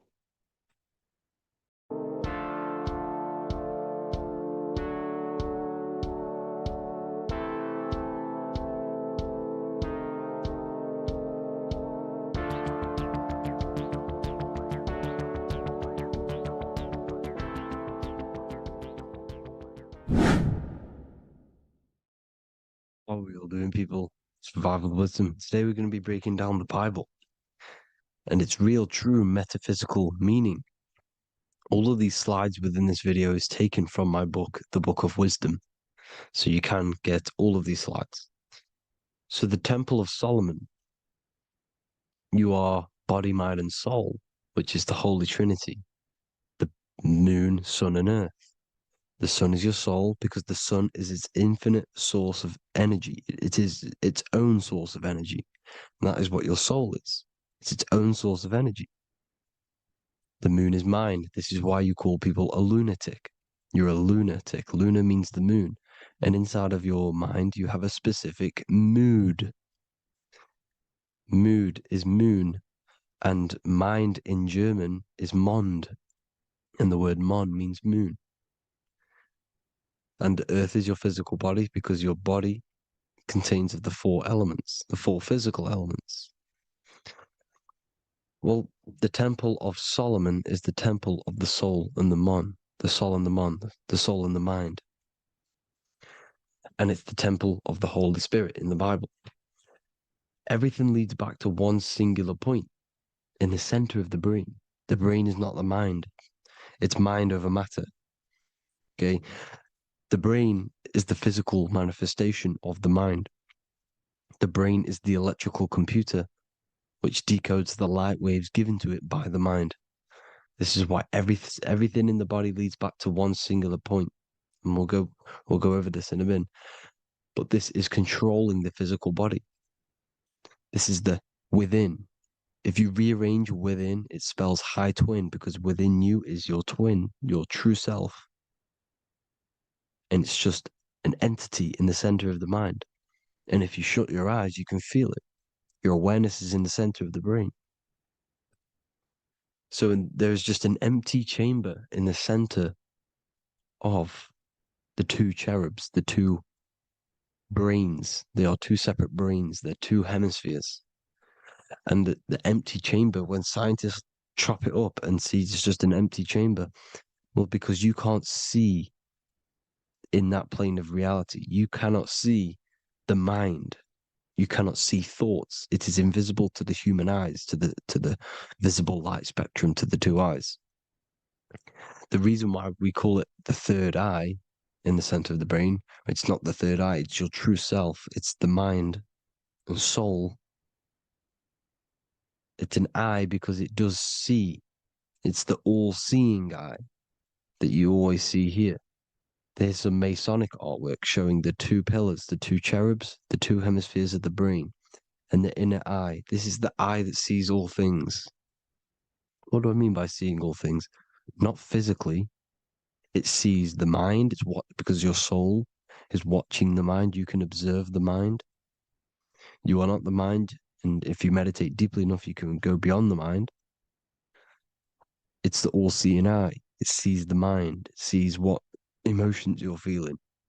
It sees what you're thinking. It sees what you're seeing with the 2 eyes. It's the all-seeing eye. It sees all things. It's omnipresent. It's everywhere. Because the mind can be anywhere. The mind can switch itself into any place it wants. There is no limitations with the mind. So there is two hemispheres in the brain. And in the Bible, there is a quote saying, the most holy place between the two cherubs. The two cherubs is the two hemispheres of the brain, and the most holy place is between them, which is what the Masonic artwork is showing. This is the all-seeing eye, the soul and the mind in the center of the brain. And you will not see this with the two eyes. So when scientists come to seeing the empty chamber in the center of the brain, they wonder because they do not understand the occult side of the world. They do not understand the layers of reality. How the two eyes, everything physical comes from the unseen. Everything seen comes from the unseen. Now, the two hemispheres of the brain play a major role in our lives. The right hemisphere is the artist. The left hemisphere is the scientist. The right hemisphere controls the left side of the body. The left hemisphere controls the right side, so there's a crossover. Now, the right hemisphere is to do with your feminine energy, creativity, unification, metaphors, visualization, intuition. The left hemisphere is to do with sequencing, facts, materialistic details, language, and logic.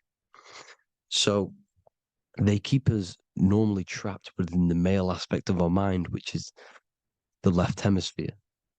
You know, if you listen to Spotify, Apple Music, and radio, they're all tuned to 440 hertz, which shuts down the right side of the brain, makes you left brain dominant. And we learn, well, 90% of people learn to write with their right hand. They're taught to learn with their right hand, which is to do with the left brain.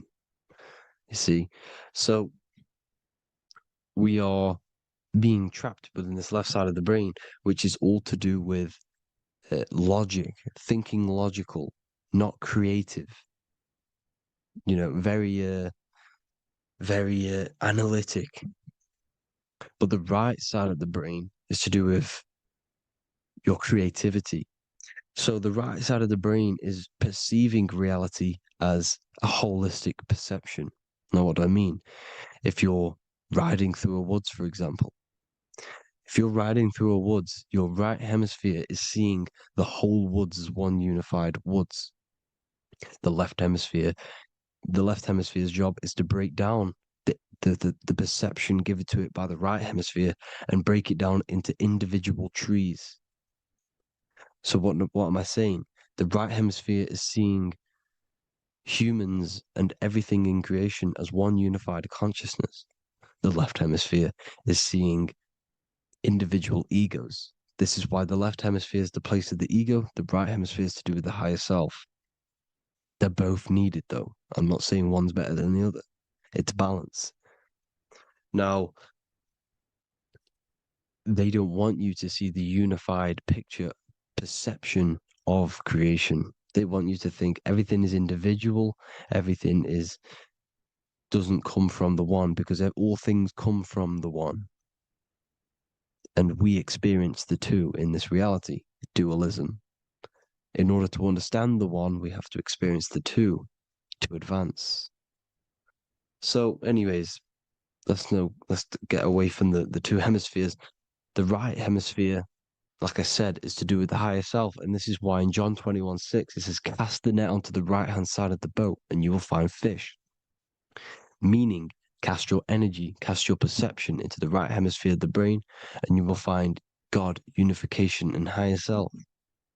You will see things from a unified perspective. How we are all one, because we are all the same consciousness. The same spark that is in me is in you. This is why I am you and you are me. We are all the all-seeing eyes of God, just split up into individual bodies. We are all made up of the same essence, consciousness.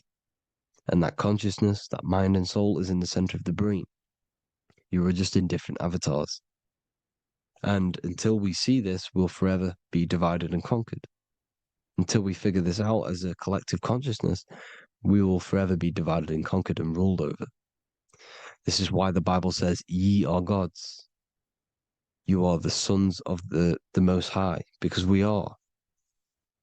We are the Word made flesh. We are God made flesh. Mark 16:19. So then after the Lord had spoken unto them, he was received up into heaven. Head is heaven, H-E-A, and sat on the right hand of God. God is the consciousness in the center of the brain.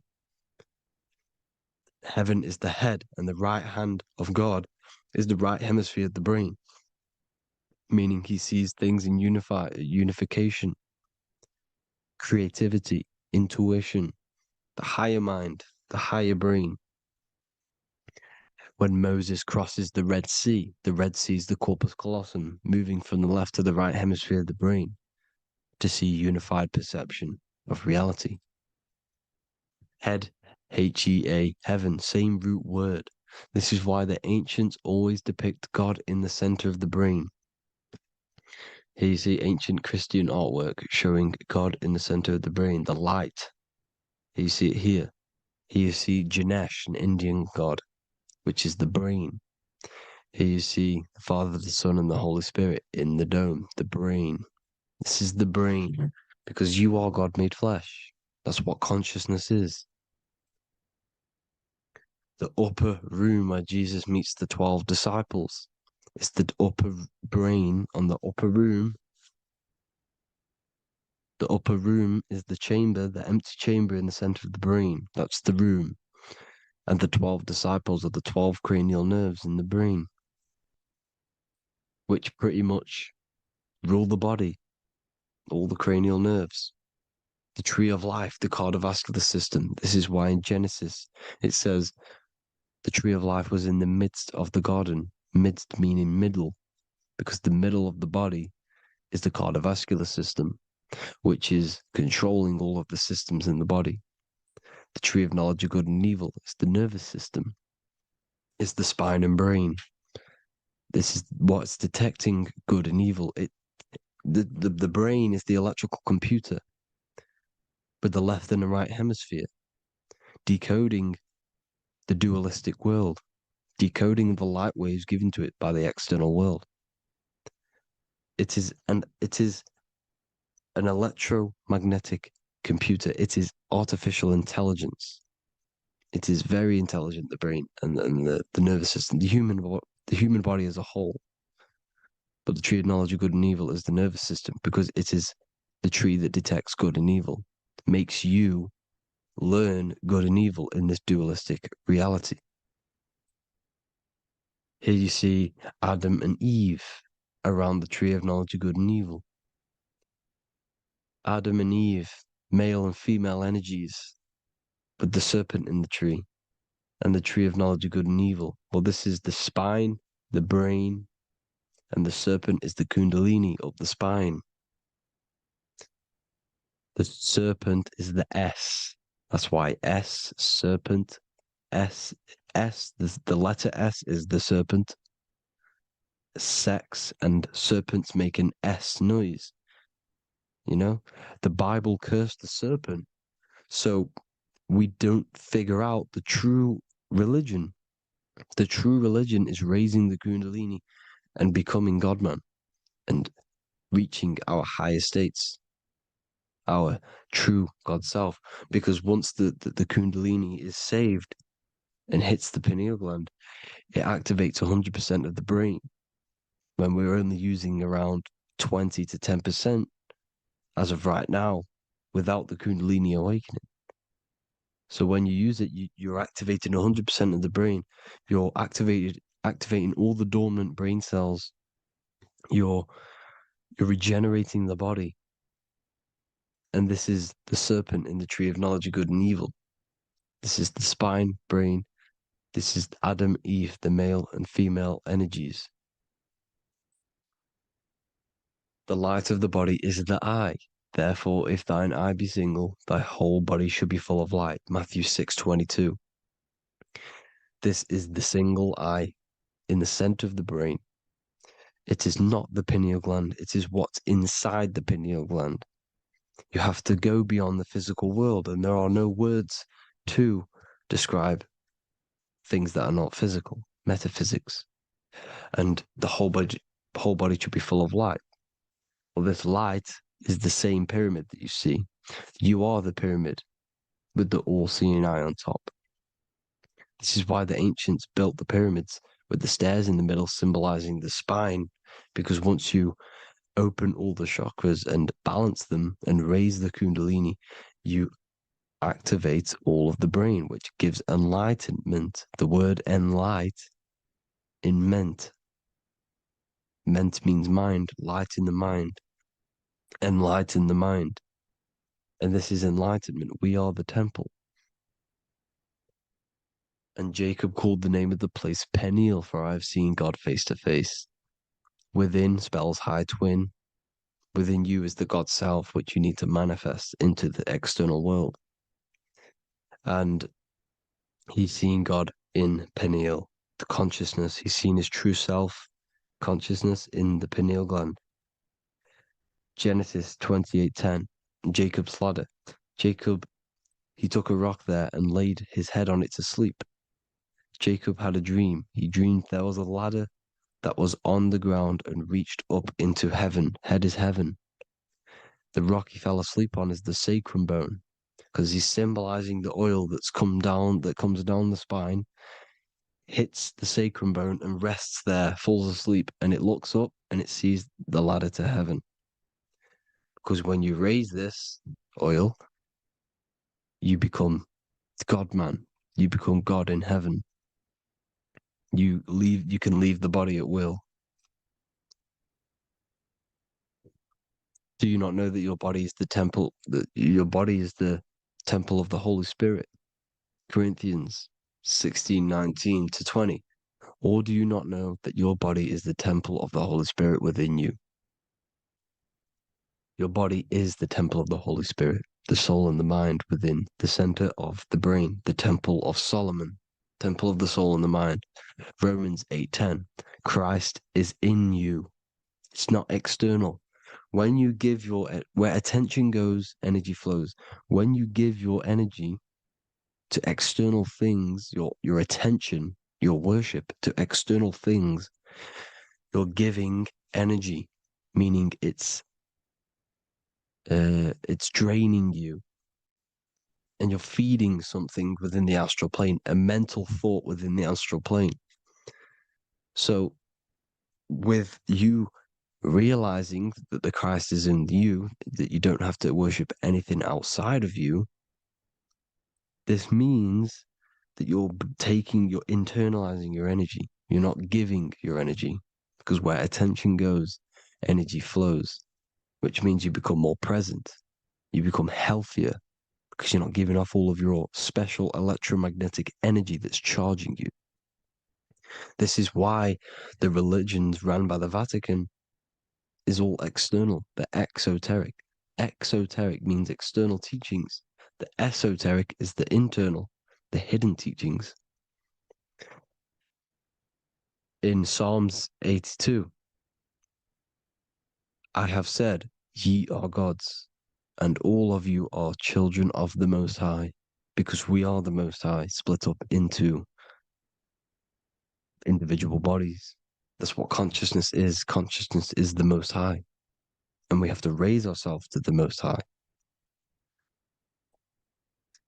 Brahma, Vishnu, Shiva, the Father, the Son, and the Holy Spirit. Why is it always a trio? It's a trio because it symbolizes us, the soul, mind, and body. The mind is the bridge for the soul to be in the body. What is the soul? It's the life force. It's the watcher. It's the all-seeing eye. The soul sees into different realities, and it gives life to the body of every reality it goes in. This is why you always see light around the all-seeing eye, because it is the energy, the life force, the light, life, L-I. Life is light. And it's the eye because it sees into the different realities. It sees into the dream world. When you're going to sleep at night And you dream, it's not a dream. It's another reality. You're a multi-dimensional creature. We live in a multiverse. There's infinite amount of yous. And there is a version of you which is the highest self in a reality somewhere. And this I has the ability to switch realities, which is exactly what astral travel is. Astral travel is the ability to switch reality beyond the 3D construct of this world. The Father, the Son, and the Holy Spirit, Brahma, Vishnu, Shiva. Brahma, the soul, inhabits different bodies. This is why they have different heads. Vishnu, the mind, symbolizing gnosis, meaning knowledge. This is the serpent. The serpent symbolized knowledge. Shiva, the body. Father, the Son, and the Holy Spirit. The bird, the soul, because the bird symbolizes the soul. This is why you have here the Egyptians showing you the soul leaving the body. Here you see here with the twin head, the same head, and it's a bird. This is the soul self. This is the ego self. The Egyptians knew this. They knew all of this. Of course they did. Now, the whole story of Jesus is all metaphorical for the process which goes on within your body. Your neck and head is the Holy Grail, which the sun and the moon creates. Sorry, the sun and the moon creates the fluid within the Holy Grail, the brain, the skull. And the moon creates the milk. Sorry, the moon makes the milk. The sun makes the honey, the land flowing with milk and honey in the Bible. The land flowing with milk and honey is the center of the brain in the Holy Grail. Here you see the Masonic artwork showing you the sun and the moon creating the fluid in the spine. Here's the serpent. Serpent symbolizing the two Kundalini channels, the Ida Pingala up the spine. Here's the furnace raising the Kundalini, raising the oil, heating it up and rising it to the crown. You see? So here you see more Masonic art, seeing the sun and the moon creating the holy fluid in the brain, in the cup, filling the cup. This is why it's a cup, because it's the Holy Grail. This is the holy oil in the center of the brain that gets released down the spine, which is Jesus coming down from heaven. It comes down the spine, down the River Jordan in the Bible. This is when Jesus goes from Nazareth to Jerusalem. He comes down the River Jordan, and Joseph and Mary are in Nazareth waiting for Jesus' return. Joseph and Mary symbolize the pineal and pituitary gland, which produce the two oils created by the sun and the moon. And he returns. When he returns, he gets crucified at 33, because there's 33 vertebrae at the back of the spine, and it crosses the vagus nerve. The crucifixion of the oil past 33 vertebrae creates God-man, and it creates your higher self, and it activates 100% of the brain. And you turn into spirit, you turn to your spirit self. This is why Jesus dies. He didn't physically die, it metaphorically dies and becomes his higher self. The ego self is left behind. It's the same with the whole story of Jesus. Jesus comes down from heaven, which is the oil. He dies in a cave for 3 days, which is the oil hitting the cave. Here's the cave, and resurrects after 3 days. If you resurrect the oil, comes up and gets crucified at 33 in Golgotha.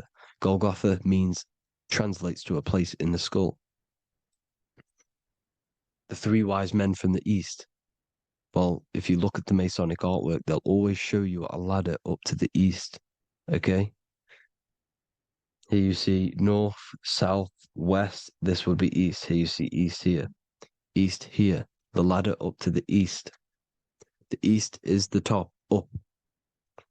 Three wise men from the east. The thalamus, pituitary, and pineal gland in the center of the brain. The most important glands in the body. Here you see the Egyptians with the spine, the sun, and the two hemispheres of the brain. What did I say at the beginning? The sun is the soul. The sun is its own source of energy. It's the life force, which gives life to anything it inhabits. The soul is the same thing. That's why sun and soul mean the same thing. So, what I'm saying is consciousness is God. And this is why when it refers to as God in the Bible, it means your higher self, pretty much. And returning back to this higher self, because God is something that you need to manifest. Consciousness is God, and your body is a reflection of the creation by God. This is why everything in the body corresponds with the stars. The stars rule the body. We are an image of the stars. This body is an image of the whole of creation. Aries rules the head. This is the cerebrum. The ram in the brain is the ram, Aries. And we have something called the cerebrum, Aries, the ram. This is the Lamb of God moving to the higher mind. Taurus, which is the lower brain and neck, the cerebellum, the bull Taurus, the lower mind, and the cerebrum and the cerebellum, the ram and the bull, is what makes you ramble on. Ramble meaning walking. The higher mind and the lower mind working together makes the body ramble. Ramble is what makes you walk along. Thank you to Santos Bonacci. Gemini, the two twins, rules the two arms, the hands, and the lungs. These are the two twins of the body. Sagittarius, the horse, which rules the hips. Hips means hippo. Hippo means horse. Hippopotamus means water horse. Hippo means horse, and this is why we call them hips, because horses have massive hips. Capricorn, the kneecaps. Pisces, the two fish, the 2 feet. Then they make us swim. We are an image of the stars, people. Well, the body is anyway. Consciousness is God, and the body is the image of the whole of creation. It's a reflection of the whole creation, as above, so below. 12 systems in the body, 12 cranial nerves for the 12 constellations, 12 cell salts. The body's made out of 12 cell salts. So, this is where it gets kind of deep. You know, this is where we get deep. And he said, Jesus was known as the fisher of man. And fisher of man, meaning man does not mean man as in the male. Man means mind. He's the fisher of minds. So the Bible is not patriarchal. It's not patriarchal. Man just means mind, pretty much. So the fisher of mind, man, because he was fishing minds out of this reality into the higher realities. He was teaching people how to leave the body when he walks on water. Walking on water is the physical, etheric, astral, and mental. These are the different planes of reality. The ether is the either, because the ether is the substance that's on either side, astral and physical. It's the fifth element, is ether. And the fifth element is the water.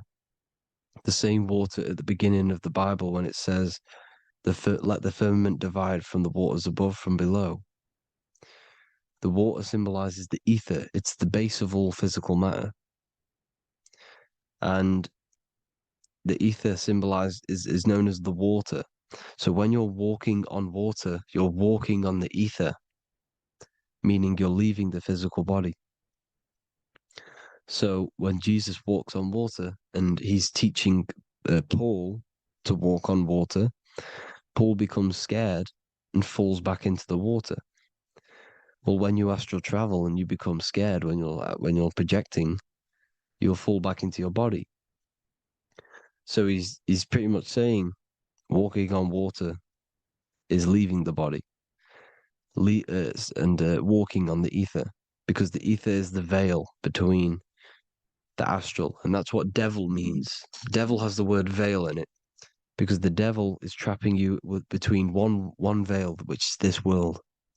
They're trapping you in this world, this thin layer of reality.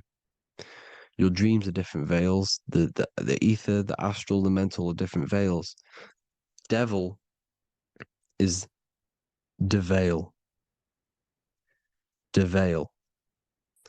You need to escape being stuck in one reality and live in between realities. And this is when you truly become a multi-dimensional being, because your soul is just the eye. That's what you are. You're just an eye, and you see into different worlds.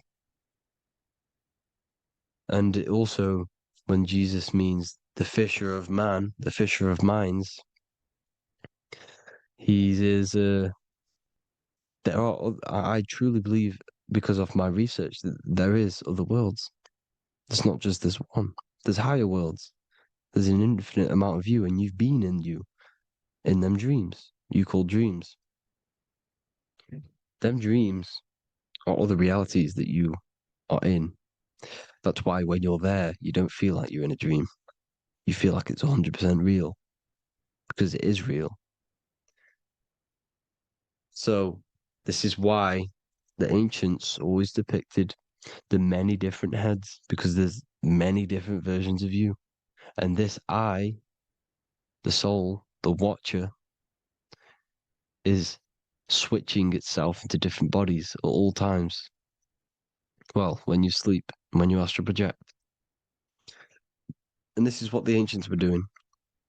They understood the multiverse, and they could switch bodies at will. And this is what the 7 seals are in the Bible, also known as the 7 chakras. These are literally portals within us to these different worlds. We're in the heart at the moment. Earth rearranged spells heart, meaning middle. This is where good and evil exist.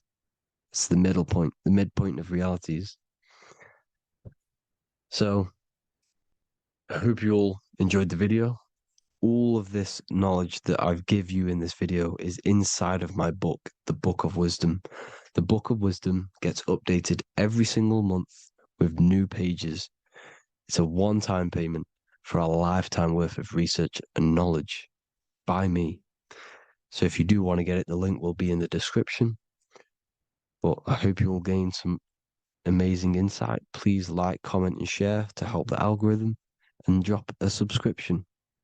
And for more lectures, every 2 days, I drop lectures and knowledge within the Patreon.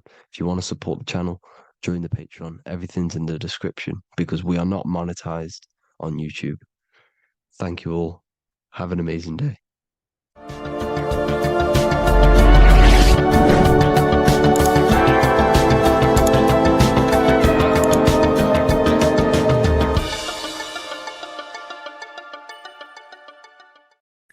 What if I told you that reincarnation is real, and that there is a metaphysical, spiritual science behind this? Most people leave this world just as lost when they entered it. That they carry their fears, attachments, and addictions with them, only to be born again, trapped in the same cycle, repeating the patterns of lifetime after lifetime. This lecture is not just about preparing for death. It's about mastering yourself before death, so you don't take them burdens with you. Because the truth is, whatever addictions, fears, and unresolved emotions you cling to in this life, you carry with you into the next. Unless you break free now. You must master yourself before death. Death is not the end. It is the great passage.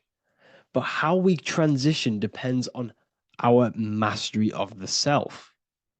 This was symbolized by the Ouroboros, the snake biting its tail.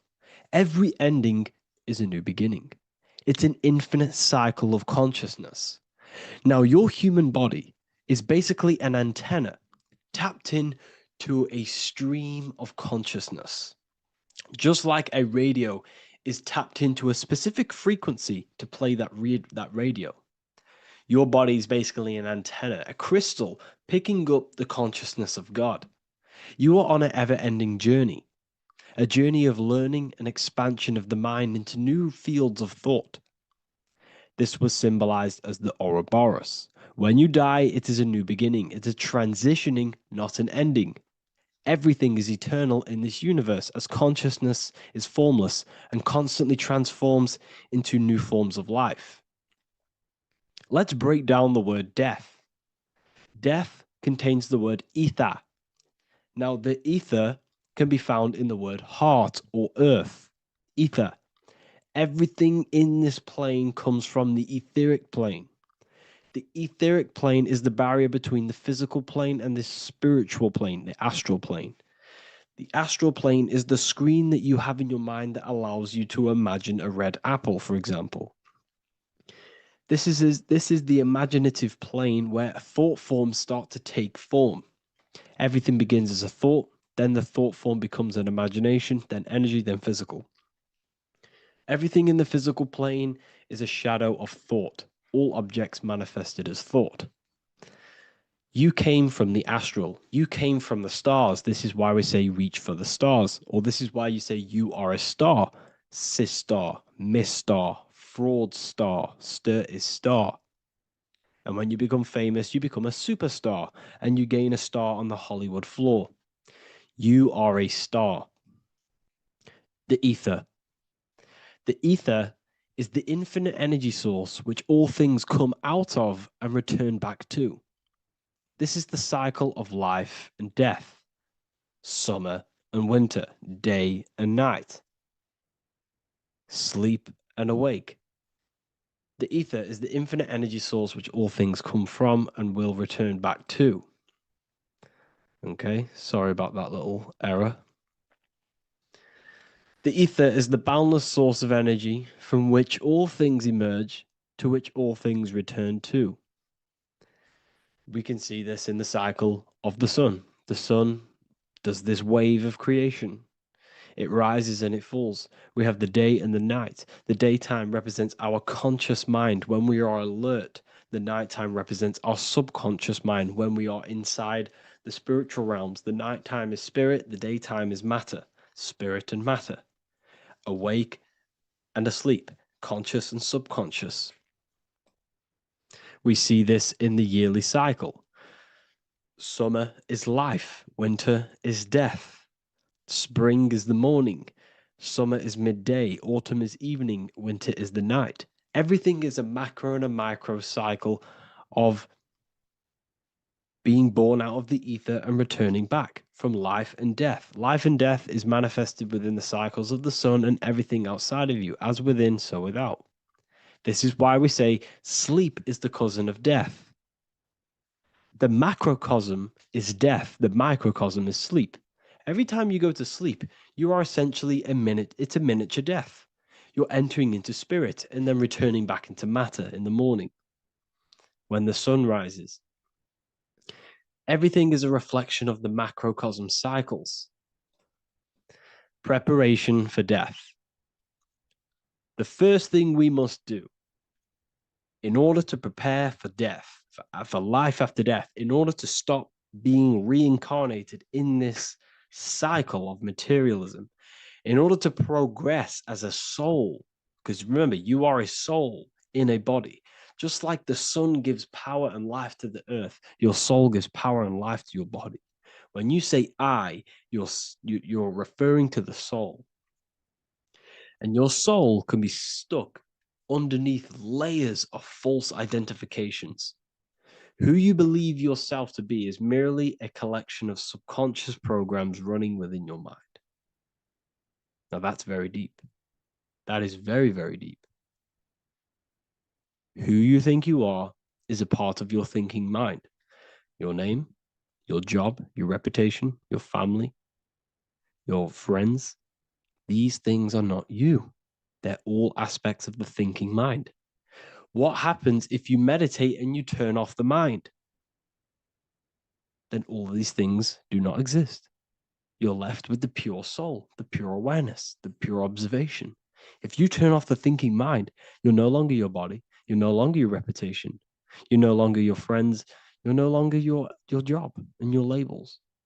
You are the soul. That's the true you, the observation of the mind, not the thinking mind. The ego is the echo. It's an echo of your true self.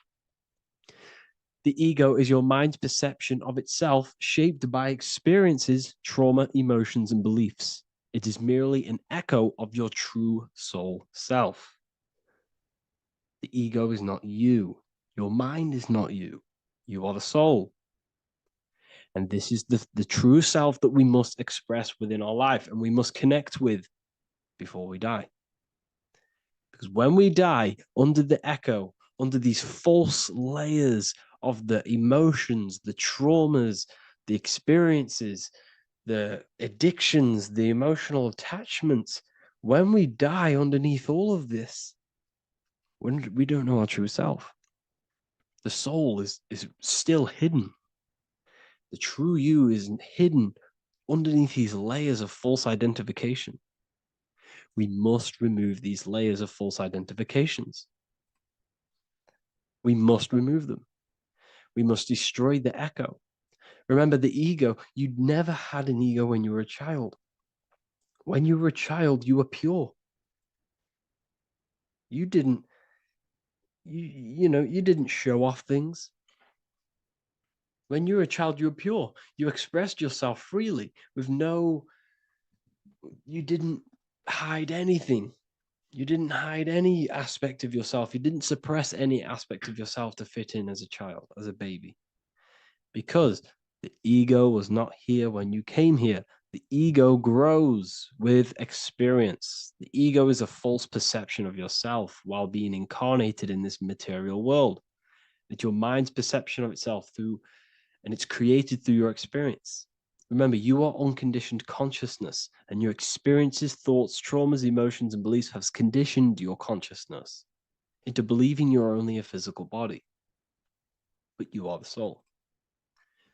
We have to remove these layers. How do we remove these layers?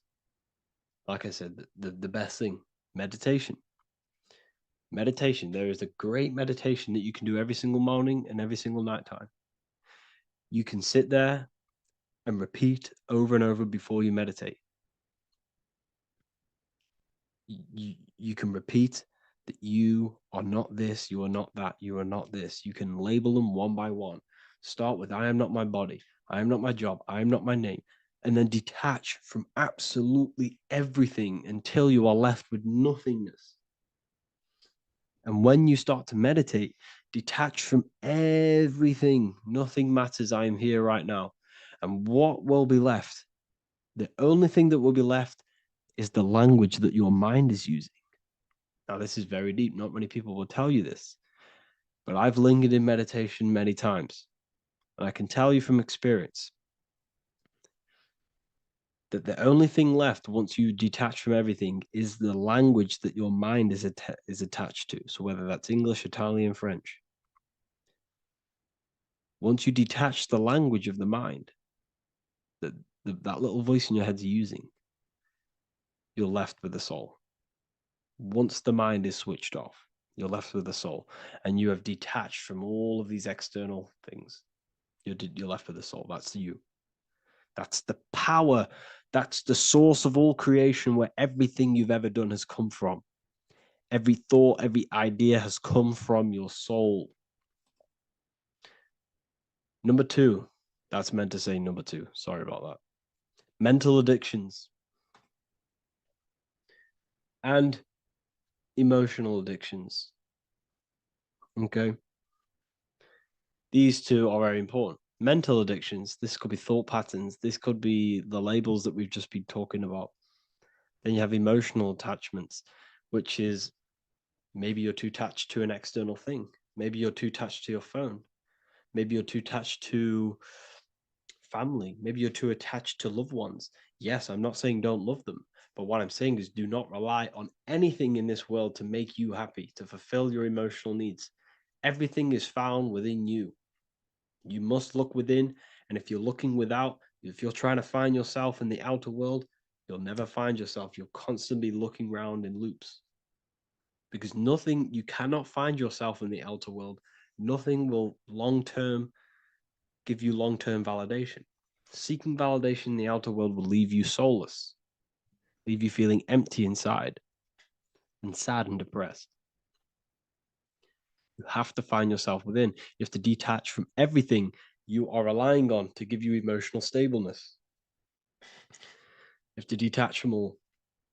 Yes, love your children. Yes, love these people, but do not rely on them. Because everything in this world is temporary. Do not conform to this world. The Bible tells you this. Everything in modern society nurtures the body, but neglects the soul. They keep you addicted to as many things as possible. Smoking, you have to detach. Drugs, you have to detach. Alcohol, detach. You cannot rely on anything. This is why this path is very, very difficult to walk. But I'm showing you the way. These are the things you must do before death. You have to detach from absolutely everything. If you die and your mind and soul is still addicted to these worldly things, then guess what? You're going to reincarnate. You're going to reincarnate because your mind is still thinking about these material earthly things. And if you are operating in that vibration, you're going to project that vibration and come back here. You have to detach. You have to master the soul and master the mind. Like I said, the matrix is designed to keep you addicted to as many things as possible. Your phone, food, smoking, drugs, alcohol, clubbing, all of these things. Everything in society is made to trap your soul and reincarnate in this world. That's why it's very, very, very difficult to walk this path. Very difficult. Matrix, matter, tricks. John 2:15-17. Do not love this world, nor the things it offers you. For when you love the world, you will lose God. Do not love this world, nor the things it offers you. Do not conform to the pattern of this world, but be transformed by the renewing of your mind. Great quote. Do not conform to the pattern of this world, but be transformed. Let this world transform you. Learn from this, expand from this, but do not be mentally and emotionally attached. Okay? What good will it be for someone to gain the whole world yet forfeit their soul? Like I said, everything in the Bible is telling you the truth. You just got to read it correctly. This is spirituality. This is spirituality. The Bible is spiritual. It's a spiritual text. We must disconnect from everything outside of us and connect with the true soul.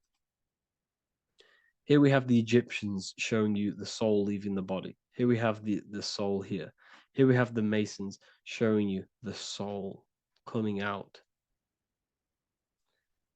The soul is real. You are the soul. And when you leave this physical plane, you will go into the astral plane. That's where you came from. You came from the astral. You came from the stars. You incarnated into this physical body. Your consciousness fell into this material form to experience limitation, to experience a 3D world. So in order to ascend properly before we die, we have to let go of all the attachments. Every addiction you have, write them down. And one by one, tackle them. Before you die, you have to, or else you will reincarnate. This is the teachings of Egyptians. This is the teachings of Masonry. All of these addictions contribute towards life after death. Everything must be controlled. And we must be attached to the soul. I'm not saying I'm perfect. I'm not saying I'm perfect, people. We're all not perfect.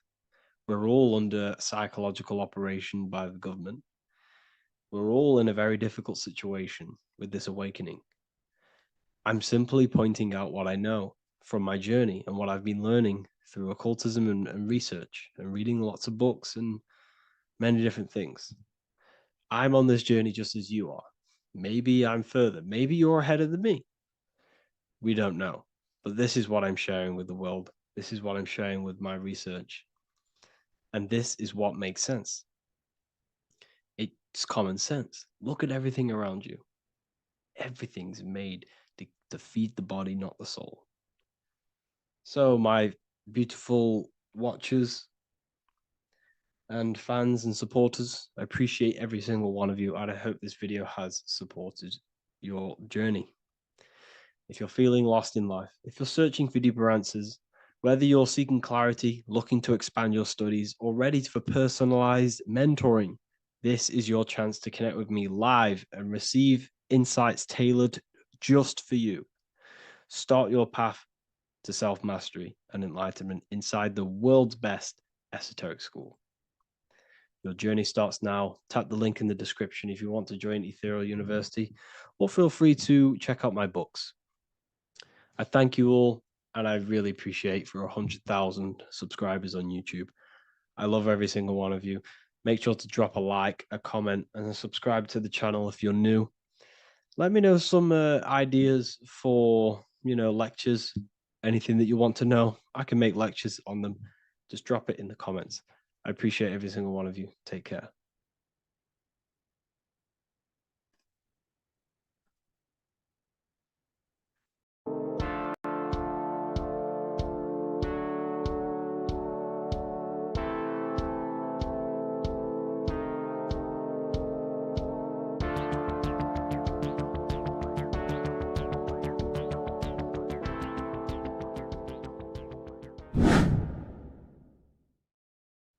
What is up, people? How are we all doing? Today, we're talking about the flat earth cosmology. So let's jump straight into this. Please drop a follow and leave a like to help the algorithm. So we live in a torus field. Everything's made out of torus fields. And every torus field has motion. It's what it is. It's the motion of energy. And every torus field has a center, which is the black hole. It's a womb of creation. It's counter space. Now, this is why the North Pole is magnetic, because the center of this torus field is the most magnetic part, the strongest part of the field. So this is why all compasses will point you to the center. And the Earth's magnetic field is spread across the whole of the Earth. And it's spinning, as you can see here, it's like a tornado at the center. And this tornado is the force which is spinning the sun and the moon around us. You got the sun, the moon, Polaris, just like in the Masonic cosmos here. The sun, the moon, Polaris, the all-seeing eye.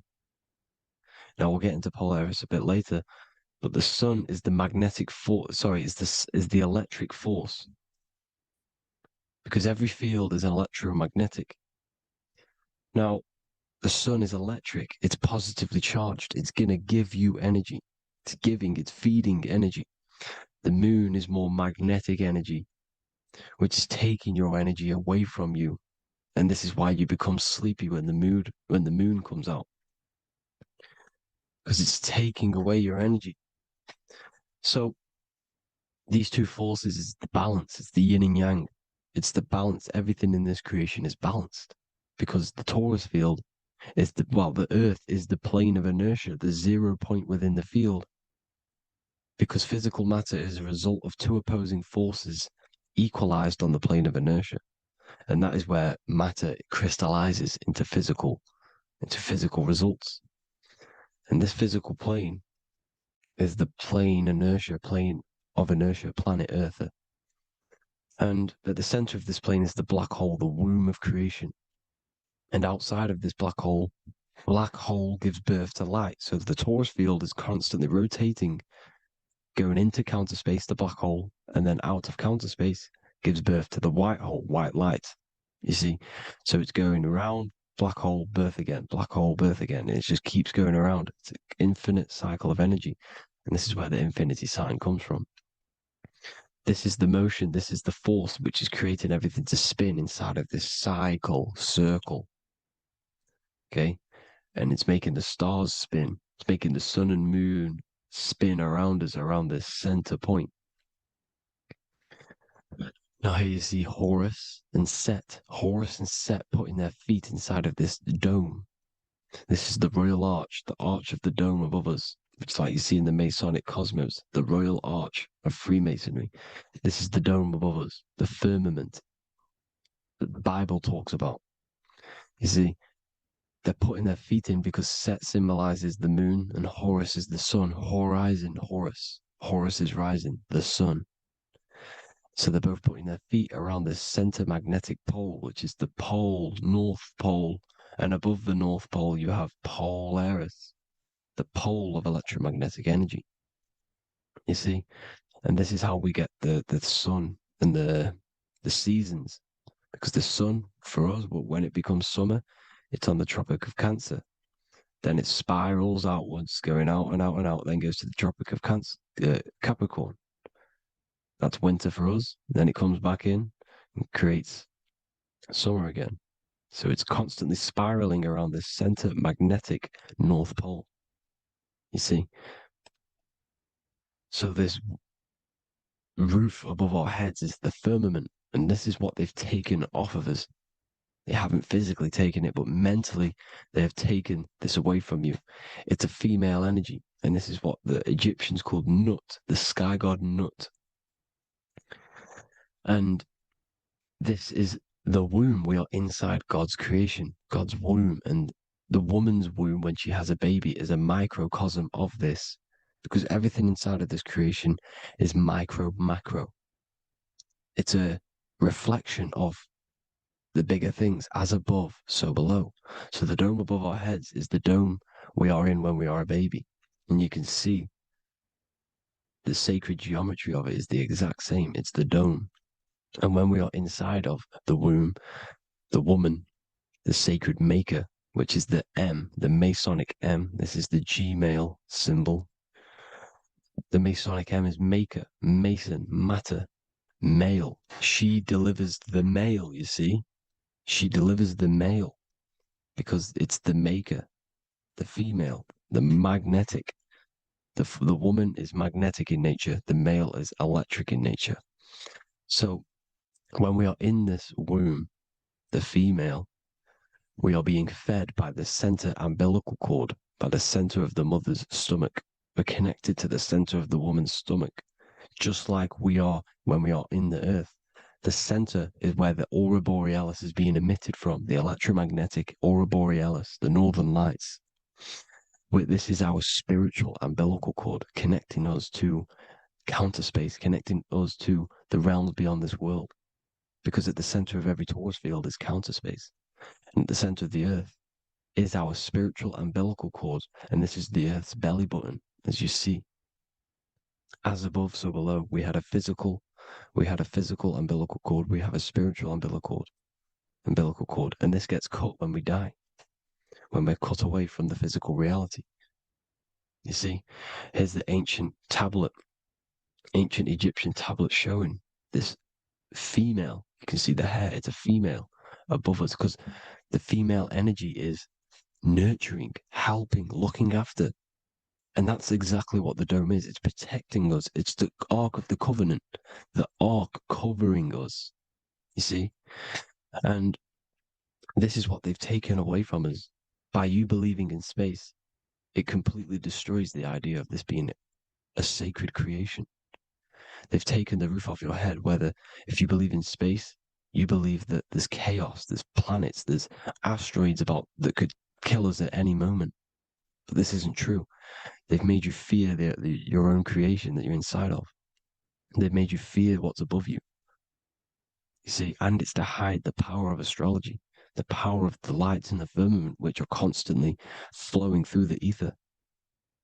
These powers which are above us are sending rays down to the earth, which are influencing our psychology and how we behave.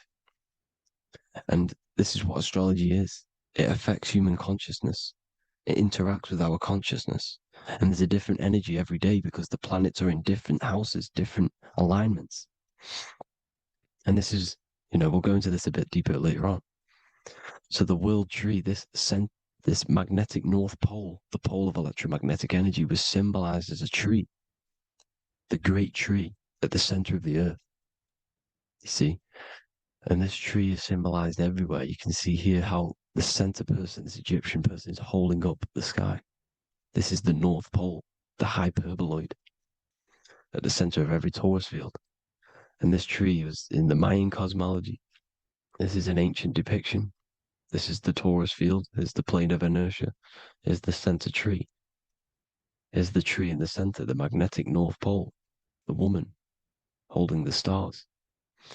Here's the Hindu with the two birds symbolizing the sun and the moon revolving around this center tree. The Mayan tree, his Horus and Set around the North Pole. They all knew this flat earth cosmology. They knew these secrets. It's so sacred you understand the creation that you're inside of. Because if you don't, you'll be led astray. You don't know where you are. You're lost. You see? And here's the Masonic art with the rays of the stars coming down with the tree in the center. So it was personified as a tree. And we are in Asgard, Midgard, the middle garden, where there's good and evil. So the 7 layers of heaven, which is talked about in the Quran. Each planet has a different layer of the firmament, and this is the 7 layers of heaven, and these are our 7 layers of the energy centers in our body. So we start in the stars, so we are stars in a physical body. And this is why we say Mr., Sister, Fraudster, Sinister. Stir is star, and we are in the stars, and our star descends into the soul system, not solar system. And as we descend into the soul system, we enter Satan's kingdom, Satan's world. As it says in the Bible, Satan is the god of this world. Well, if you've been into my research for a while, you know Satan is Saturn. Saturn's world, because Saturn's the outermost ring. He's the Lord of the Rings. And you enter his kingdom, the kingdom of time. And this is why Saturn's the time god. As soon as you go past the rings of Saturn, you're now in the soul system. You're now in time. You're now bound by space and time. And you're bound to the earth plane, the heart. Earth is heart. It's a rearrangement, it's an anagram for heart. And the heart of the electromagnetic color spectrum is green, and that's why the earth is green. And above green is blue, and this is why the sky is blue. In order to go to heaven on the macro scale, you have to go through the blue sky, through the 7 layers of heaven. In order to reach heaven in your body, whilst you're here, you have to go through the blue chakra to your head, which is heaven. It's micro, macro. Everything is micro, macro inside of this creation. It's an ancient, I think this is a French image, piece of art from the ancient French, with obviously the 7 layers of heaven, which they all depict. And notice how it's like a dome. We'll go into this dome symbolization, the Royal Arch of Masonry, which is next. But these 7 layers of heaven give us the 7 metals, the 7 days of the week, the 7 diatonic tones, the 7 chakras, the 7 everything. It's God's favorite number. And this is why the Masons use the G inside of the compass, because the G is the 7th letter, and God starts with G. You see? So it's 7. God is 7. Here's another depiction of the heart, the soul system, the 7 layers of heaven. La Fermente. You see, La Firmament, with the stars on the outermost layer. Here are the 7 planets. Jupiter, Mars. La Sophie, the sun. La Luna, the moon. So Saturn. So we are in the heart of this soul system. In order to ascend, we need to ascend up our chakra system, reach 144,000 hertz. God consciousness, the God man. You have to unfold God man, master of the mind, mastery of the mind. So, what are the stars? The stars make everything unique. The stars are constantly rotating around the center, magnetic North Pole, the tornado at the center, which is stirring everything. It's stirring the ether. The center is the ether, and the 4 elements are born out of this ether. There's 5 elements: ether, spirit, water, air, and earth. The ether gives birth to the 4 other physical elements, which the whole of creation are made out of. About them 4 elements. 4 is the number of stability. You know, a chair, a table has 4 legs. It stables things. It's a foundation. And these 4 elements are the foundation of this creation. You see? And this magnetic North Pole is stirring this, and the 4 vibrational states of the ether are the 4 elements. Now let me get back to the stars. I just wanted to give you that. The stars are being stirred around this center point. Center. It's stirring everything. And they're always in different alignments. Every millisecond they're moving in different placements of the stars. And the planets are called the 7 wanderers because they're not fixed. The stars are fixed. But the planets are called the 7 wanderers, the 7 layers of heaven, because they move faster and slower than each other. Each planet is slower and faster. Has a different rate of speed it's moving. So these alignments are mixing in with the energies of the different 12 constellations. And this is why you have a unique characteristic. You have a unique look, a unique energy, a unique personality. This is because when you were born and you took your first breath, that energy which was in the ether, because the ether is all around you, and energy travels through the ether. The energy that the stars were casting down and the energy that the planets was mixing in with the 12 constellations was in the ether. So when you came out of the womb and your first breath, because breath is spirit, okay? So that first breath you took, that is the energy that is imprinted within your DNA, your soul. And you reflect that energy. You emit that energy. That's the energy that is with you forever until you die, till this physical body dies off. And that's what the stars are. The stars are giving a unique energy, characteristic, personality to every living thing. Every dog, every cat, every animal has a unique personality because it was born at a different time and place in the sky. Okay? The stars are your destiny. Now, the stars are constantly changing as well. If you look at stars through a telescope, they're constantly changing and forming different forms. You can see here, it looks like water. It looks like light through water because it's the ether above us, a sea of ether. And this light is being emitted through it, and it's just constantly changing, giving different energies, each star. So this is why this is what the zodiac is. It's the expression of energy. It's the expression of the stars. And each constellation has many different personality, different energies, different traits. Each planet has different traits, depending where your planets are, depending what energies you hold. No two person have the same energy. There's no one. It could be similar, but no one's the exact same. It's because of the stars. The stars are never in the exact same split place. The planets are always in different houses. So here's some Royal Arch symbolism. Here's the Royal Arch of Masonry, as it says here. The sun and the moon, the constellations. Here's Cancer, the 7 planets, the 7 stars. Here's the Royal Arch. This is the firmament. Here's the duality. Black and white, duality, good and evil, rest and motion, dielectricity, magnetism. See?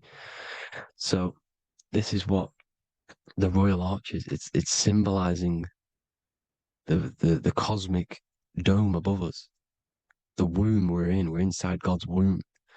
And here's George Washington, the Freemason, inside of the Royal Arch. You see? With the G, the Masonic G, God, 7. Here you see another depiction of George Washington with the stars in the dome above his head, his Polaris, the sky vault, Polaris. We'll get into that later.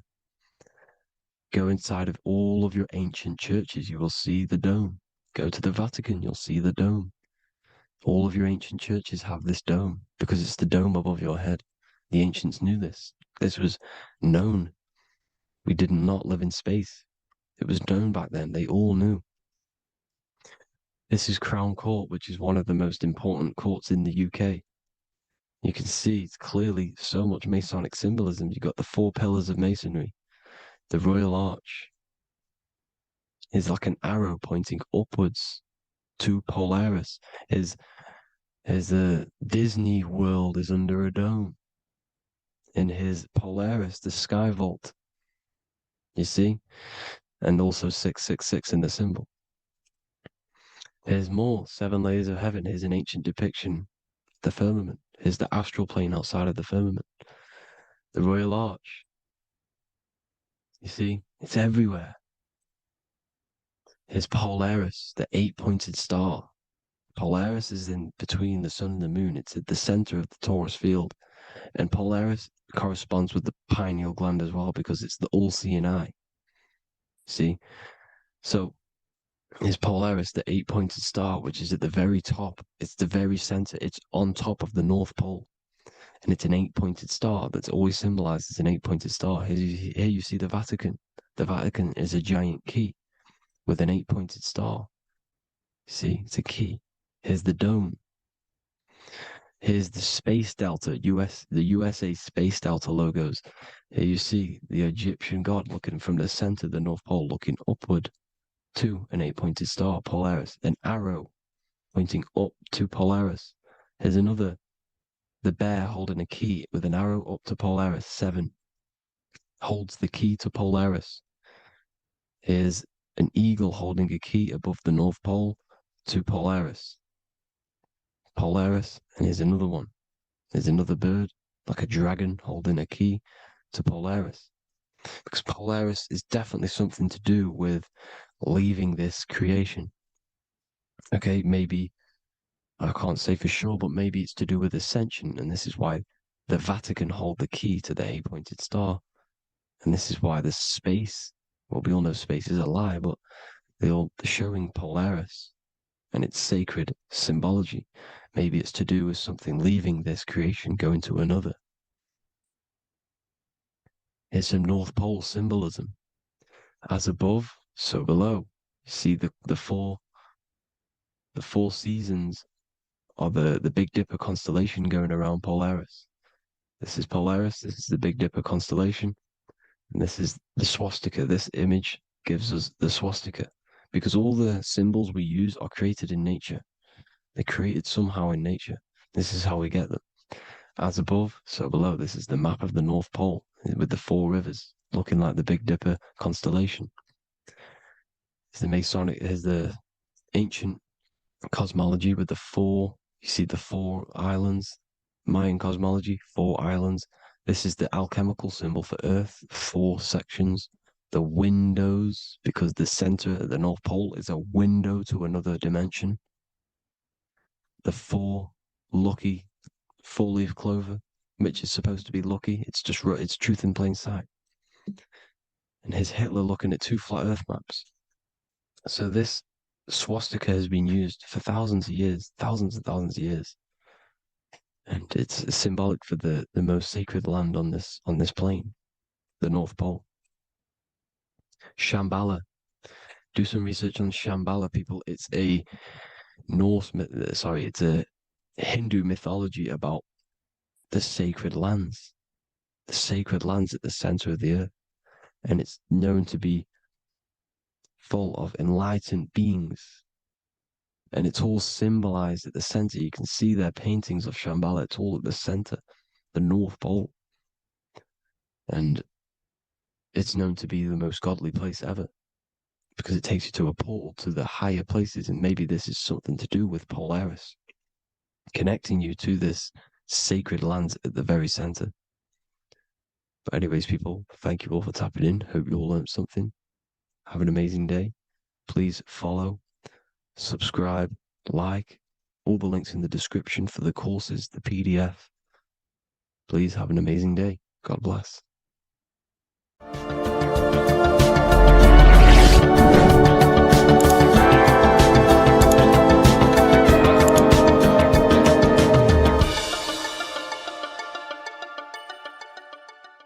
Welcome to Revival of Wisdom. Welcome people, we're back with another video. Please make sure to hit that like button, subscribe, and turn on notifications to never miss a video. The Earth is a giant torus field consisting of a positive and a negative pole. The sun being the cathode with a positive charge and the moon being the anode with a negative charge. This is why the sun rules over the day, giving you lots of energy, and the moon taking your energy from you, making you go to sleep. Now, the plane that we live on is called the plane of inertia, and at the center of this plane of inertia is the North Pole. This is where the two electromagnetical energies meet. Now, this is where the most electromagnetic energy is stored.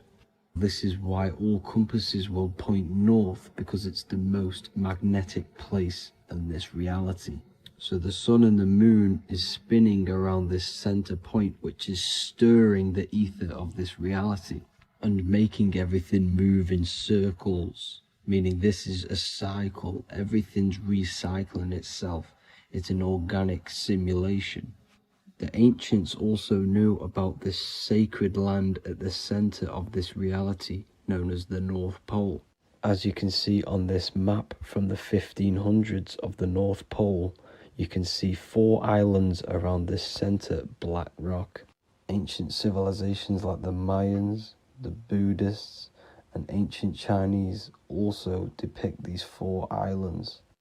The endless symbology of these sacred lands at the center has been going on for thousands of years. These sort of secrets are now kept by the elites, but as always they have to show the truth in plain sight, and this is what they are doing with the Windows symbol and also the Wizard of Oz. Now in the Wizard of Oz, as you can see, there's something called Munchkin Land. Munchkins are these unusually short people. Then on the ancient 1500s map, it says pygmy. And then the pygmy people in mythology are also these unusually short people. Just like Santa and his elves, they come from the North Pole. And elves are these unusually short people. These stories that we are told about Santa and Munchkins are putting truth in plain sight about this sacred land. This sacred land at the center of the earth is where the aurora borealis comes from and is being emitted from this black hole in the center, also known as the black sun. The aurora borealis is the earth's aura, hence why it has the word aura inside of it. It is the life-giving essence to all life within this realm. As this dualistic reality we live in consists of both physical and spiritual, the black sun is like our sun for the spirit. It's our spiritual umbilical cord, connecting us to the spirit realm. And the rising sun is the opposite. It's our sun for our physical 666 carbon suits, known as our human body, our physical aspect. As it states in the 40,000-year-old emerald tablets, deep in Earth's heart lies the flower, the source of the spirit. The flower of life is as thine own place of spirit, and streams through the earth as thine flows through thy form, giving off life to the earth and its children. So the North Pole is the core of this spiritual reality, and the closer you get to it, the more spiritual and lucid it becomes. So the elites have covered this up in order for us to forget the true nature of this reality. And they did this cover up by introducing the globe model. Nicholas Copernicus was around in the 1400s and he introduced the globe model. As you can see, he is a Freemason. He depicts himself with a globe and a Masonic compass in all of his paintings and portraits. Galileo was also a Freemason, as you could see in all of his portraits with a globe and a Masonic compass. He was also a massive part of introducing the globe model after Nicholas Copernicus. So yes, the globe model was a spiritual and political move to gain more control over the masses. After the globe model was then introduced, they introduced the theory of evolution by another Freemason, Charles Darwin.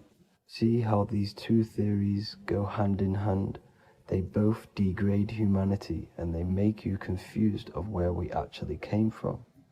By hiding the true form of this divine creation and hiding the true power of each and every one of us, they maintain control over the masses. Now this is order out of chaos, known to be the 33rd degree slogan of Freemasonry. Now this is the Masonic cosmology, and as you can see you have the checkered board for the duality, the 5-pointed star for the 5 elements, the 4 corners for the 4 pillars, the all-seeing eye, which is Polaris, the sun, the moon, and the 7 stars. So even Freemasons are taught the flat earth cosmology and the true form of this reality. Now the true nature of the sun, the moon, and the earth is shown and reflected through the Masonic compass. The Masonic compass is the sun, the moon, Polaris at the top, and the black sun at the bottom. It makes sense why all the scientists who introduced the globe model all used the compass and the globe together, because it's truth in plain sight. As I explained in my other video, all Freemasons have to take the oath, so it goes to show, why are we all learning these theories from Freemasons who can't talk about certain topics that they learn about? Why should we believe their theories when they're holding back the real truth about this reality? Now going on to NASA. NASA means to deceive in Hebrew, and they are also funded by the government. They are not a private company. The old owner of NASA, Werner von Braun, on his grave has the Bible verse Psalms 91. The heavens declare the glory of God, and the firmament showeth his handiwork. Now why would the owner of NASA put this on his grave? Seems a bit suspicious to me, alongside with the NASA astronauts are all Freemasons. And not to mention the countless mistakes they've made on their live videos in space stations, the moon landing, and the CGI footage of the Earth, which is obviously photoshopped. Just by tricking the masses that they live on a spinning ball, the elites gain the perception of the masses. Not only does it hide the divine creation we're inside of, it hides the divine spark within you. It hides the creator, the source. And by believing in space and we live on a spinning ball, it makes people come to the interpretation of that we are a coincidence and we do not have any purpose. And of course this is false. When you come to realization that we are all a divine creation and we can create our own divine life in this reality, life becomes more sacred and you start to enjoy little things. The elites want you to believe everything exists only in the 5 senses. They want you constantly looking outside of yourself because they know that will keep you on lower states of consciousness. Now this brings me to our next point. By tricking the masses into the heliocentric model, the elites started to advertise aliens in the movies, in cartoons and magazines in the late 1940s. Now this is subconsciously programming us about aliens and extraterrestrial threats, which then they can use to their advantage. And this is something called Project Bluebeam. They are more than likely going to fake an alien invasion to push this 2040 agenda, which is for one government and one ruling currency. That's it for this video, guys and girls. Hope you all enjoyed. Please make sure to leave a like and a comment. God bless you all. Hello, everyone, and welcome to another lecture inside Ethereal University. In this lecture, you will learn about the death process and how to prepare for it, and why that preparation is so important. So let's get straight into this. You must understand, as a spiritual creature that you are, you have a visible nature and an invisible nature. You never truly die. You are an eternal soul experiencing a temporary physical world. The inner world of thought and emotion is eternal, while the outer world of matter is mortal. Everything that is seen is mortal. Everything that is unseen by the eyes is immortal. When you die, your external physical world will be stripped away, leaving only your pure consciousness in its raw form, drifting within the astral plane. So here you see your physical external body, and your internal world. And your internal world is your state of consciousness. It's your state of consciousness. Your thought and emotion is one overall state. Okay? So you must understand these planes. You have the physical body, the etheric double, an astral body, a mental body, and the Buddhic body. When you die, you leave the physical plane. Then you will more than likely leave the etheric plane because the ether acts as like a portal. Everything comes out of the ether and returns back to the ether. I can break that down in another video in electromagnetism. But electromagnetism is ether, energy coming in and out of the ether. You will, every single day you die, every single day. There's a cycle of life and death occurring all the time. Every single day, you go to sleep, you go back, your consciousness slips back through the ether. And then when you wake up, your consciousness comes back through the ether into the physical plane. Death is just a bigger macrocosm of the microcosm cycle of life and death.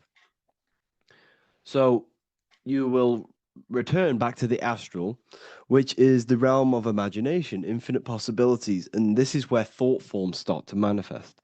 Okay, so depending on how advanced you actually are mentally and emotionally, will depend how long you stay in the astral. Now, what we must understand is that there is many different components to the astral.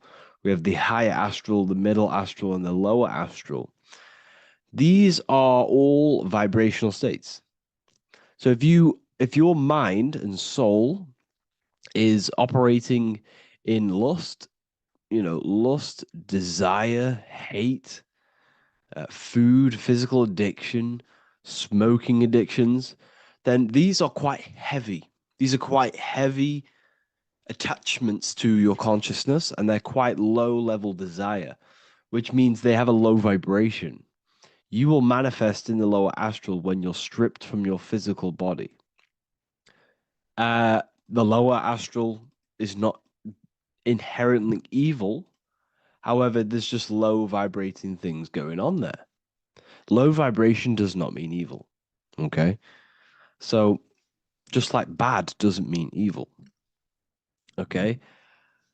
In the lower astral, you are going to see lower astral beings. You're going to see spirits, souls with low level desire. Okay? People who are attached to the physical plane, people that lust, people that do these things. Technically, this is hell, but you can escape it by escaping yourself. Now we're going to break all this down. I'll break all this down properly once you understand the full context. So depending on your level of desire, you will manifest in a corresponding layer of the astral plane. If your mind is still attached to the low physical desires, you will find yourself in the lower astral realms. But if you have few desires and have detached from the worldly attachments while you are encased in a body, then you will rise into a higher or middle astral plane, mainly the middle. Okay. The higher astral plane is very formless. So as I broke down here, this is, well, the physical plane is the lowest dimension. This is the most form, the most matter. It's quite heavy. The higher you go, the lighter it becomes, the more fluid, the more formless it becomes.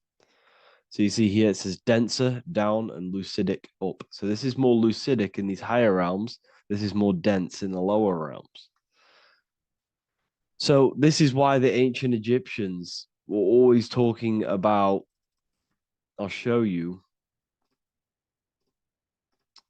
this. This is showing you death. So first of all, we have Anubis, which represents death. Here you have the heart, which represents the soul. And here you have a feather. And this is a scale. You see how this is a balanced scale? So what this is symbolizing, this represents death. This represents your heart, and this is a feather.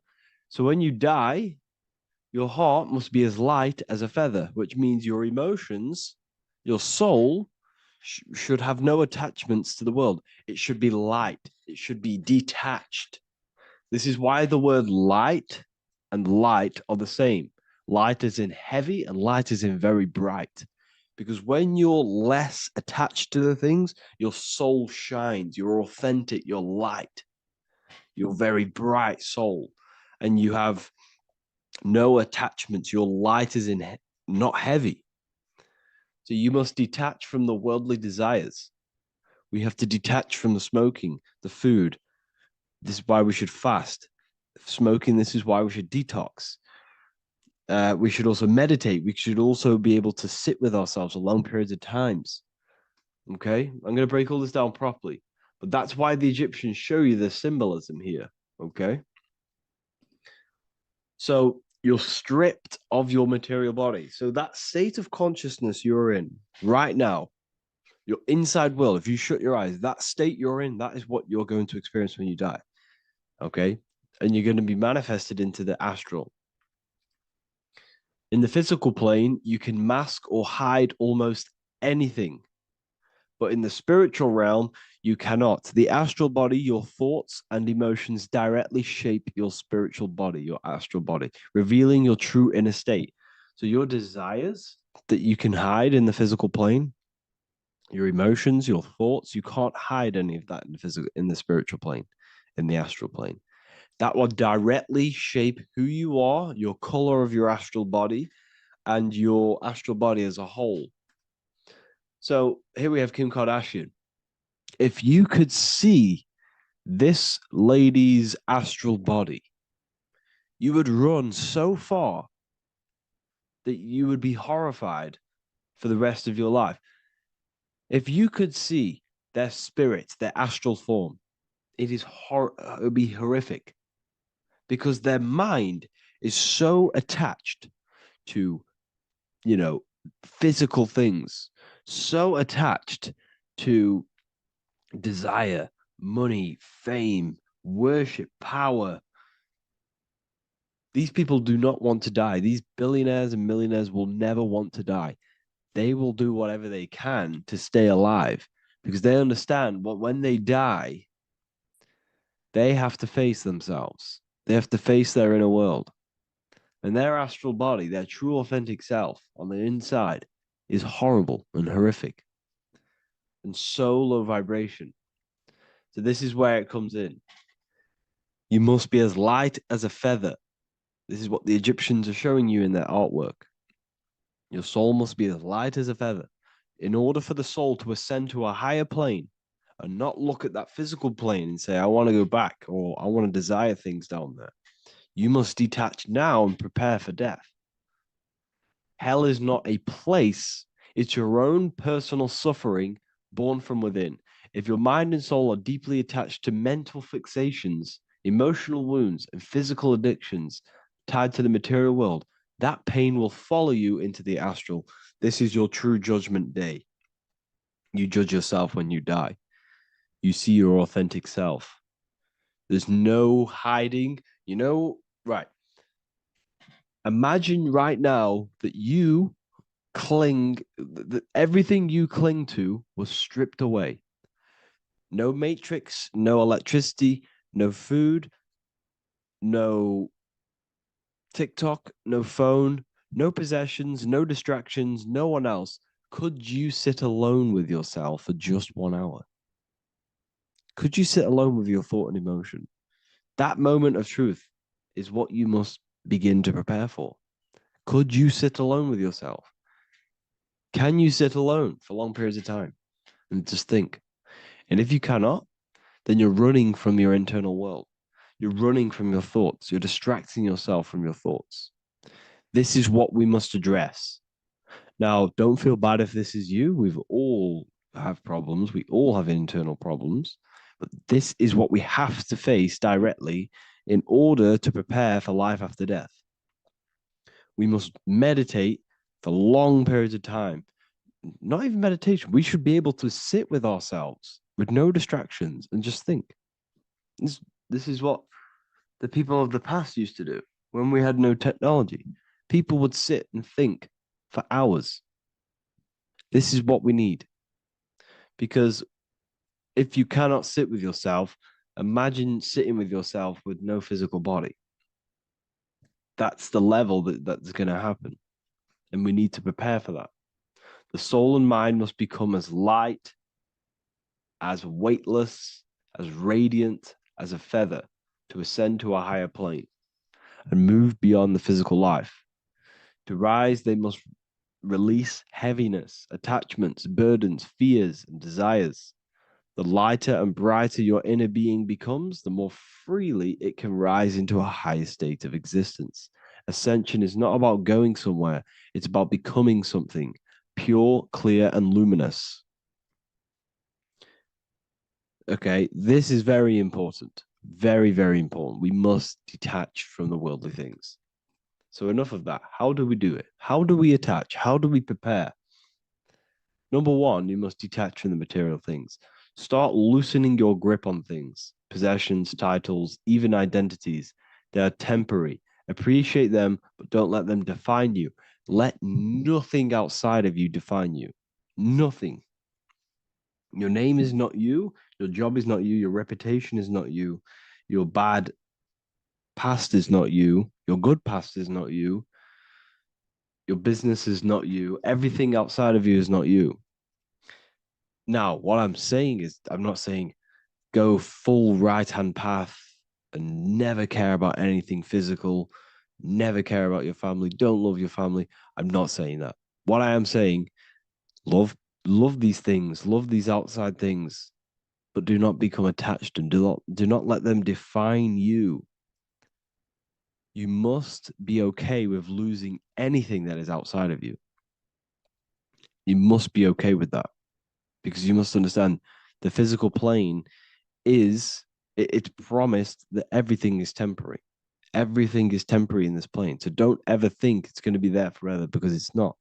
And you must remind yourself, not remind yourself, but I think about this sometimes when I start becoming a bit attached to work and stressed.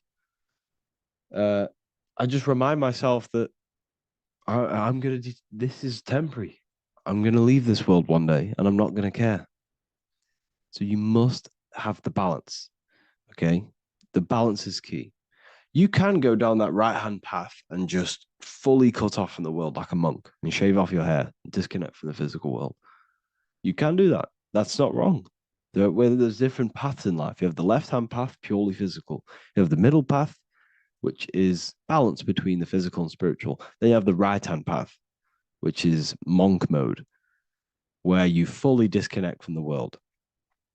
They shave their hair off to disconnect from the physicality. They meditate for long periods of time. This is what they're doing. They're preparing for death. Monks prepare for death. They understand this. They understand that you don't die. Your inner world is the true world. The inner world is the only world that exists. Everything outside of you is an extension of you. Number two, cleanse the mind. Watch your thoughts. Are they rooted in fear, anger, regret, or craving? Meditation, mindfulness, and inner reflection help purify the mind. The cleaner your thoughts, the lighter your spirit. So your astral body is formed by your thoughts. It's formed by your emotions. If you sit around thinking about eating all day, you're going to have a very heavy astral body. It's going to manifest in the lower planes. But if your mind is thinking about good things with good intentions, love, knowledge, expansion, you're going to manifest even the middle or the higher. And there are ways to even ascend out of your astral body. Yes, you can ascend out of your astral body and out of the mental body, but that's all very advanced, and I'm not going to teach that yet. I'll make another video on that, but you can ascend from them bodies. The astral plane is not the end. You can keep ascending as a soul until you're left with just the pure essence of the soul. But we're going to, anyways, cleanse the mind, reprogram the limiting belief systems, let go of mental attachments. And the way you do this is by getting a piece of paper and writing down every single attachment that you have. And you're going to realize, dude, there's more than you think. Okay. We have to detach from these. We have to. 4, practice presence. Can you sit in silence with yourself? The more at ease you are with your own inner being, the less you'll feel death. The afterlife is just an extension of your inner world. It's so important. This is so, so important. Can you sit with yourself? If you cannot sit with yourself, you have some inner work to do. You have some thoughts to address, some beliefs to address, and some feelings to address. Okay, so practice sitting in the present, meditation, or just literally sit there and try and be okay with yourself. And if you can't be okay with yourself, then there's something you need to address, whether it's a belief system, whether it's an emotional trauma, or something. This is what we must reshape, refine, and let go of. Live truthfully, speak and act from your soul, not from fear or ego. The more authentic you are, the more aligned you become with your true self, which carries beyond this life. The ego is your mind's perception of itself while being incarnated in this world. It's been shaped by your experiences, your thoughts, your beliefs, and your emotions. So your ego is basically this false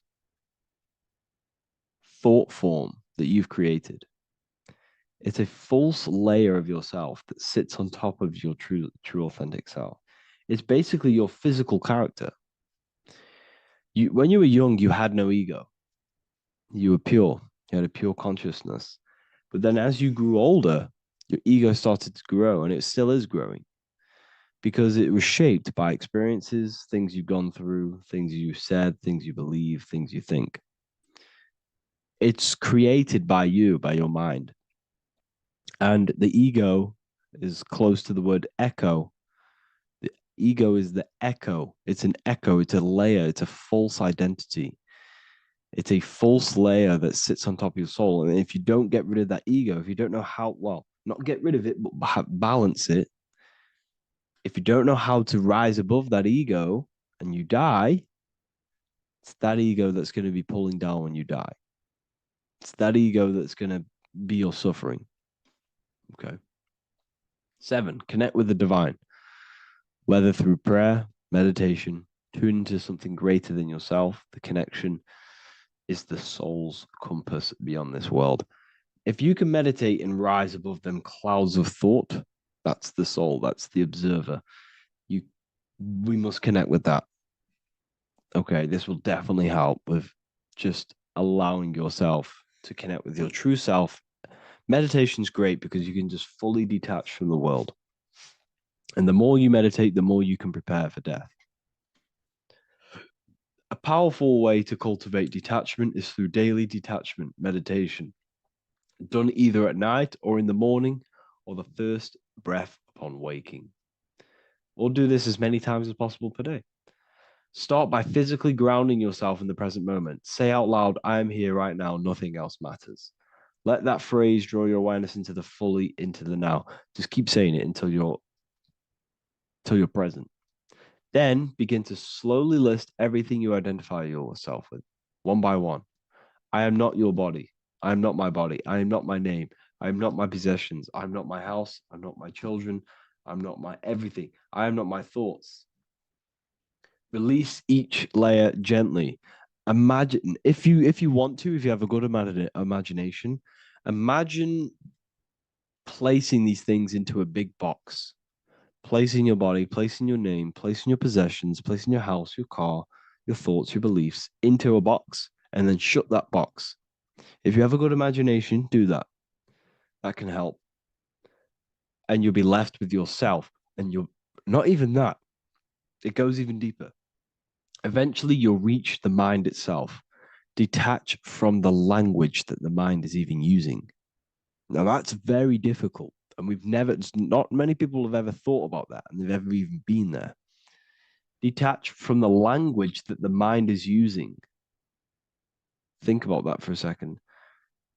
Your mind is not what you actually think. It goes very deeper. Your mind is not that little voice. It's that voice that the language is using. So even the language is a spell on your mind. Okay, it's an attachment. Eventually, you'll reach the mind itself, detached from the language it uses, the voice in your head, the need to define. What remains is something beyond thought and beyond words. I can't even describe what's left, because words, once the language is gone, it's purely metaphysical. All I can say it is pure awareness, and it's symbolized. This is why symbols are so amazing, because they can symbolize things that are beyond words. A flame, it's just a flame, and you won't be able to understand that until you've been there. It's just a flame. It's pure cause. Words can't describe it. You'd have to experience it. Connect with this essence daily. This is truly who you are. So this is a great way to detach. We can do these detachments every single day during meditation. This will definitely help over long periods of time. Of course, you're not going to be ready tomorrow for death, but just try and prepare for these things. This is the whole reason people used to meditate. It's the whole reason why people do these spiritual practices, because they understood that this plane is temporary and your soul moves on from this plane. And you'll never truly believe in the soul until you experience it. So I can show you these things, but you must go out and experience it. The soul is real, but you won't understand unless you cast off everything else. Okay. So I hope this video helps. It's a very deep video. I'm going to be making more of these stuff, of more self-mastery. And of course, we've made the self-mastery section now. So I'm going to start filling up this place with lectures. And I think it's a great time to start this, because a lot of people have been asking on how to master yourself, prepare to death. So hope this video helps. See you in the next one. Hello and welcome to another lecture from Harry B. Joseph, also known as Revival of Wisdom, the author of the Book of Wisdom series from revivalofwisdom.com. In this lecture, you will learn how to decode Freemasonic symbolism, gain a deeper understanding of yourself, expand your awareness of consciousness and reality, and receive guidance to navigate life with greater clarity.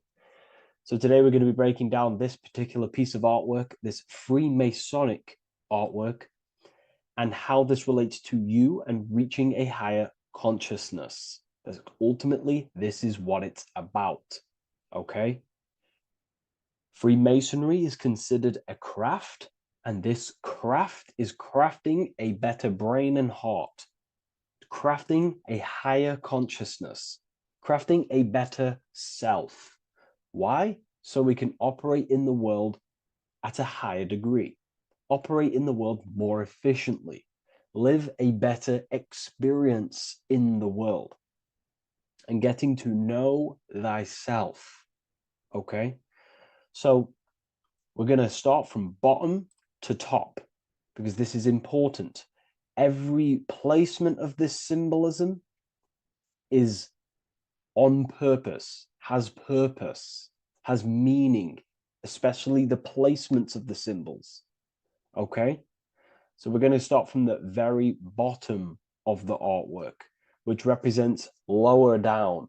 When we're looking at symbolism, especially occult symbolism, that's what the word occult means. The word occult means hidden, hidden from the eyes. It has its roots in the word oculus. I'm pretty sure that's Latin, which means eye. So the word occult comes from oculus, which means eye. And the word occult means hidden, from the eye, the unseen, studying the unseen aspects of self. We're studying the brain. We're studying consciousness. We're studying the body, the heart. We're studying the self, the hidden aspects of the human psyche and the hidden aspects of self. Okay? Because ultimately, this is what gives you power in the world, depending on how you use that power, whether for good or bad, depending on the consciousness wielding that power. This is why we say knowledge is power. But I would actually say knowledge of self is power. Because when you know how you function, you gain power. You gain personal power. You gain mastery. Ultimately, this is what Masonry is about. Self-mastery. Crafting a higher consciousness. So at the very bottom of this artwork, we have a checkered board with a coffin. The coffin is the beginning of the artwork, the very base. This is the foundation of consciousness. The coffin symbolizes unconsciousness, the state that myself was in, maybe yourself, before we woke up and before we came conscious of our spirit, before we came conscious of ourselves. That ignorant state of acting without purpose, acting unconsciously, experiencing the world and not actively living in the world, simply reacting to external circumstances. This is an unconscious state where one is ignorant. 80% of the world is in this unconscious state. And this is symbolized as the darkness, the tomb. Look at how the tomb is fully blacked out, representing dull, no emotion, it's dark. This represents the darkness of self. The spirit is buried. The spirit is in the tomb. They're not even aware that they possess consciousness. They think they're the material body flying on a ball millions of miles per hour through space, and the sun is, they think they're a monkey evoluted. They've never questioned themselves. They stay in ignorance. They're in the spiritual darkness, okay? And they're furthest away from the light. Look at the top. This is the light sources. They're in the darkness, okay? They're in spiritual darkness. They're in ignorance. And they're in division. Their mind has no power. Their thoughts contradict themselves. They say they're going to do something, but then their mind tells them, oh, I'm going to fail. Or I want to do this, but my mind says this, and I believe this about myself.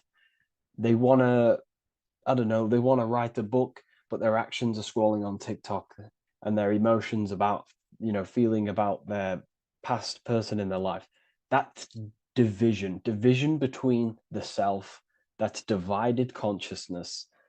They also have a divided brain hemisphere. They do not see reality through a true lens, because the brain acts as like a lens on how we perceive things. And if the brain hemispheres are not aligned, then we cannot see reality the way it actually is and truly presents itself, neutral. If we're left hemisphere dominated, we see everything as divided. Nothing's interconnected, nothing's a whole. But if they're, right hemisphere dominated, they see everything as a whole. We need to look in the middle of that, okay? So we'll go into that a bit later. But ultimately, they're in a divided state of consciousness. They're in ignorance. But the tomb, the tomb is symbolic of that. The tomb is, you're not even aware they are divided. They think everything's right in that state. I was like that. My family is like that. They're not even aware of themselves, and you try and say something to them, and they don't even know they're in division. They don't even recognize that they're in a bad, low, earth base consciousness. Okay? So when we get out of the tomb, which is representing by a spiritual awakening, we get out of the tomb, we realize, wow, I possess consciousness. I've woken up. You're waking up to the things in the world, and you wake up and start to see the world for what it truly is. When you become aware and you rise out the tomb, you're born again,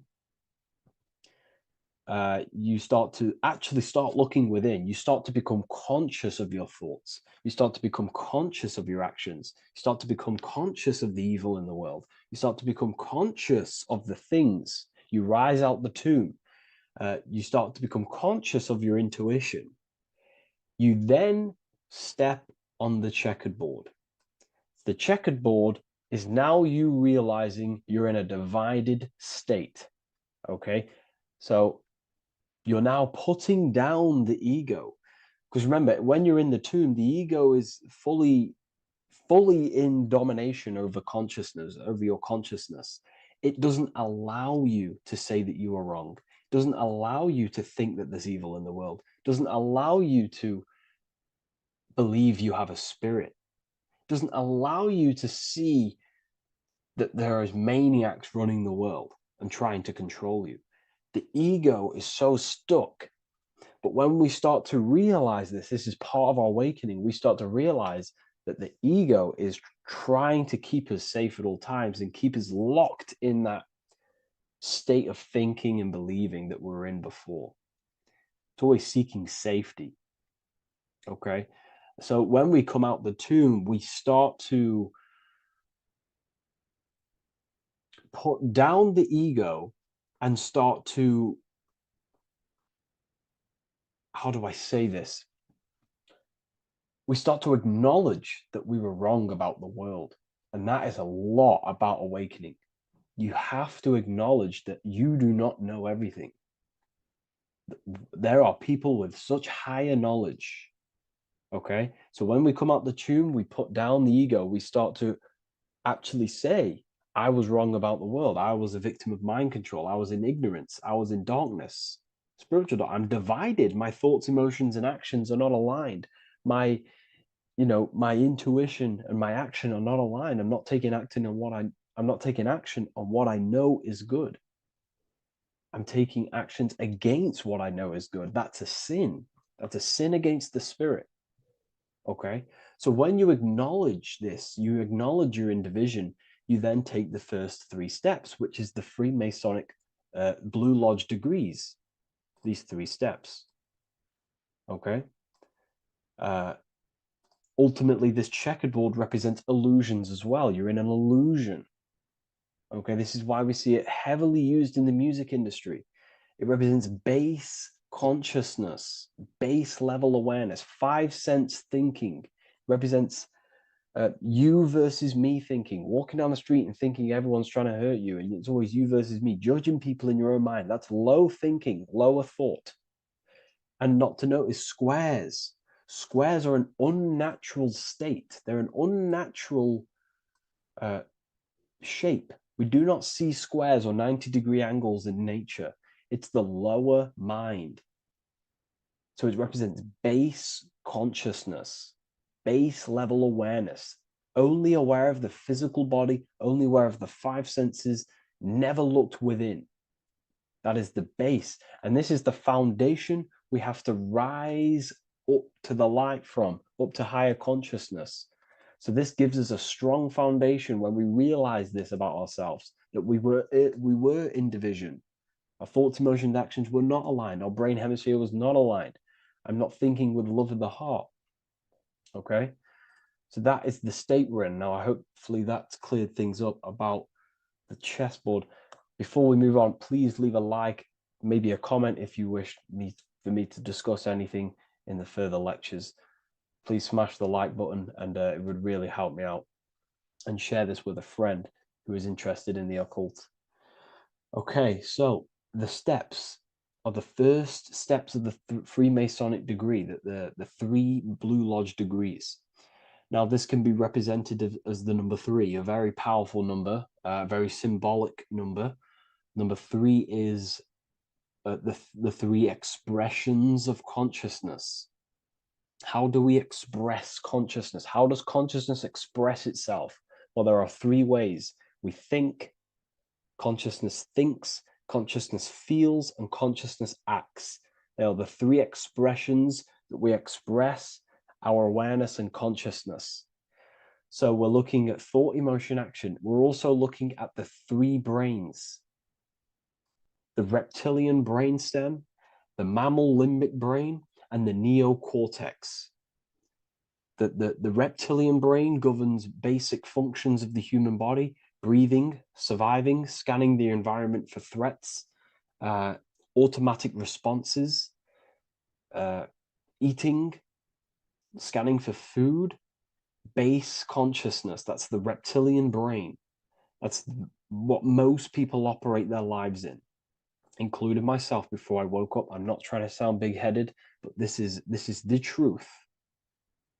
Ignore my tone of voice, ignore my voice, focus on the words I'm saying. You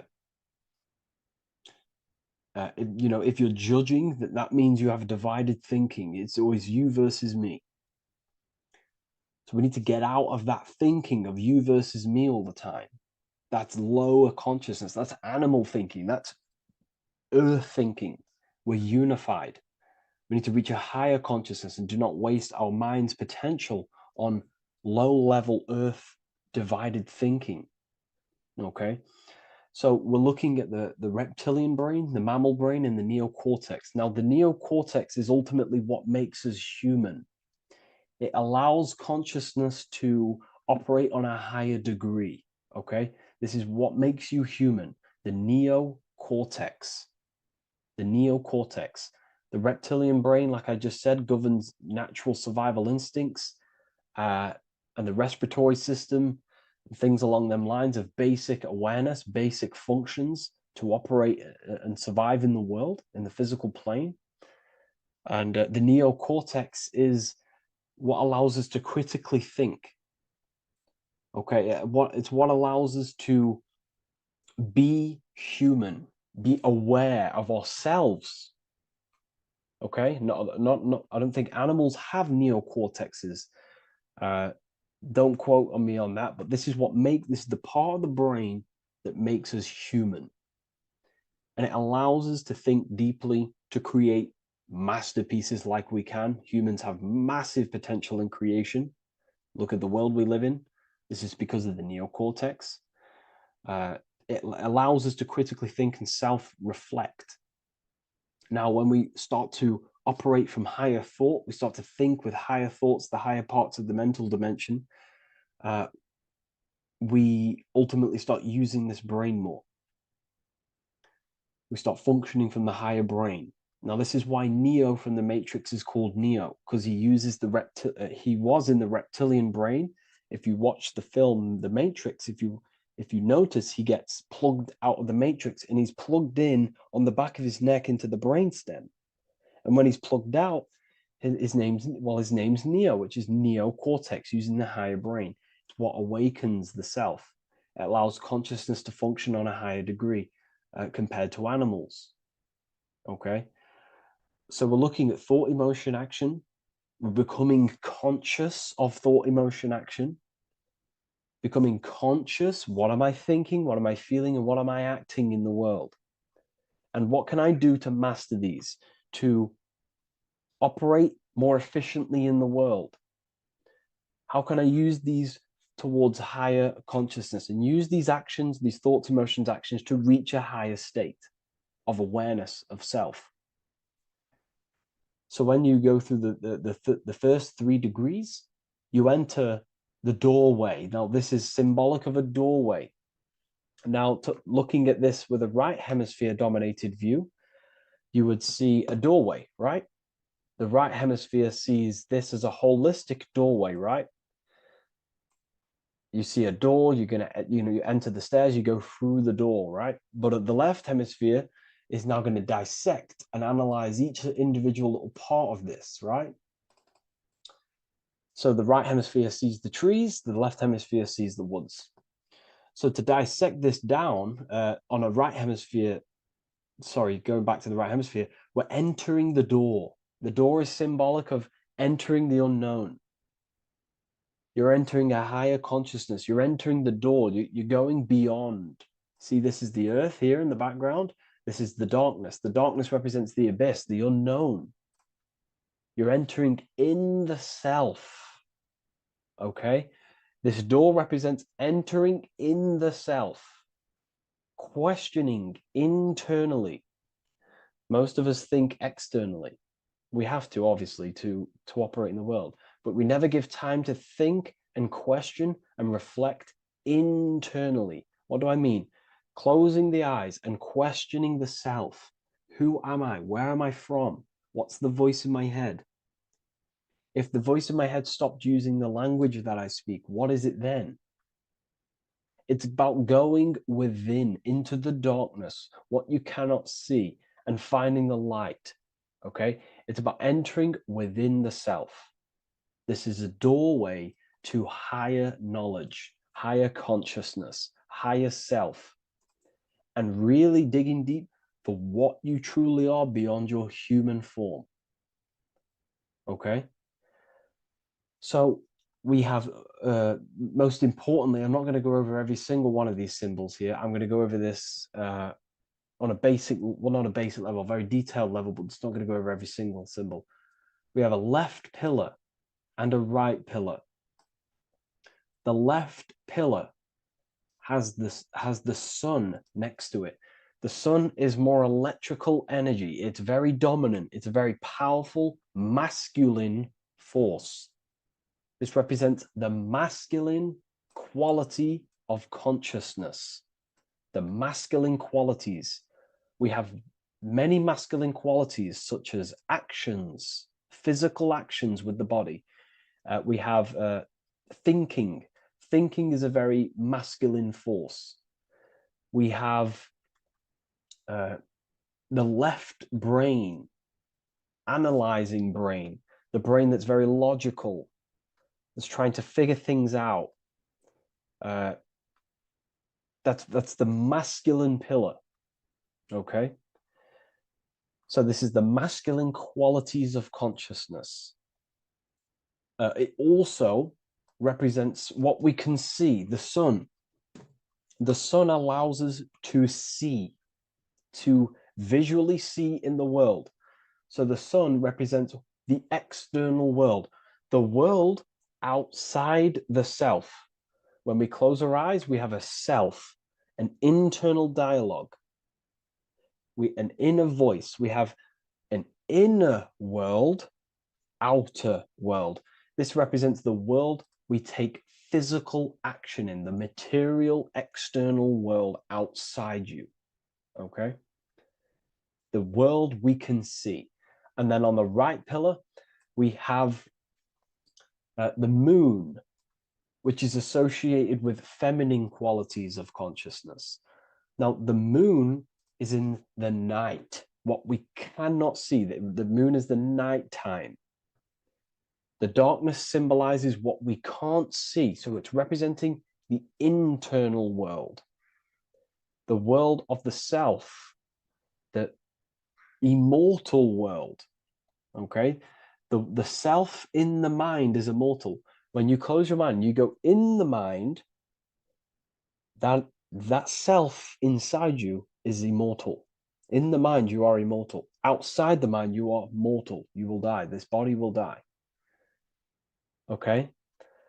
So this is representing the internal world on a holistic understanding. It's also representing the right brain, the feminine brain. It's also representing intuition, emotion. They're linked. Intuition and emotion. They're a feminine force. Also, we're looking at the heart, the right pillar. So everything that is feminine falls under this right pillar.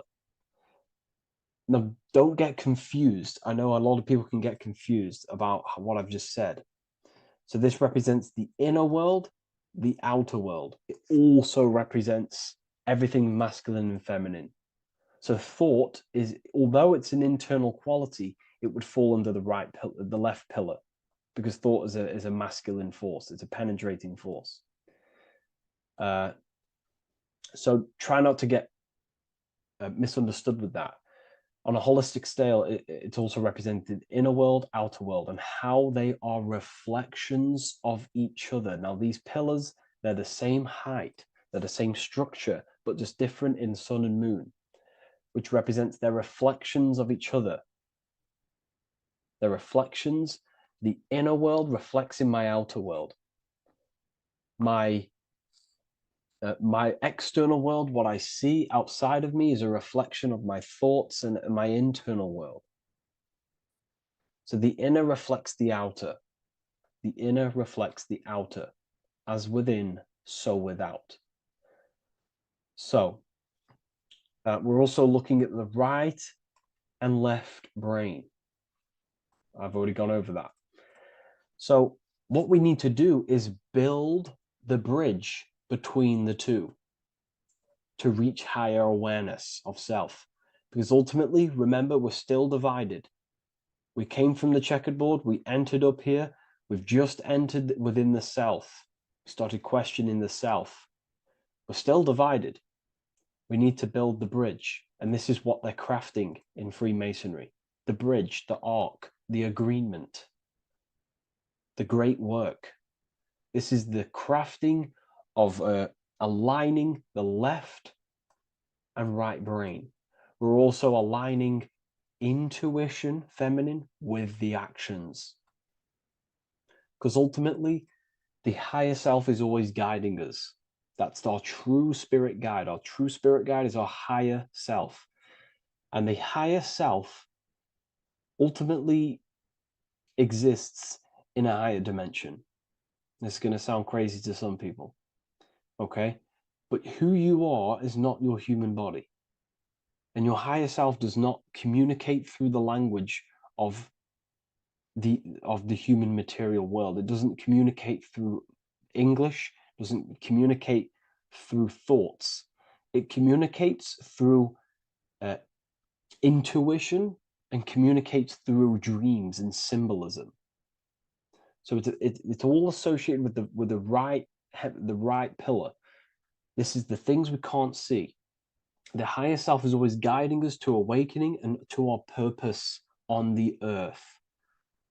Okay, so this left pillar also can symbolize what we're born into the world with, our circumstances, our external world. What are we born into? You know, our family, our current financial situation, where you're located in the world. So it's also symbolizing this. It's also symbolizing the qualities you bring here, the natural abilities you have when you're born, and what we need to do with our environment to ultimately reach a higher consciousness and reach our and transmute our environment we're born into to realize who we were and why we came here. Okay, so we need to build the bridge between intuition and action, and always take action on what we know and feeling is right at all times. That's unity consciousness. And when we do this, we gain the light. We gain more light, symbolic of more information of the self. Because the higher self is always guiding. It's always watching over. And it's always trying to give us knowledge of awakening, of why we came here. And when we take action on what we know and feel is right at all times, it's like a domino effect and a stepping stone that pushes you closer and closer towards your life purpose. Okay? We're also aligning the right and left brain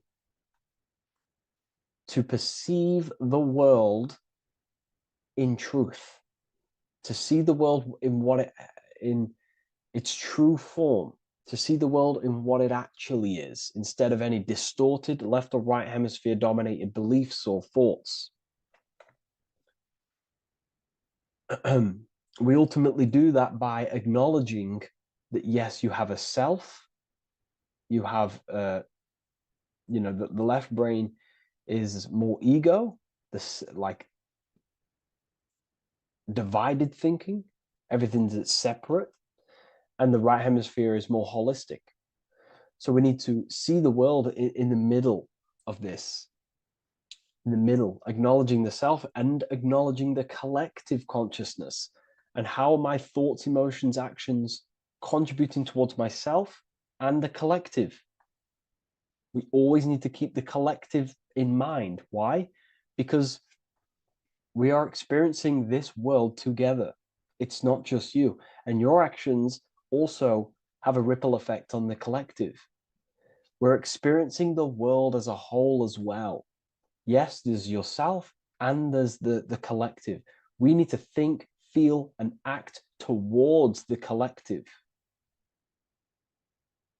and the self. So Aligning our brain hemispheres allows us to do this. It allows us to think holistically and individually and see reality in this. And when we do align the left and right brain, what do? We gain higher insight, the eye. We build the bridge between the left and right pillars. We gain the eye. The eye is what? Insight.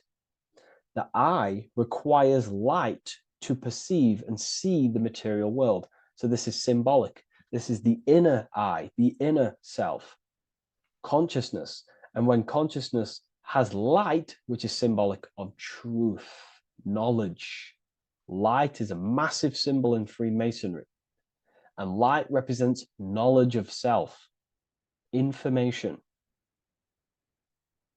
And when we gain information and knowledge of self, when we align our left and right hemispheres, our actions take action on our intuition, we gain higher light, higher knowledge of self, ultimately. And this is why we also have the square and the compass. Okay? We have a square and compass here. The square and the bottom, base consciousness, also representing masculine qualities. This is the masculine qualities because squares are masculine. And the compass creates circles. So we have the circle on top of a square. Circles are divine. This is oneness. The circle is one line. The square is 4 lines. It's divided. So we need oneness over division. We need to unify the masculine and feminine qualities. Masculine, feminine qualities, okay? This is in the middle because the compass would fall on the right pillar and the square would fall on the left pillar. And it's unifying. It's representing unification of these 2 pillars of masculine and feminine qualities of self to ultimately rise towards this light, out of the darkness and into the light. Okay. Let's go back. The G. This is very important. This is one of the most important teachings I could possibly give you about the G. The G is the generative principle, is what generates things. And the force within you that generates things is care and the heart energy. The heart ultimately expresses our actions. We think, if we care, we act. Everything in your external world is in front of you because your heart cares. You care about the video and gaining knowledge. You're now here watching this video. That's the care energy expressing actions. So in order for us to truly get out of this divided consciousness, we have to go through the G.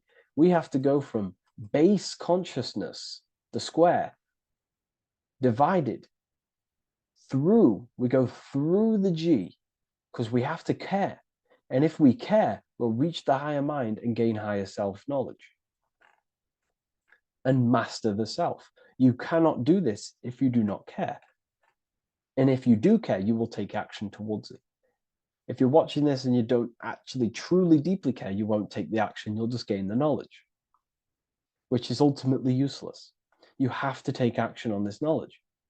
And if you do not, there's no point watching the video. It's difficult.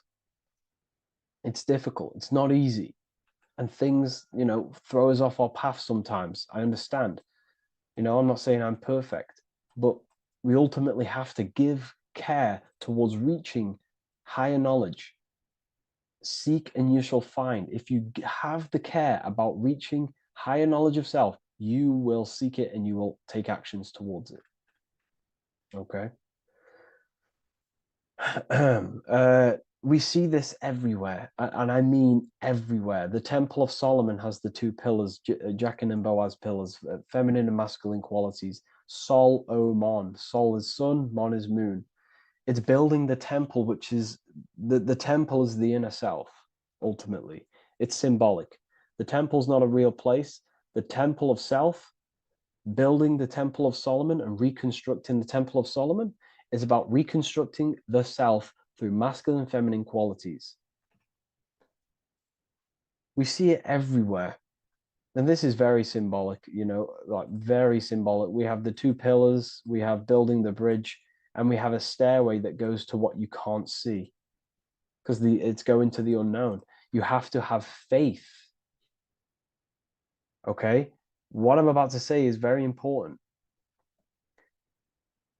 You don't know what higher consciousness is, okay, until you get a little bit higher. This is hard to explain, but I didn't know what everyone talks about what higher consciousness is. I can't give you my higher consciousness.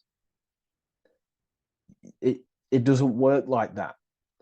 You have to enter in and go within and have faith, going into the unknown, because you're ultimately going into something you do not understand. Higher consciousness, I cannot give it you. You have to enter the door and take action and think, feel, and act towards it, and you will go to the place, and then you will understand what higher consciousness is.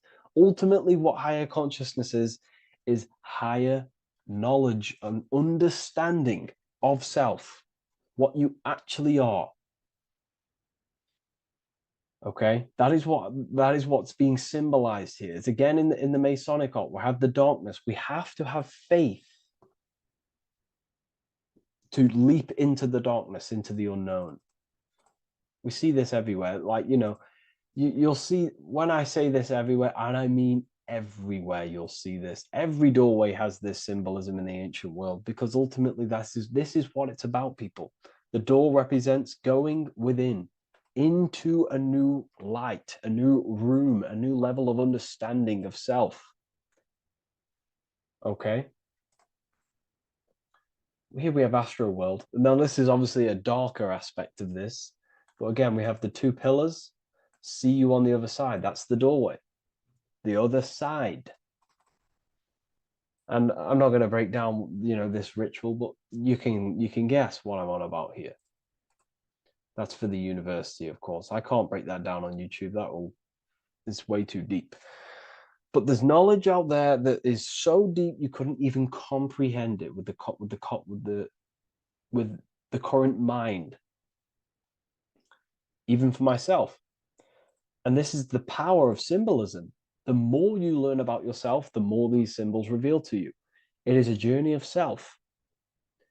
And I can't give you these understandings. You have to go within and question and meditate on these symbols yourself, and have thinking exercises of meditating on a symbol and seeing what your mind does with the symbol, what it lets you think about that symbol, and you'll unlock deeper meanings. I'm going to go over one more symbol before we end this. This is the hourglass, which represents time, a very overlooked thing in today's world. We do not have unlimited time in this body.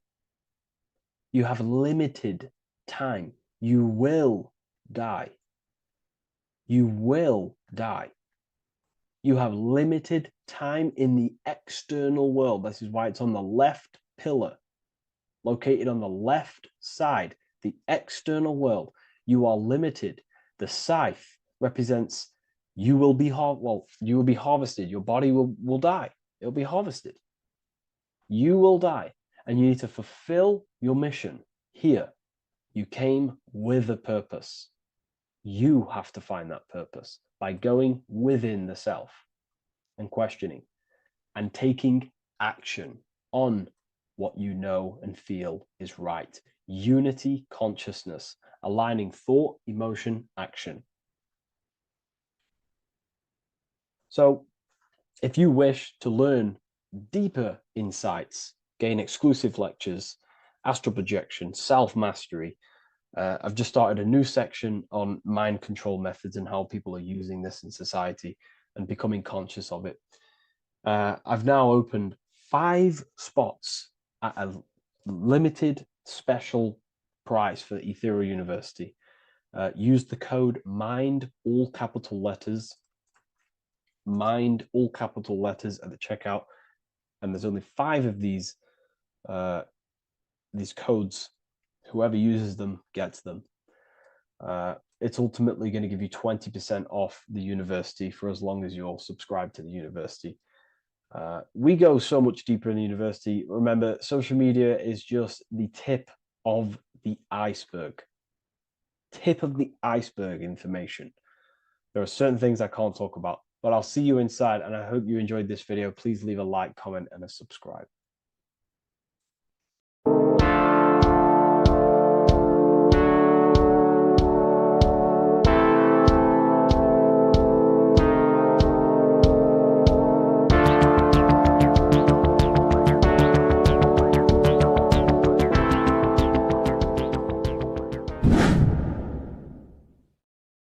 Welcome back, people. We're back with another video.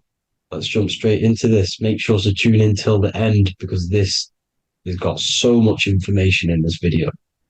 So sit back and enjoy. So everything's torus fields. The Earth's a torus field. Everything's torus, which is electromagnetic field, electric and magnetic. The center of the torus field is where the two opposing forces meet in the center. And this is what creates the plane of inertia, the dielectric plane of inertia. Okay? You got red shift, blue shift, positive, negative, south and north pole, right? This is what the ancients were showing with the tree of life.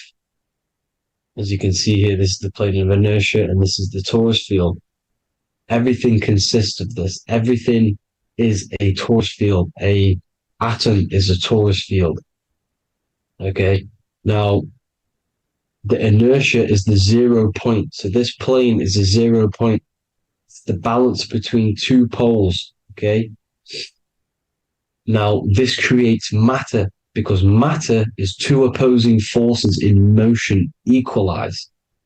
So these two forces coming together is what creates matter on this physical plane. And this is why we can't see the electromagnetic field, because it consists of one of the elements, which is either electric or magnetic, but when they combine together is what creates this physical plane, which is physical matter, which is light in motion. Now, everything is one. Don't get confused by duality.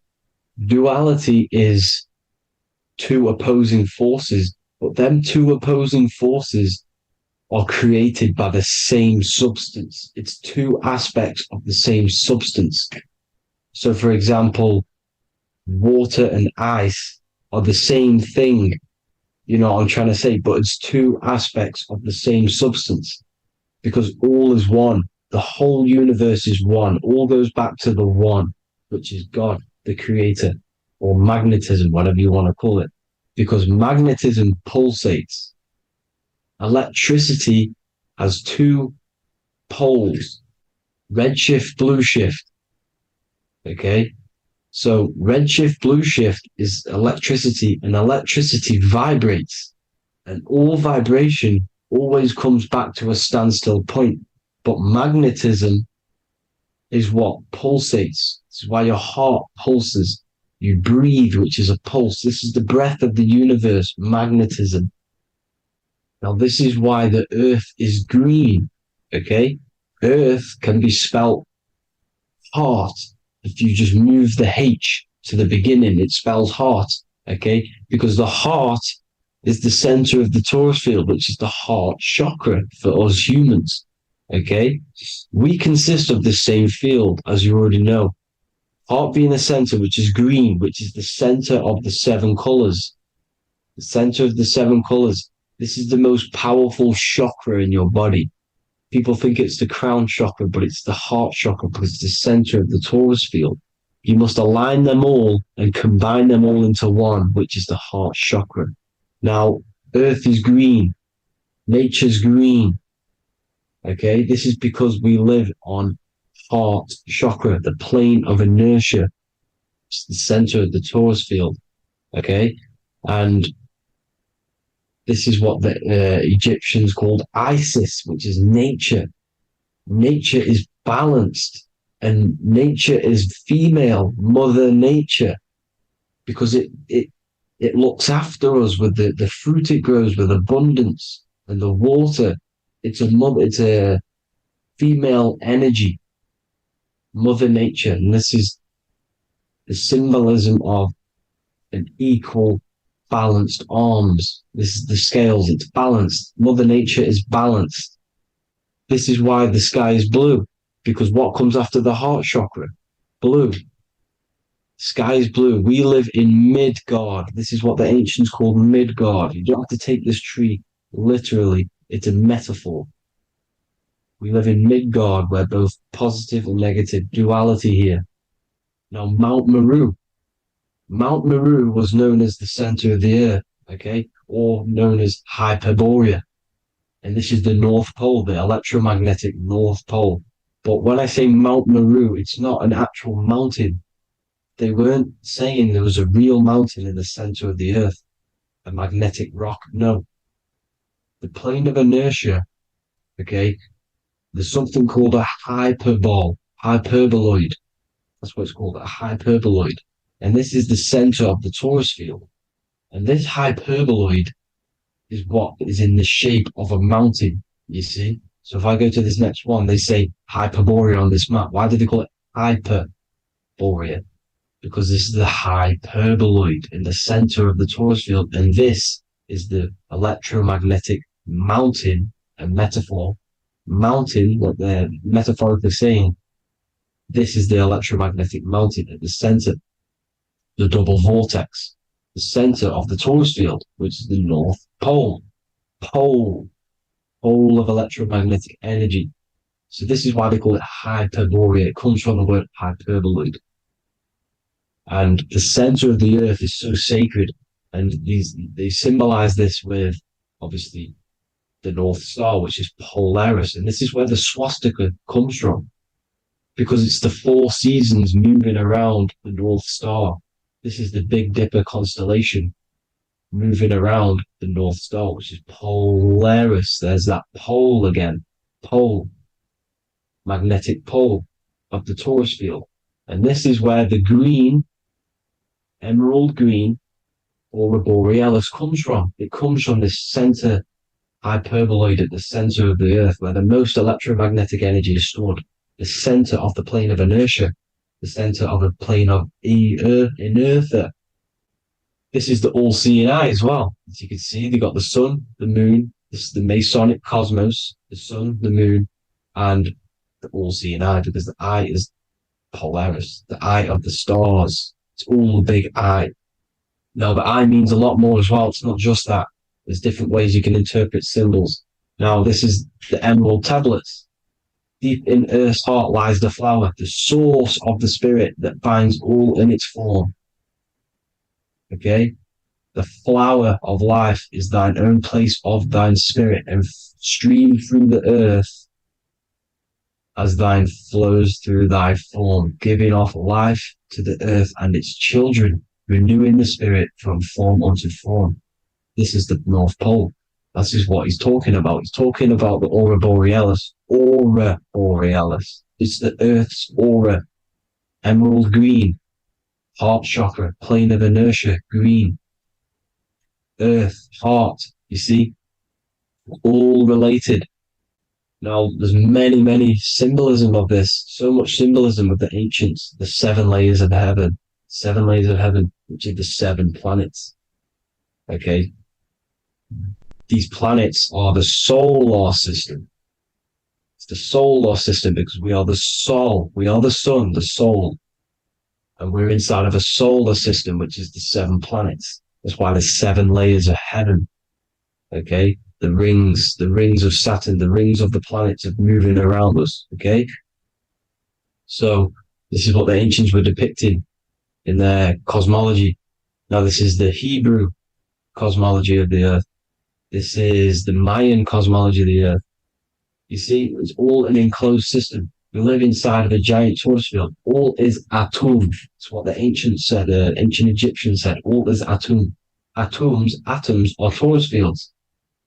Don't be tricked by the modern science today with the current model of an atom. It's completely wrong. They're hiding the torus field. They're hiding the electromagnetic field, which is in everything. Absolutely everything is in motion, and motion comes from this field. And you see, this is upside down, but this is the I think it's pretty sure it's candles, but the 7 candles, the 7 planets, the 7 Elohim. You see? It all goes back to the stars and the heavens.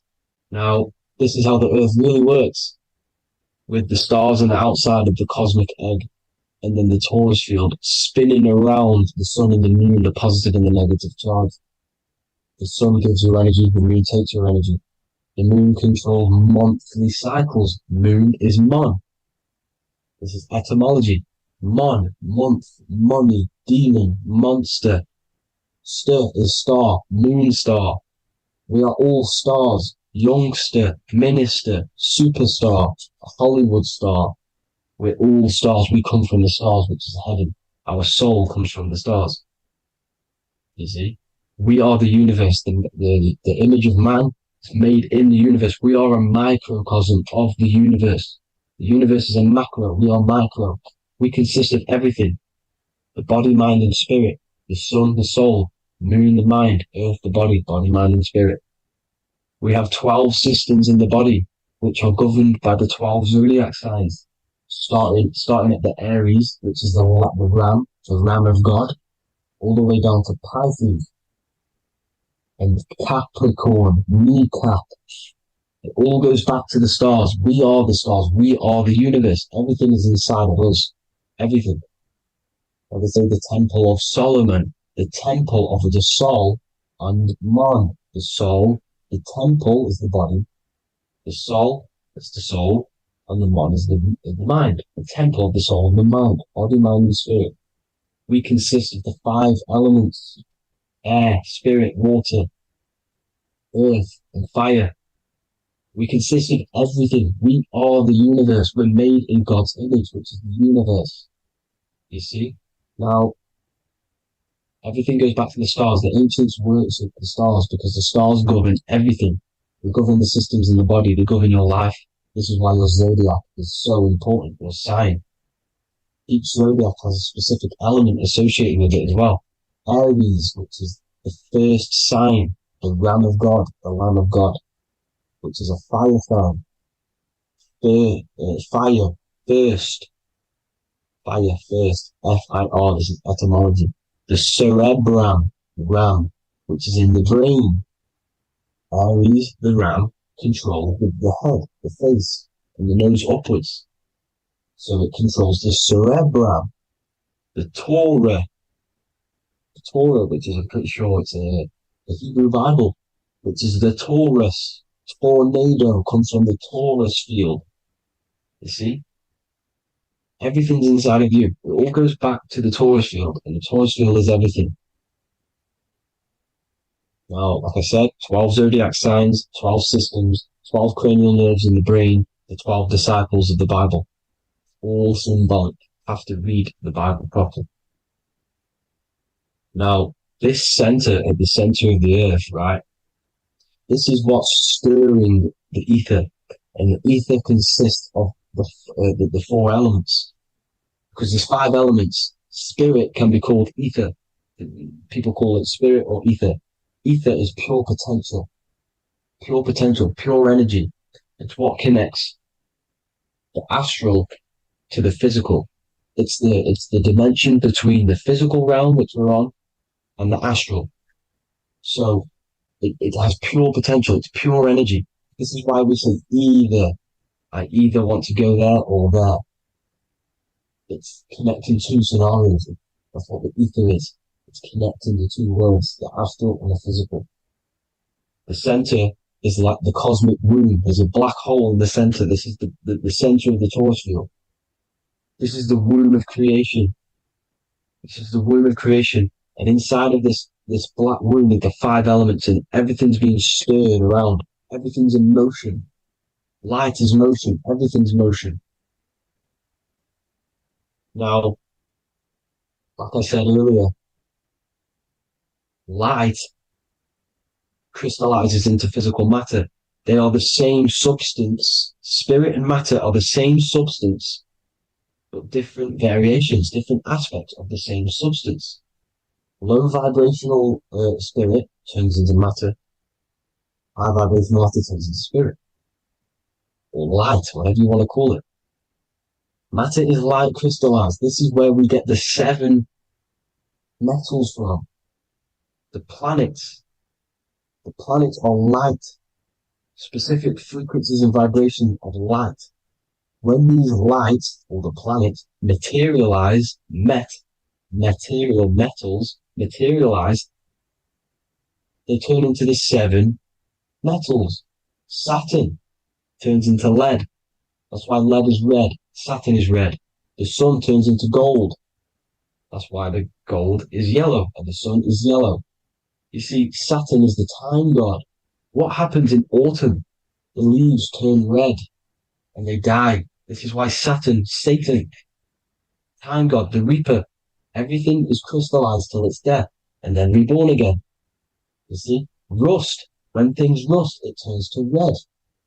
Because it's Saturn. Saturn crystallizes everything. He's the reaper who comes around in winter. You see? He's Satan. Jesus and Satan, the sun and Saturn. They say we live in a solar system.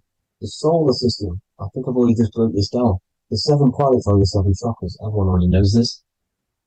But I'm going through it anyway. But this is where we get the 7 planets from. And the 7 metals.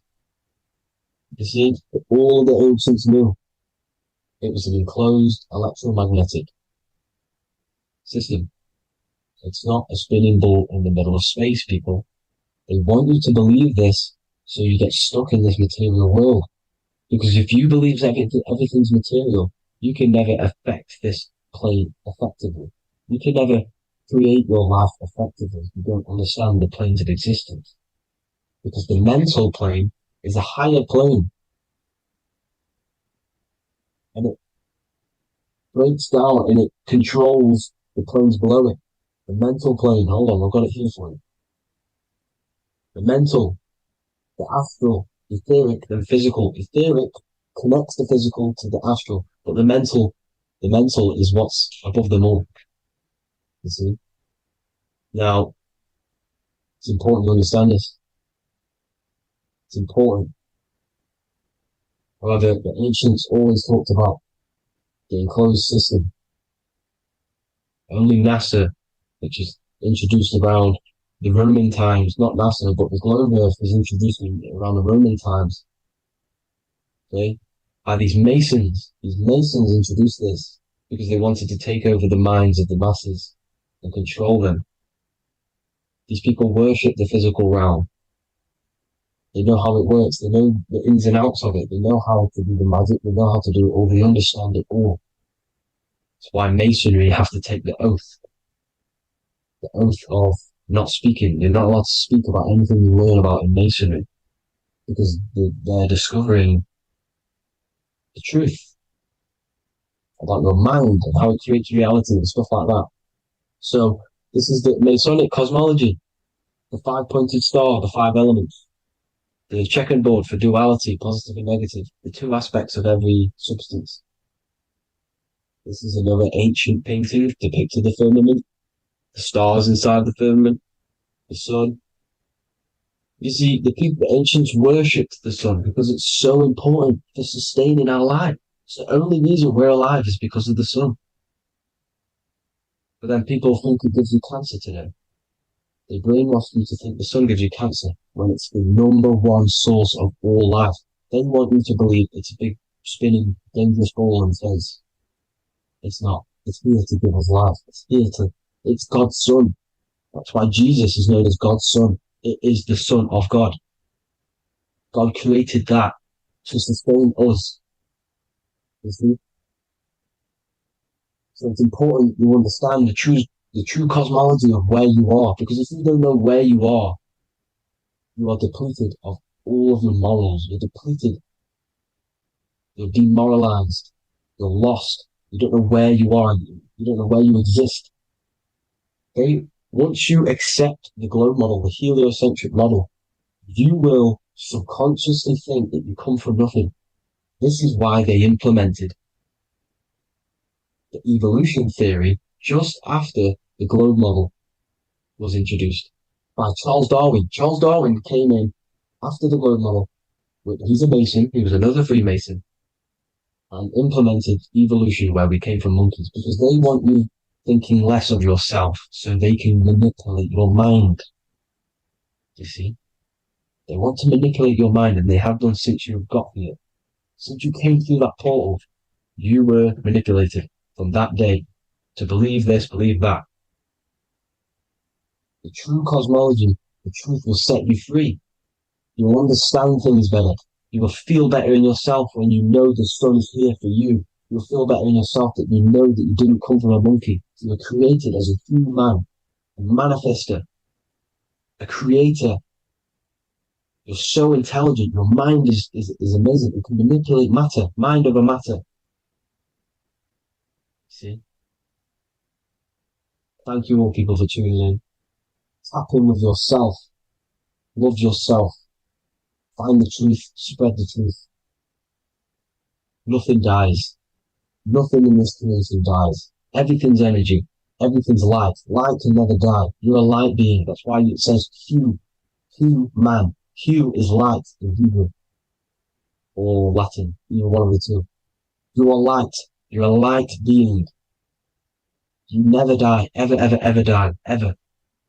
Stop thinking you're going to die. This body will die because it contains electricity. And electricity always goes back to a standstill point because of vibration. Electricity vibrates.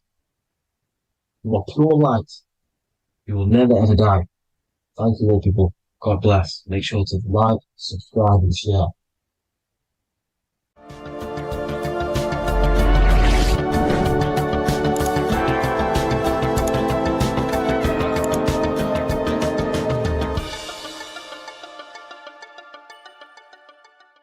Welcome to Revival of Wisdom. Today, we're going to be talking about portals, portal symbolism, what portals are, okay, and how they show them to us, because they have to tell you the truth, guys. This is the thing with the universal law. They have to tell you the truth. And they tell you through symbols, they tell you through movies, and different things like that. But let's jump straight into this. So first, I want to talk about the Freemasonry symbols. Okay, so first we got, obviously this is some Freemasonry art, but notice how you've got the ladder with a key. Okay, so this is ladder symbolism with a key. So maybe this is talking about ascending. Okay, because look, because this is ascending into the heavens, because it's a ladder with humans going up it with a key. In order to ascend, you must have the key. Okay, so what else do we have with a key? Well, the Netflix show Lock and Key, which is all about portals and keys. Because what do keys do? They open doors, gateways. Okay, so what's interesting about this is that they've got this key here, which represents the Kundalini energy rising up the spine. Okay, but we'll come back to this.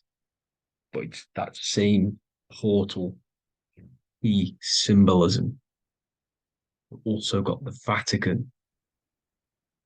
The Vatican is in the shape of a key. Okay, so you can see the start of it here and the end. So this is key symbolisms. Keys open doors. And notice how it's got the 8-pointed star.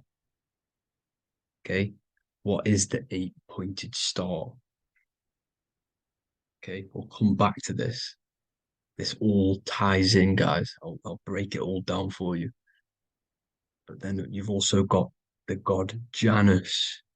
Janus, okay, is known as the god of the doorways. He's an ancient god of Rome, and they worshipped him. However, he's not a god, he's more like a high level ranked demon. Because he is the god of the doorways. And notice how he's got two faces. Because doorways always have two sides. You're going into somewhere, there's always two sides of a door, and he's always depicted with two sides of a face and a key, because he holds the key to the doorways, to the portals, to other worlds and realms. Okay, as you can see, he's always got two faces and a key. Okay, so now we have the Sumerians, the Anunnaki, and they are always depicted with the two faces. Why do they have the two faces? Because they're symbolizing doorways, and the Anunnaki come to Earth through doorways and portals. So these are what these gods are symbolizing in their artwork. But they always have the 8-pointed star. Okay, what is the 8-pointed star? You see how they always have. Look, let me try to find another one. It's the 8-pointed star. This 8-pointed star is Polaris. Okay, Polaris, just like the Vatican has the 8-pointed star with the key. Polaris is the center star. Polaris is a fixed star, it doesn't move. Okay, so the Anunnaki's symbol is also the 8-pointed star. So this is symbolizing the portals and doorways that they come through in order to get to the Earth. But Polaris is that center star which does not move. It's always symbolized with the 8-pointed star, just like a compass. Why is a compass the 8-pointed star? Because at the center of our realm is where the most electromagnetic energy is stored. As you can see, we have an aura field, an electromagnetic aura field. So does the Earth. And in the center, so like our heart, for example, is where the most energy is stored. And like the center of the Earth, this is why all compasses point to the center, because this is where the most electromagnetic energy is stored. It's at the center of our realm. Okay. So like I was saying with the lock and key series, see this here? The Kundalini energy rising up the spine, just like your Kundalini energy rising up the spine. Let me try. I can't zoom in, but you know what I'm trying to say here. Let's go back to Polaris, because at the center is where pole. Can you see the pole of electromagnetic energy? Polaris, the North Pole. It's symbolized. The truth is in the words. It's like a pole of electromagnetic energy. And this is where the aurora borealis comes from. Notice how it's got the word aura in it, because it's the Earth's aura, electromagnetic field. Just like you have an aura, also known as the northern lights, because it's coming out of this center hole in the center of our realm, where the black sun is. And this is where the electromagnetic energy is coming up from.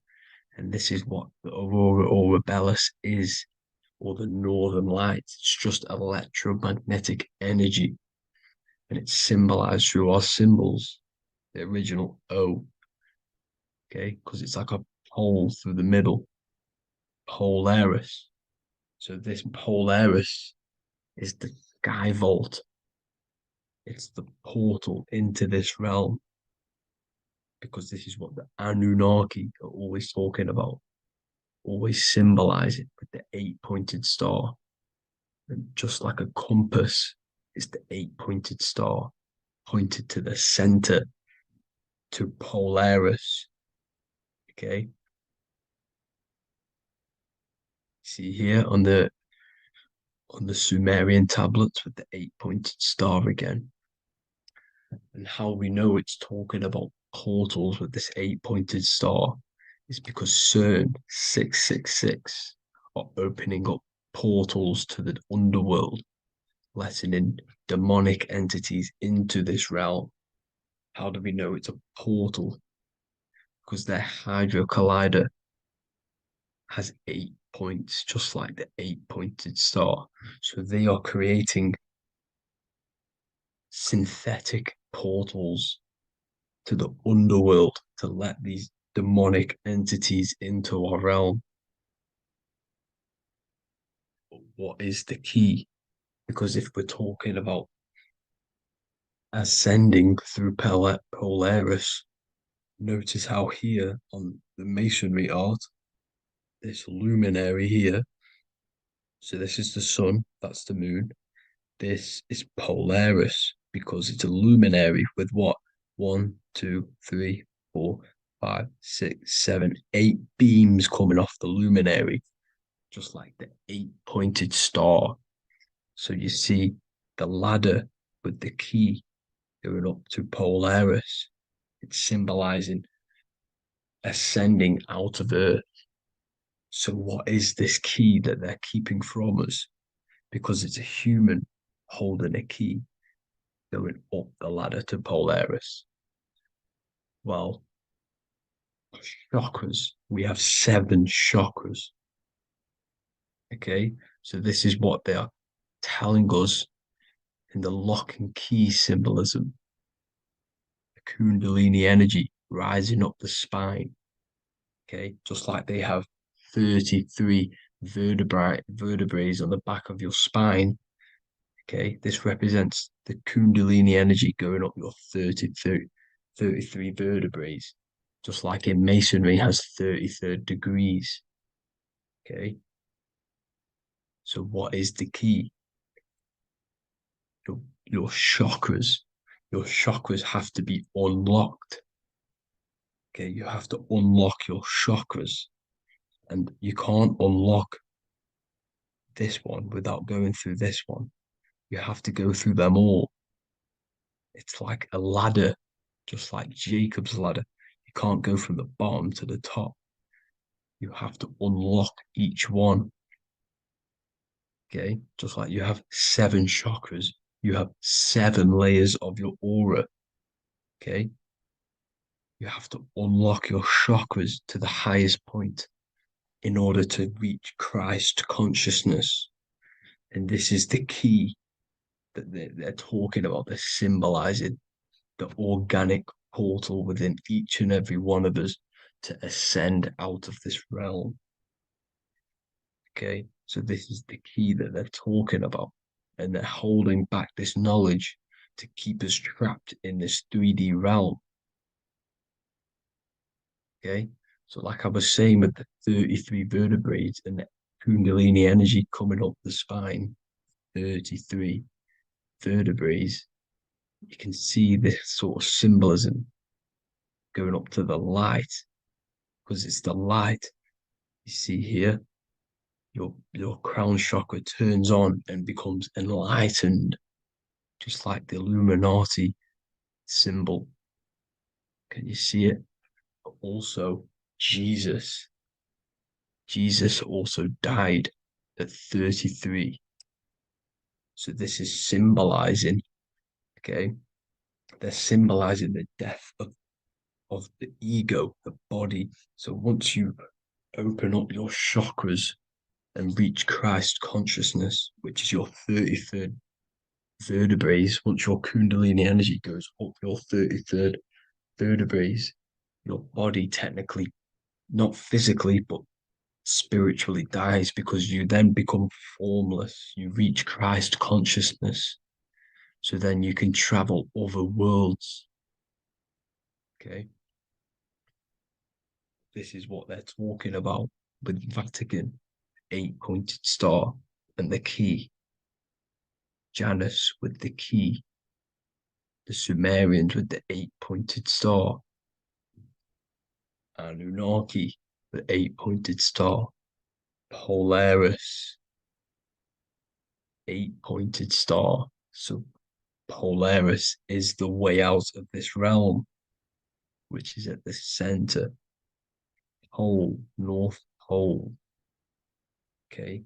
So the key is that they're hiding from us is the knowledge to unlock our chakras. Okay. And without this knowledge that they keep from us is trapping our souls in this reality to keep reincarnating. Okay. Well, thank you all for tuning in. I'm going to leave you all there. Make sure to leave a like and a comment in the comment section. Let me know some topics to talk about so I can break it down for you. God bless you all.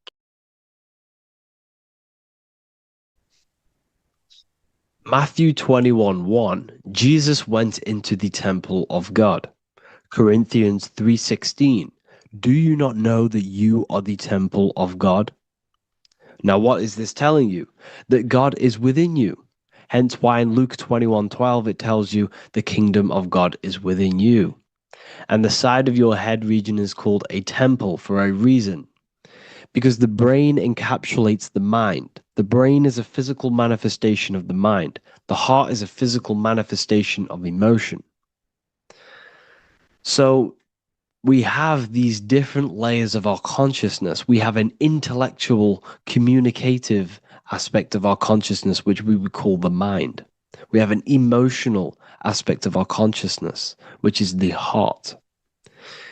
And to communicate with the divine, it's all to do with the mind. Hence why the ancients always symbolize the mind being God. This is why Michelangelo always placed God inside of the brain on top of Sistine Chapel in the middle of the Vatican. He understood that God is in the brain. God is within you, not outside of you. The church tells you that God is in the sky because they are creating a externalization of the truth to create a business and a distraction so that you don't find the divinity within you, so that you don't find your power. Now you have Adam, the physical man, the physical body, the ego, the lower self. And he is resting. He's not trying to reach to God, but God is reaching because the higher consciousness within you is always trying to communicate with you. It's always trying to wake you up to your divinity. But the lower mind, the lower self, Adam, the physical self, is always in ignorance of truth, always in ignorance, and stays in a materialistic way of thinking, which is the lower animal self. And this is what we call a sleep or an NPC. This is the lower mind of man. But all you have to do is to move your finger to touch God. You have to look within yourself, within the brain, meditate, and you can find God.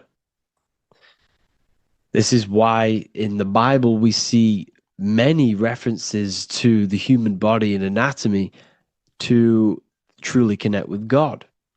Kings 6:8, the door to the middle chamber was in the right side of the house, which is the right hemisphere of the brain. The middle chamber is the pineal gland, where the seat of your consciousness is, where the seat of your higher consciousness is, the mind.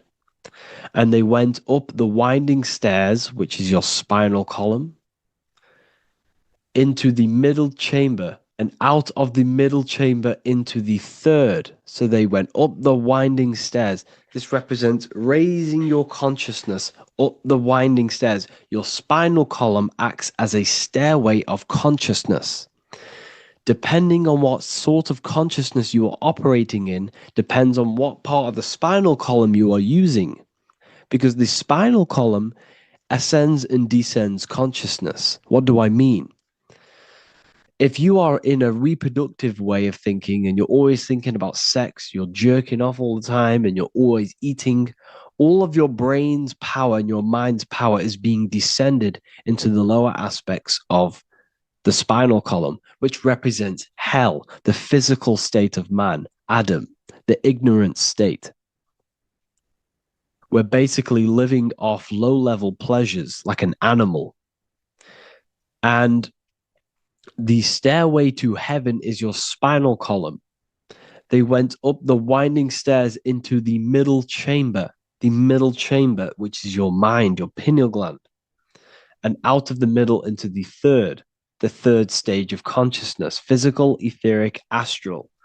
When you meditate and you start to raise your consciousness during meditation, you enter the astral plane when you turn off thought. But this is the middle chamber inside of the brain. Here we see another painting inside of Sistine's chapel of God inside of the brain. This is the brainstem. This is the brain. This is the frontal lobe. This is the back lobe. This is the back lobe. This is the cerebellum.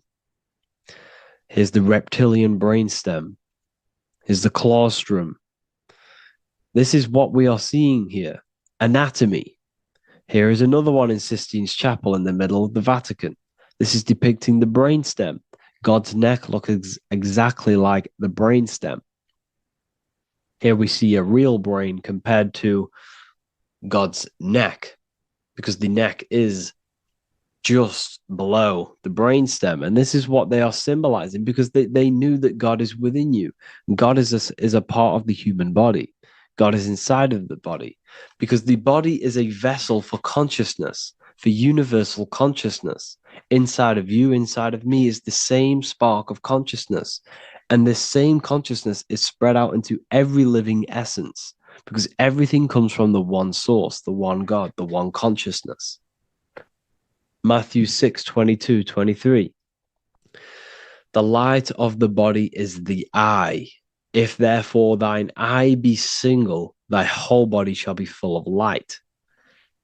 Practicing the single eye. What is this? This is meditation. This is entering within yourself. So the Bible's telling you to practice the single eye. But if thine eye be evil, thy whole body shall be full of darkness. What does this mean? If your consciousness is in an evil way of thinking, if your mind is filled with an evil, negative mind space, then your body shall be filled with darkness, with evil, with negativity. Because negative thoughts destruct the body. Positive thoughts heal and regenerate the body. So he tells you to be, the light of the body is the eye, your consciousness, the inner eye of consciousness, the eye that lets you see. And what do I mean? You look with your two physical eyes, but you see with the inner eye. What you see is perception. You look with the two eyes, and what you see is perception. You are seeing, you are understanding, and that's what consciousness, the mind, gives you. Consciousness, or the mind, is the force that allows you to be a human being, that allows you to understand things and interact with things and make decisions. It's an infinite intelligence.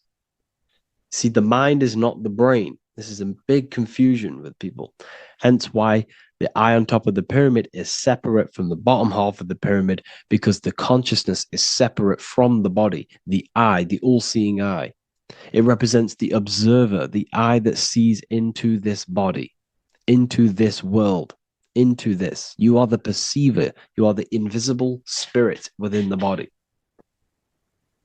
Theologians 4:17. After that, we are still alive, and our left will be caught up together with them in the clouds to meet the Lord in the air. You don't meet the Lord in the physical air. Okay? This symbolism of the ancient Christian artwork is showing you this is symbolic. These things never happened. There's no man in the sky. Moses didn't go on a mountain to meet with God. The air represents the mind. This is why you say you're an airhead when someone's very stupid. Earth is your body. Water is your emotions. Fire is your spirit. Air is your mind, the invisible mind. So Anton Mengs, an ancient Christian art worker, is showing you anatomy of God in the clouds. But this is anatomy of the human body, raising yourself to the mind and turning the mind inwards on itself during meditation. And that's how you meet the Lord in the air. You meet the Lord in an elevated state of consciousness. The air represents an elevated state of consciousness because the air is up. You have to raise your consciousness to meet the Lord in the air.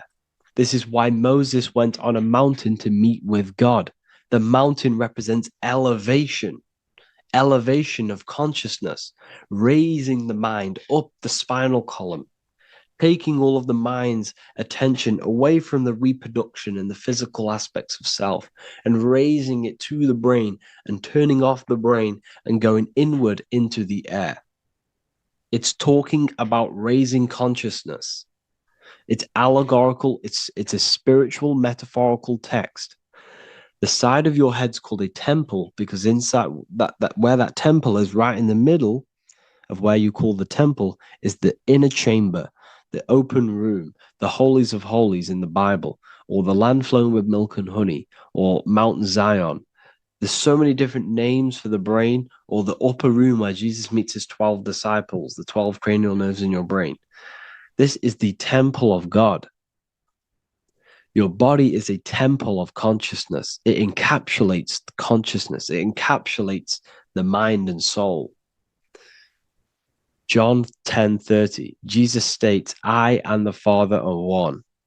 Psalms 46:10, be still and know that I am God. He's talking about the I am within you, not within Jesus. Everyone refers to ourselves as I. I am God. When you say I, you're referring to the highest aspect of yourself, the aspect that is above all thought, above all emotion, and above all things.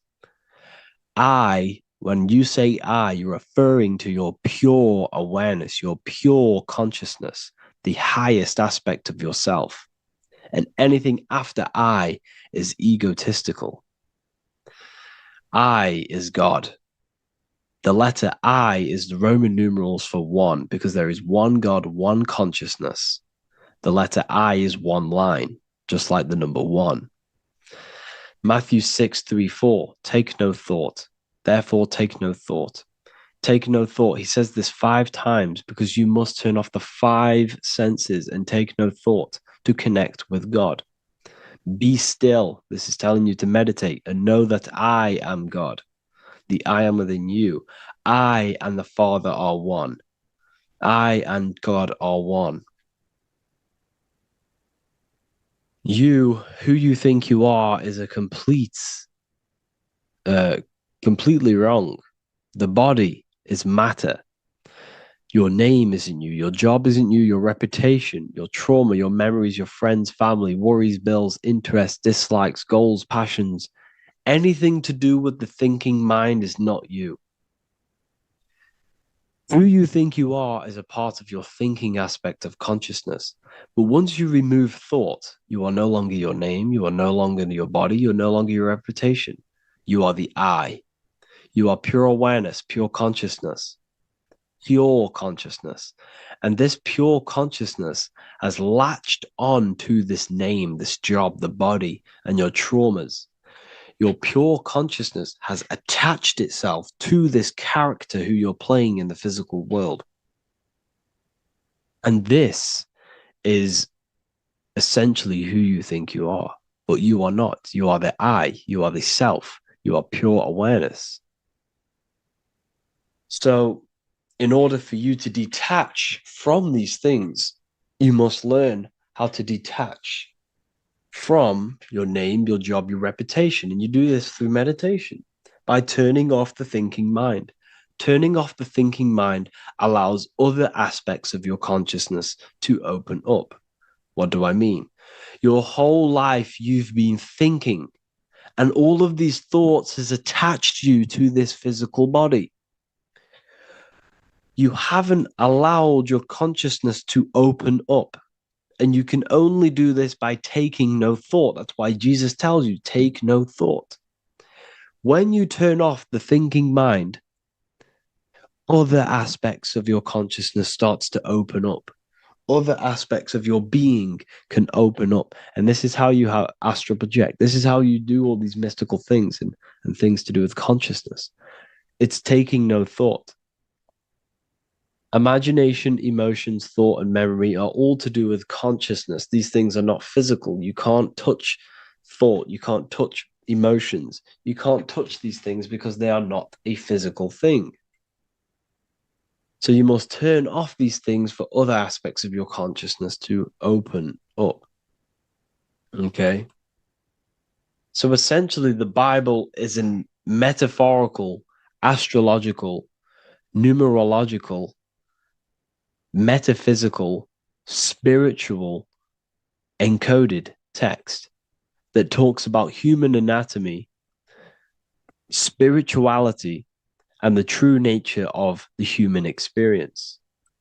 Everything they teach you in school is to make you think that you are this body. Everything they teach you in church is the externalization of the true teachings of Jesus.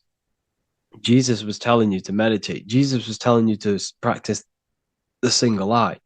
Jesus was telling you to look within yourself and find God. He wasn't telling you to pray to him. Mark 16:19, he was taken up to heaven and sat at the right hand of God, the right hemisphere of your brain. John 21:6, cast the net onto the right-hand side of the boat and you shall find fish. Fish is understanding. The boat is your body, your brain. Cast your awareness into the right side of your brain and you will find understanding, because the right side of your brain is all to do with the creative aspect and the intuition and the spiritual sides of your consciousness. This is why God is here. This is why Michelangelo depicted God in the right hemisphere of your brain, because this is all human anatomy. And I speak about all of this in the brand new Book of Wisdom, Volume 2, which is now available. The start of the revolution has begun. This book is truly going to change the way people see the world. It's got so many more topics than the last one. It's truly a revolution. It's written in so much detail. It's very practical. I cannot wait to share this one with you. I just want to say thank you for the opportunity for me to create this book, because without you, I couldn't have created this. And I just love sharing my work with you. And I thank every single one of you for the support, the watch, like the views and the likes, everything, especially the people who have joined the university and stuff like that. And for people who have joined the university, you do get a free Book of Wisdom paperback if you just go to the general chat and follow the description, follow what the instructions that I gave you in the chat, then you'll be able to order a free Book of Wisdom if you are inside of the university. Plus, you get all of my other books, 2 books, and over 45 occult books on occult and esoteric things. You get lectures, live calls, a community, a manifestation mastery course, and a whole library and reoccurring updates every month, every week. So yeah, I hope you all enjoyed this video. Thank you all. Please leave a comment to help the algorithm, and leave a comment on what videos I should make. And yeah, I'll get to uploading on the YouTube a lot more now the second book is now released. I have a lot more time on my hands. No longer using my energy to create the book. I'm now going to redirect this mental energy into the YouTube. So there will be a lot more content coming. So I need some content ideas. So feel free to comment some ideas, some YouTube videos that I can create. Thank you all, people. Have an amazing day. Hello and welcome to another video and another lecture from Ethereal University. Today we're going to be breaking down in detail the Freemasonic 33rd degree symbol. Now, of course, this is a complex symbol, and it's composed of many symbols put together to create a greater meaning. So, as you should know from my previous videos, a bit of context behind Freemasonry, what it particularly is, and I will give you a brief overview before we go into this. It's definitely important to know what Freemasonry is before we break down this symbol, okay? Because without the knowledge of Masonry and what it is, it's difficult to understand what the symbol truly means. So Freemasonry is all about building. The word Mason means to build. And we're either building with light or we're building with darkness. So that we have good Freemasonry, we have good Masons, people who want to spread the truth, people who want to help people awaken their mind and liberate them and bring them up to higher consciousness. Or we have Masons who want to divide, keep the knowledge to themselves, create walls, build walls in people's minds, construct illusions in people's minds for their own personal gain. Okay, so we're either building with light or you're building with darkness. You're either building with light or bricks, spirit or matter. God and the devil, same thing. You're either uplifting people or dividing people. Each and every single one of you is a Freemason. Well, a Mason. Not a Freemason, but a Mason. You are a builder. And you're either constructing division in you and other people, or you're either creating oneness. Everyone is doing this. Everyone is building. Everyone is contributing towards the world and building our reality. So Masonry is a craft, and that craft is to craft a better mind and heart, a higher consciousness, a higher understanding of the self, building a higher perception of yourself, getting to know who you actually are, why you are here. Every action, behind every single action, behind every single cause is choice. You chose to be here. Whether you know why you are here or whether you do not know. You chose to be here in this time, in this period of life on the earth, on this physical dimension. You chose, the mind of yours chose to be here in this body at this specific time. You are playing a role, you are building in this world at this specific time. So Masonry is all about getting to know the self, to know what you actually are through gnosis. Gnosis is direct knowledge obtained and extracted from direct experience. Knowledge extracted from direct experience. Knowingness. You know you have hands. You don't believe you have hands. You know you have hands. That's what knowing thyself truly means. To go within the self. To dwell in meditation for long periods of time. Not even meditation. To dwell, closing your eyes and thinking internally. Not thinking externally about anything outside you, but thinking and questioning internally, and you shall find answers. Seek and you shall find. If your heart is truly set on knowing, on getting to know true knowledge and knowing yourself, then you will find it.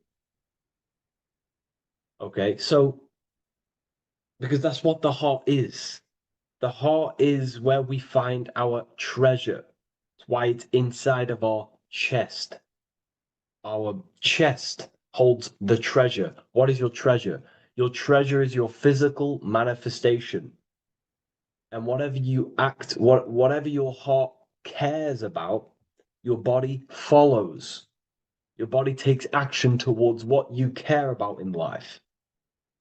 This is why we say follow your heart, because your body follows the heart. what you care about. If you do not care about something, you do not take actions towards it. Whatever your heart loves and has that love energy for, the body follows. If you truly want to become enlightened and truly want to reach higher consciousness, then you will. You truly care for that, then you will find it. You have to go within. Okay, so this is what Masonry is about. It's about going within and finding out your true nature and constructing a higher consciousness by dissolving walls and blockages inside your mind and heart, purifying the self. Because you can care about sick and twisted things. Okay? We can see that in society. People like killing people. It's psychotic, but I know. So we can be corrupted. Okay, so going into this symbol, what does this symbol mean? What is it trying to portray? Okay. Before we go into this symbol, particularly, we're looking at the Scottish Rite Freemasonry. So we have the the first degree all the way up to the third degree is Blue Lodge Masonry.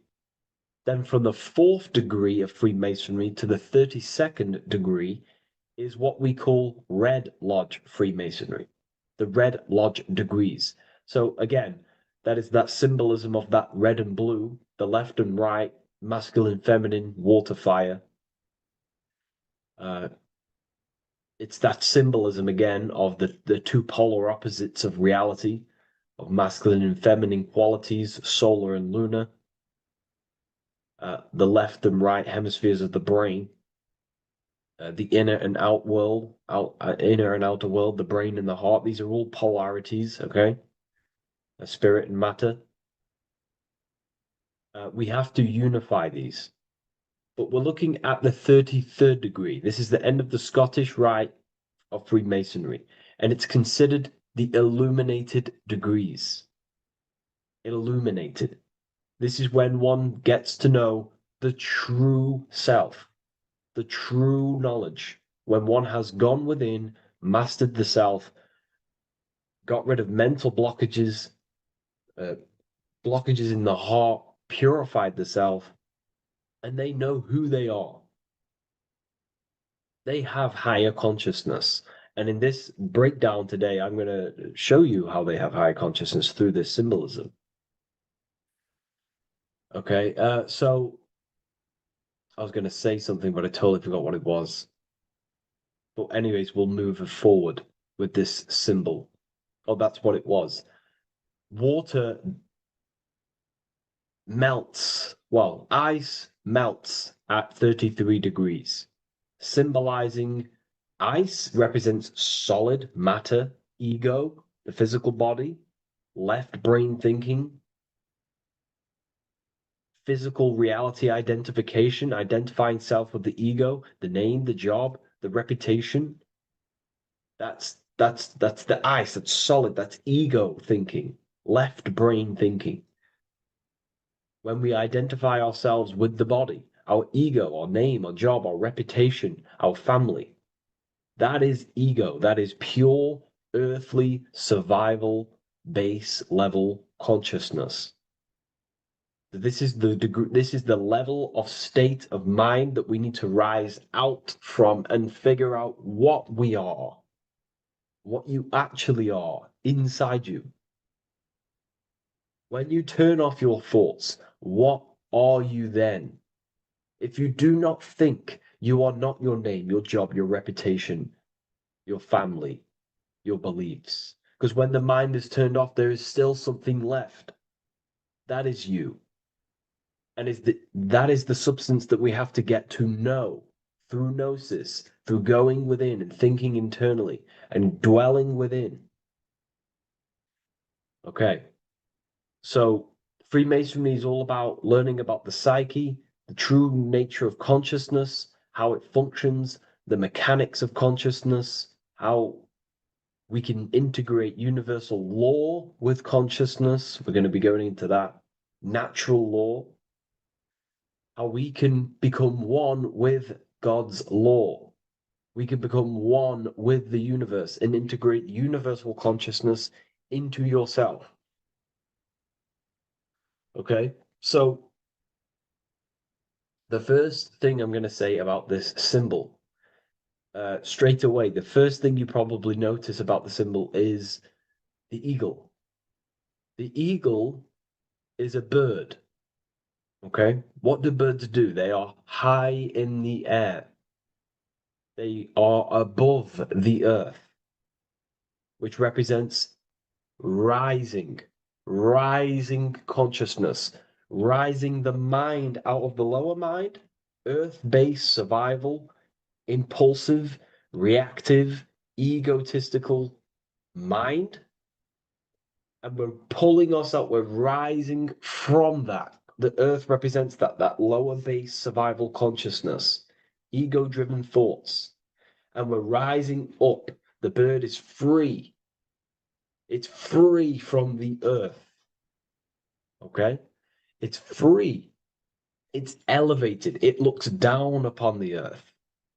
So the eagle is a bird which represents higher view of self, a higher understanding of the self.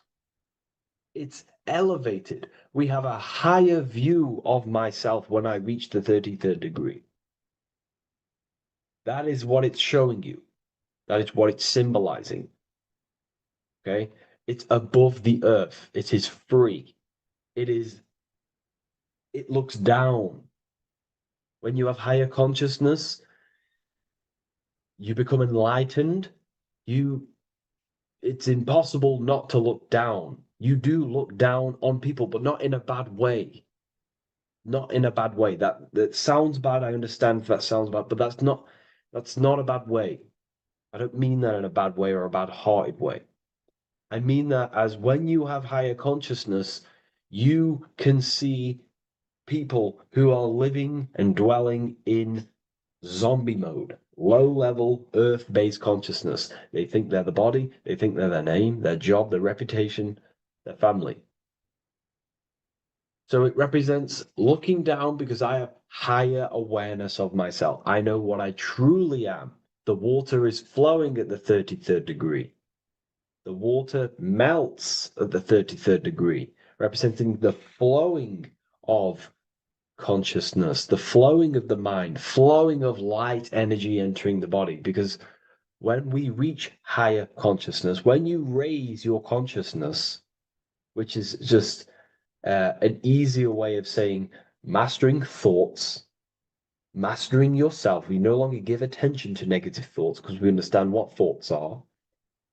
And why would you let your own mind take away your own power? So again, Freemasonry is about gaining personal power, not in a bad way. Well, it can be used for bad. Gaining mental power, a strong mind. Most people have very, very, very weak minds in this world. Very weak minds.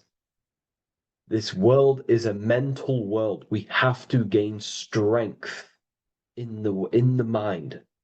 It's a mental universe. The stronger the mind, the better your reality. The less affected you are by external things. Nothing external should ever bother you. Okay?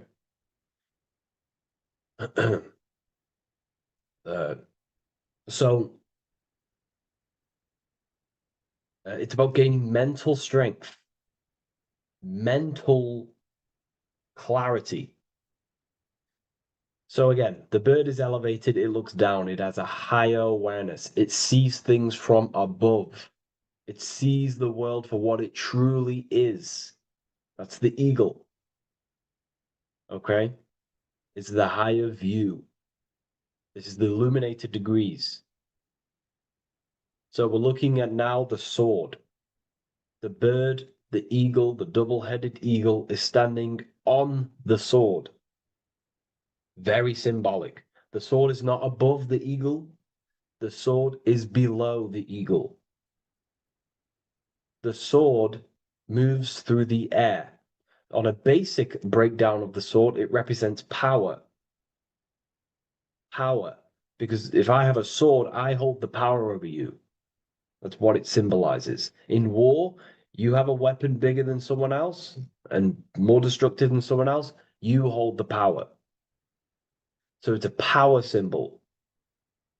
To go even deeper on this, on its true meaning, the sword, I've already broke this down plenty of times. It moves through the air. It cuts the air. It's the mind. Air represents the mind. Water is emotion. Fire is the spirit. Earth is the body. So we're looking at the mind, the power of the mind. And the eagle is standing on top of this, representing, I am conquering my own mind. I am conquering my mind. My mind does not conquer me. My mind is truly mine. I hold the power over it. I stand on top of my mind. The mind does not rule me. Thoughts do not enter my mind that take away my power. I think it, I feel it, I act towards it. It's unity. My mind is the monarch. It is the command center. It is mine. I'm above the mind. That's what it's showing here. I hold full control over this mind. I hold the power. Okay? And I have an elevated view of the mind. The eagle is elevated. It looks at the earth from above. It's the higher perception of the mind. The mind has a higher view of the self. It is conscious. Most people are not conscious.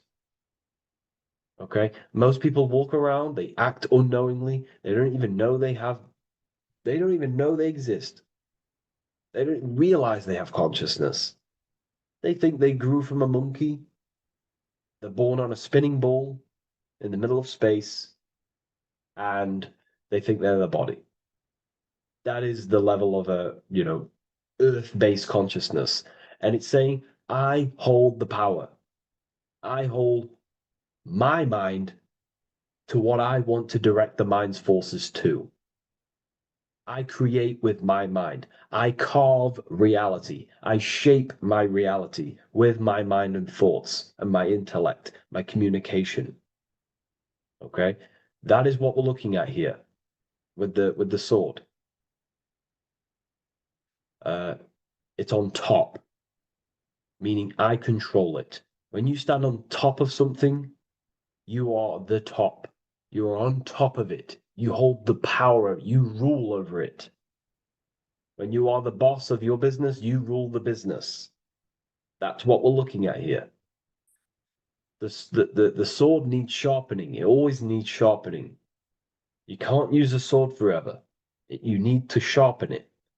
The mind will not stay powerful and strong and and aligned with what you actually want unless you continuously refine the sword. The mind needs to be refined or reminded. If you stop doing affirmations, the mind will fall back to old ways of thinking. If you constantly meditate, you constantly implant the messages into your subconscious mind, you constantly visualize, you are keeping the mind sharpened with what you want in life, what you are trying to create. And the mind will continue to think with that power, with them words, with them visualizations. If you fall off, if you stop meditating, you will lose control of your own mind. Okay? This is symbolizing you have to keep on top of the mind. You have to keep control. This is what the world is. The world is like Minecraft. You ever played Minecraft? You're a builder. Okay? What do? You control the man in the world. That's what you are. You need to control this body in the world. It's all about control.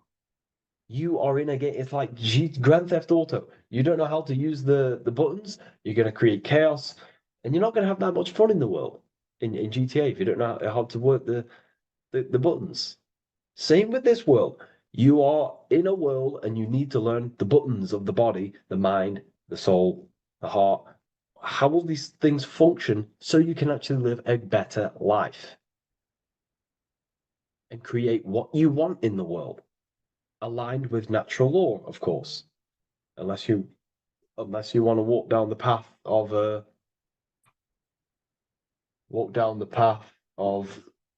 Satanism. So this is what we're looking at with the sword. Now, moving on, we're looking at this little banner here. This says "God and my right" in Latin. God and my right. What is your right? Natural law is your right. What is natural law? You already know the natural laws. We all intuitively know the natural law. What is natural law? Do good. We all subconsciously, on a soul level, we know to do good. We know to do right. It is wrong to hurt people. It is wrong to control people. What is your natural law? What are the forces that you hold power over, that you have full control over? You have full control over what you think, what you feel, what you act. Thought, emotion, action. If you start to try and control things outside of them three forces, that is now you breaking natural law. If I try to control and manipulate someone else, that is now breaking natural law. I'm going against my inner law. My soul tells me what is right and wrong through emotion. So it's about aligning the self, my actions, my thoughts, with my emotion, my intuition, my natural law. These are your rights. Your rights is to think, feel, and act with the law, with good, with God, with love, with care for one another. Am I building with light to bring good things to the collective? You see, most people are stuck in their left brain, and the left brain only sees me, ego-driven thinking.